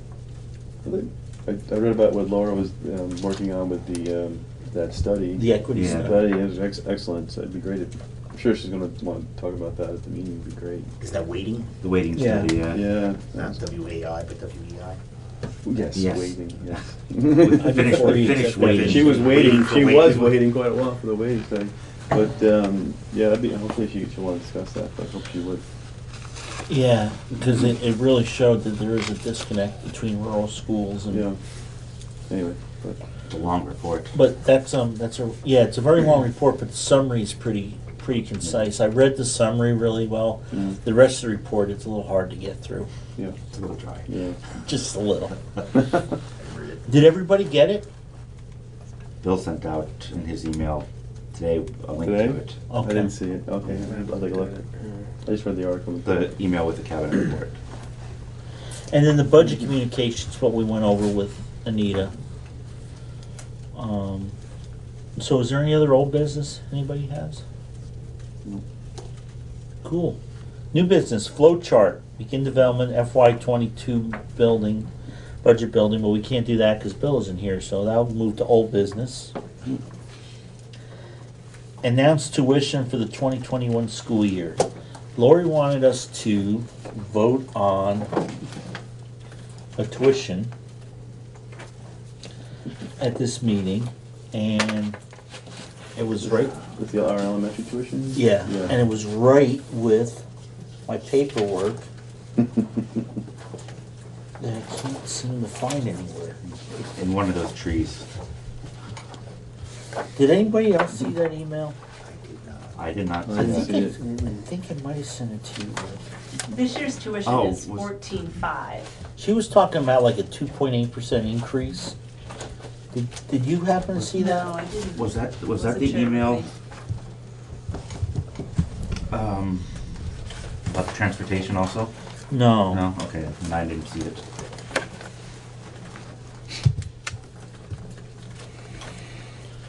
Does anybody happen to be online that I could steal their thing and look at my email quick? I don't know how you do that, but. Like Google or how do you? Well, what I usually do is go here. Fancy, look at you. He's becoming Yeah. tech guru. Yeah. There you go. He's giving up his football. Yeah, pretty soon. He's borrowing other people's stuff. He's not gonna be moved. Thank you, Rick.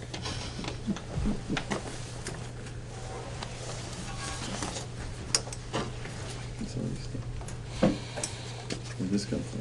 This your stuff?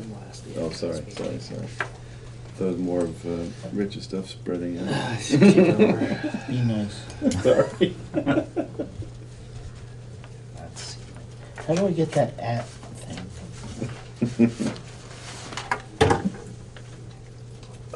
Right there. Oh, as soon as I did that. Try again. Oh, I can go back. Okay, thank you. Sure. This is painful for you folks, I know. No, that's okay. I don't know.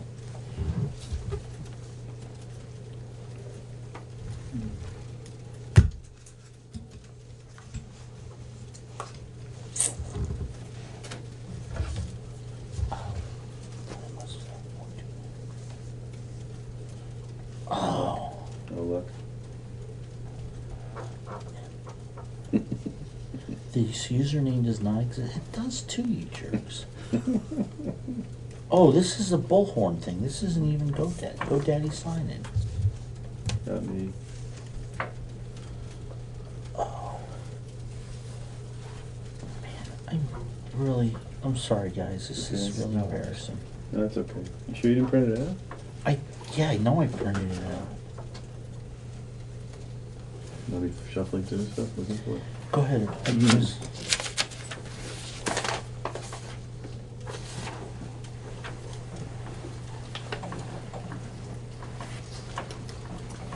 I'm supposed to walk around the table every 30 minutes.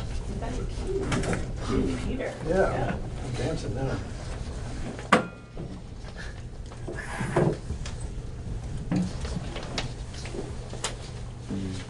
Okay, you know what? I'm sorry, Lori, but we're not gonna be able to do it this time.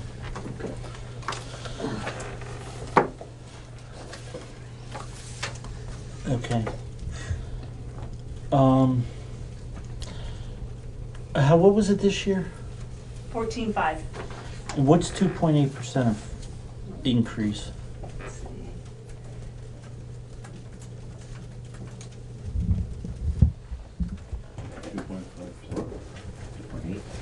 Two point eight. What was it? 2.what? 2.8% increase. 14,906. What is it? 14,906. Is that right? Hey, you know what? Send an email You to good? Bill. Okay. He's at a budget meeting in West River. Ask him to ask Lori what the 14.9. tuition rate we want to approve is. 14,906. If you don't mind. So I'm gonna skip over that for now, and then hopefully they'll come back and we'll be able to approve that if Lori or Bill gets back to. All right.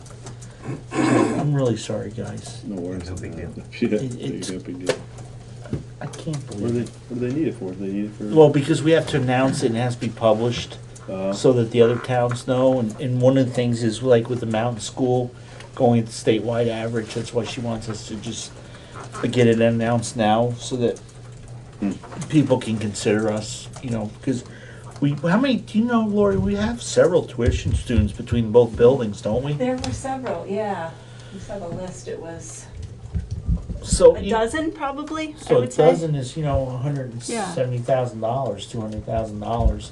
And remember, there's no additional cost to us. If there's any additional, if stuff needed for those students, the sending district covers it. So, works really good. It's to be, and then, that's why the preschools are important too, because, usually if they bring them to the preschool, they'll stay through, the 6 years of 1 through 6, so. Okay, Laura, Tammy, you had some recognitions. This January is School Board Recognition Month. Oh. So, thank you to all of you members, and I've got some certificates to honor you. Oh, I thought you brought us tea. Well, Richard thank you Werner. very much. Thank you, Mr. Rick Thorpe. Thank you. And we've got Laura. Get us some Stevie Steel here. fridge. We have Mr. I framed mine and hang it in my wall. Why not? Why not? And Barry Pearson, thank great. you for your time and your service. And Mark, thank you very much. So, everybody got a card from VSBA and you can get the I socks? got my socks. Did you get your socks? Well, I put in for them last time and I never got them. I got mine. How were they? They're excellent, actually. darn tough socks. You didn't get your darn tough socks? What is that? They're It's a like the- gift that the gift. VSBA It came, you probably thought it was some kind of in the mail. I opened it up and you get a free pair of you know what darn tough. They're really good Yeah, I socks. know it is. Darn Tough $30 socks and is they're good. lifetime. They're lifetime warranty. You can keep them forever. You gotta send them back to them if they get You gotta send them old. back. There You you gotta go. send them back. But I Cool. did get mine. They recycle. Tammy, thank you very much. Tammy. Thank you. Thank you. Okay, so the next thing I get, the only stuff I got is executive session, except for the tuition thing, if Bill happens to respond. Okay, he's usually pretty good about, for some reason when he's over there, he's looking for something else to do. Who's doing minutes for you tonight, Peter, over there? Over where? West River, they're having a budget meeting. Oh, well, they got somebody else. They always have their meetings the same time as we do. Yeah. So you guys won the toss. Oh, I love it. Sure. Okay, so, executive session, we're not gonna make any decisions. But we may come out and make a vote on the tuition. But I know that she was recommending a 2.8% increase and from whatever last year was, so I don't know how you It's so guys. close. Why don't we just vote? I mean, the number is right. We know what the number is. You wanna vote on it, and then if we have to change it, we'll I change it think in a we should. future If it's meeting? within $10 or something. You okay with that? I'm fine with that. You okay I mean, with any that? tuition students we get, like you just said, are a bonus. Yeah, You know what I right. mean, Yeah, the only thing as a exactly. citizen you would say is, well, we're increasing our number by 4.9%. So why shouldn't that be passed along? Well, remember too, a lot of. We are trying to attract tuition students, But so that. remember, ours is higher because that includes transportation, which we don't charge through. And it also includes like, it's special, special point. programs, which aren't included because when you figure out the actual tuition, you're not supposed to include that stuff. Oh, yeah, no, I don't wanna sit here and. Yeah, I Yeah. think so. I think it's only. It's Okay, so go ahead and make the motion. It's a $400. It would be a $400 increase. It'd be 14.9. 14.5 is it? 14,906. 906 is what I but have. So let's yeah, call it 14.9. Is that okay? Sure. So make a motion to set the tuition rate For 20. for 2021 school year for the. Is it for the elementary level? Yeah, 'cause that's The all. elementary level. Is that right? Yeah. At 14,900. Okay, Peter, you good with that motion? Yeah. Second? Second. Mark seconds it. Is there any further discussion? What's the state, has the state given their number yet? No. Remember, they gotta wait till all the budgets come in and get reported, so. Hearing no other discussion, all those in favor say aye. Aye. Okay, unanimous. Good job. Okay, so our next meeting is January 27th at Dover, starting at 7, That's the and that's, budget meeting. yeah, is it 6:30? What does it say in the book? 6:30. I think it's 6:30. Okay, 6:30. I'm sorry, 6:30 in Dover, and the first part of the meeting will be devoted to reviewing the articles for our annual meeting. Then we'll meet the following Monday, February 3rd, I believe, in Wardsboro, same thing. Right. Do you want to do that here, or do you want to do that like at the town hall if that's, or do we Wherever want you think we're going to get the most amount of I think participation. to still do it here? I think that's both good.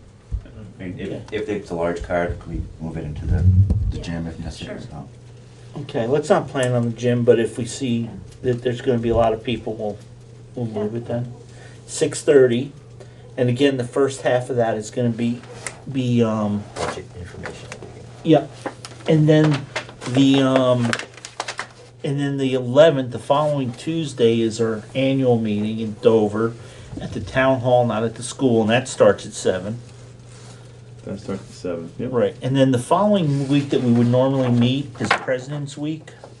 So I don't know if you all want to, meet that week or not.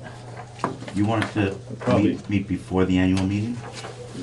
I said we could meet at 6:30 if we had to, before the annual meeting.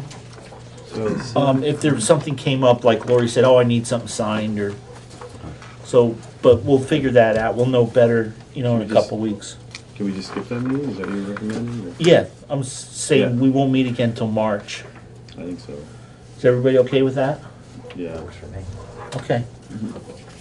Then, real quick on the financials. Tom's, yeah, I just noticed that. I don't know. Tom's antacid. Hey, you need what you need. Misbehave all day. Oh. It kind of smacks you right in the face, Tom's, doesn't it? It really does. Jumped right off the page. Yeah. Right next to this, the cafeteria stuff. So it looks like in the middle of November, your heating system bailed on you again, huh? Yeah, but they had to come check. Hang on, but I forgot about that one. Was it the ERV that? No, it was something with our, well, maybe it was it the ERV? I guess it was. The belts were falling off, so the belts loosen up and then they have to be tightened. But they did a whole system check when they came too, because it was the beginning of the heating season. And Makes sense. I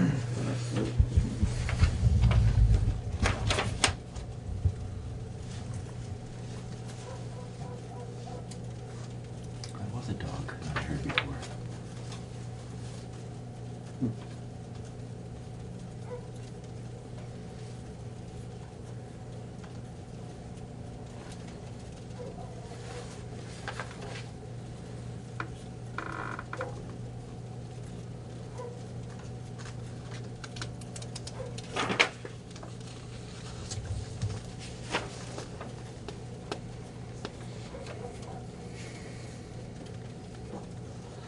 Wow, we got whacked with an overage charge on our copier. Really? Yeah, overage charge is $73.22.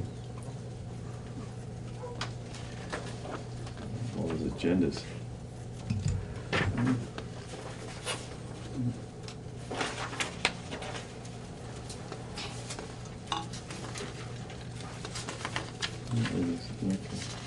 Are those leased through the SU or? I believe so, yeah. Yours here is, right? I don't think Dover's is.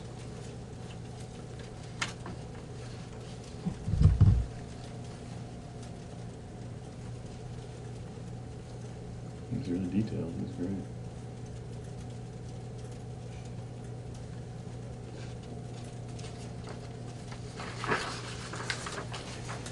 But didn't that copy, didn't we switch that copy to automatic payment? Not that I'm picking it out, but just, I thought it was an automatic payment for the copier or something. It was last year. It was For some reason last it year? hasn't been this year. Okay. I just want to know what the ELL teacher bill back is for. Where's that? It's not page 3. ELL teacher bill back for.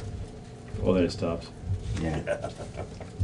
No, that's not that. Because it would be right here if you really want to see it. Here.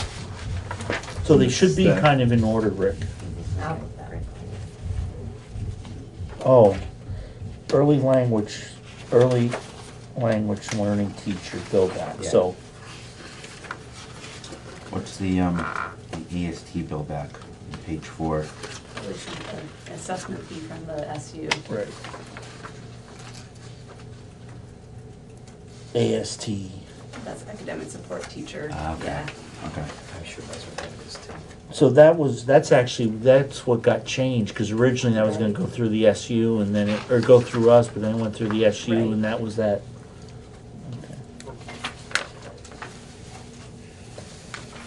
So we would have to, if everybody's good with this, we would need to make a motion to approve general fund expenditures in the amount of $313,455.72 and food program of $8,100.62.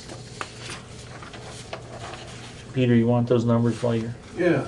Okay, so it's general fund expenditures. Mm-hmm.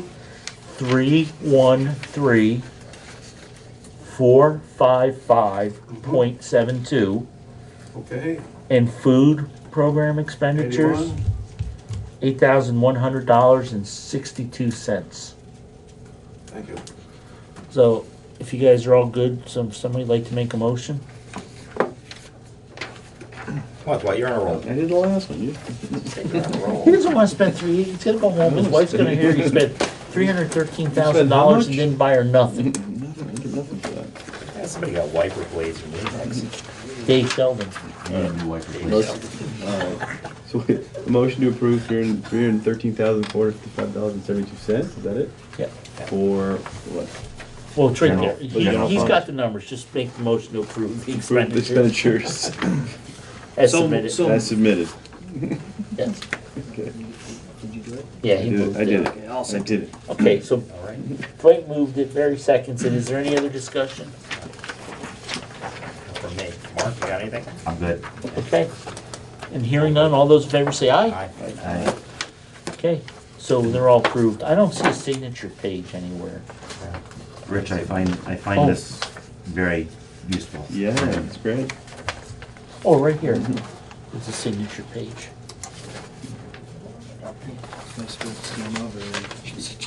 There you go. Exactly. There might be a second one too. I've been looking through a folder of checks.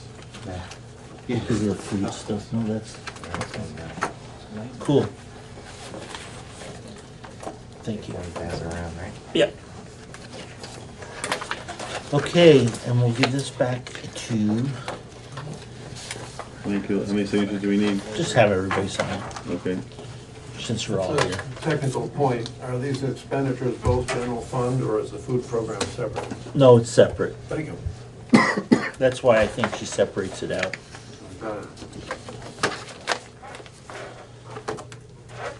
So do you? I'll take it back, Okay. sure.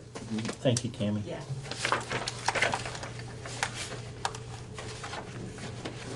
Oh, I see, she kept, put that on the back there. Isn't it amazing how we just, like, in no time at all, we just spent a little under $500,000? So, I have all the old town reports from Dover. Somebody was cleaning a house out, and I had all these in a box. You wanna give that to her? Yeah, Oh, the whole thing? yeah, the whole thing. Oh, my. So, File that. I look at the 1950s, the 1960s. So like, you know, for last year, I looked at the 59 and 69 town reports. You know, in 1958, 59, Dover was looking at combining the school district with Wardsboro, Dover, Newfane, Townsend, Brookline, Jamaica, basically the Leland Gray Seminary. And the problem is I don't have the book for the year after to find out how the vote went, but I know we didn't become part of the district, so I don't think we voted for it.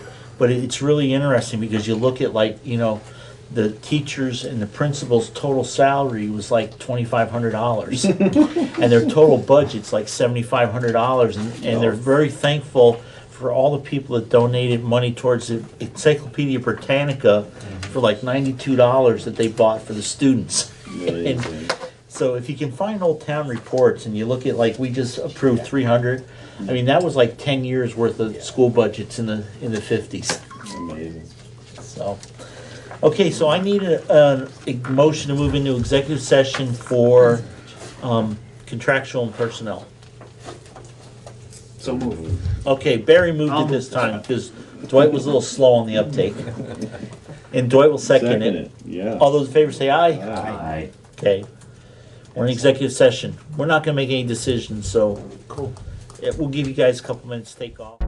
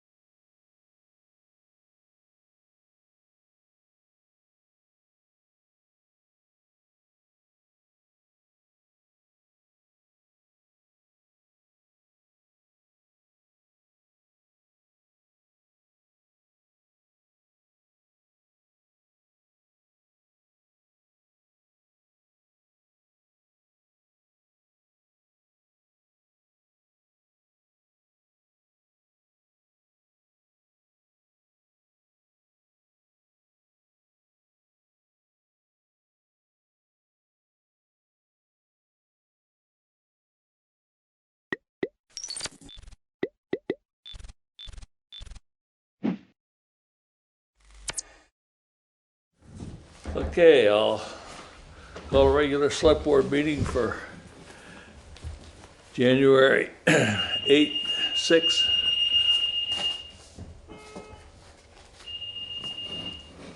That's the new call to order. To order. Got our attention, thank you.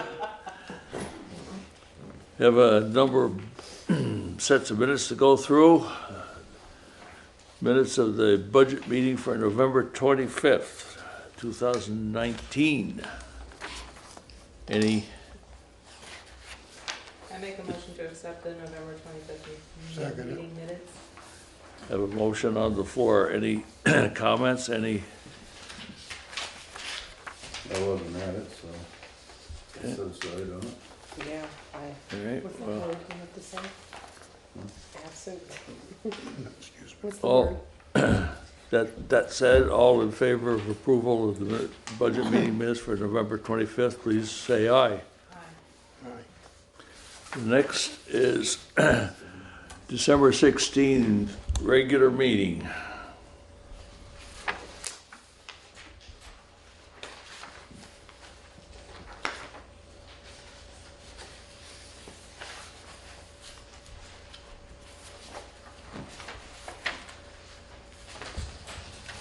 I'll make a motion to accept them. You can't hear us. So. Guess we covered a lot. Or can we make a motion when you're absent? Oh, I can't. Two I wasn't there. You and I weren't there. The date's screwing me That'll be up. silent. We're just trying to catch up. Guess Shelley and I can approve these. Okay, so you approve it and I'll second it. Discussion. Any corrections, any suggestions?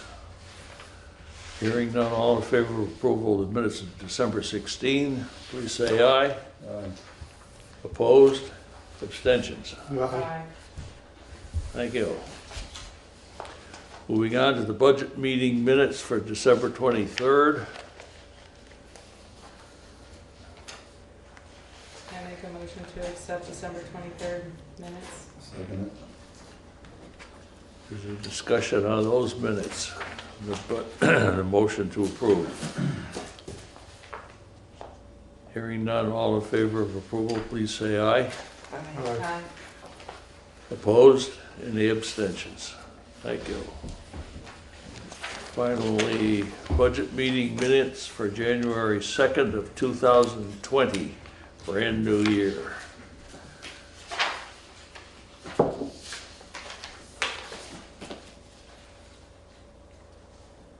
That's you and Chris.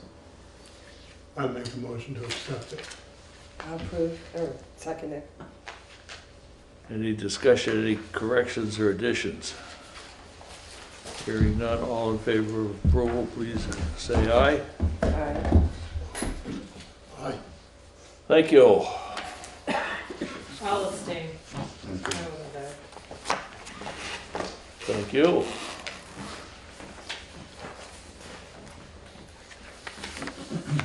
Turning to road business. Mr. Wilson, you have the floor. The tree removal in Williamsville happened last Thursday, and everything went well. The part of the tree that was over the fire station had substantial rot, and Bill Gunther's assessment was quite accurate, so it was good to get it done. We have to review the Depot Road box culvert plans the next time the select board meet. It's required to be on the agenda as part of the grant requirements. The project stops until we complete this step, so if we have a special meeting or whatever for the town meeting, the warrant or whatever before the next meeting, we can put it on that agenda so we can get it done as soon as possible. We'll have to do the exact same thing for the sand salt shed project. Unfortunately, those plans are not quite ready to be reviewed this time. Efficiency Vermont reviewed the garage lighting because our fluorescent tubes are all about the same age and are starting to burn out. To replace with LED tubes, it would be $736. They are suggesting that we replace the fixtures, and that would give us about 30% more light and 20% less cost to run. The town share after the rebate would be $1,237. I need to know if you're interested in doing that. I have a question. I'm confused as far as like, the tubes are $736, but then the town share after rebate would be $1237, so. That was replacing, they suggest that we replace the fixtures. So There that's a wouldn't- cost with the fixtures, with the With tubes? everything. Okay. Replacing just the bulbs in the old fixtures, you don't have the energy savings. If you replace the whole fixture, then you I'm do. doing that in my building. And they're giving $80 a fixture right now to replace them. Where are we? A couple of weekends ago, the heat was off in the Williamsville Hall, and it ended up being the emergency switch at the top of the stairs had been shut off. We were thinking that something could be put over the switch to make it more difficult to shut off so it doesn't get done accidentally. The stairway is very dark and you can't tell that it's an emergency switch, so I think people just see a switch and hit Yeah, it. So. you can get like a cage or something to put over it. How did you find out that it was shut off? Oh, a lot of. Flip the switch. I tried the breakers. Finally figured out there's no power to the furnace, and then I'm like, okay, went backwards. But who knew that? That there was. Steve Levine called me he that did. there was no power, but he didn't know no heat, so I went in and figured it out. That's good. We've been updating to current standards the road name and road signs between, actually I took out South Newfane, between South Newfane and Williamsville, and we will be continuing down Depot Road. I was gonna skip the area around the Arch Bridge since all those signs will be updated with the bridge project, if nobody has any objection to that. It seems kind of bad to replace them and then have them take them all out and replace them again, so. I think that's it. So the only thing I need to know if you want to do the Efficiency Vermont I thing. make a motion, we go with that. I second it. This be on the current budget. Yeah, got the, Should be money in the budget for it, then I still, yeah. right? I just wanted to point it out, that's all. Been a motion made that we replace replace with LED tubes the fluorescent lighting in the town garage. Discussion on the motion.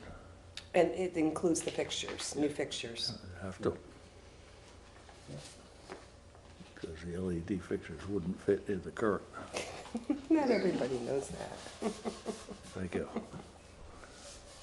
I just caught on. Any further discussion on the motion before us? Hearing none, all in favor of the motion as stated, please say aye. Aye. Opposed? Any abstentions? Thank you.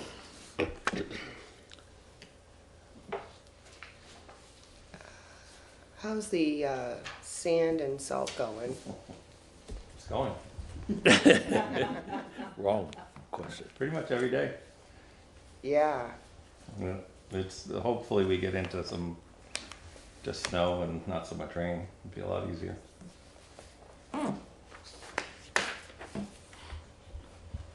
Is there any way of getting more? There is. Yeah. But then our budget's blown, right? It will be eventually, it's not yet. Mm-hmm. Well, you guys are doing a great job. I make a motion to accept the road foreman's report. I'll second it. We have a motion on the floor. Is there further discussion on it? Hearing none, all in favor of approving the highway report, please say aye. Aye. Opposed? Any abstentions? Thank you, sir.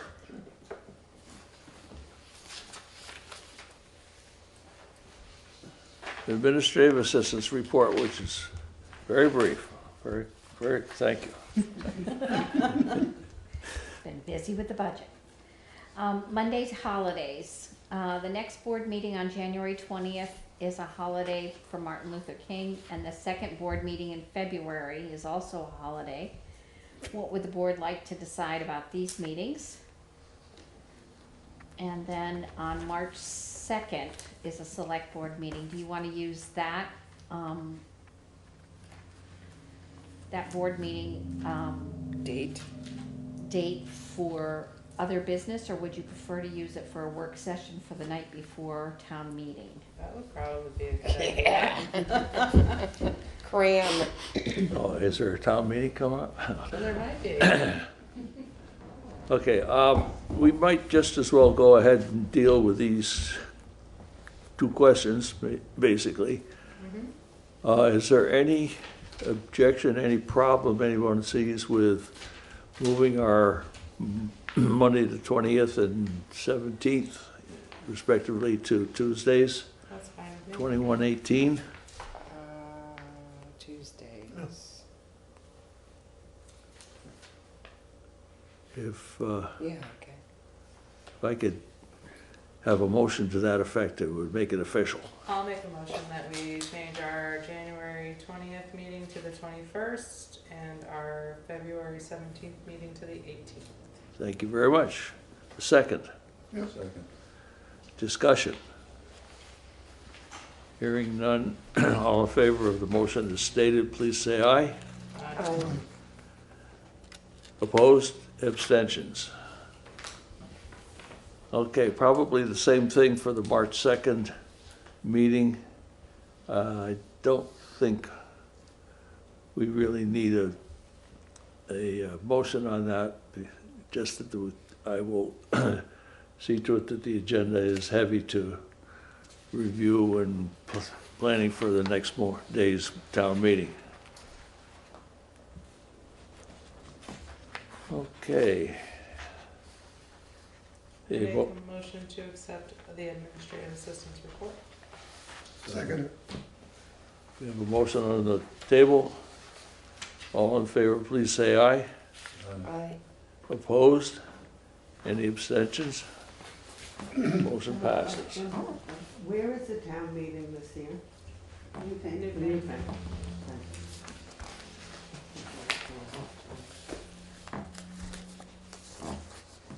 Just as the school portion of that will be absent. There will be no school activity on town meeting day, except voting in one person for the big board. That'd be by Australian ballot. That'll be by Australian ballot, and their meeting will be later in March. Which I don't know whether it helps us or hinders us, but it sounds like it might help us. Okay. Now if I get back to find my agenda. Speaking of town meeting, may I ask a question? Has anyone been in touch with Chris Campney about turning on the heat and water and such? Would you like me to do that as part of the village trustees? Why, thank you for volunteering. Excellent, I will be in touch. Appreciate it. I know where to find him, but you do too. Yeah, he's next door. Thank you. I'll take care of that for us. Thank you. Thank you.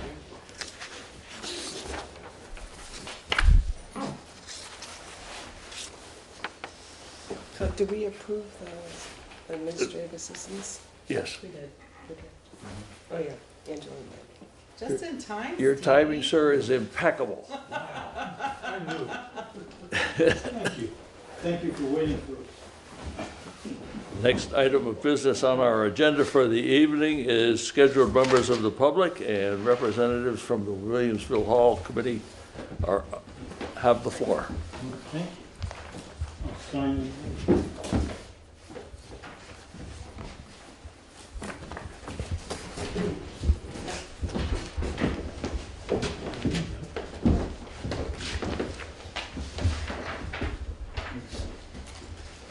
So we basically came for everyone, Happy New Year, just to give an update as to what is going on at the hall, go over some financial matters.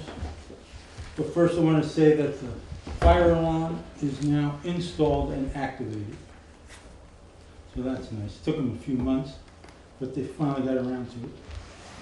But it still needs to get an inspection from the state fire marshal to make sure that they followed the plan that the state fire marshal's office, approved.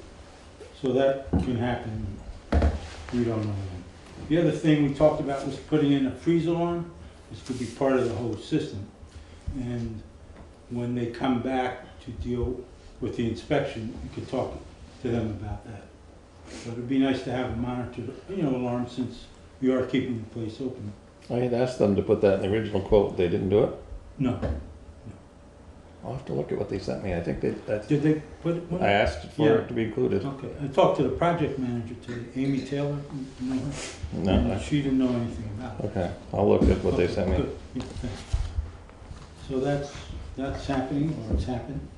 And I've gotten 2 estimates so far for painting the building.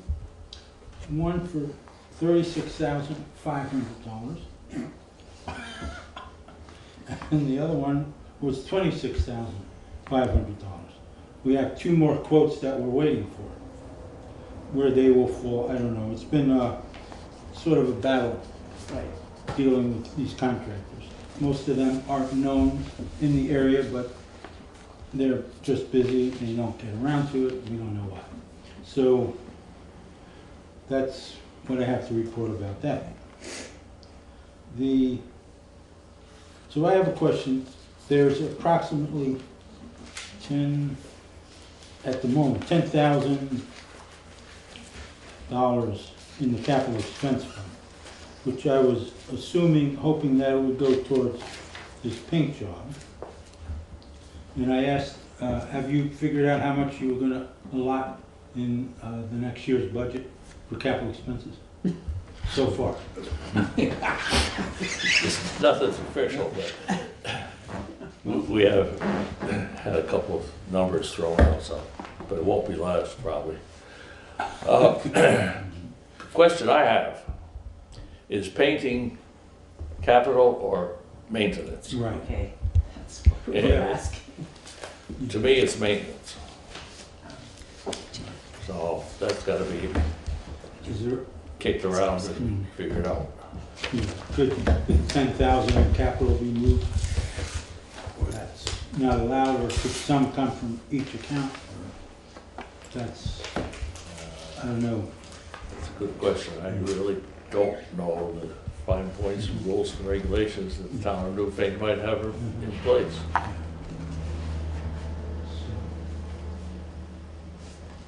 The other thing is that, Check into it. yeah, be nice to figure that part of it out. The good news is that once this paint job is done, the need for capital improvements will be minimal, because we've done so much in the last few years. I don't see any huge amounts coming up anytime soon, so this would be sort of the finishing touch, at least for a few years. So that'll be a nice break for all the taxpayers, and the building will be in great shape. And there are minor things that need to be done, some interior painting, but I think that could be done either, with volunteer labor or money from the donation fund, which has a balance of $2,963 in it. And we've recently spent almost $1,800 on new tables, so there's 10 beautiful new 60-inch round banquet tables. So there's no more bowling tables up and down anymore. And that'll be a big incentive, and it'll make it a lot easier to do things upstairs. So that was paid for through the donation fund. And we also have Wi-Fi, and there is a landline phone in the building down in the utility room. If you ever need to make a call, it's there and it works. It's great. Yeah, we're working on getting the blinds. We ordered 2 samples, one for upstairs, which are the blackout type, and then ones for downstairs are just regular cellular. They're all cellular shades. Yeah, double cell. Good ones, good quality. Valley shades. And we're in the process of ordering the rest of them. Yeah. So when will you decide how much capital you can put, or maintenance funds you could put in towards the whole? You're still working on that budget, part of the budget? Yeah. Do you have a budget, do you have an updated budget as to what you spent and how you spent it between donations and capital fund? Yeah, it's all in, Do you have copies for us? yeah, it's from, I got the reports from Melissa. Yeah. the treasurer's reports. Because all the money that comes out of the donation fund goes through Melissa. And the donation fund was established so that there would be a place for any money raised by the hall committee or any donations that came through the hall committee would be placed in an account that the town would control and that would not get absorbed into the general fund at the end of the fiscal year. So it's a fund that gets rolled over. So that money is available. Many years ago, there was something called the chicken fund catastrophe. I don't know if anyone remembers or was here at the time, but the hall committee raised a bunch of money, put on a chicken barbecue, raised $700 or $800, and it went to the town. At the end of the fiscal year, we inquired about using it, and we were told that it was gone because it was rolled into the general fund, is what happens to most accounts. And so this fund was started, this account, so that that wouldn't happen again. And that's what it's for. So any money we get, like from the Rockaway Players, sometimes people actually donate some money, they use the hall for something, and they're so happy, you know, they might give us an extra $100. When the Passover Seder happens, people take up a collection, and that money, after expenses, goes to the hall. But every month, there is a treasurer's report on our minutes, which are kept. We don't get those minutes, but we should get those minutes. Yeah, sure. Yeah, but the important thing is that all the transactions go through the town treasurer. Uh-huh. So when we have the barbecue dinner, the profits, you know, we give them to Melissa. So how are the renting, how is the leasing going? I mean, it sounds like some people just get it for free and others have to pay for it. You have certain people that you say you pool the money, but others you have to rent? Well, if it's a Williamsville Hall committee event, then it's, you know, it's free. I mean, we're using it. But if a private individual wants to use it, then for a party, for a wedding or whatever, then they pay a fee. So what's a Williamsville Hall committee, what would you use it for specifically? Oh, like the barbecue dinner. As a fundraiser? Yeah, as a fundraiser. Yeah. Yeah, those kinds of things, or when we do a silent movie. When the Rock River Players have an event, I mean, they split their profits with the hall committee or with the town in lieu of rental fees. And they've, you know, contributed over the years thousands of dollars. Yeah. Since, So do you have that documented as far as like what they contribute? Yes. Is that in your minutes too, in your budget? Yeah. So we should get those things each month. You could, yeah, sure, be happy. You Right? could send the minutes to the town. Because we have no idea what you guys are doing over there. Well, that's why we're here. Yeah, I know, but once a year, but we need it monthly so we have an idea of what's going on. We usually get a report, a year-end report, but you don't have a written report. Last year you had a report for Williamsville Hall. The past year was an eventful, exciting time at the hall. Oh, yeah, I submitted a report, no, for the town report. Oh, okay. Yeah, definitely. Barry. I have a question. I understand that the select board needs copies of the records with money that you're spending that is allotted to you through the town. But why would select board need a copy of monies that are collected in a separate fund just for Williamsville Hall for their barbecues and everything? Why does select board need to see that? I'm just curious. If I could give you my opinion on it, the hall belongs to the town. Everything that happens there is town. If something bad happens there, town. I think that the board should know what's happening, right? And It's nice to have a record of that's things. personal, Yeah. my feeling on it. Yeah, I mean, it's not a nonprofit, it's a town Yeah. committee. Yes. And if you're collecting donations for the town committee, then we should be aware of what they are. That's fine. Sure. We're Yeah. very official in the about it. past, as you said, you combine that money and now it's kept separately. Yeah, just so it doesn't disappear again and go towards buying a new grader. The many needs, you know, not that there's anything wrong with that.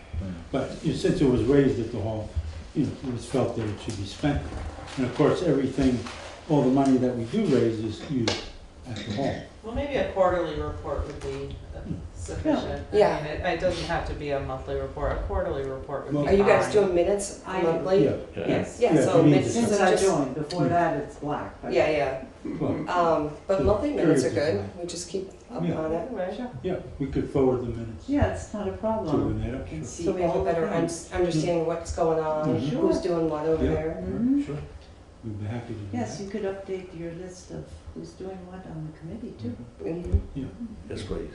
I just wanted to say that as a townsperson, I found the policies online at the Williamsville Hall website, and one of those policies is that nonprofits can use the hall rent-free, and they very graciously hosted the Green Mountain Conservancy back in December. And it's a very similar policy. The Moore Free Library, which is not a town entity, has a similar policy, but they can only hold 25 people. It's quite a wonderful asset to have a meeting room where you can get 70 people downstairs. Did you have to have insurance to cover that? Nobody asked me. Is that a requirement? Not that I'm aware of. but you hold insurance anyway, so. Yeah, as I understand the insurance situation now, if the hall committee, meaning the town, is involved in the event, then the insurance is covered. There is insurance coverage. Okay, so give us an incident, a situation, how that would happen. Well, it's from what I understand from the VLCT, it's as simple as if the hall committee said that we're sponsoring the meeting that Deb had. Oh, as a sponsor of? Yeah, we welcome the community to use the hall for this, which is what we're doing, because we're allowing them to use the hall as a community event, so. And there's no restriction as far as like, during the winter time, if it's a couple of hours, I know it takes a while to heat the building up. So is there a minimum or anything like that? Well, if it's a nonprofit community organization, where the policy now is that they can use it for free. With no limitations on the time? Like if you're having a half an hour meeting or an hour meeting or a 2-hour meeting? No, There's no requirements to have it for X amount of time, because it's no cost anyways, it's out of the town. Yeah, So how often are you hosting nonprofit meetings? not very often. No. We're hoping to do it more, because we, worked so hard to get the building open in the winter, but it hasn't, once or twice a year. Yeah, so how long does it take to warm up the building? Well, of course, what's the ambient temperature? I mean, and most people, people are happy if it gets to be 60. So, and we can do that. We can make it 75. So, And we can meet yeah, just in the couple hours. downstairs. Few I mean, we hours, only yeah. heated the one room. Yeah. So is it zoned? Yeah, there's 4 zones. One zone is the downstairs, which is actually both rooms. It's the dining hall and the space next to it, and the lobby. That's one zone. The main hall upstairs is another zone. Another zone. The kitchen and the utility area are the 3rd zone, and the 4 bathrooms, both bathrooms upstairs and downstairs, are the 4th zone. Okay. So for an event like that Deb had, we just turned the heat on downstairs. I think I set it at 60, maybe 62. They were We had nice so and many warm. They were people, happy. it was fine. People yeah. wear sweaters. And the bathrooms were appropriately cold. Right. It's good. People don't House linger. cold. Right, yeah, don't linger. Right. Yeah, so, we're very judicious about turning the heat up. And as soon as the event is over, the heat goes down. I mean, that room isn't heated at all.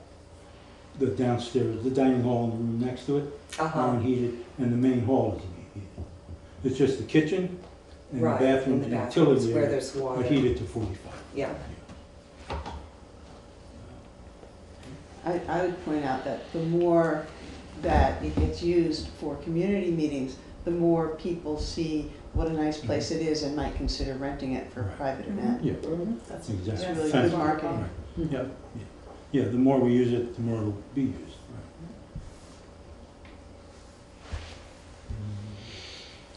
So. How much we usually budget for that, for the building fund and stuff? I don't have a budget on it. at all, Yeah. other than last year, I guess, maybe. I had a report that Melissa sent to me about the funds that were set aside for operating. And it seems like so far, it's well within what you had budgeted. So many people. Oh, here.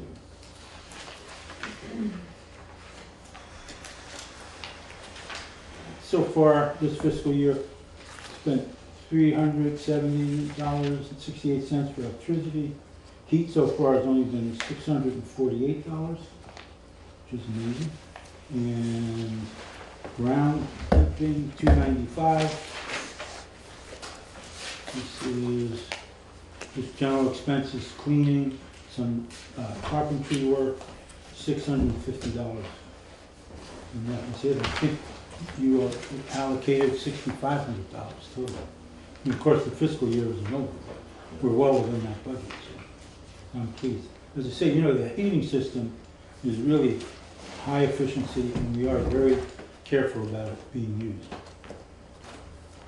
Yeah, but we got a budget for repairs and stuff too, right? Yeah, that's $6,400 overall. Yeah. So, Yeah, well, $6,400 in operating. right. Yeah, that's right. 64. So far we're well within that.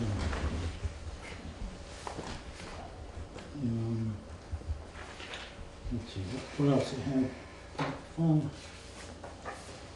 The other thing is, we are, you know, the more we use the hall, the more people will know that it's available for private functions. And, you know, part of what we're attempting to do is just to make a place where the community can gather, especially in the winter months. So, actually this Sunday, we're starting our first ping pong tournament. Anyone who wants to come down, we have one really good ping pong table. It's from 3:30 to 5:30. We're gonna do it once a month for the next 5 months. That's fine. Yeah, yeah, so, and we got some good players, so. Right. Yeah.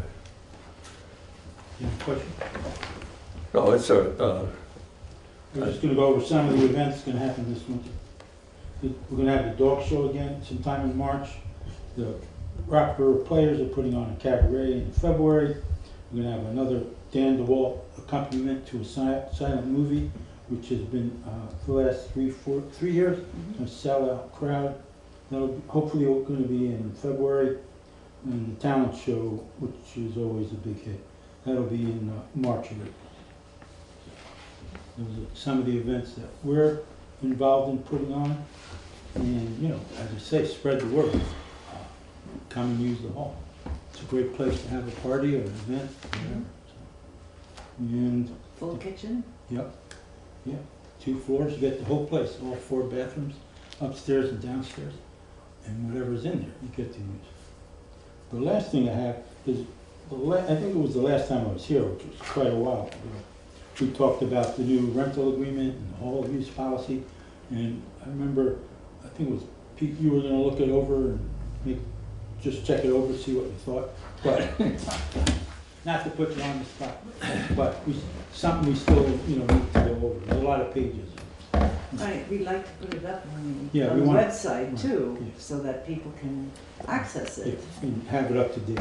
Yeah. Something we could all work on together. That's still needs to be done, but we're managing with what we have now, so. whatever I promised, I didn't do. Right. That's okay. Do you still have those papers somewhere? I have it. No? Yeah. So, you know, what we have now for the use agreement is 1 page. And then I got a copy of something from the VLCT, which is many pages. But one of the things it clarifies is the alcohol use. And it's, you know, after looking at it, they highly recommended it because we live in litigious times. And it covers a lot, you know, a lot of possibilities. So Probably recommend alcohol use. Yeah. Oh, yeah. Makes it all go away. Right, yeah. But, you know, that we clarified. I hope what we determined from the VLCT is if it's a private use, they need to get their own policy. and they have a link to something called Tulip, T-U-L-I-P. It's, you know, it's a website, and I used it when my wife and I had a party in August. And, you know, it works beautifully, you can do it all online, and it's, you know, a legitimate insurance company. And so that was put into that paperwork. But people are welcome to use their own homeowners policy. But what's happened recently is most homeowners policies have gotten so expensive when people do that because they don't want to handle it. But this company does. So that was in there, and then it just explained, you know, what else you need to do. If it's a town event, the town is covered through its own current liability insurance through the VLCT. So that. Well, maybe we should have that updated copy so we can take a look at it. Because I have one, but I'm not sure what it is. It's on there. If It's on there where? well, it should be on the latest copy. The one that needs to be reviewed. Yeah, the one that I left here the last time I was here, that needs to be. Was that like over a year ago? No. No, it was one of the last few months. I think you weren't at Oh, okay. That's the one you were talking about. that. I could, Can you find it? I'm sure. Okay. if you I'm can't, sure one of them I'll be has a happy to send them up to you. I probably Maybe have it. Yeah. And maybe, you know, in a month, we can meet again, you know, you can go over any recommendations and changes, or you can just say, this looks great, let's use this agreement now instead of what we've been using. And that's from the VLTC or, Yeah. which is probably the best one to use. We used most of that and incorporated what we had before. Yeah.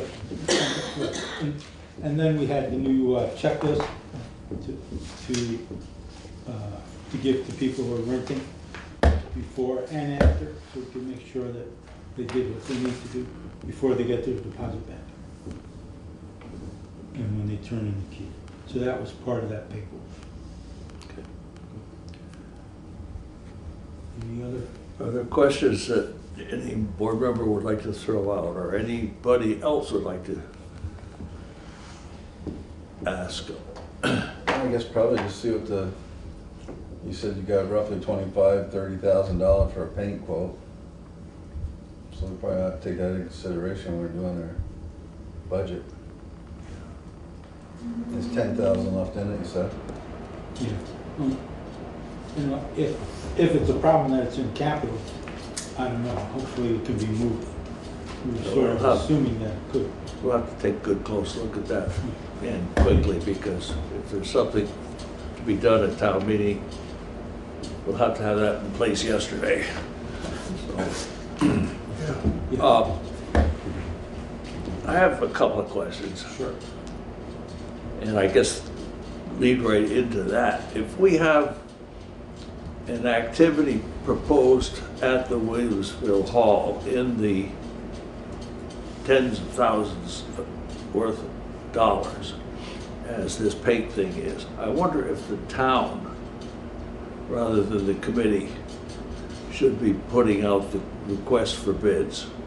And I think it should be done very carefully. Now we have 2 potential bids out in the open, and the 2 that haven't come in yet have knowledge of where those things are. That's sort of when you're trying to get the best job for the best price. So I'm just throwing it out. I'm not certainly gonna. Yeah, I don't think that the 2 bids we got, those contractors are aware of any other bids at this point. And you're probably right. We were getting the bids just to help the select board to initiate the process. I think definitely you should be the ones who can do it. The problem, you're talking bids, you gave figures. Oh. Everybody knows, man. Everyone knows. No, that's. Really, you know, we'll work through this one. Somebody will work through this one. But I was just thinking of, for the future, when, even if you're not sure, come to the board and say, hey, here, we're thinking this, it's gonna cost so and so much. should it go through bid, can we put it out some other way? Can we, you know, just so that it's not all on your shoulders? Yeah. That's great. Yeah. Maybe. Maybe. The board could always put it back on your shoulders. Do you want to find out the other two contractors where we've contacted, and then maybe if you contacted them? I think we have to rebid we it. get a better result. I would recommend, one of these two is supposed to get in touch with you. What's the deadline? Well, one was today and one was this past weekend, so that didn't happen. Okay, let's just leave it where it is. My suggestion at this point is leave it exactly where it is at this particular point, and perhaps you could drop in on our next regular meeting and we'll talk about it. I think that it would be fair for you to say to the contractors from whom we've heard, it's in the select board's hands, sorry, we. Yeah. This involves us and all that. Yeah. I That makes just, sense. Well, I think we have to put it out to bid. It's a town project and it's we over. have, I think we have to review what's been done and decide whether we Yeah. have to put it out to bid again. Okay, you mentioned the landline. Yeah. Yeah. If I were to pick up a phone book, who would I look up for that landline? Well, it's through SVK. But it won't be, it won't be. I mean, is it listed as Williamsville Hall, under the town of Newfane, under? Williamsville Hall. Since some of Mark Cable's not gonna be in phone book. Right. No, I know that, I was using Yeah. phone book as a, yeah. I forgot to bring the number. No one's called yet. No. No one's probably, yeah, you know, because of the fire alarm. So because of the fire alarm, we had to get a landline phone and Wi-Fi. Yeah. Right, this was part of a discussion we had when you were here last. Right. And, you know, you're paying, I forget which it is, you're paying for the landline and we're paying for the Wi-Fi, or vice versa. Something like that, yeah. So we do have Wi-Fi, really. And we, out of the donation fund, we bought a really nice high-powered router so you could walk anywhere in the building and have a good connection. So now when there's a play, people could be upstairs being annoying and, you know, texting on their phone. So that's why we have the landline. We can have a lot. And I bought a $12 Princess phone, hung it on the wall. Pink? Excellent. Is it pink? No. You have to have It's tan. You have to have a landline for Yeah. voting too. to Oh, ask that's you right. what Oh, you good, all right. And your compliance. Yeah. Oh, yeah, remember Gloria saying that? Yeah. Yeah, so we have. My final question is, I was waiting for you to mention exterior lights. Oh, right. Yes. You brought that up Yeah. last time. Yeah, I talked to Doug Cleveland, who, you know, did the major electrical work. He came out and he looked and he suggested getting 2 banks of LED lights that would go on the front of the building, of course, on either side, and it would just illuminate the road. The problem is, I don't think it's gonna illuminate the drop-off, because the light's gonna shine over it. And I had the thought, the building's been there 110 years. And this is the first person I've heard about that had trouble walking from the road to their car. So is that a situation, not to minimize what happened to this person, but is that a situation that we actually have to do something about? So I wanted to bring that up to you. They didn't fall over the bank, did they? No, you know, there's a drop off of what, like 4 inches or something? From the. Off the you know, sidewalk? No, off the tar, off the road to the dirt area where people are parking. It's not flat. Flat level, rack. and- And you can't fix it because of drainage, right, Jay? Yeah. We could fix some of it. That's part of when we talked about putting the little Sure-Pack sidewalk up on that one side. It would help with one side of it. So that might be better, I also thought about, what about putting a yellow line or something at the edge of the road? Would that be Isn't there one there? It's already wet. Oh, it's a white line. It's a white line, yeah. Steve, Yeah. I love coming to the Williamsville Hall, and it is scary, scary when you walk out and it's total dark. And, I mean, right now, I do have an iPhone which has a flashlight. I've always taken a flashlight in my pocketbook with me when I go there. But it's something that I just haven't understood why it's not lit up. It is really dangerous when you go out, you know, particularly in an evening event when it's pitch black, and now in the winter when there's snow and ice. I really would ask you to have lights. Well, let me just throw out that we've gone this far with it. We've had an incident, if you want to call it. It was brought to our attention. We've talked about this a couple of times. I think we're in pretty deep. And we ought to make sure that it goes along pretty quickly from here. That's easy for me to say. I would be a select board member for another couple of weeks. But I think it really is something that ought to be put on the hot burner. And Jay, if you can help with it, it'd be very much appreciated, as always. So the quote I got from Doug was $900 to install 2 banks, these LED lights. And there'd be a switch in the lobby that would just turn on when we need them. Because, you know, we do have a motion light on the porch, which illuminates the porch and the steps and the area out to the road. So, and then maybe between the I think lights. it's delayed. Hmm? I think that motion capture. Well, My sometimes- experience is that it's delayed. Yeah, so you gotta, you know, wait. You gotta really Dance in move. front of it. Oh, you have to Like you have to dance do in front of it. with some. But, you know, Jay, you think you could do anything now?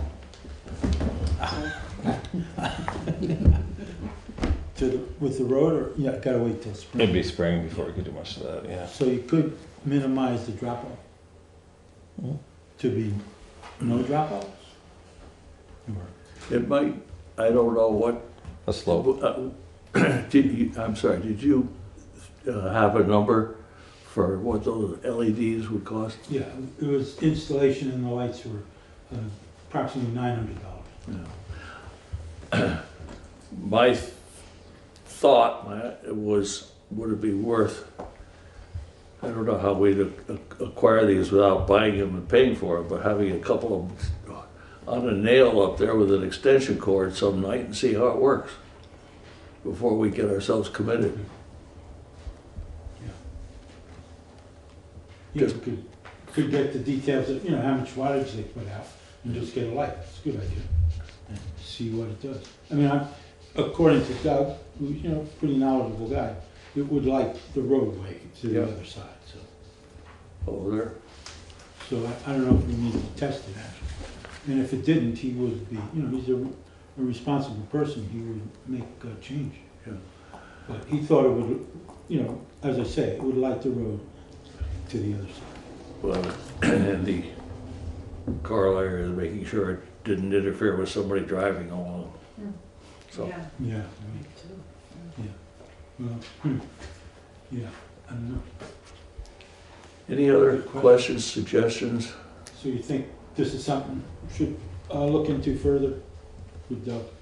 Yeah, just kick it around and see what you think. Yeah, but that point about the cars on the road, I thought of that too. I don't know. I'll ask him what he thought. If it's so directional, we'll just, you know, shoot across and not interfere.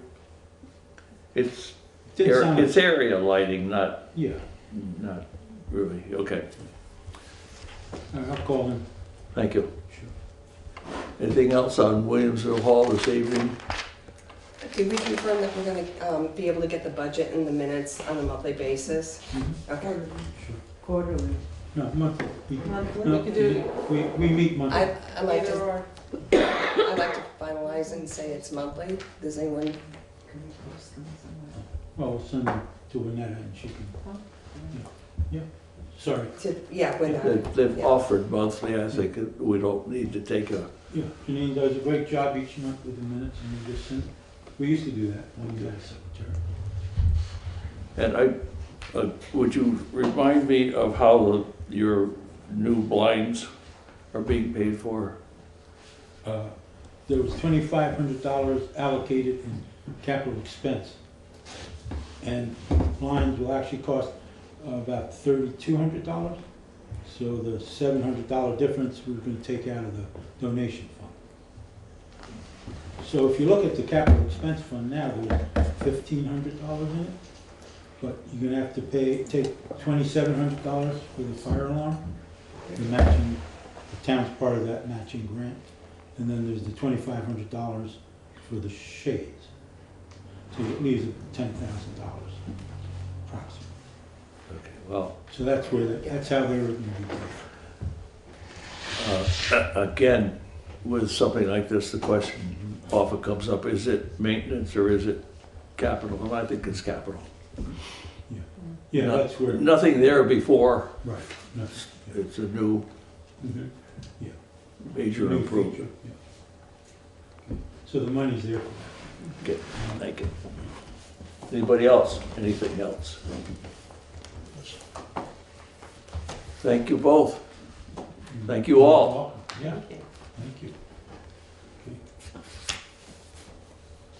Any other members of the public who wish to speak? I was afraid of that.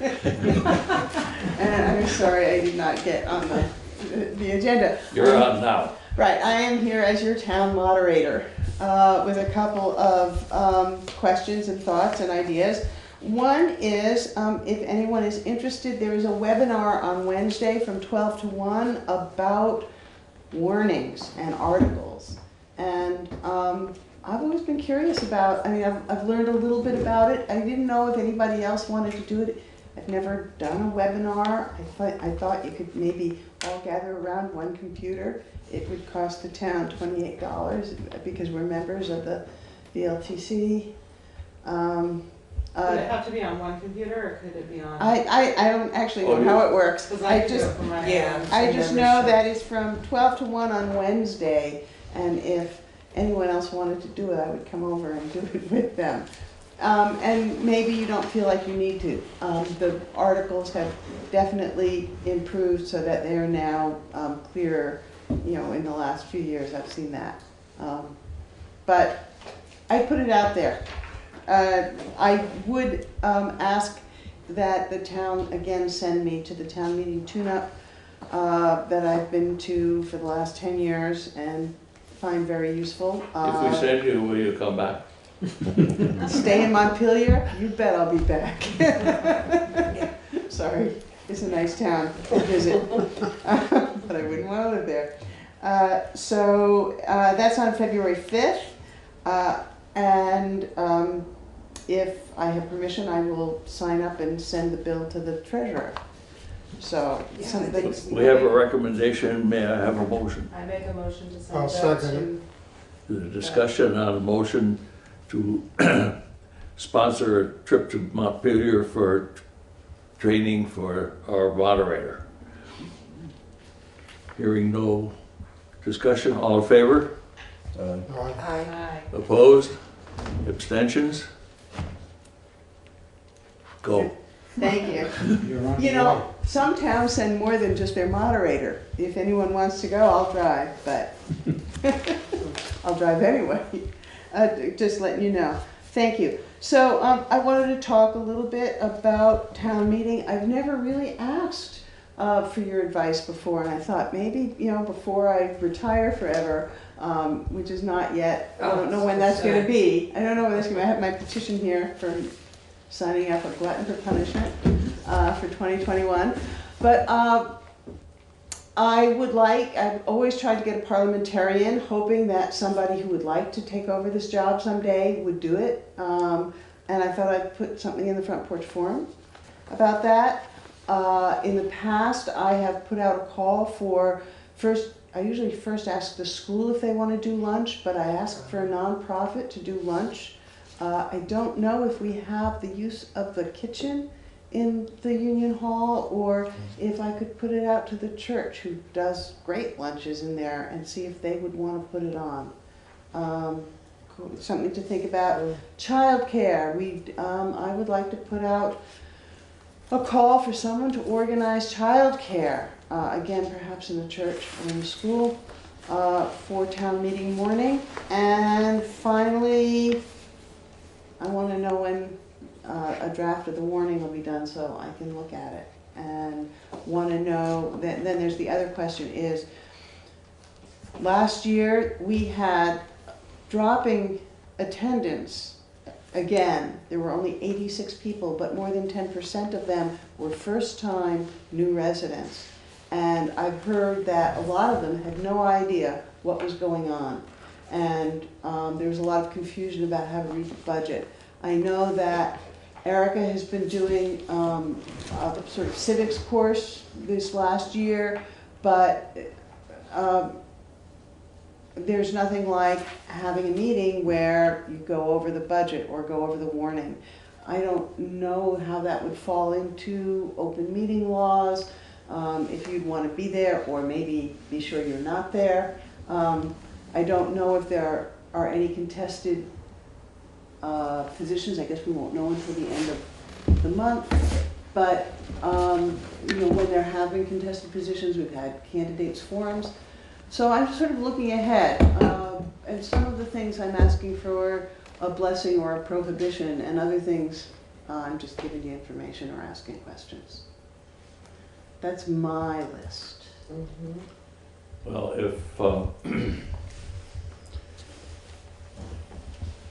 if you were to look at the warning as we now understand it will be, with the exception of some final numbers put into some blanks, you'd need 10 seconds. Okay. Not done There's yet. no school business, save the election by Australian ballot of one representative to the big board.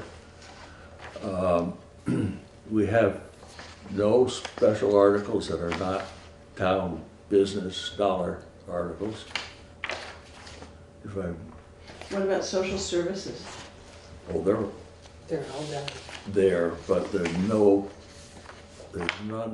that stands by itself that is new, that is a single article. There are all of them in that list. A long list, My feeling on town meetings, you've got to have something that's going to make somebody really mad.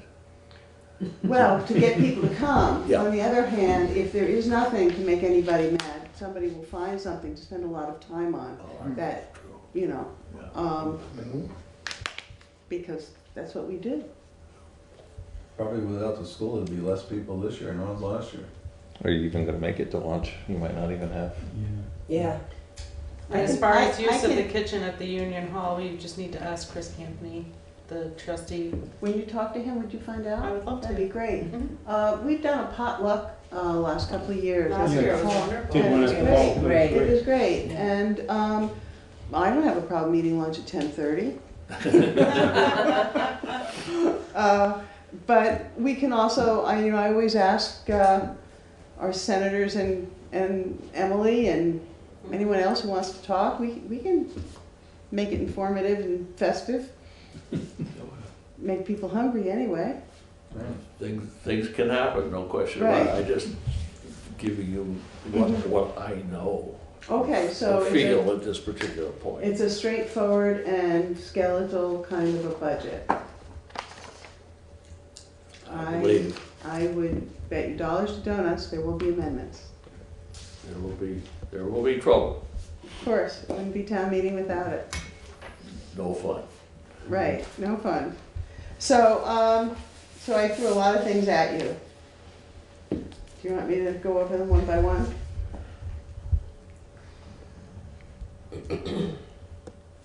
Oh, you have childcare, you said? Yeah, I know that there are people who can't come unless they have some provision for their kids. In that building, where would be a good spot for childcare? Downstairs. It could be downstairs, Arts and at- crafts, or, I mean, could you or- ask some high school students who need community service I will, hours? I'm gonna, put out to, the high school for that. It could also be over at the church where they have a Yeah. kids' room, Oh, yeah. so that parents make town meetings a vacation.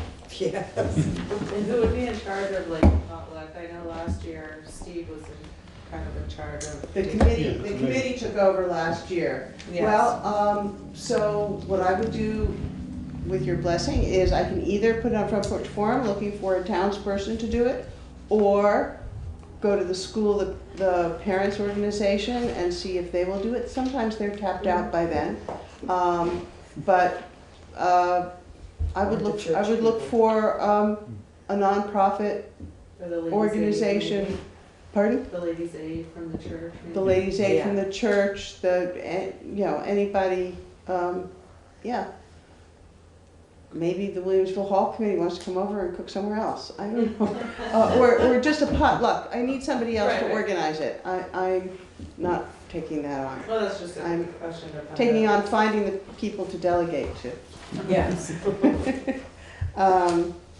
So, Well, I would start with the church ladies. okay, I'll go Because they're and ask. probably set up. Although they might do it over at the church. You lose people between here and there. Oh, God. So, Not too so, far away though. yeah.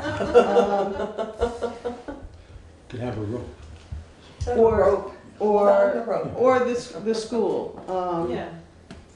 which is, Well, I'll find out about the use of the kitchen right away and That'd let you be know, great. and that way you can Okay. move from there. and so I'll do it, On front porch and then put it out there and see what you get, maybe? I'll do it first through connections, to see if there's school or church. Personal connections, you mean? Yeah, people Okay. like go directly without broadcasting it, and then if I can't find someone, and it could be just somebody who would be willing to do a potluck, not do all the cooking. Right, right. Just to So, organize. and I usually get Joyce Van Pamelen to do the coffee, and they've done soup too as well, so I've got to talk to Joyce about that. The 5th grade class. Yeah, fifth, Used to be the right, 6th it used to be grade sixth class, grade, right? but it would be 5th grade, right. Is Joyce a 5th grade teacher? I don't even I'm know. not sure. There's no more 6th grade? No? And Not now at Leland it's Gray. not until Leland and Gray. Oh, Oh, has it gone already? Yeah. I It think started so. This year. was the first year. Right, I think so. oh, I haven't So, heard anything about it. And I will put on the Front Porch Forum that I'm looking for a parliamentarian. That's like an assistant for you to. Somebody I kinda- can say, could you please look that up? Yeah. And hand them the, And learn the ropes Yeah. potentially for the future. yeah, I did that for Chris for 3 years, and it was very helpful. And you do such a great job. Well, thank you. Yes, you do. It's like, all this practice. Something they say. That's what they say, is practice. How many years you been doing it? I don't know. A few? I used to say two, Yeah. too many. I think hard about whether to do it every year, and I feel like every year I've learned a little bit more, and it would be a waste to put all that learning That's right. to bed at the Right. moment. So, How many years did you do? Can't remember. I don't remember. I think this is my 10th year, or 11th. Well, it would make sense to find somebody to I work think I alongside started, you. I think I did my first town meeting in 2010, which Wow. would make this the 11th. But I was the school person for 3 years Yeah, before right. that. Mhm. So it's been a while, Mhm. but I would have to actually go to the town reports to find out if my numbers are accurate. Well, thank you for all of Yeah. Thank you, thank you. Thank you, I only do this like one day a year. Have fun in Montpelier. Thank you. All right, so, I guess that answers my questions, thank you. We will probably use our meeting the night before town meeting to do the last minute things. So Mhm. I could come to that. if you're worried, I'm consider. not worried about it, I'm just hoping the town Great. crew will set up. Afraid you Fall. might lose sleep Yeah. that night. Nah, Yeah. no, it's the only problem is if there's a snowstorm. And the crew can't set the hall up. It'll be sunny and 60 then. Yeah. Like every When are we town gonna get meeting day. winter? 36 inches Now, what of is the snow. date again this year? It's March 3rd, March 3rd. the first Tuesday in March. Always first. I don't know if we can go back to talk about the funding for the hall for the paint job, Mhm. or that, you're gonna be working on that, and see whether you can move the funds from where they are, or you don't need to, or that's something you're gonna be working on. Yeah.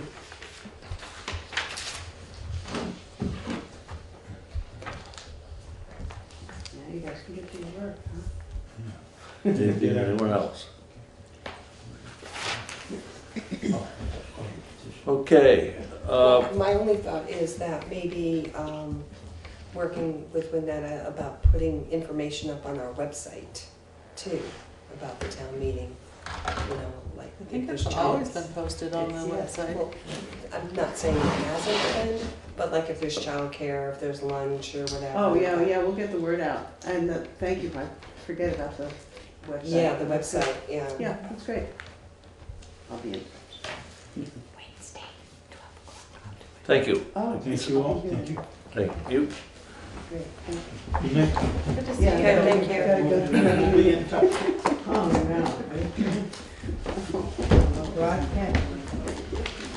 Okay, our next item on the agenda was the appointment of a new member to the planning commission. The individual who has spoken up has informed us that he would like us to hold and not appoint him this evening, so we will do that. New business. Is anyone any new business to bring to us tonight?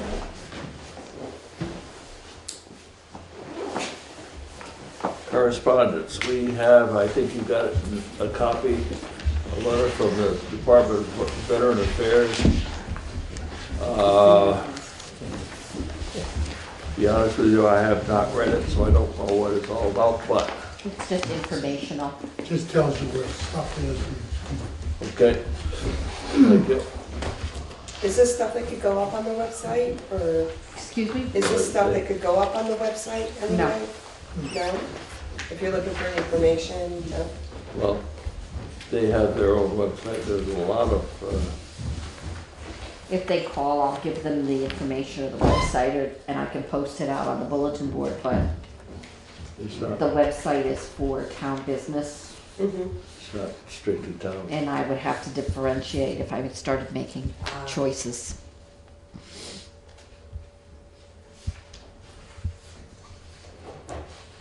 That's good to know.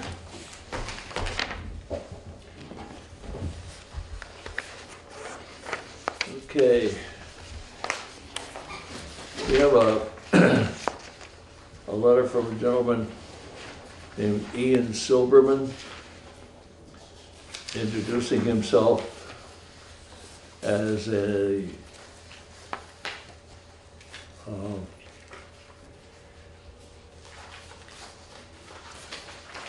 government education representative for Consolidated Communications. So in other words, if we have any questions about our phone service, we can ask him. That's a little bit too simple a situation, but it's a simple introductory letter saying that he is working for and with Consolidated. I think you all got a copy of That's that. not gonna happen for a while though, right? Or do we have a date on that, when they're gonna actually, They've already, I know they put the letter in. they sent it to, the state for their permit to join. Uh-huh. But we can meet with him and discuss any options prior to, The sale. prior to the cable company changing to see if we can get better service with Consolidated or Or another stay one. with Southern Vermont Cable, which is going to be part of Comcast. Oh, okay, this is from Consolidated, yeah. Right. Okay, so it's just phone Just Phone and pretty much internet. introductory and informational. Right. Okay, is there, anybody have anything in the nature of business to come before us before we move to pay orders?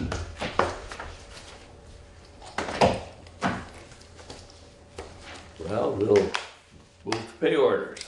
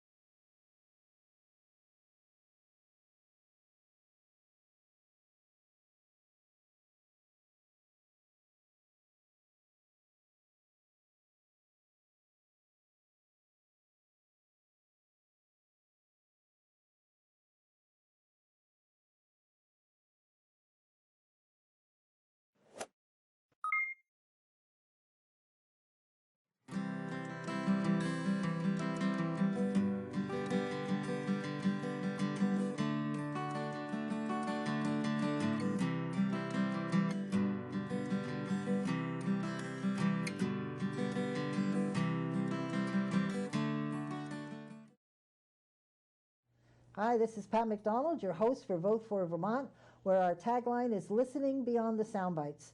I'm by myself tonight. None of the co-hosts are with me, but my guest is a very special guest, and I'm excited that he's here, is John Clark, who is a Republican and a candidate for governor. John, welcome to the show. Long Beach. Thanks for having me, Pat. You're welcome. I'm so excited. I was at your announcement at the State House, and it was excellent. You had a good group of people there, and I was thrilled when you said, sure, I'll come on your show. So just thought we'd talk about all the things that you have put on your website. And may I tell you, you have got to check out John's website. It is excellent. A lot of personal things which you don't usually find on websites from candidates. Really, it's great. They're just talking about you personally, and it's good for people to get to know you that way. I'm smiling because I don't know if it's great. Oh, it is it's great. Very risky. No. And I do notice that it's in contrast to other candidates. Yes, They're very limited. They show you a very narrow little glimpse of something, and I think that people, Americans in general, are ready for some authenticity and people to be, even with the blemishes. That's how I took it. I thought it was real. I thought, well, good for him, because these and they're the questions that maybe people would be not afraid to ask, but maybe nervous about asking you, and you just put it right out there, and I thought that was great. So I really encourage you all. No kidding. It's really excellent. It's John Clark, KLAR 4, the number 4, governor.com. So check it out. So as I just said, I thought your website was fascinating, and you talk about our state issues being complex and lots of twists and turns. And you said you're both, which I am too, a Flatlander and a Vermonter. Could you talk a little bit about yourself and how you view our little complicated state here? Well, that's the part I'd least like to talk about, but I know that people want to know. We really, particularly in Vermont, I think that there's a broad sense of being failed by some of our leaders. So I think we do have to tell people who we are. And so I joke that I'm both a Flatlander and a Vermonter because I was conceived in Vermont and moved to Vermont, to Connecticut. So I joke, it depends on when life begins, you know. Right. But it is an interesting thing through my life. It never really was much of an asset, but I always came to Vermont, where my family are from, very much. Spent a lot of time here in my youth, my childhood, my cousins, my grandparents, but then I went to school for most of my life in Flatland, in Connecticut, in fact, an urban area, and then worked in white-collar positions, in corporate America for a number of years. So I've always had sort of a foot in the urban and white-collar world, and another one down literally in the trenches with the farmers and the mechanics and the hunters and the locals. It's kind of a chameleon thing. But I think it serves well here. Well, I think it does. And actually, we had a program a couple of weeks ago that we were talking about changing, whether it would be a good idea to change the definition of Vermonter. Because there are people like myself who was not born here, but I certainly am committed to this state. I've been here almost 30 years now, and I've always done public service. I've always been very involved in the community, and I consider myself a Vermonter.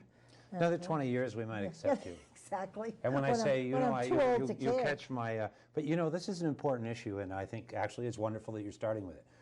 There's a difference between where you're born and what you believe in, and I actually wrote an article about this, which originally I called "Flatlander Locusts Devour Vermont's Culture." Wow.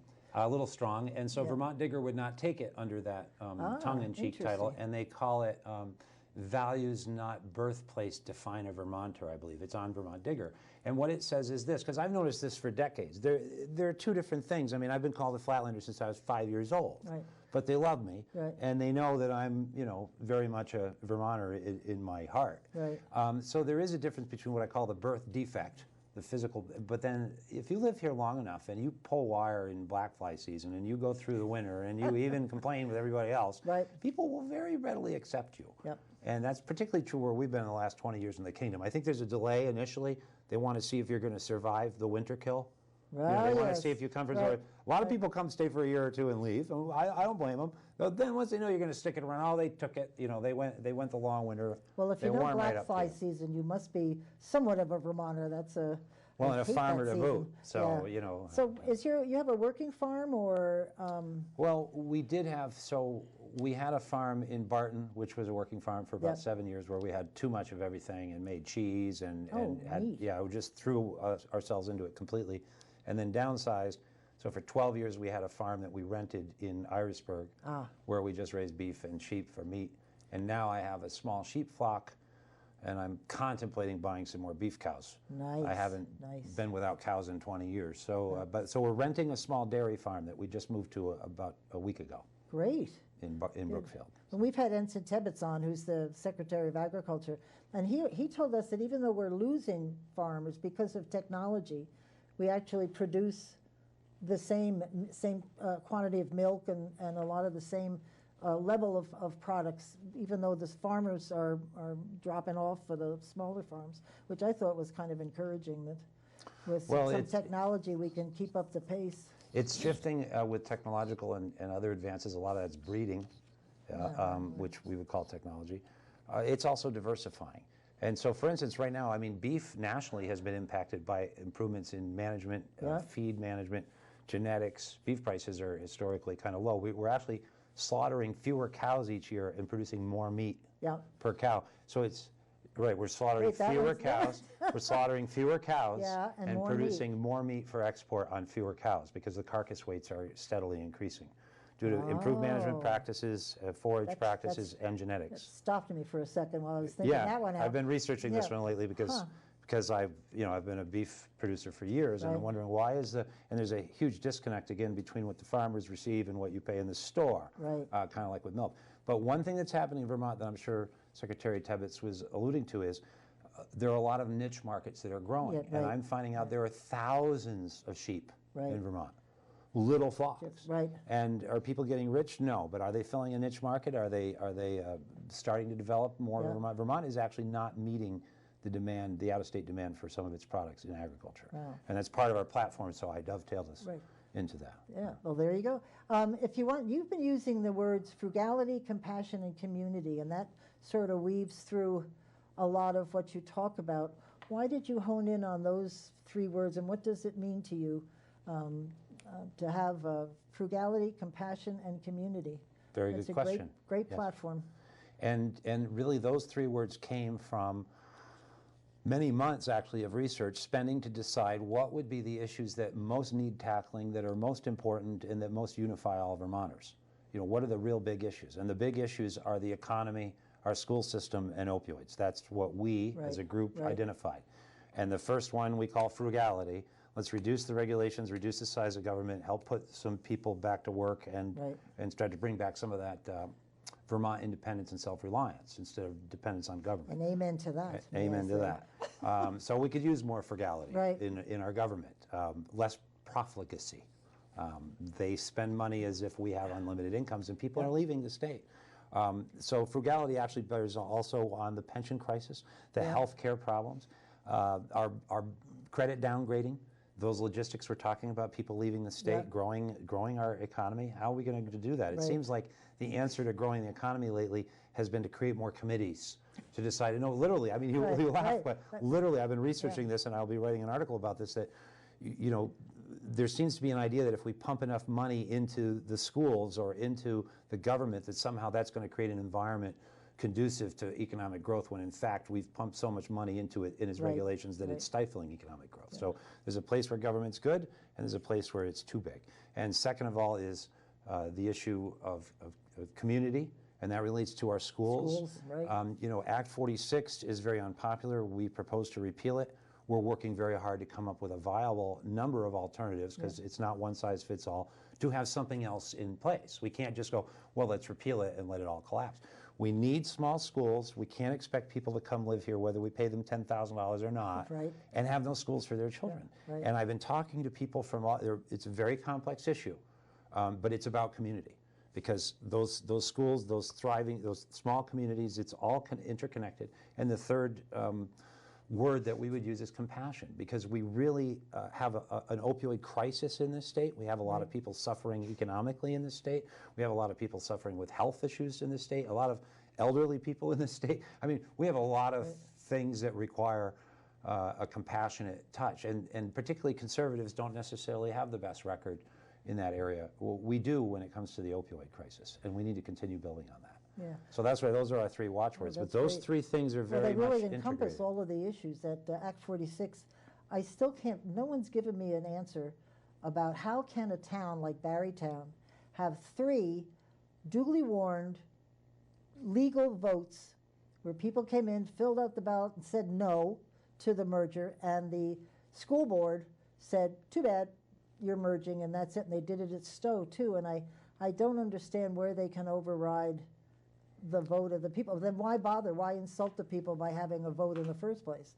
Just do it. Well, I think that very issue is one of the issues that's involved in the Supreme Court appeal exactly. with Dave Kelly and, and others, Charles Merriman, and there's another attorney on it. And that is part of the question. And more broadly, it's a political question. And more broadly than that, it seems to happen a lot. It seems to happen a lot within the schools, too, where people are told that they have to implement certain plans, and then we find out. I read an article about this recently on Digger. I think it was the Common Core Standards or some other aspect where it was assumed that these things had to be implemented. The schools started, then they were told, well, no, you never really had to. It's very unclear. Increasingly, also, I hear of situations where committees are set up and huge powers are granted to them that where legislators themselves say, we were not involved in that decision making. That power was delegated essentially to a committee, which is now legislating in lieu. And that would be arguably an abuse of administrative or executive I think powers. overriding a legitimate vote is just, that's stretching it a little. It's increasingly Vermonters are feeling like they go through the motions of giving us the pretense of a vote. We saw it with the abortion bill. Oh. You know, we saw it with H57. Yep. I've not historically been very much involved in that. I am now. And what I saw over and over at the State House, at committee meetings, at hearings, was that the opponents far outnumbered the people who were supporting that legislation. Yes, they did. And they were marginalized, Yep. and it was reported in the press as if there were an equal number of opponents and proponents. No, That and was even not the the phone case. calls that came into the legislature, it was, if I remember correctly, it was like 9-1. I'm sure it was. And Yeah. pro. And I saw it, and I saw it firsthand, when the committees were going through the motions of pretending to listen to people that they were not listening to. Yep. Their decisions were already made, and they went in lockstep and they did what they were going to do.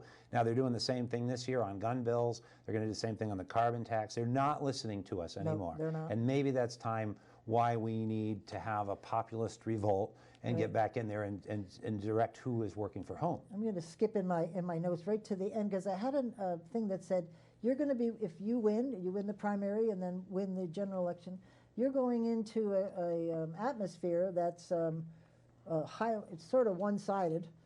They've got the majority vote, and they're pretty dug in on what they want to see. How would you, as a governor, work with them and get them to sit down at the table and at the very least compromise, so that because we always used to say the best bill is the third bill, your bill, my bill, and the compromise bill, but nobody compromises anymore. How do you think you can handle that with those numbers?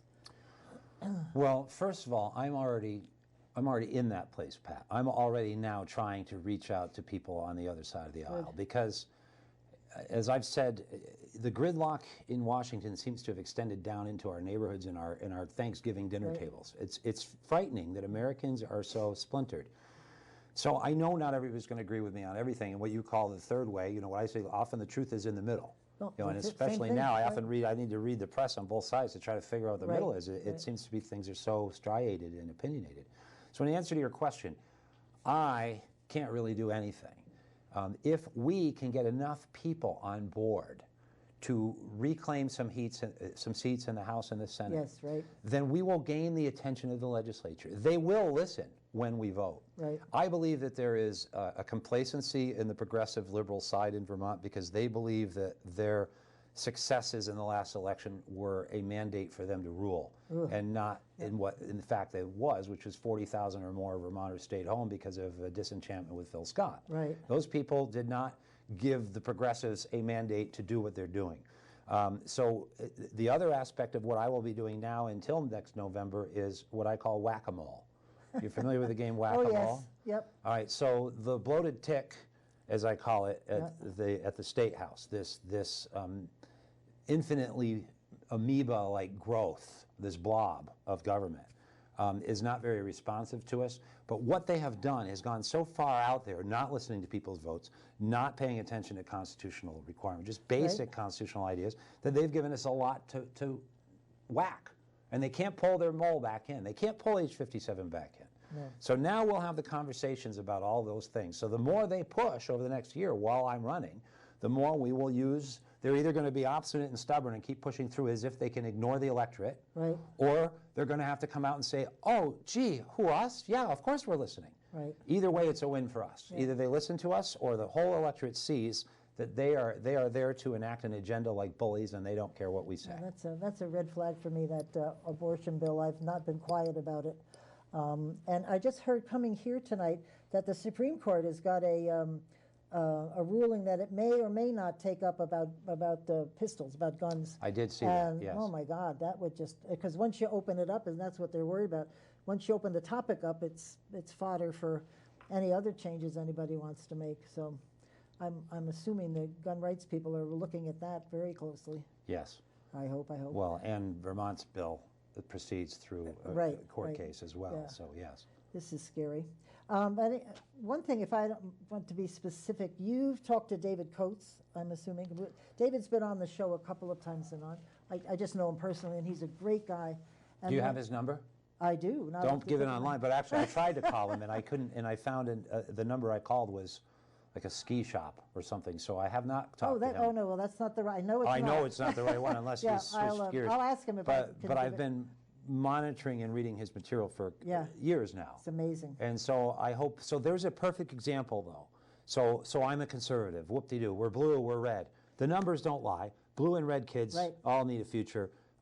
Teachers all need to have a retirement. Right. So I would love to work with him on the pension issue because A, there's no need to reinvent the wheel, and two, I don't want to have wrong numbers. So I'm very happy to have, as we bring together our experts and look at the numbers, to have somebody on the other side of the aisle with the credibility and experience to say, yeah, this is the math, he's not lying. That's what kills me when David Coates says this is what, 4.5 billion. He didn't make up those numbers. He's got all of it. He's got all the facts. Well, he's wrong. He's wrong. That's No, what the number's bigger than that. You think so? Well, it is, because, and I think he would agree with this, and that's why I looked at, but they have employed projections of earnings on investments that are ridiculously unrealistic. Oh, well, for sure. So the true number is significantly higher. And so, for instance, I actually commissioned one fellow who's a certified financial planner, and I said, how much does the number go up if the projected interest rate is not earned? And what I was told, and would love to have David Coates or others verify, so that, again, there are enough true numbers to use without manipulating any, that every time the interest rate drops 1% from the projected expectation, it adds $600 million to that deficiency. So if you dropped down to a national declining market right now, which, by the way, does happen. Stock markets do go down. And you've got your money in there and you earn 0%, let alone a negative return, which has already happened and can happen. If you earn 0%, that's 8 times $600 million added a year. That would be $9 billion if we get, once again, I'm not forecasting a 0% return. But to forecast that we're going to get 8% or 7.8% for the next 30 years. Yeah, they had it at 8, Yes. and then they lowered it. It was a big brouhaha. I mean, they lowered it to 7. Who the heck makes 7% return on investment? I'd like to know. Not over a 30-year period. Yeah, And not given current interest rate, climate, and other things. And then the other factor is that they have not truly factored in the costs of health care. There are huge costs in there that they have underestimated. So they've overestimated the earnings on investments, and they've underestimated the actual costs and the open-endedness of a lot of those commitments. So the true number is at least $9 billion. Wow. I mean, when I say that, I'm assuming the market doesn't earn 8%. But when you couple the two things, the increasing healthcare costs and things like OneCare, which I'm also doing some research, just amazing the amount of money we're spending. Interesting topics came up on OneCare recently. Yes. That's got my curiosity up. A lot of things coming up on OneCare. And I submitted an article this morning to Vermont Digger on OneCare. Oh, we'll did see you? if they Oh, take I'll have to read it. Well, particularly looking at salaries. I don't know enough to do a show yet, but I'm going to do it, to do some research. You're going to need to get another graduate degree in order to be able to comprehend. The more they try to cover it up with details that you can't understand, there must be something in there they don't want us to see. Gives me a headache. So- They count on it giving you a headache, Pat. So on the pension though, that's something that you would be looking at, and I don't know what the solution is because the numbers are staggering. I think on the healthcare, because we're self-insured on healthcare, I don't think they're as focused or as concerned necessarily about the healthcare portion, although they should be. But it's the actual benefits themselves that are causing the most. Well, grief. and part of those benefits are promised healthcare premiums subsidization, so Right. they're directly looped back in. I think we don't have an existing $5 billion healthcare deficiency. No. So we do have the option to stop paying healthcare. When I say that, I'm not advocating that, but I'm saying as a state, there's a difference between the quagmire of healthcare, which is hugely expensive, one of our biggest costs, and the quagmire of education, which is hugely expensive, and the pension, because the pensions are promises already made. Right. Those other things are more on a current account basis, if you see what I'm saying. Exactly. So in a way, something I've protested about, though, is that the legislature has essentially borrowed $5 billion by promising benefits to employees that they have not funded. They could not go out and borrow $5 billion in a bond issue. So in a way, they've violated their mandate. They have exceeded the power of government. Now, what is our solution? Complain and run around like headless chickens, apparently, while they ignore us. If we were to consolidate and get together, you've asked a question, how do we fix it? Right. And I find this even with liberal media, they almost seem skeptical that you would even try. It almost, no, really, I find this kind of remarkable. Yeah. You know, I've been using this as a catchphrase lately. What if we cut all real estate taxes for all Vermonters by 20% a year? Now, the reason I say that is to look at the look on your face at how ridiculously absurd that sounds, and that's the point. We should be able to actually at least talk about, how about 5? We aim for 20 to get 5. Right. It's beyond our comprehension that we would actually shrink government.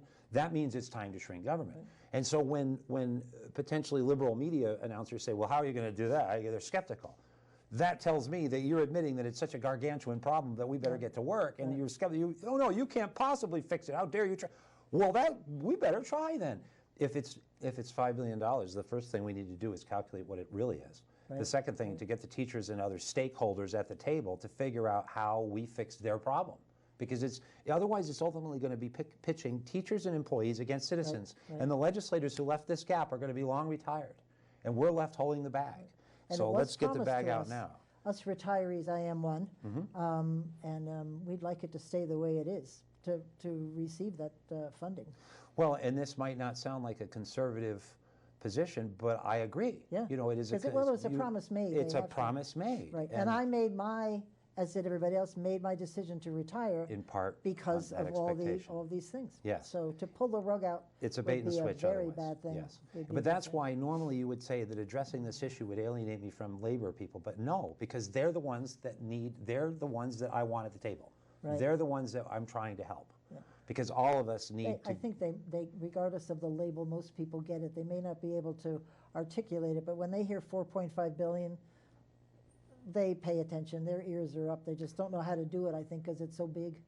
It's well, such a big problem. here's an issue for us, speaking as a conservative. Right.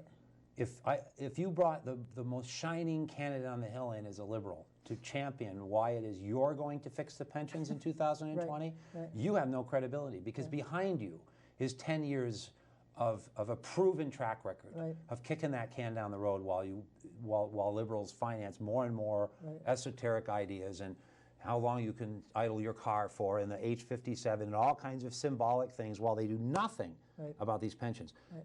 Guess what comes up then as a word? Conservative. Fiscal conservative. Right. You might as well give us a try.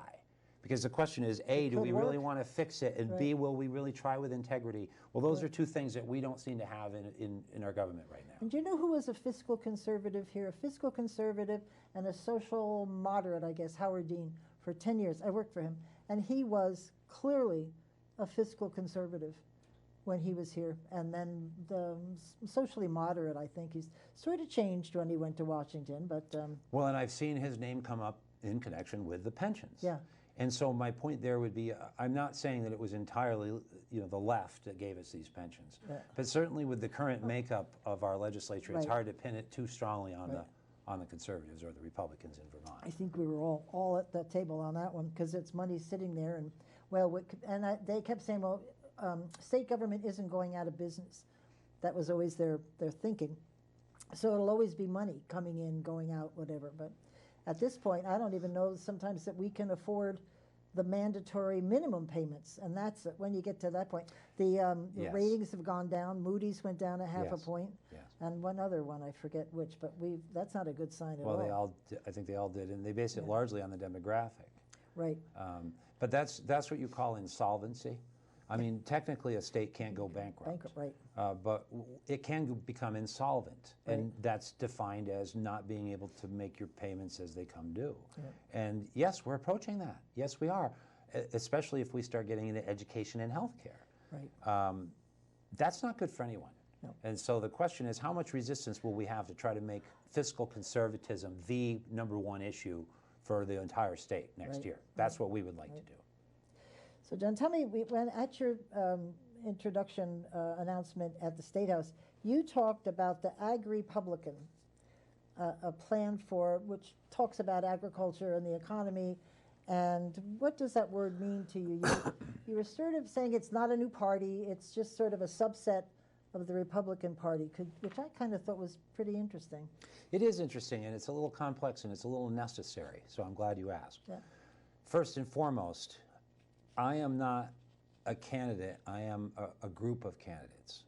I came forward to run at the request of a lot of people, and we were looking for someone to champion a group. Now, we're in a precarious situation because a lot of people within the Republican Party are anxious about the idea of losing their Phil Scott. They're losing, he's the bird in hand, they might say, or whether or not he will win is another question. In the general. But they think, well, he's their best chance for the general, and that he's giving them something.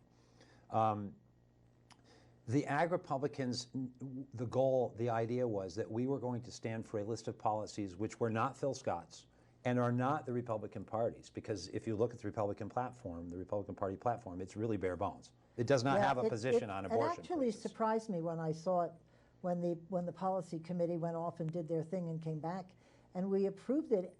It surprised me. It's very bare bones, as you said. And that was the precipitating factor why we did this. Because in order for Vermonters to vote for a person or a party, you need to tell them what you stand for. And the Republican Party is so fractured in this state. It is on the ropes. If we don't win seats this 2020 election, we'll be the third party in the state behind the Progressives and the Democrats. How's that for scary? Yeah. And why is that happening? So how is it that we connect with voters and say to people like you, well, we are Republicans, we don't want to leave the Republican Party, but we're not that platform that the official one is, because that doesn't say anything. We don't want to fight with it. We're not trying to divide the party, but we're not Phil Scott, whatever that platform is. We can see from precedent, it's a liberal platform. So we need to identify ourselves, but now there are a number of people who are going to be declaring as Ag Republican candidates, right? They will be wearing that name within the Republican Party, and some of them have already, committed. We will be having press releases periodically as new candidates come forward and as we get, eventually we hope to have as many candidates as we have. 180 candidates would be nice, who all agree to a compact with Vermonters. This is key, what people need to understand, Pat. I'm not asking people to elect me. I'm asking people to listen to what I am the leader of, which is a list of ideas, not even the group of people, but a list of ideas that we will do. We're not going to get in there and then go do this, this, and the other, and everybody runs in with 100, like you heard me say on the State House. It would be great if we got in there and repealed things. That would be progress. Yes, indeed. Okay? So the idea is, if I have everybody running like headless chickens in the Republican Party in their own direction, yes, I'm going to do this, and I'm going to repeal that, and I'm going to repeal the gun law, and we're going to ban abortions from conception, and everybody is total disarray. There is no team. So what we crafted was a compromise. You mentioned that third way. Right. It's a compromise path that actually very much undermines the liberals and the left and the swing voters, in the sense of undermining in a good way, because these are things that they want too. Right. They want their schools cleaned up, the opioids. These are things we can all agree on, instead of literally collapsing economically because we're off bickering in the corners over things like race and other things that are not our primary issues. I'm not saying they're not important issues. So it's so imperative that people understand that this isn't about John Clark. I'm sort of the figurehead, the mascot, hopefully with a brain, hopefully not just in a costume, but to keep people together and to go out and get people to run. Right. You already heard me talking about beforehand about Yeah. trying to get people Yeah. to run and go there. This is the opposite of Phil Scott, by the way. Go to every county, go to every town, go to the candidates and meet with them and appear with them and support Right. them and win back the House and Senate. That's the leadership of the party. That's the Ag Republicans. We are a movement. That's great. And we are, I hate to say this, but Newt Gingrich's contract with America. Do you remember that? I do. Now, whatever one thinks of that, Yeah. this is a contract with Vermont. And the question is, do these people that are coming forward, including me, with our track record, do we have the credentials, the history of saying that we can be trusted to do what we say? Well, if nothing, I can't say I'm going to be perfect. But as outsiders, people will say, well, you're not career politicians. Well, maybe that's why that's a good thing. That's great. So you said that there is a plan. Can you kind of focus in on that plan? What are the key aspects of it that we would find of the Ag Republican plan? Plan? So the Ag Republican platform, which agrepublicans.com, is a separate website. Okay. And there's another website coming out too that I can probably Really? do soon. Yes, but they each have their different purpose. The agrepublicans. So JohnClarkForGovernor.com is my website, and that's where we come Right. out with my stuff, with my lambs and my videos and my things. But of course, I'm always pointing to that platform. There are other candidates that will be running on that platform, and that platform is our three main issues: economy, everything I've outlined to you, ban third trimester abortions, legalize cannabis at 6%, which is a really controversial one. I went to Connecticut this week to visit family, and I found out in Northampton, Mass, there's apparently quite a facility for marijuana, right? You could just drive right in and buy all you Really? want right now. Lovely. We were busy on the way home, or we might have stopped to see it, but we didn't. And I said, honey, you want to stop and see that? I should be able to at least talk about it from policy. Yeah, It's right. everywhere. It's everywhere. Yeah. So that's controversial. But those are, and then no new gun laws. All right, so that means Right. not trying to repeal the old ones because we're waiting for that to go through the courts anyway, and we can't do that in this environment anyway. But the waiting period and other laws that will hurt our economy and manufacturers and our culture need to stop. Now, those are all compromise issues. And if someone wants to be part of that package, they're coming forward and doing it. It's And a compact. Does Act 46 in there somewhere? Act 46 is the site with this one, yes, our repeal it? second prong. The first Okay. one is repeal and replace Act 250. Because that's what and- Maine's doing now. They had their own version of Act 46, and now they're trying to get out of it. They're splitting back up their schools to sort of to go back to where they were. There are a lot of other states that we can look at, Yeah. and like Rhode Island on the pensions, and there are other different states that have had some of our experiences that. Yeah, right. It's very complex, it's very intimidating, but what I'm excited about is that we are finding the people and the resources are coming forward. That's and great. people, I'm very, very excited that Vermonters they get it. They think get that they we have just to put aside the social issues and get down to the fiscal I think issues. they need a and- vehicle. They're there. I've always thought they were there because when you're out talking and, the price chopper, I'm always carrying on in the aisles. But they're there. I think they just don't know how. And if somebody gives them a voice, they'll speak up. I Well, think. They're there. that's what I'm trying to do, but that's why I need to emphasize all the time. It's a good. servant leadership thing.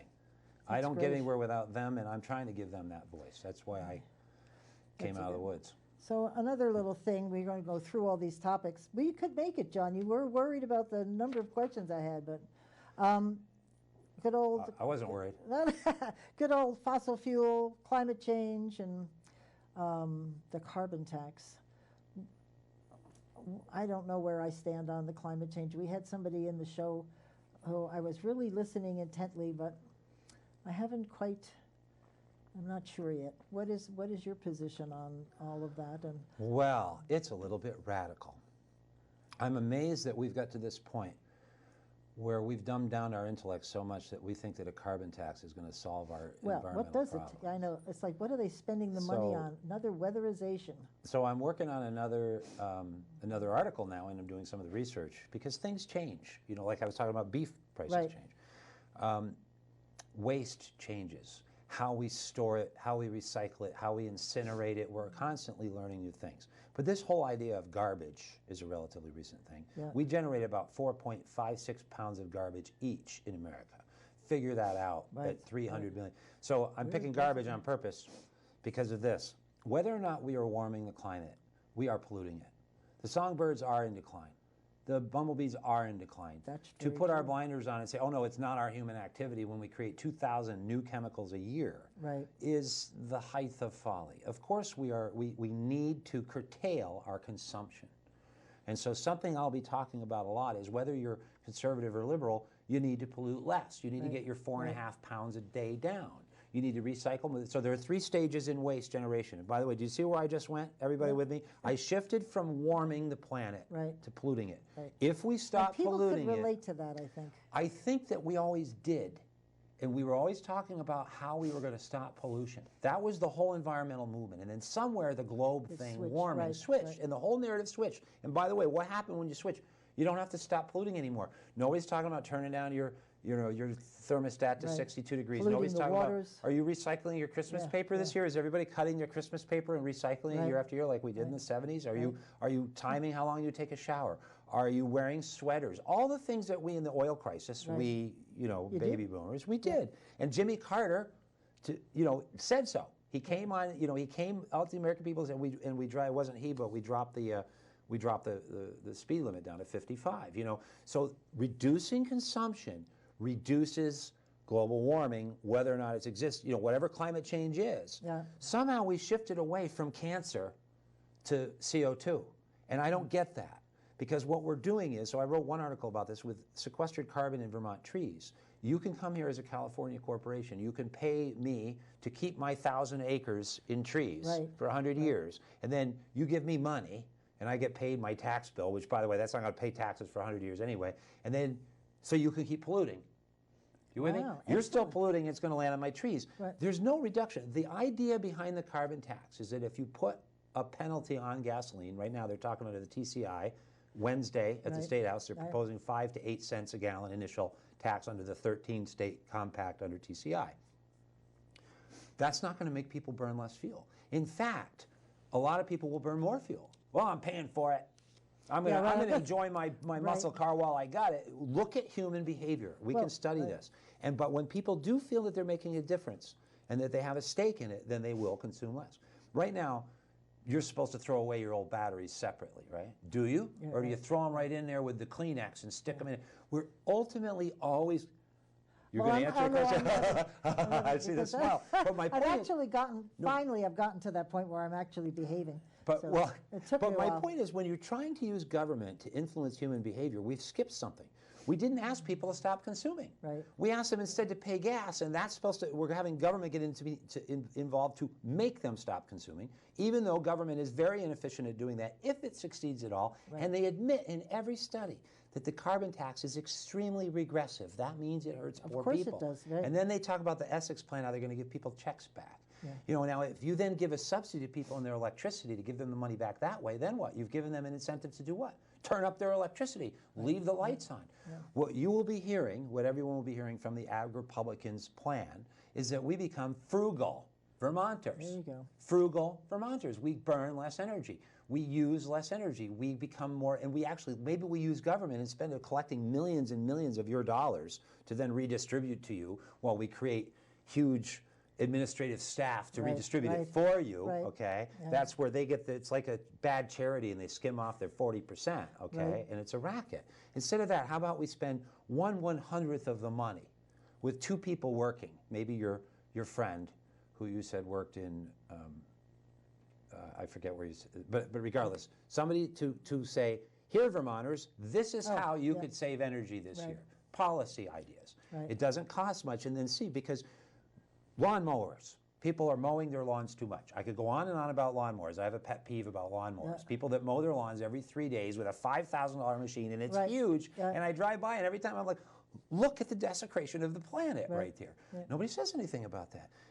Passing a carbon tax isn't going to make somebody be more aware of their environment. The whole thing is absolutely eclipsing true action. Right. But you understand that to say consume less in a corporate capitalist society, they're consuming, they want you to consume what? Carbon taxes, Pat. They want you to buy carbon credits. They're creating a derivative market in carbon. Yeah, You right, don't even right. see, they force you to take a vaccine. Right, At least right, there's a right. product. Right, right.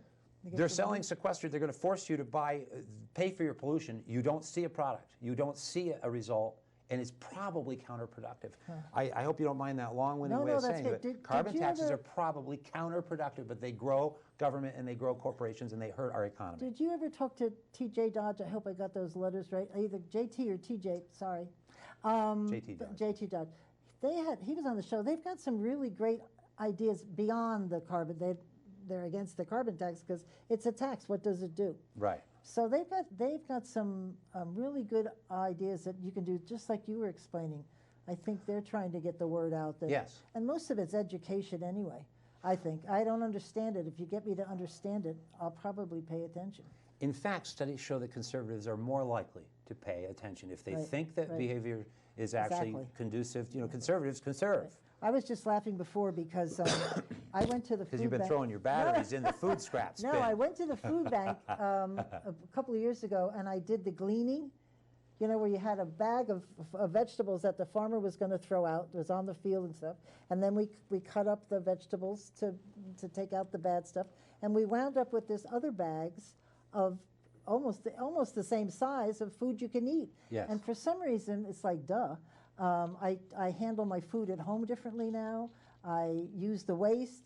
I have less waste because I continually figure out what to do with the leftover food, and that's why I was laughing, because we had John Sayles on last week, and it just stuck with me because I saw the difference with my own eyes, and I think that's what people need. We need, well, and here's the other thing. You know, we talk about the complexity of these problems.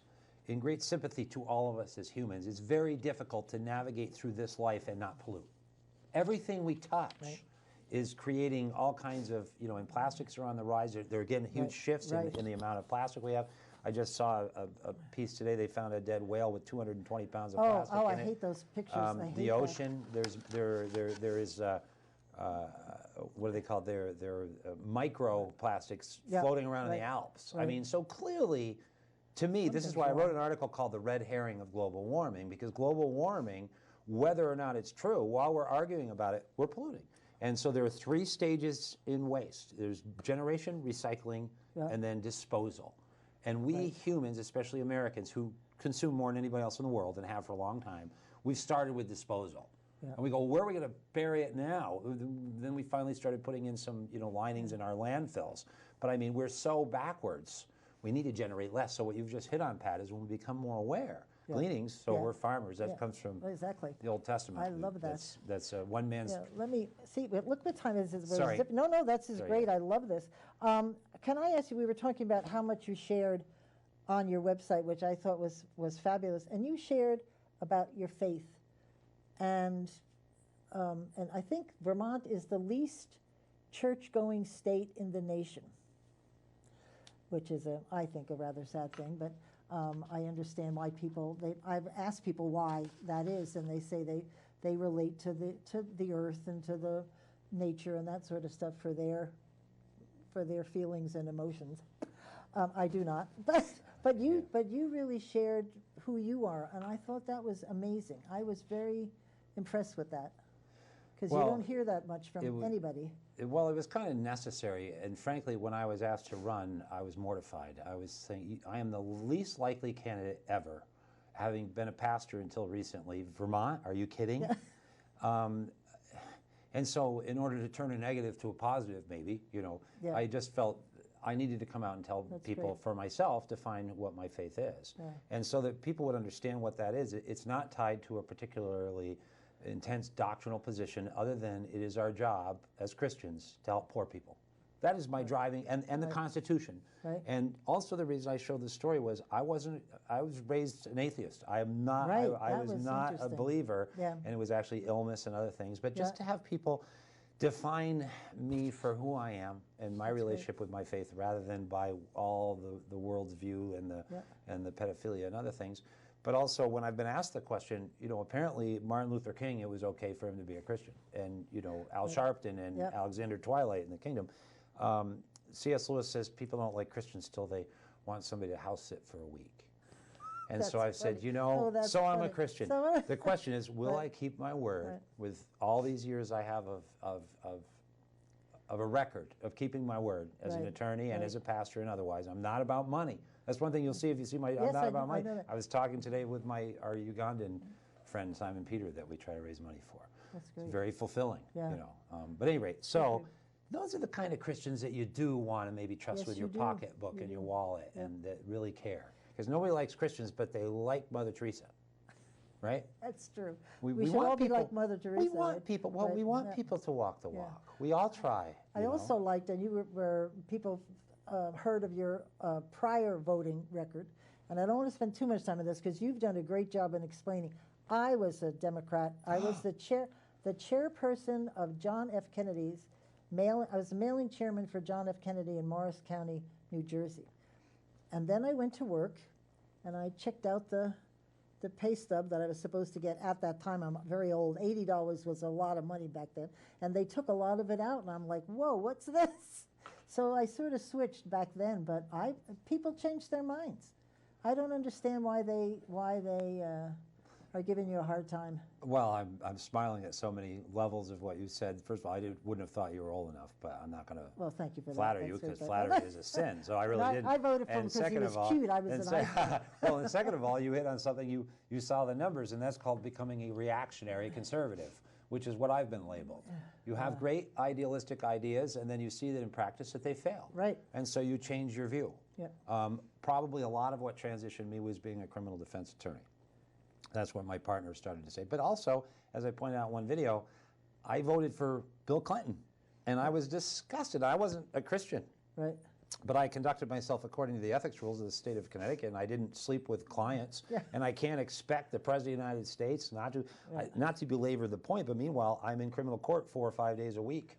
And any of my clients that lied under oath to a grand jury with DNA evidence of address would have been going to jail. And in contrast to this current impeachment process, which I'm really not following, and I'm not beholden to or not to the president in that process to me looks like it's based on hearsay and no facts when you had clear case then and nothing happened. So it's very hard for the Democrats to have any credibility in the current impeachment. Well, they've made up their mind before the hearing started. Kind of like our legislature makes up their mind what laws are going to pass, and then they want us pesky citizens to get out of the way. How do you get them to see what you're trying to say?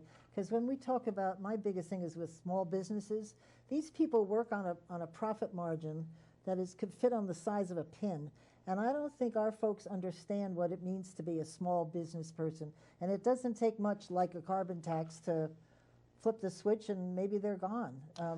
Carbon tax, payroll tax, family leave tax. Family leave, all How that stuff. about, and in fact, I'll be writing about this because there's a recent, on the governor's website, a letter where one of his economic representatives points out that the more people leave and the more the debt increases for those who remain. Right. The burden is vicious cycling on the remainder. There comes a point where you are at critical mass and you can't. So you've just hit on something really imperative. Government grows bigger. Okay, the rest of us who have to run a business, whether it's a farm or anything else, if there's not enough money at the end of the month, you have to change jobs. But if you're in government, you just pass another bill. And as they pass bills, think about running government like a business. If I'm in the Vermont State Legislature and I get hired, let's say, in the Department of Agriculture, and my business is to inspect you, then I'm going to find more ways to inspect you, more forms for you to fill out, more violations for you, pass new laws, because I'm going to justify my existence as a regulator. Yeah. And whether those incremental changes in regulations have any noticeable effect on health or safety or anything else, they might have a huge detriment to your bottom line. So I think in terms of when they go out to inspect a restaurant and they say, okay, here, fix this, this, and the other, and the person running the restaurant says, well, that's going to cost me $3,000. Or, what about car inspections? What about, there's so many areas in our regulatory structure, and I don't mean to be so long-winded, but so many areas where the cost-benefit analysis, that's what private industry looks at, right? We don't build a $20,000 parking lot when we're going to have 4 more cars a month. But government does. Okay, you'll laugh, but they're not confined by the market or the reality. That is what I'm pointing out there too. Is I'm not faulting something. They don't do it deliberately. Government doesn't say, oh, gee, I'll go spend $1 to get a quarter because I like to spend $1 to get a quarter. No, I'm going to spend $1 to help early childhood development. The fact that you might only get 10 cents back on that investment is not, there's no real analysis of that in government. Hopefully the auditor and others will look at some of that, but it's very difficult to quantify as well. We were talking about in Campaign for Vermont to push making them do a cost analysis on every bill, but to keep tallying it up.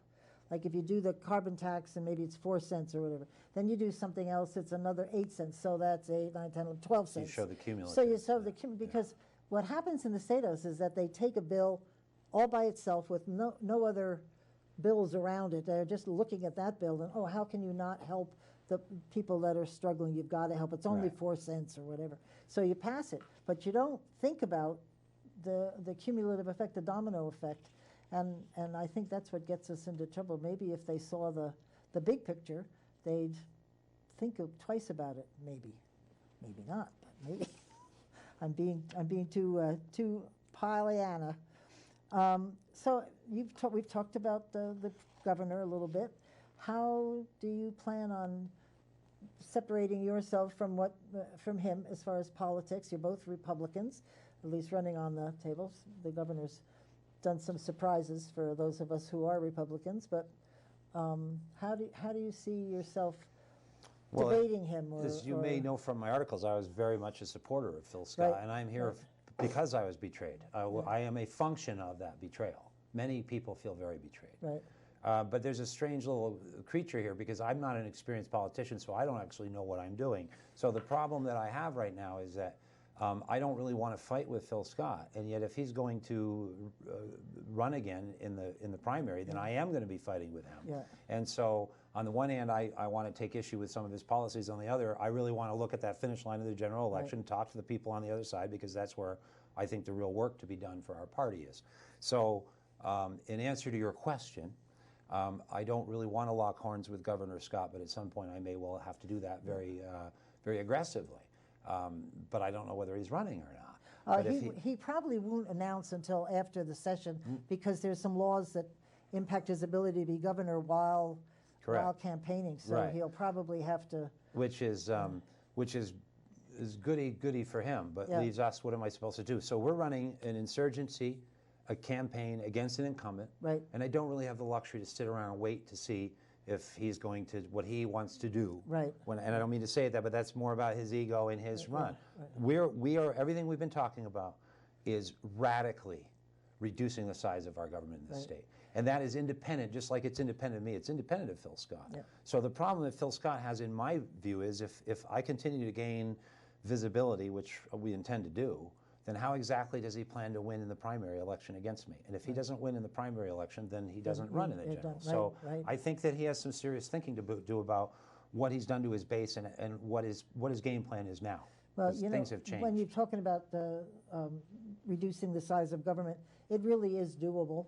But what they always do they do across the board 5% cut, and that cuts money, but it doesn't cut the program or the efforts or the direction of state government. It just puts a lot of burden on the manager to do the same 10 programs with less money. And that's not the way to reduce state government, because it's not about the money, it's about the end products and seeing which ones work together, which ones can be eliminated. It is doable. And the employees have a lot of ideas if they're asked. They can step up and tell you. Well, interestingly, I had lunch with someone today who brought that issue up and said, you know, you're going to, if people get worried about losing their jobs as state employees, you won't lose your jobs. We'll still keep you hired. We'll just won't have new hires. And I said, you know, I'm not sure that that's a fair promise.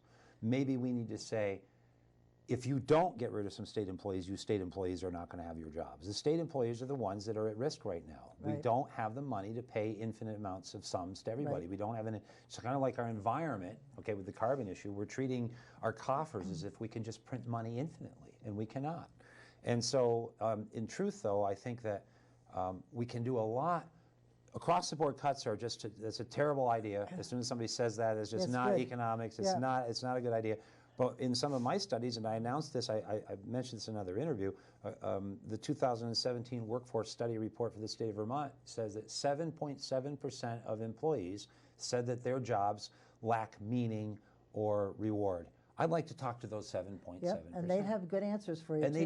They do. And I've already been talking to a lot of them. So there is waste in government. I don't presume to go in with a magic wand and be able to fix it all. But the people in government can be our allies. It's their own allies. And I think if it's been done right over the years, you don't have to terminate people. You can do it by attrition. You can do it, don't fill a job when it becomes, Yes. ask those questions. Where can this job, do we need what the job is doing? Can it fit somewhere else? There's a lot of questions, but they just, a job opens up, they fill it. They don't give it any second thought, Well, I don't think. and a new harebrained idea to create a whole new department for carbon tax Yes, discovery. And they exactly. open it. Excellent. So part of, kind of like with the pensions, they go, well, how are you going to pay that off? Well, how about freezing it, properly quantifying it would be a good start. Right. And so likewise with the carbon tax, how about no new taxes for a good start, no new government agencies charged with collecting money from all 600,000 of us and redistributing it to us again. There you go. Less their paycheck. That's great. John, we've got almost 3 minutes left. I thought maybe you could wrap it up for us about what you'd like to see for Vermont if you are governor, what our future would look like under a John Clark governorship, and Yeah, wrap it up big for questions. It's a serious matter I what we're know, talking about doing. for So sure. I try to be light and have fun and talk to people as a down-to-earth human being, because I am. But if anything, sometimes I'm a little too serious too. Well, I was going to say, in some of your articles, there's a little sad tone about looking at the problems of Vermont, and they are sad. And if you read a lot of my articles, you'll see some of them are quite despairing about what Yeah. we're looking at. But that's why I'm out of the woods. That's why some of us have to get out and do what our kids and grandkids can't do. They have to go to work and they have to pay their taxes. Some Right. of us who are gifted with the opportunity, by my wife working and my being able to do this right now and the skills that I have, we have a duty and obligation to do this. So when we say, John Clark is governor, I wince at that. How I look at that is we've reclaimed one or both houses. That is the victory. People don't understand that. It is a movement of Vermonters, not in retaliation, Right. not in anger, not in name calling, not in identity politics, but just the opposite of all those things. Really reclaiming those Vermont values that you don't need to be born here to have. Right. There are people born here like T.J. Donovan who are flatlander extraordinaires and they need to go live somewhere else. I mean, I know that's a strong statement and I'll make it again. T.J. Donovan should go live in a state where he likes the people, because he's been calling us racists and he's arm in arm with Planned Parenthood. He's openly partisan when he should be in a position of Attorney General. We got plenty of flatlanders that were born here. Right. If we embrace those values and we can just do that frugality, compassion, community idea, we have our work cut out for us. These problems are serious, and I'm not going to sugarcoat it, and I'm not going to promise people everything, because that's what I think people are sick of. It sounds like you're going to involve them. We have to involve. Yeah. It's like I compare it to a church. Okay, that model should work, or a business. People want to serve. For sure. I see it already, and I had to learn this for a while as a pastor. Somebody wants to clean the carpet. They feel involved. They feel connected. That's what we need to do in our government. We need to get people back involved who care and who are in touch with Vermonters and not out of touch. Thank you very much, John. I'm thrilled you're on the show. Thanks I for wish you a having lot of luck. Follow John's website, and we'll post it on the end of the video. We'll see you next week, and in the meantime, keep listening beyond the sound bites.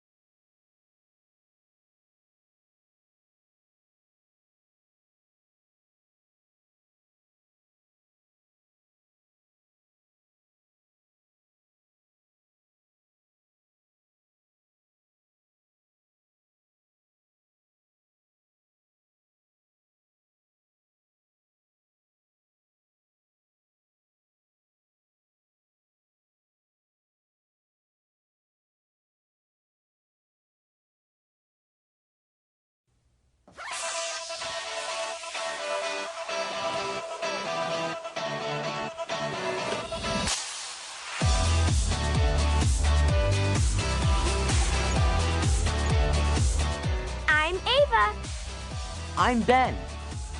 I'm Madison. I'm Drew. We're the Disaster Dodgers. And we're here to help you. Be prepared.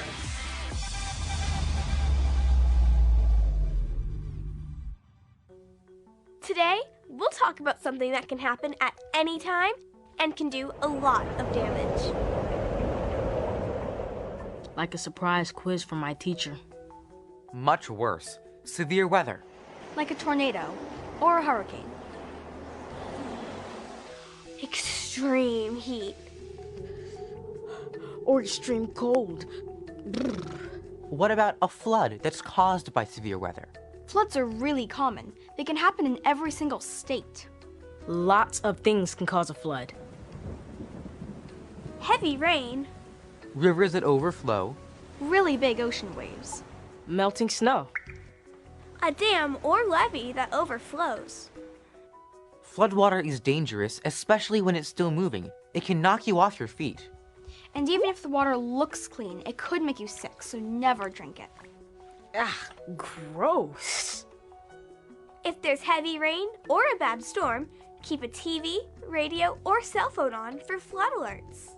If you find out there's a flood watch or a flash flood watch, it means flooding may happen. If you hear there's a flood warning, tell an adult right away so that they can take action. If there's a flash flood warning, tell somebody and get to high ground fast.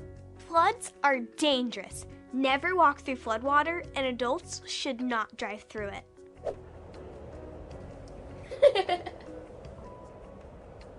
Hurricanes can cause floods, but they can also bring other kinds of danger.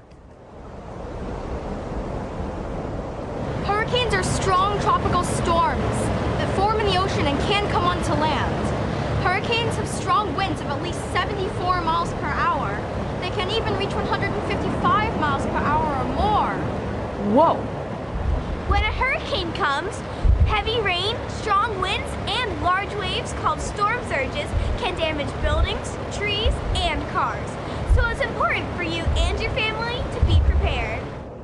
If you're at home during a hurricane, use a TV, radio, or cell phone to listen for alerts.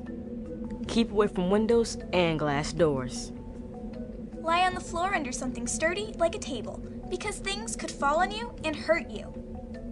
If it's expected to be too dangerous to stay in your area, you and your family may be asked to evacuate. Evacuate? You'll need to leave your home and get to a safe place. If that happens, follow instructions from officials. If you get separated, follow your family communications plan to reconnect, and be sure to bring your family emergency kit. Hurricanes can be really dangerous. So can twisters. You know, tornadoes. A tornado is a violent storm that sometimes looks like a funnel or a cone. If you haven't seen one up close, you've probably seen one on TV.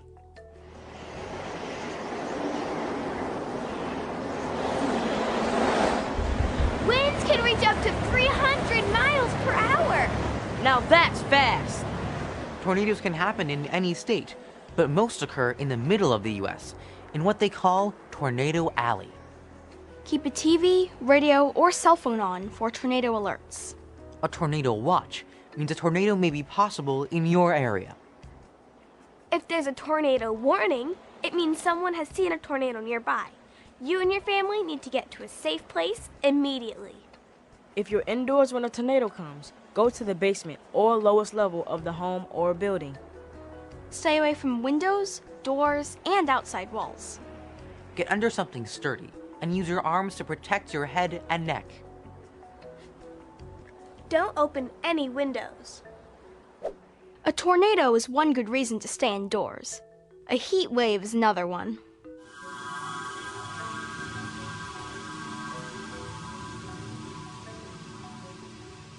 Hey, can't you turn on the heat a little? Yikes! A heat wave is an extended period of extreme heat, and to make things even worse, it often comes with high humidity. This kind of heat can be dangerous and can threaten the lives of older people, young children, and people who are sick. When it's super hot, stay indoors as much as you can. Heat rises, so stay on the lowest floor away from the sun, especially if you don't have air conditioning. Drink lots of water, even if you aren't thirsty. Eat light meals. If you have to go out, wear light-colored clothes that cover as much skin as possible. Wear a wide-brimmed hat. Check on your pets to make sure they're okay. It's important to keep them hydrated too. If your home loses power, your family can go to a public shelter to stay cool. Speaking of staying cool, it's getting pretty frosty in here. Building a snowman may be fun, but freezing in the cold is not. In a winter storm, it can be really cold outside. Plus, there can be strong winds, ice, sleet, and freezing rain. A bad storm could knock out heat, power, and phone service for days. When it's really cold, stay indoors as much as you can. If your home doesn't have heat, your family should find a warmer place to stay. Walk carefully on icy sidewalks. If you're outside for a long time and your fingers, nose, or toes can't feel anything, go inside before you get frostbite. If you go outside, wear several layers of light clothes instead of one heavy layer. Wear mittens. They're warmer than gloves, a hat, and cover your mouth with a scarf to protect your lungs. You might not have to worry about extreme cold in your area, but there's a good chance you need to get ready for some of the other kinds of severe weather we've talked about today. To start, you and your family should sign up for local weather alerts. So tonight, talk to your family about making a plan and taking time to practice it. Always remember, when it comes to disasters, be informed. Make a plan. Get prepared. And go to ready.gov to find out more.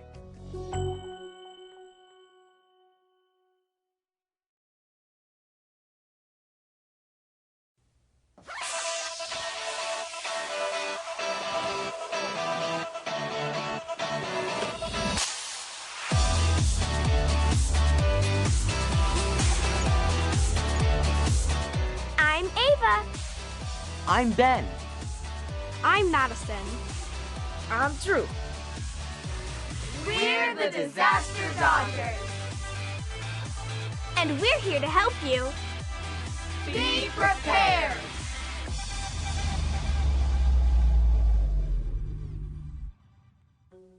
Once in a while, something happens that you weren't expecting.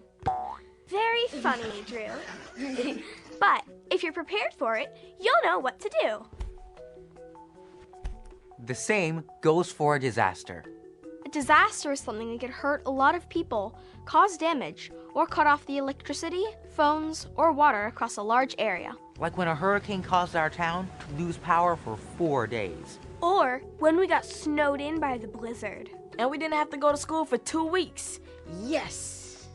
There are other things that are bad or dangerous too, like hazards and emergencies. A hazard is a source of danger. For example, a pile of dried out wood near a gas can that's right next to a home would be a fire hazard. And fast rushing water over a road poses a flood hazard. How about an emergency, like when I'm starving and I need a burger now? A real emergency is something that happens to an individual or a small group of people. Like a home fire, where you have to call 911 for help. 911, what's your emergency? How is an emergency different from a disaster? A disaster affects a lot of people and causes a lot of emergencies. Whether it's a disaster, emergency, or hazard, we all need to be prepared. And now, with the help of some very special guests, we're going to show you the kinds of disasters you need to prepare for, starting with fire.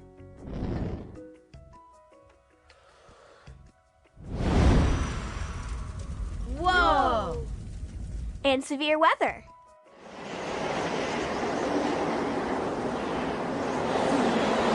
Really, really bad weather. Like a tornado, or a hurricane.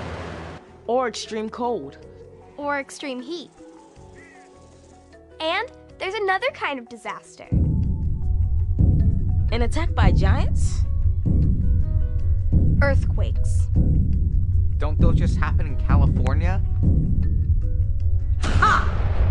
Actually, they can happen almost anywhere in the country. Okay, we get the idea, Quake. All kinds of disasters can and do happen at any time and anywhere. Luckily, there are two really important things you and your family can do to get ready for one. First, have your family make a family communications plan. That way, everyone in your family will know what to do when a disaster comes and how to get in touch with each other.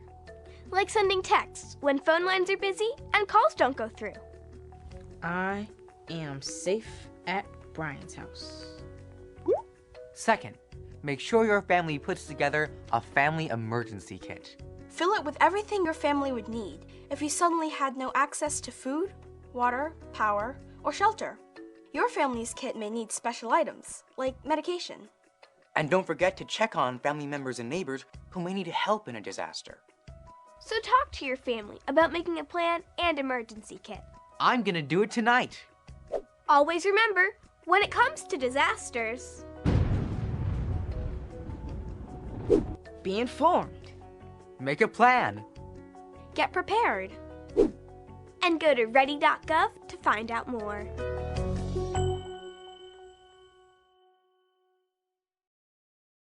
Dappled sunlight through trees and a wisteria-covered front porch. No 2 days are alike. An older woman sorts her medication. So every day, you prepare.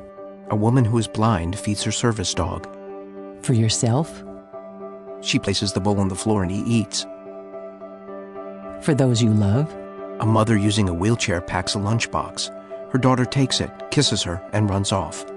For whatever the day may bring. A man who is deaf signs to a loved one and departs. Being prepared is a part of who you are. But in the case of a disaster, preparation isn't always front of mind. In an emergency, when help and resources may not be available for days, being prepared is more important than ever. It's up to everyone to be informed about what types of emergencies might occur where you live or visit. Knowing the best responses for your personal circumstances is the key to maintaining your health, safety, and independence. Make a plan that covers where you'll go in an emergency and how a personal support network can assist you. Build a kit that contains the specific things you need to survive for several days. Food and water, medication and supplies. The older woman assembles her kit. As well as any important documents you may need. She includes a USB drive. Being prepared is a part of who you are, and disaster preparation is no different. The man who is deaf stores his kit in the closet. There's no one more capable of planning for your situation than you. The mother using a wheelchair closes her kit and hugs her daughter. Words on screen. Be informed, make a plan, build a kit, get involved. Ready.gov/myplan.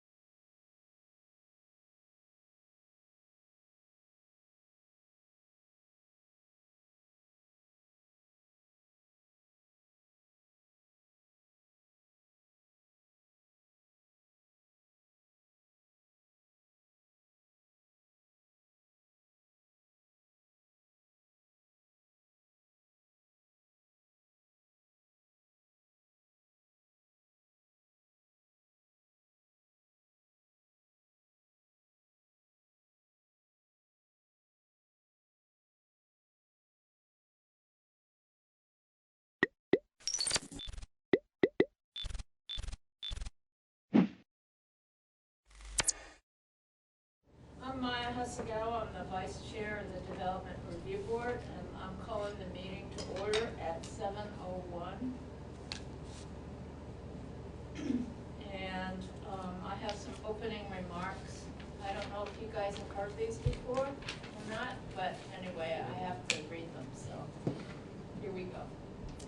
At the DRB, we hear applications for land development in the town of Brattleboro and appeals of zoning administrator decisions. Procedurally, the Development Review Board operates on the record. Broadly, this means we take a clear record of testimony from the applicant and any interested parties, and then issue a written decision with our finding. Applicants and members of the public should be aware that as we are on the record, this is your opportunity to comment on and provide evidence regarding an application. In the event our decision is appealed to the environmental court, the court will not take or consider additional testimony at its hearing, but it will look at the evidence from our hearing, the regulations, and determine if the evidence supports the findings and the decision of this board. Only interested persons that participate in this proceeding may appeal a decision made by the board. So I strongly urge all of you to speak up at this meeting, and I think you're all planning to anyway, so. As we are on the record, we are going to ask that you affirm your testimony will be truthful. So would the applicants and anyone wishing to speak to an application, please affirm the following. I hereby affirm. I hereby affirm. Raise your hand, no? Yeah. I hereby affirm. You don't have to repeat Okay. until the end, and then you can just say I do. Okay. I hereby affirm that the evidence I give in the case under consideration shall be the whole truth and nothing but the truth under the pains and penalties of perjury. I do. Applicants require a majority of the full board to succeed. That's 4 votes out of 7. We don't have quite 7 people, but we do have a quorum. If we do not have a full board present to hear your application, then we will consider a request to continue your application to the next hearing. So if you think things aren't going to go your way or something, you can request that we continue. After taking testimony, the board will close the public hearing and may vote on your application. The board will issue a written decision within 45 days of the close of the hearing. While we may vote on an application, it is the written decision that controls the timeline for appeal. It should be noted that the town of Brattleboro is a party with an interest in land development applications. The town does not have a special status before this board. Documents provided to the board by the town planning department, town attorney, or other town departments will be considered in exactly the same way as information from the applicant and all other interested parties. So, I have a motion to approve the minutes of, what's our last meeting? November 20th. November 20th. So moved. Second. Any discussion? All in favor? Aye. All opposed? Anybody opposed? No? Okay. Everybody was sworn in. So, yeah. Yeah, we've been properly warned. You were properly, we've Yep, been properly, yep. yeah, I saw it in the paper, actually. So. Yep. And Twice, actually, because this was on last meeting as well. Here comes Pardon my lateness. stray member. So, I'm still gonna appoint you. Okay. And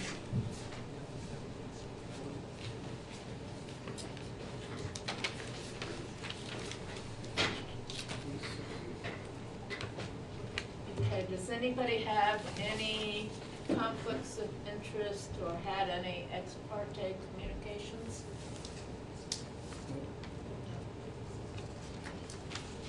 Okay. So, the first case on the agenda is 2019-156, Timothy Kavanaugh and Diane Leary. Do you want to come and take a seat there? That microphone is only for the television, so you have to speak up so we can hear you. Oh, okay. Yeah.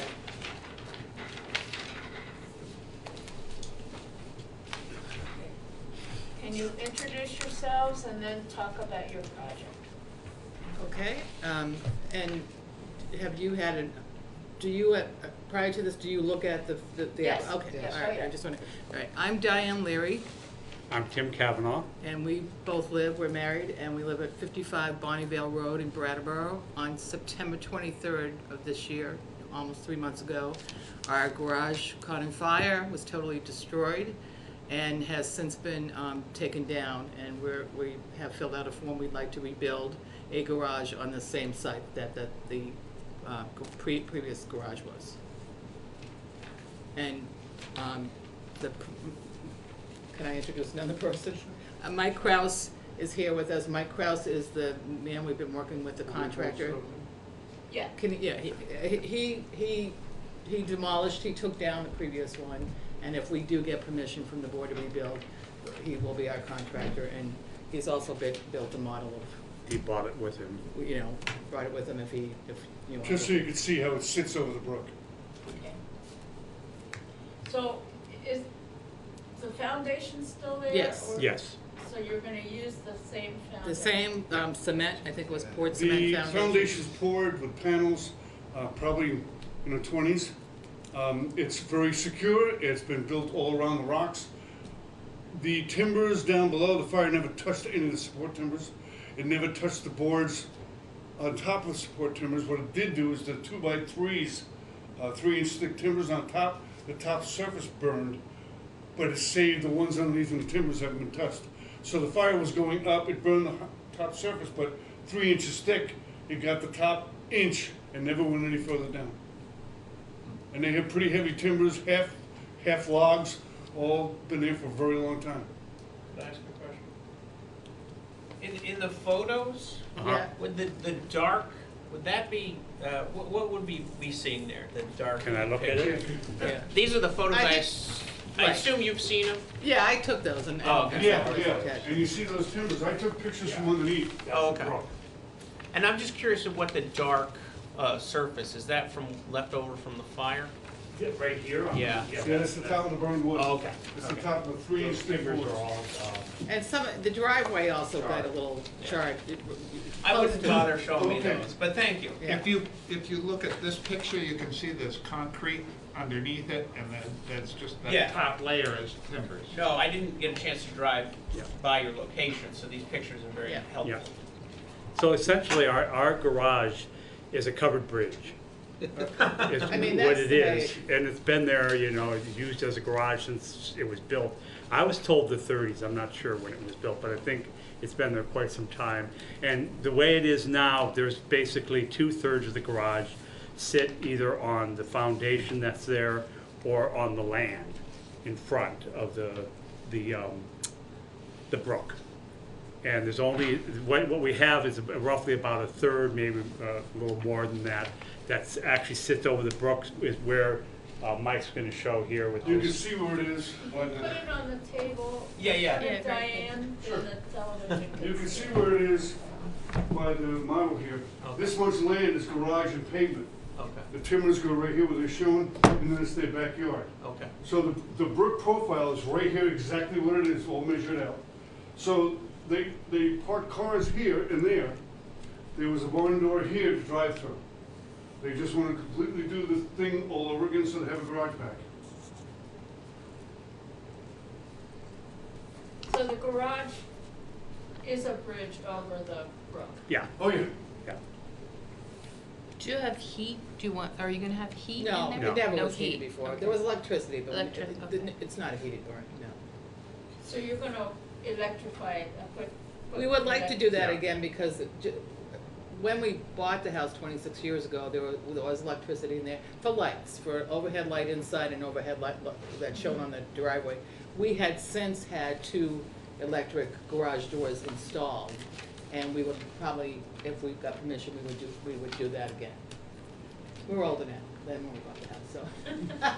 About 10 years ago, we had those doors electrified. Is there enough power, is the wires big enough going into it to support? They ran, when the fire department came, to shut it off, we had to get an electrician to figure out in our basement which one, but yeah, there's a wire and the wire is still coming up, so whatever an electrician would do now, I'm assuming, since the 30s. It's probably gonna have to be brought up to code. Yeah. From the house to the garage.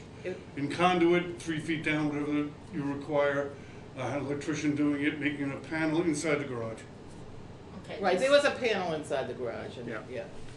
If you do put electricity back in the garage, you should make provision to put a charging station, just in case, an outlet. Oh, just I in see. case you ever want to get an electric car, Oh, or yeah. if you Good sell point. the property Yeah. Yeah, yeah. and the person wants an electric car, the state would require Okay. you to have A charging station? a charge, or an outlet that's sufficient for charging. Okay. Which is, I think listed as what is a ground fault circuit interrupter, protected outlet on a dedicated circuit, and then there's some criteria. And I believe you need a dedicated 20 amp breaker for that. Yeah, it says either 120 volt, 20 amp for overnight level 1 chargers, or a 220 volt, 50 amp for level 2 charger. Can I ask a question here? When we get your response to our application, will that information Okay, will be okay. I'm ready. taking notes, but I can see I'd go home and I will get it 2 days later. But also, I just figure if Yeah. I read you Yeah. what is a standard Okay. provision, at least you'd be aware that that would be. And I'm And assuming that's- to use I the thought cells. Brian would be here, but that would be based on the Brattleboro zoning. He's not loud enough? Well, we don't specifically have that in our He's reading. code, Okay. but it's like one of those things that we do recommend, and Okay. it is something that the state also Okay. recommends as well. It's a good idea, Yeah. as long as you're gonna have an electrician in there, just, because you never know, right? Right, and at some point, we are thinking of selling the house, and we don't know when that is, but we certainly want to make it, so that somebody would want to buy it. Yeah, or you could be getting an electric car Right. yourself. Yeah, yeah. We have a Prius now, so who knows, maybe we'll graduate from a Prius too. And it is the only access to the back of their land, the backyard, and going through the garage, through the back barn door. Yeah, you gotta get a good running start. So the house, your living area, the house Yeah. is all on one side of this brook? Yes. Yeah. Okay. Yeah. There is a deck, a 2-tier deck that does go to the back. I mean, we have. Yeah, we put on when we bought the house in Yeah. The deck goes 93. over the brook Yeah. also. Yeah, and Yeah. we got permission to do that, 93. 93. Okay. And when Irene came, or other floods, Mhm. did you have any problem with the structure? Not with the garage. We did, there's a, this is the front of the house. Over this wall over here, it had, over the years, been kind of loosening up, and Irene kind of It loosened collapsed, it collapsed So a bit there. we had to have somebody from the state come down, look at it. We got permission to have it rebuilt, and we had Jim Herrick from Marlboro came, and he had built a retaining wall for us when we first bought the house, so he came and repaired it like the spring after Irene. So this is the front of the garage. Our house is over here roughly. We have a little path that goes there, and the brook, the deck goes over the brook here, and this goes over the brook over there. So that's the 2 accesses that we have to the backyard, which is partly a wetland too, which is one of the reasons why building back there would not be a good idea. Could I ask you a general question about Bonneville Road? Sure. Yeah. The brook goes behind your house. It goes behind our house, and then it swings, so this is our house. It goes behind our house under the deck, and then it comes around between 2 houses. And then crosses over to the other side of the road. Yeah, there's a bridge right there to the before. left, right to the right of the front of their house. Yeah. Yeah, but then you go up another couple houses and then it's crossed over to the other side. Yeah. There's two, if you're coming up Bonneville from Western Avenue, there's two bridges that you come to early on, and our property lies in that little bit of land that's carved out like a C-clamp or something like that. So that's my understanding, is that this brook crosses Yeah. over Bonneville a number of times. Yes, in it does. In its route. Yeah, it snakes, kind of snakes. I believe there's a property further up Bonneville, if you're traveling up Bonneville, further up, that has, I believe their house is off to the left behind a brook, and they actually have a little private bridge to get That's to their just house. below them. Oh, that's below them. No, there's that one, but there's also, there is a property, Yeah. you're right, there's, And there is a property below you. there's two bridges that, at least for Brattleboro side of Bonneville. The brook only has two places where it crosses, where it needs a bridge. And that's just like a few hundred yards up the road from where we live and just right next to our property. So as I said, it's sort of like a C shape, and our property kind of saddles that area, that corner where one of the bridges is. And this brook, of course, then,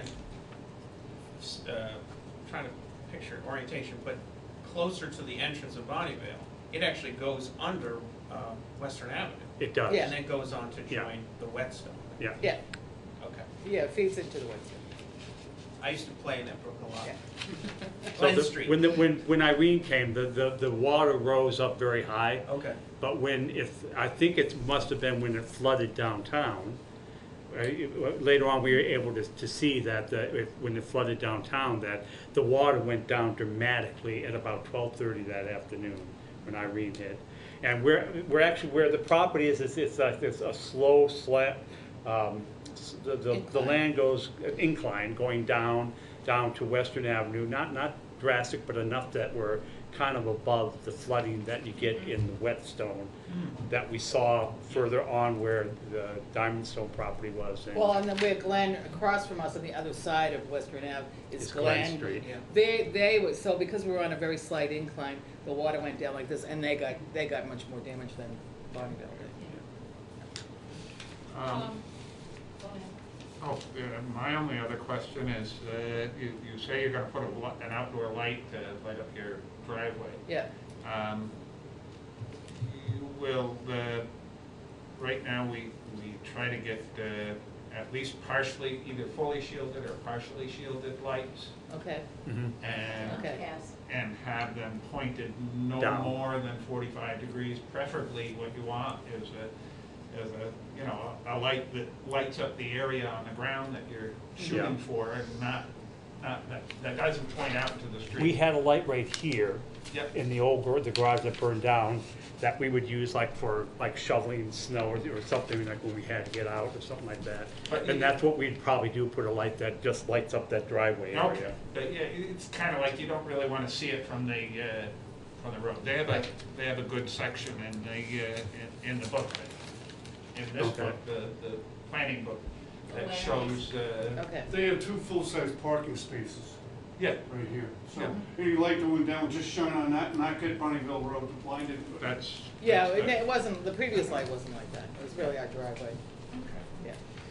Yeah, a lot of people Yeah. like to just screw in the floodlights Yeah. and let it go. Yeah. Yeah. When your driveway parallels the brook for a while, right? No. It runs, if it. No, the driveway is, the brook's here, the driveway's here. This is probably the The best. brook's right in here, Bonneville Road's right here. Can you So visualize So it's that? not parallel, it's more like a T to it.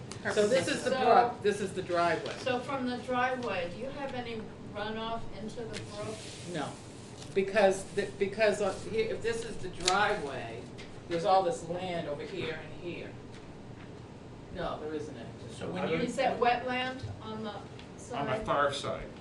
The wetland is kind of where the rock wall is, I guess, is where. I kind of drew a map of this years ago. It's not like the scale, it kind of gives you an idea of how Yeah, this is we a have brook. it. We have Oh, you have that? Yeah. Okay, all right. Yeah, but the driveway is not, it's not parallel to the brook. And this end of the property too is higher than this end. So the brook is actually running a little bit down down from us. It runs down grade under the garage. Yeah. And if you actually go uphill from the garage, it's quite a, you see it coming down quite a bit. I was thinking that runoff from, I The don't road? know, oil spill or It's not, grease it's or not any, the anything driveway that really goes- isn't near the brook. There's all kinds of land on either sides and there's a perennial. There's no drain hole in the middle of the.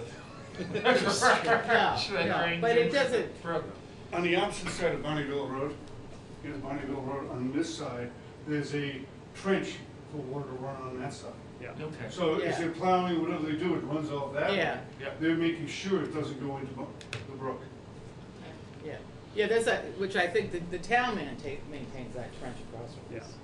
This property, there's a house up in the hill, but the town comes in the summer and cuts down goes along with that, whatever that thing is that It would cuts probably be, not a culvert. Do you want to answer? It's not quite a culvert, but it's. Swale. Well, it's- We'll just- Swale, is that what it is? Swale. Swale. Can you just elaborate on the Ditch. stormwater management? One of them. I'm sorry, I didn't hear your The question. stormwater, it's kind of vague in here. What's the question number? I. Okay.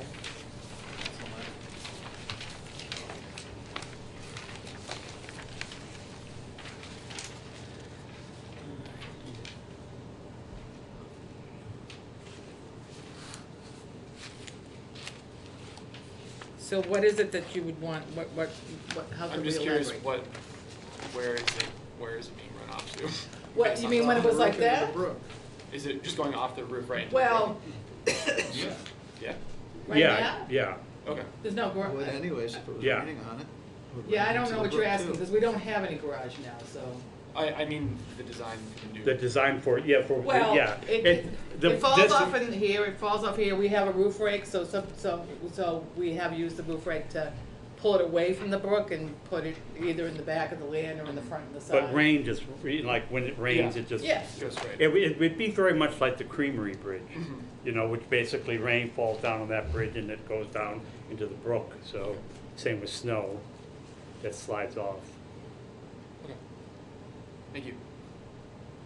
I think you summed it up by saying your garage is a covered bridge. It is, It's yeah, just really. You can't drive all the way through. Yeah, it's Yeah. not used for a covered bridge, but that's essentially what it is. Must have been a charming feature when you bought the house. I know, a lot of our neighbors were very upset. We're not liking not having it, protecting our car from the snow. It's new for us to have to go out and dig out in a way, not digging out, but digging the car out. So it was a very nice asset to the, it was also good for storing, garden. implements. Interesting Yeah, piece, yeah. right. What would be the general size? I think this illustration shows us. 20 by It's a 20 by 22. Okay. Yeah, I think that's, yeah. The platform itself is framed for 24 by almost 24. That's what the foundation is on both sides. Okay. The timbers didn't go all the way to the edge of it. So they have like 6 inches they can gain on either side, just to make it follow the footprint, but just use the foundation that's there, rather than coming back 6 inches. They left the timbers on the outside like a space. I don't know why they did that, but whoever built this in 1930, Bonnyville Road was probably, we spoke about this, Western Avenue was probably dirt. So- Oh, yeah, sure it was. Anybody have any other questions? Just one kind of curious, is what caused the fire? They did, the police, the didn't fire ever know? department, we weren't, in the 26 years that we've been there, we weren't really doing anything different. I mean, we had paints and solvents in our basement, but, we had gas cans and things that you put in garage, and they weren't able to determine. The place where it started too had dry stuff, like we have a charcoal dry barbecue pit, and we had charcoal down there that was unused. We had newspaper there, which was flammable, that was unused, but it was nothing. And there the was electricity. no oil or anything like The that. electricity was shut off because we weren't using that bay. We used to have 2 cars, we were down to 1 car, so that bay, we actually were starting to store things, so we didn't need to be opening the garage door, so the electricity was off, so, on that side too, so. Yeah. So the fire department, their final report was undetermined. anything else? They managed to rescue move we the car approve. out of the burning garage. Well, That's what I was wondering. Yeah. Well, this side was on fire, the car was over here, so we got it out in time. A couple other things. Anybody'd like to make a motion? I was starting to. I move we approve it with no additional conditions. Second. Any more discussion? All in favor? Aye. Opposed? Where's the Abstentions? mouse? You're good. Okay. So, do we understand you approve us rebuilding this? Okay. I just So- wanna say personally, I love the model. Yeah. Because it makes it very Mike's- clear. It's the Mike's best is one I we do ever this, I do a lot of timber framing, Yeah. Yeah, and I do this for, yeah. I have built models which help sell the work when you Yeah, see a yeah. model, full model of it. Because when you do a blueprint, Yeah. I do that also, but people are like, I don't get it. When they see the model, they go, oh, I absolutely get it now. Well, I think it gets very clear Yeah. what it is we're approving. When we Yeah, first, you could have when we weddings first there. lived there was an old man who used to go for a walk. I haven't seen him in probably 20 years, but in the summer he'd stop and he'd look at me and he'd say, I never saw the like of it, a garage over the brook. And he said it every time, he just was, anyway. So you've approved it, but do we have to wait for the 45 days to? Until you get it. Until you get a written. Okay. Okay. So you have up to And- 45 days, but you won't necessarily take 45 days? I'm not sure how long it takes, usually a week or so, Okay. but we have Christmas next Yeah, yeah. week. Yeah, so, we understand that. But I will sign it as soon